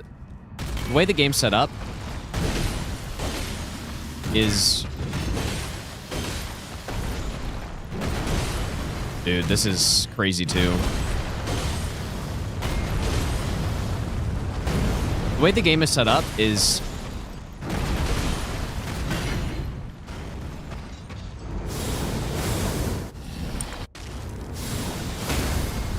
Holy smokes, dude.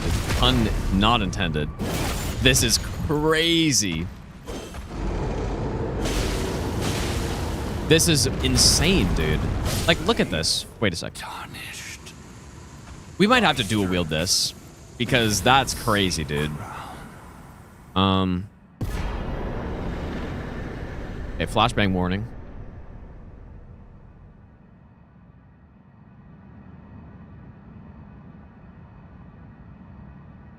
%, holy resist. Like, by far the weakest element on him. And it does that to him. That's pretty wild right there. I kind of feel like we should dual wield it, dude. I mean, it's not what the request said, but screw it, man. That might be too good to not do. Especially because I've never done a paired curve sword or paired straight sword no hit in this game either. Like, at least I don't think so. I guess when I did like some master run testing, like double, I may have used a setup similar, like double lightning blade or lightning slash, but man, this is cool as hell, dude. And then we still get the Ash of War because the Ash of War still hits like a cannon, especially when I'm fully wing sworded. I don't know if that's a correct term, but this is okay. Let's test this on Radagon Elden Beast because this is where the pain would come in. But yeah, imagine this with Thorny Tear though. Dude, if you did this in the DLC, oh boy, the DLC would not have a good time if you brought this in there.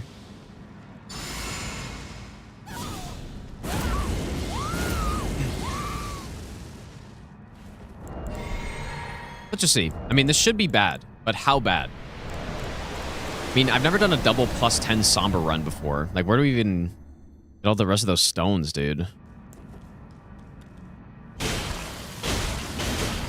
Yep, that is not great.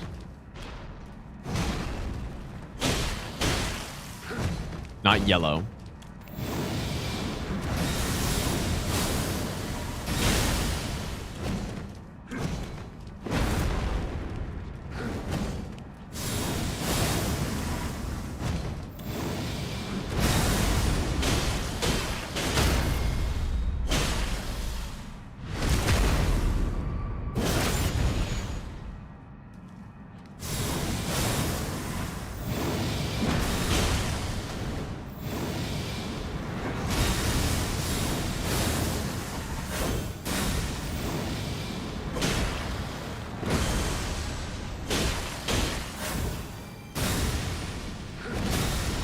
Yeah, definitely not great.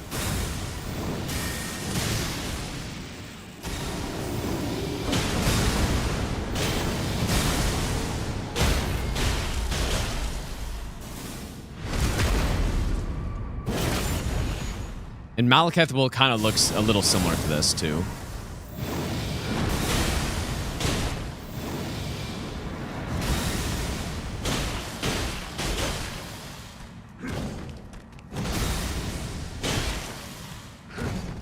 Yeah, considering the 80% resist, though. This combo.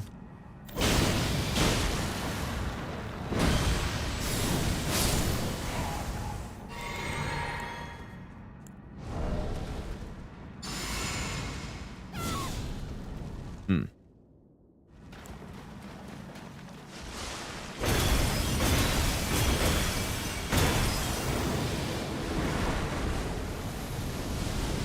We probably want red feather for this.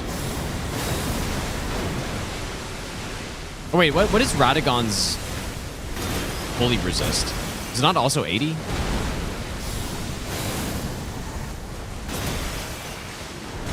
Yeah, this is actually pretty bad. This is... I remembered Cypherpoda being, like, not this bad. But maybe my physic and stuff were out.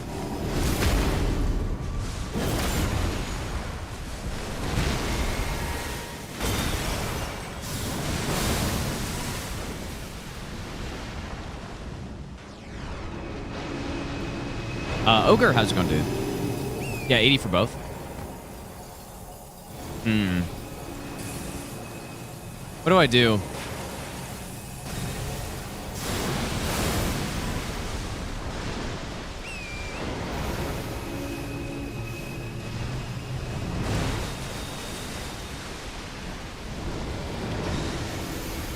This is a pretty terrible Elden Beast.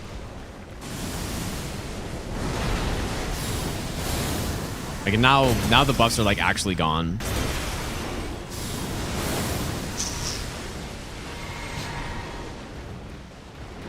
What the hell?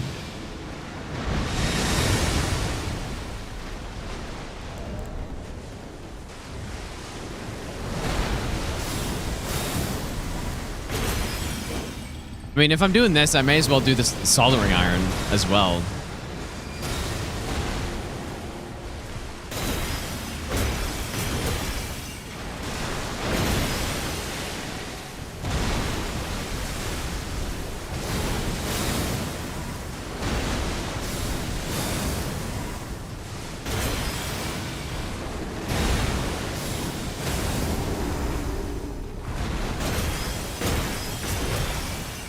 This is worse than soldering iron, I feel like.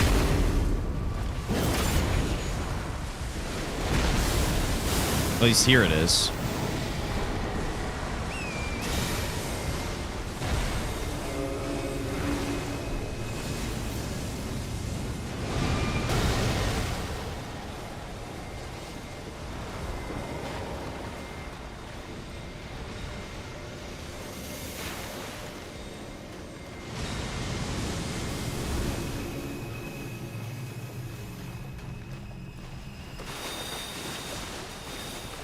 Strat.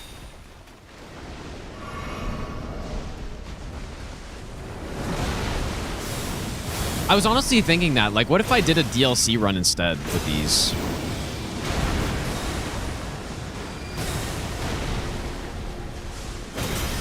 I mean, that's not what the request wants, but...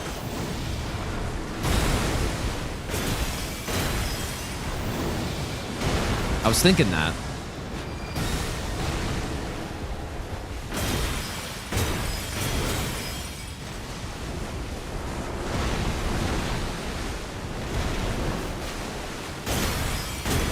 Request was made 5 decades ago.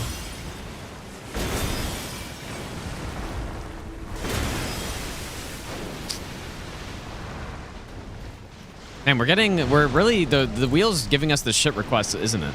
Like soldering iron, coated sword. This weapon's cool, but I feel like the Cypherpoda was better than this on this boss, dude. Maybe I'm wrong, but maybe it's because it was a casual playthrough, it like didn't seem that bad.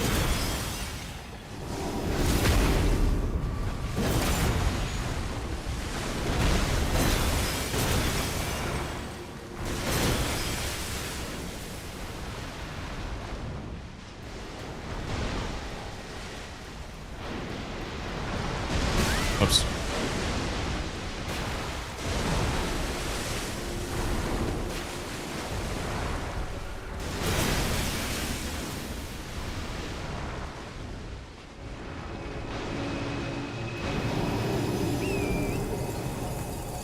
Hmm.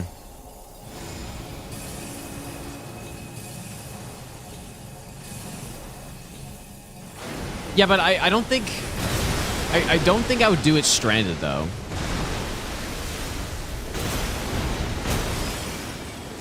Because then I'm missing out on, like, all of the good stuff for this build.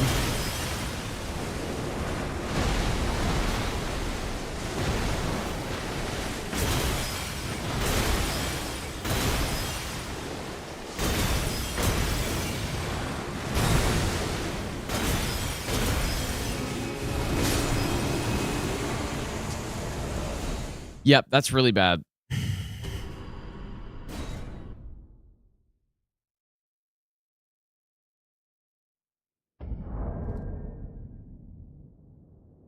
Um...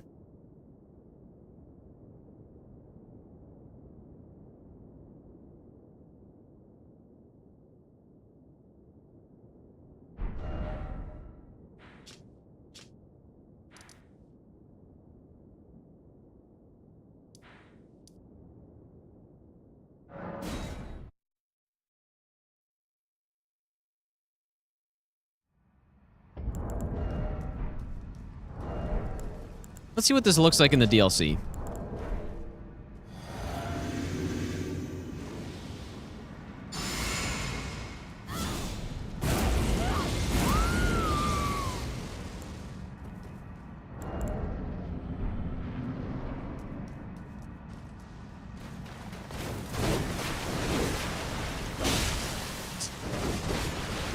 Now that's the type of number I'm talking about, dude. My God, it hits hard. What the hell is that, dude? Dang.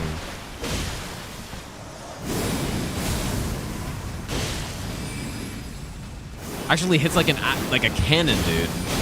Oops.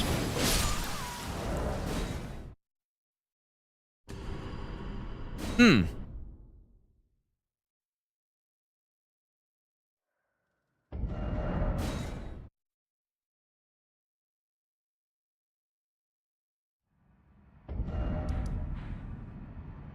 I'm trying to think of what I should do because I want to use this weapon because it's cool.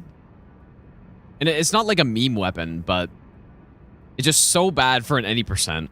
Like, it's too much for an any percent for Runner Quest, I think.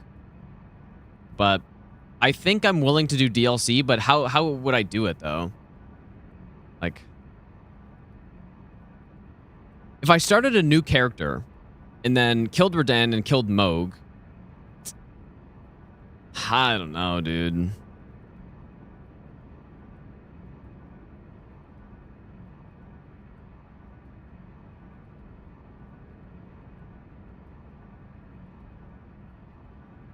The run's gonna be so long, though, I think, right? Like, if I go get the weapon, or like, let's say I start with a weapon.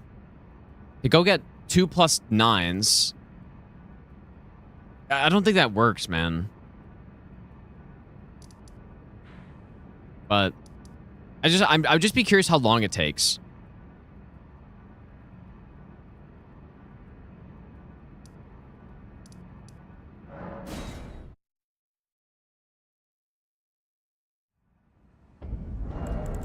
But yeah, this is clearly, I mean, this weapon in the DLC is pretty sick.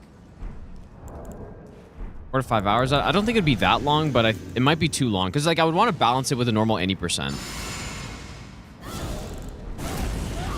If I do, like, if I do stranded type route with starting gear, I don't know if that's, I don't know if I'd like that either. Yeah, Radagon and Moog only 2,000 pouches. Yeah, that'd be not great. Oh my lord, that hits. Dude, this is crazy.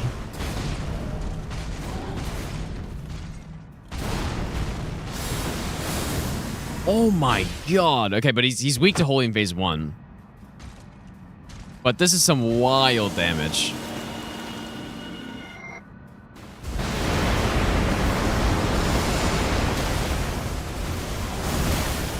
Don't grab.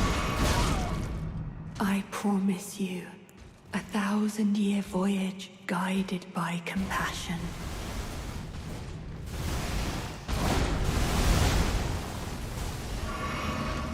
He's in phase 2. I mean, he's normally, like, he's got normal holy resist here, but still, like, pretty respectable.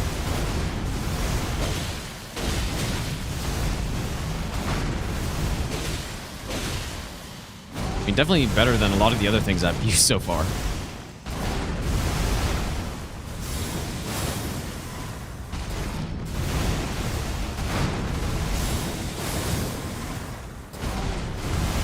I feel like we gotta do a DLC run with this, man. Because I probably, like, if it's an any percent, I'm probably gonna not do that.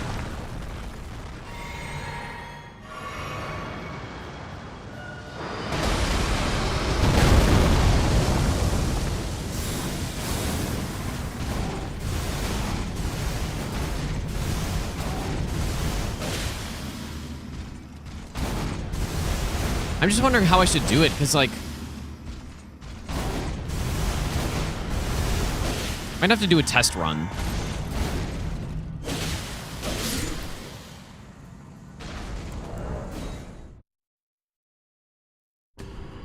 But yeah, I've never really considered doing something like this, but it seems like it would make sense for this type of weapon. That just, like, again, if it's any percent, it's too much for Runner Quest. Like that Elden Beast and like Radagon and Maliketh, it's too much.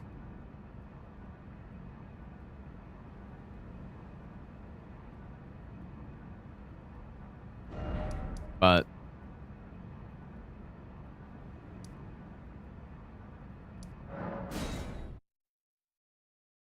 rush get to DLC. Well, it just depends. Like, am I setting up the weapons or not? Because if I'm setting up the weapons to +9, first of all, I don't even know the route for that. I would have to, like, I've never done a dual wield somber no hit route. Like, if, like, say we get 5 and 6 in maybe Volcano, and then 5 and 6 in the tunnel. I don't know how this is gonna work. Like this. Now, Radabeast isn't the only problem. Like, the other fights, there would be other bad fights as well, such as Maliketh, who's also 80%. And the thing is, I'll say it again, like, the runs aren't... Run quests are meant to be some, like, master run level run, you know?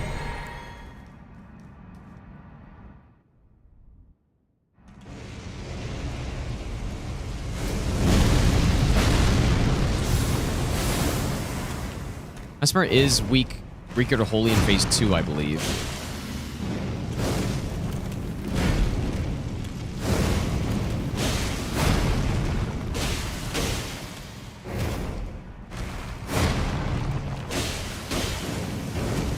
Yeah, this is obviously a legit weapon. Like, this is better. Whoops.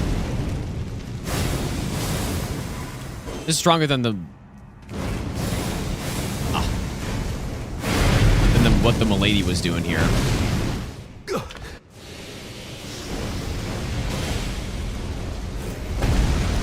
Let's see if I can double hit this. Oh.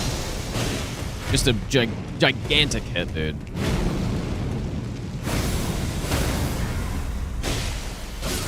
Holy smokes, it's crazy on him.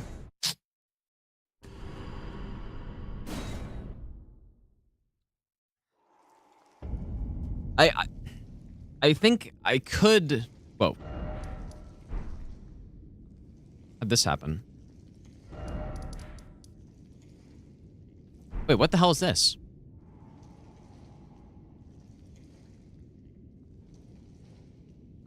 Why am I in here?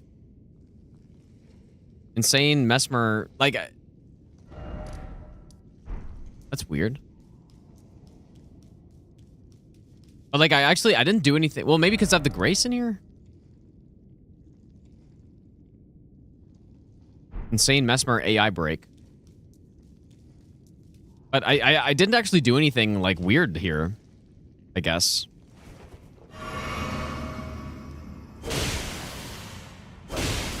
Because is that, like, Where's my last save at, I wonder?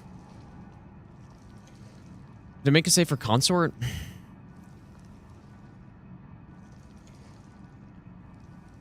I might have. Might be because I already have the grace there.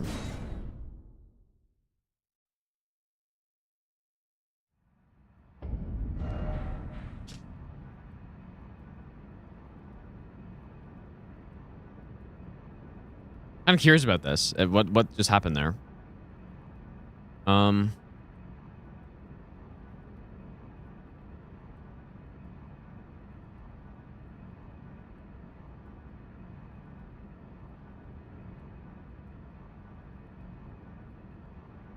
What's the grace? Dark chamber? Oops, that's not the one.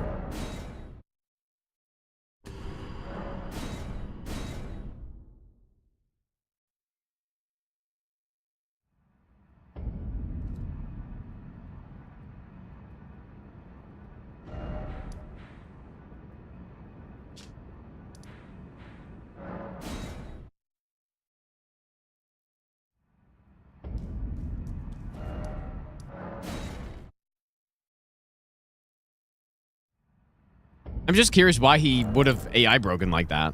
Like, I don't... Is it because I killed him?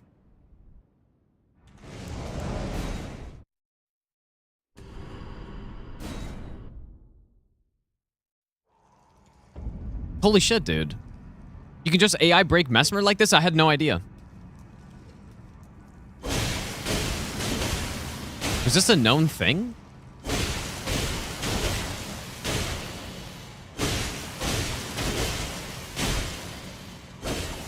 What the hell? Okay, you still get a phase 2 though, I guess. And he's full health. Well, if you want to fight Mesmer phase 2 full health. What the hell? I mean, it'd be good for our build because we got holy damage. Speak to holy in this phase. This is without buffs, by the way.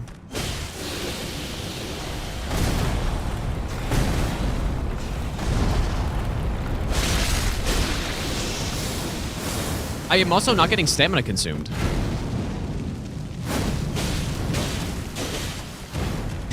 What is going on here, dude? Ow. Insane glitch.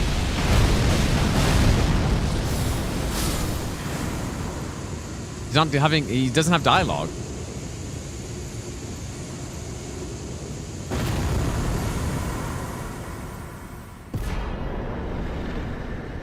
Well, that's a weird glitch. That's crazy, dude. No, it's not a new speedrun strat, because, like, you know what? It's funny. If his AI broke the whole fight, like, it actually would be. But...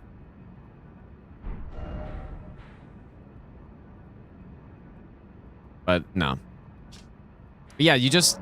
I guess if you want to fight all phase 2, what if I one-shot him? Well, then he'd probably just die straight up, I'm guessing. But I mean, surely people knew about this because... Or maybe not.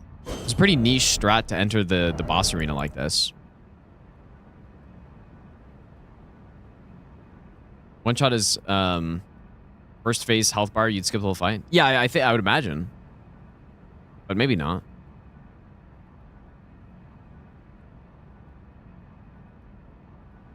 Wait, it's the model of phase 2 loaded in, so it... Oh, it is the same HP number, really? Oh. Wait, so he's not... So that was like normal phase 2 health right there?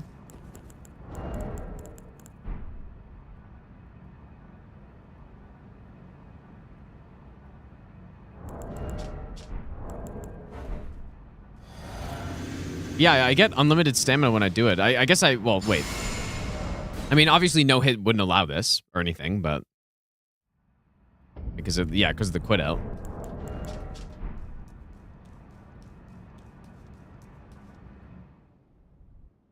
Can also happen if you quit out while entering?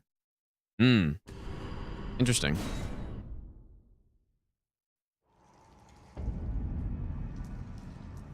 If I just...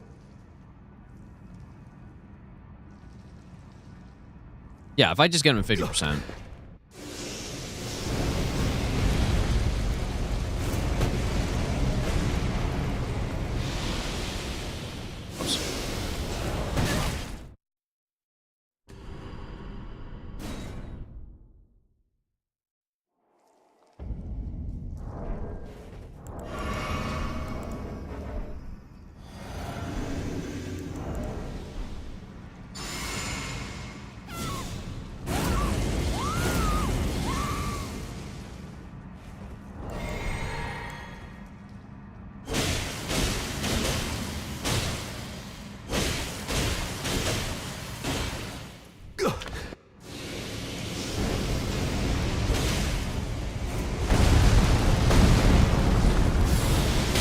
Oh my god, dude, the double hit is crazy. Ow. Ow again. Anyways, weird glitch, I guess. So is that his normal phase 2 health right there? But I don't know, dude. I did 12,000 damage, and I feel like normally 12,000 damage would kill most of phase 2. So I don't think so.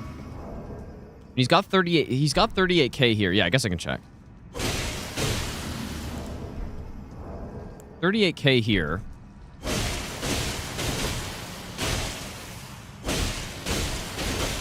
But yeah, the funny thing is, like, I've definitely seen this no stamina thing before, but I thought they patched it. Yeah, he's got 38k, so he's full health here. Which definitely looks right. Like, normally you do that much damage and most of his health's gone.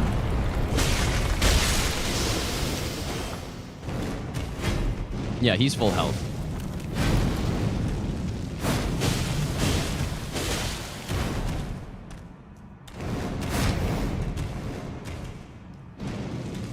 Yeah, weird glitch, I guess.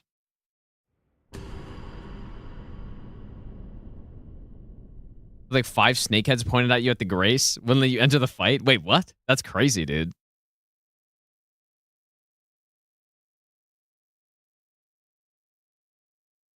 Dang. Yeah, he's full health in phase 2 though. So like, no speedrun strat.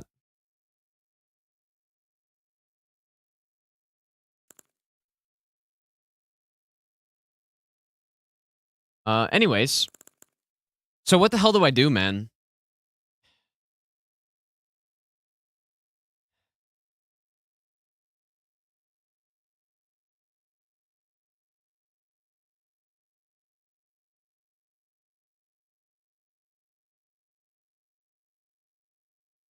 I don't know what to do with that run. I like the idea of doing a DLC % run, but I just don't know how to do it. Because if I go, like, say I just cheat in the weapon and then I upgrade the 2 weapons in the base game, get them both a +9 and kill Moog like that. I just don't. I think that run's gonna be way too long to do. I'm not like, unless we just do straight up DLC % and not like all remembrances or whatever. Might be worth testing.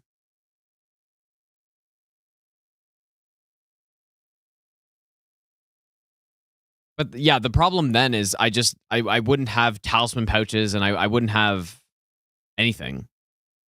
Like, the build would kind of suck at that point.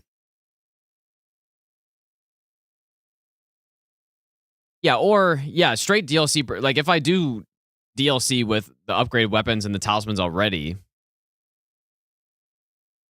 I feel like that might be a little too easy if I just do like the normal bosses that I do, the 5 bosses. Might be a little too easy. Wonder how long that would take. I mean, I guess we'd be aiming for a run that's like an hour and a half.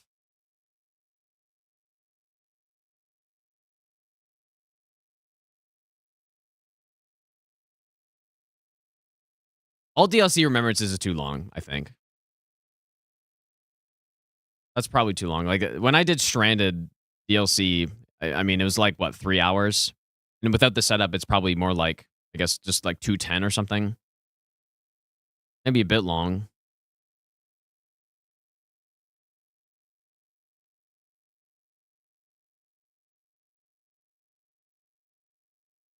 DLC percent, but also bail. Huh. Well, I'm pretty set on not doing any percent with that because it's cool, but it's just too bad, dude. Too bad for a run request.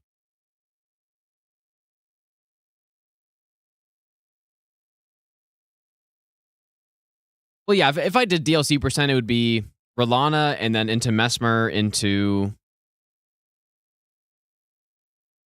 Romana, into Divine Beast, and then Consort. Not very many bosses, though.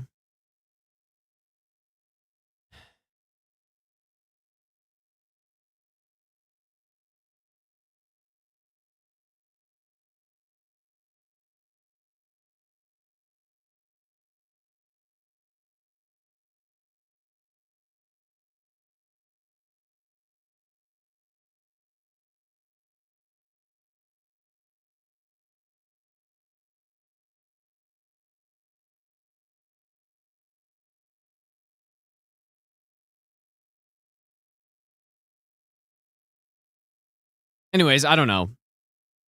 I don't know what to do with that. Like, I definitely, I think it'd be sick to do a DLC run, though.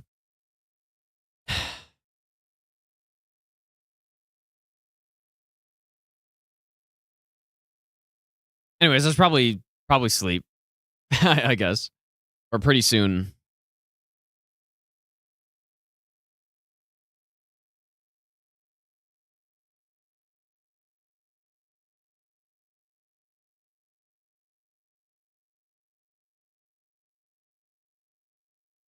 Yeah, I gotta like sleep on it or something. And in the meantime, we can maybe do another run while I think about it, but there must be a good solution to it, though. I see some problems with doing just Radan into Moog. I like the idea of it, but and then doing a DLC percent from there. I would need to test how long it is, and I would need to test what the upgrade path would be. Feels like it would be pretty long. But how long would that take, man?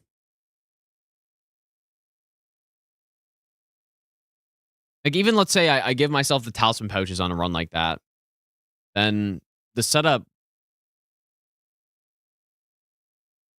Yeah, we'd have to go through Magnus, and we'd have, kill the avatar for the holy tier, and then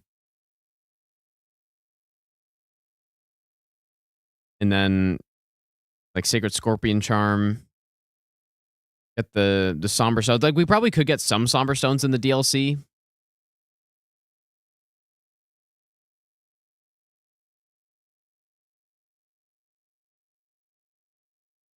Then we need to get like stealth and I don't know. I need to think about it, and I'm getting pretty tired, dude. So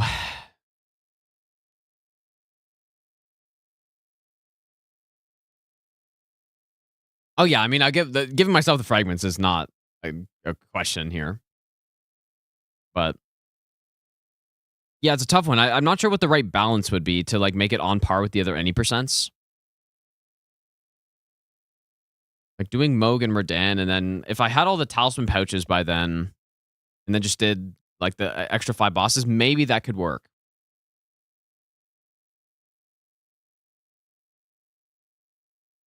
It could maybe work out, but we'll see. I don't know. Maybe we can test it tomorrow, or when I wake up, I guess, because it'll be today. Anyways, thanks for hanging out this one, you guys. Pretty long one, dude. Again. Like 15 and a half hours today, I think, right? Pretty long. Or no, 15, I guess. Pretty much 15 right on the dot. I will be back. The times are getting pushed later. Like, I'm trying to push it later so the sleep schedule can get fixed. Let's say... I mean, let's say... Dude, it's getting pretty late, man.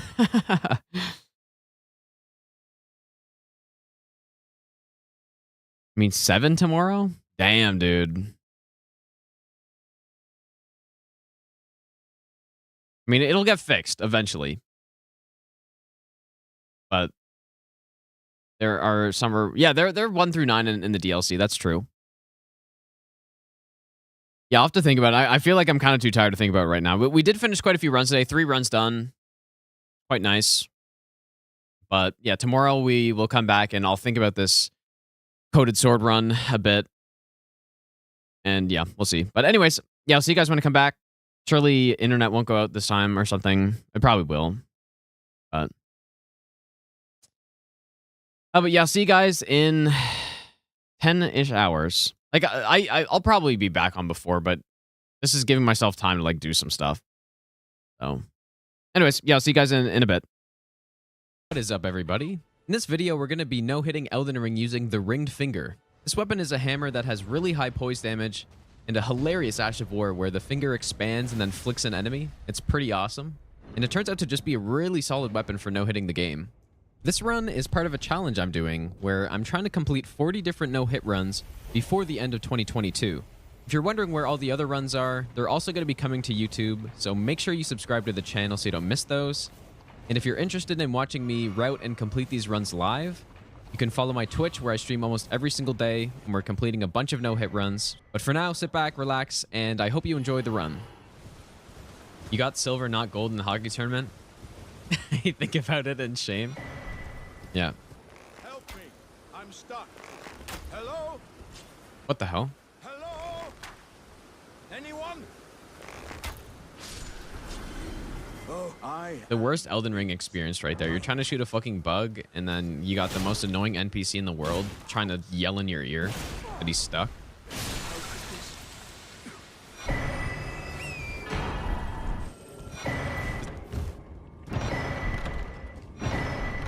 Too far. Doesn't even look like he's playing. Most likely pre-recorded gameplay. Edited together to look like a no-hit run. All right, time to flick a horse off of a cliff.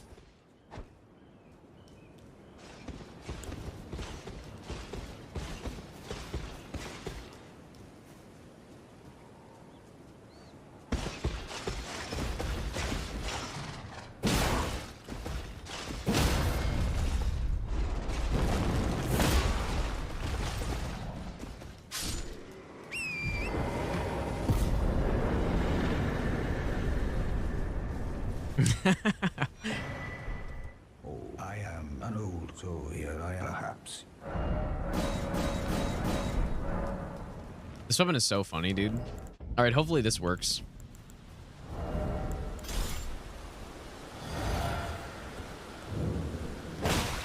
What's wrong with you? I won't say it twice. Stop this. Suppose I have no choice then. Is this an enigma? An enigma. To be certain, the Volcano Manor awaits you. This weapon is so funny, dude. I love this thing. It's so stupid.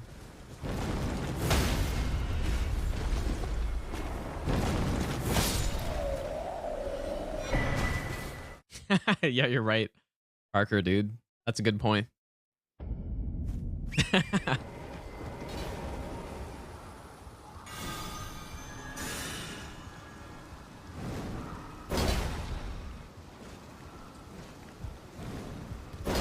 Whoa, what the fuck? Huh? Dude. What the fuck was that? What the hell was that, dude? Imagine if he hit me and he died, dude. That was insane. That was fucking so weird.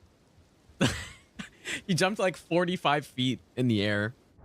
Well, maybe I shouldn't be going this way then. Maybe we should just do the Rhea quest line. All right, let me just see this again. What the hell happened, dude? Whoa, what the fuck? Dude.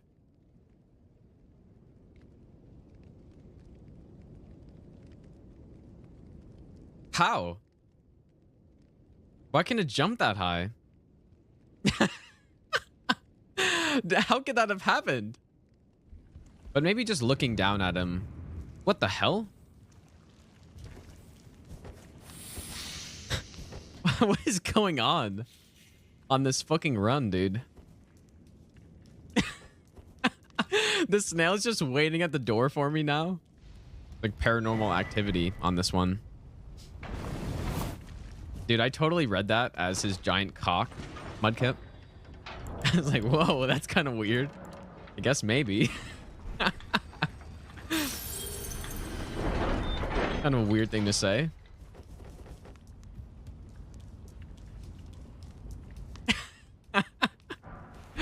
Someone's been thinking about some stuff.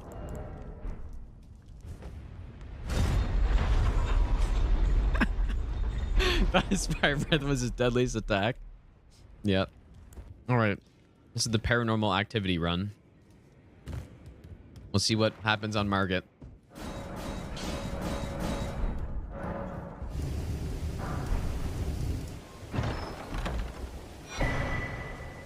I'm just watching it.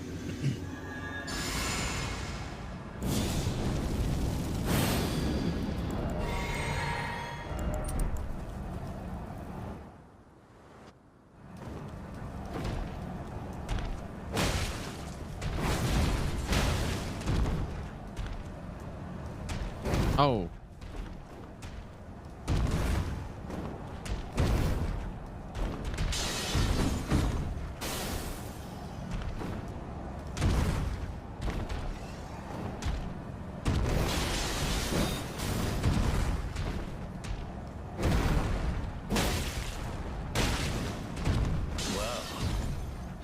Thou art of passing skill. Warrior blood must truly run in thy veins. Oh shit. Look at that, dude.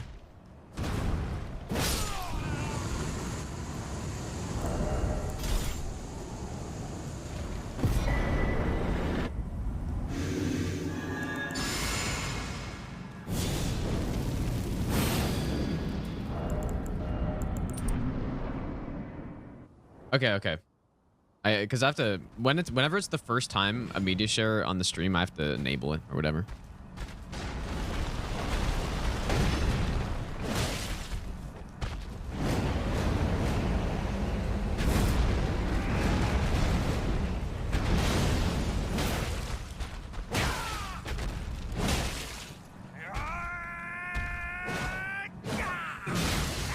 Oh wait, there's no media share?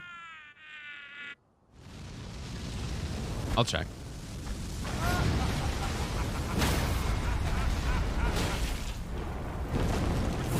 am the Lord of all that is golden. And one day... Oh, I'm happy I had never seen that video before that point, and now that I've seen it, I'm happy that I know to never watch it again. My no square, dude. Oh my god. Insane.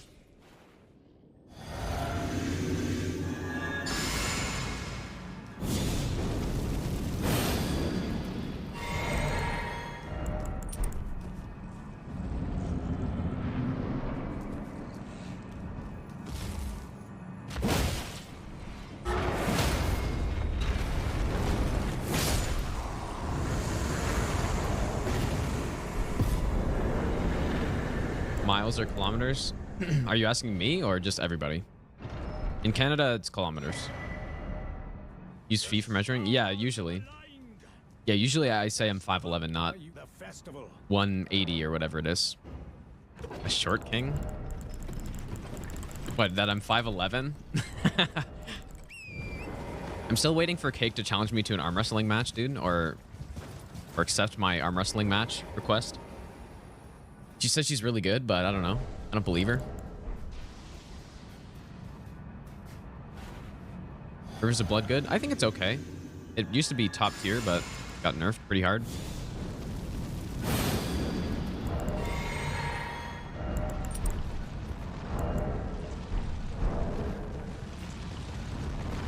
Whoa, I just zipped right there. You guys see that?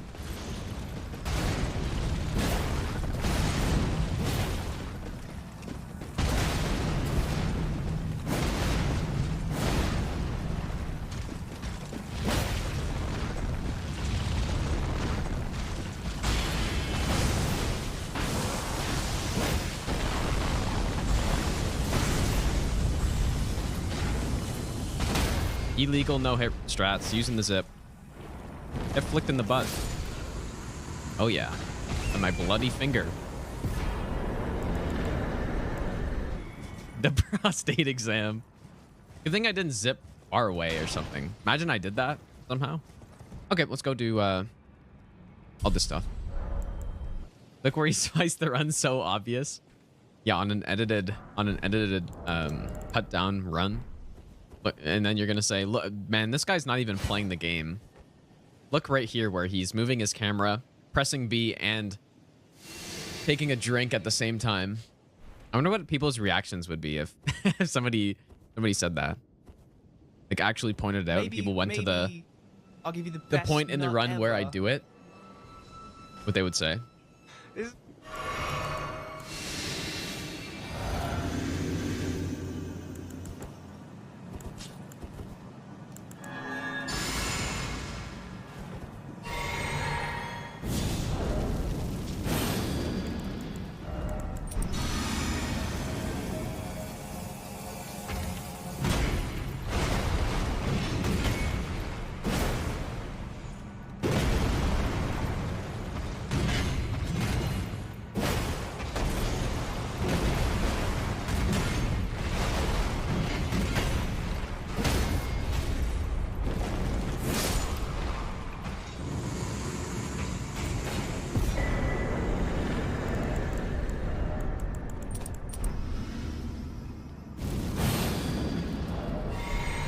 We're getting really technical.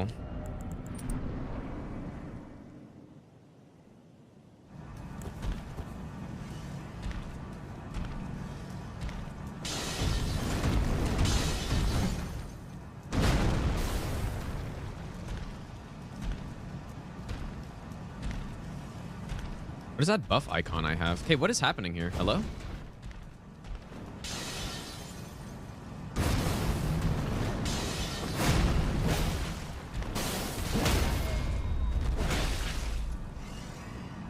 This is not good.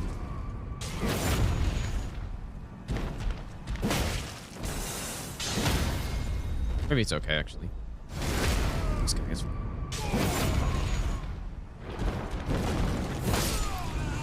Oh, yeah. Is it the weapon? What is that buff icon? Oh, it's... Oh, dude, how... is that new? How have I never noticed that? Never noticed the art icon. It's probably been there since the release of the game, and I just never noticed it. Yeah, it's a green screen, Miffy. It's amazing how many people think it's actually real. Yeah, it's not real. I guess it looks pretty real though, huh? It's just some background that I can get off of I don't know. There's some site where you can download some stuff. Why? How many people thought that was actually real? That's so funny, dude. Beard off Amazon. Yeah. And everybody thought it was real somehow. And then the best part is that it actually is real, you guys. I was just kidding. The bait and switch, dude. And now you have no idea what to think. It's real. Real fake. That's funny. No, but it is actually real, though. That's not a meme. The green screen is just a video of what's behind the green screen. Right. Prove it's real. Yeah, it's gonna be, I don't know. I think everyone's gonna be upset at me once I move out of here. And I'll have some other background. Everyone's gonna be upset, dude. That's when I actually need a green screen with this background on it again. Live feed of the background. Oh god, this is a really bad time for this. Actually, it's okay. My game's lagging.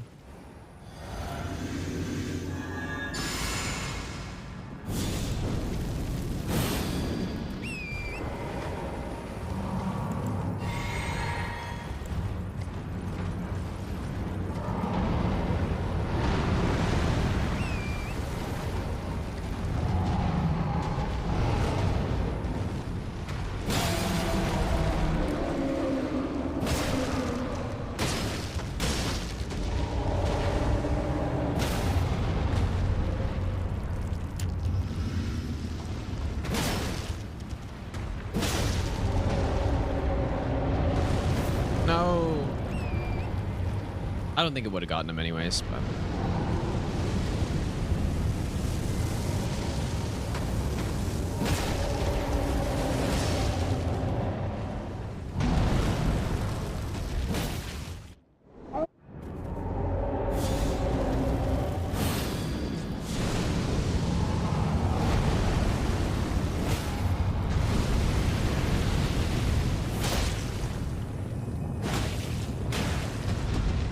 Flick in the eye.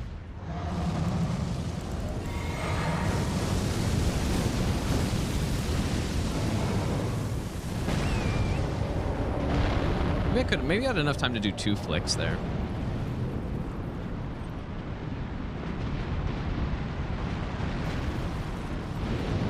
Not really sure.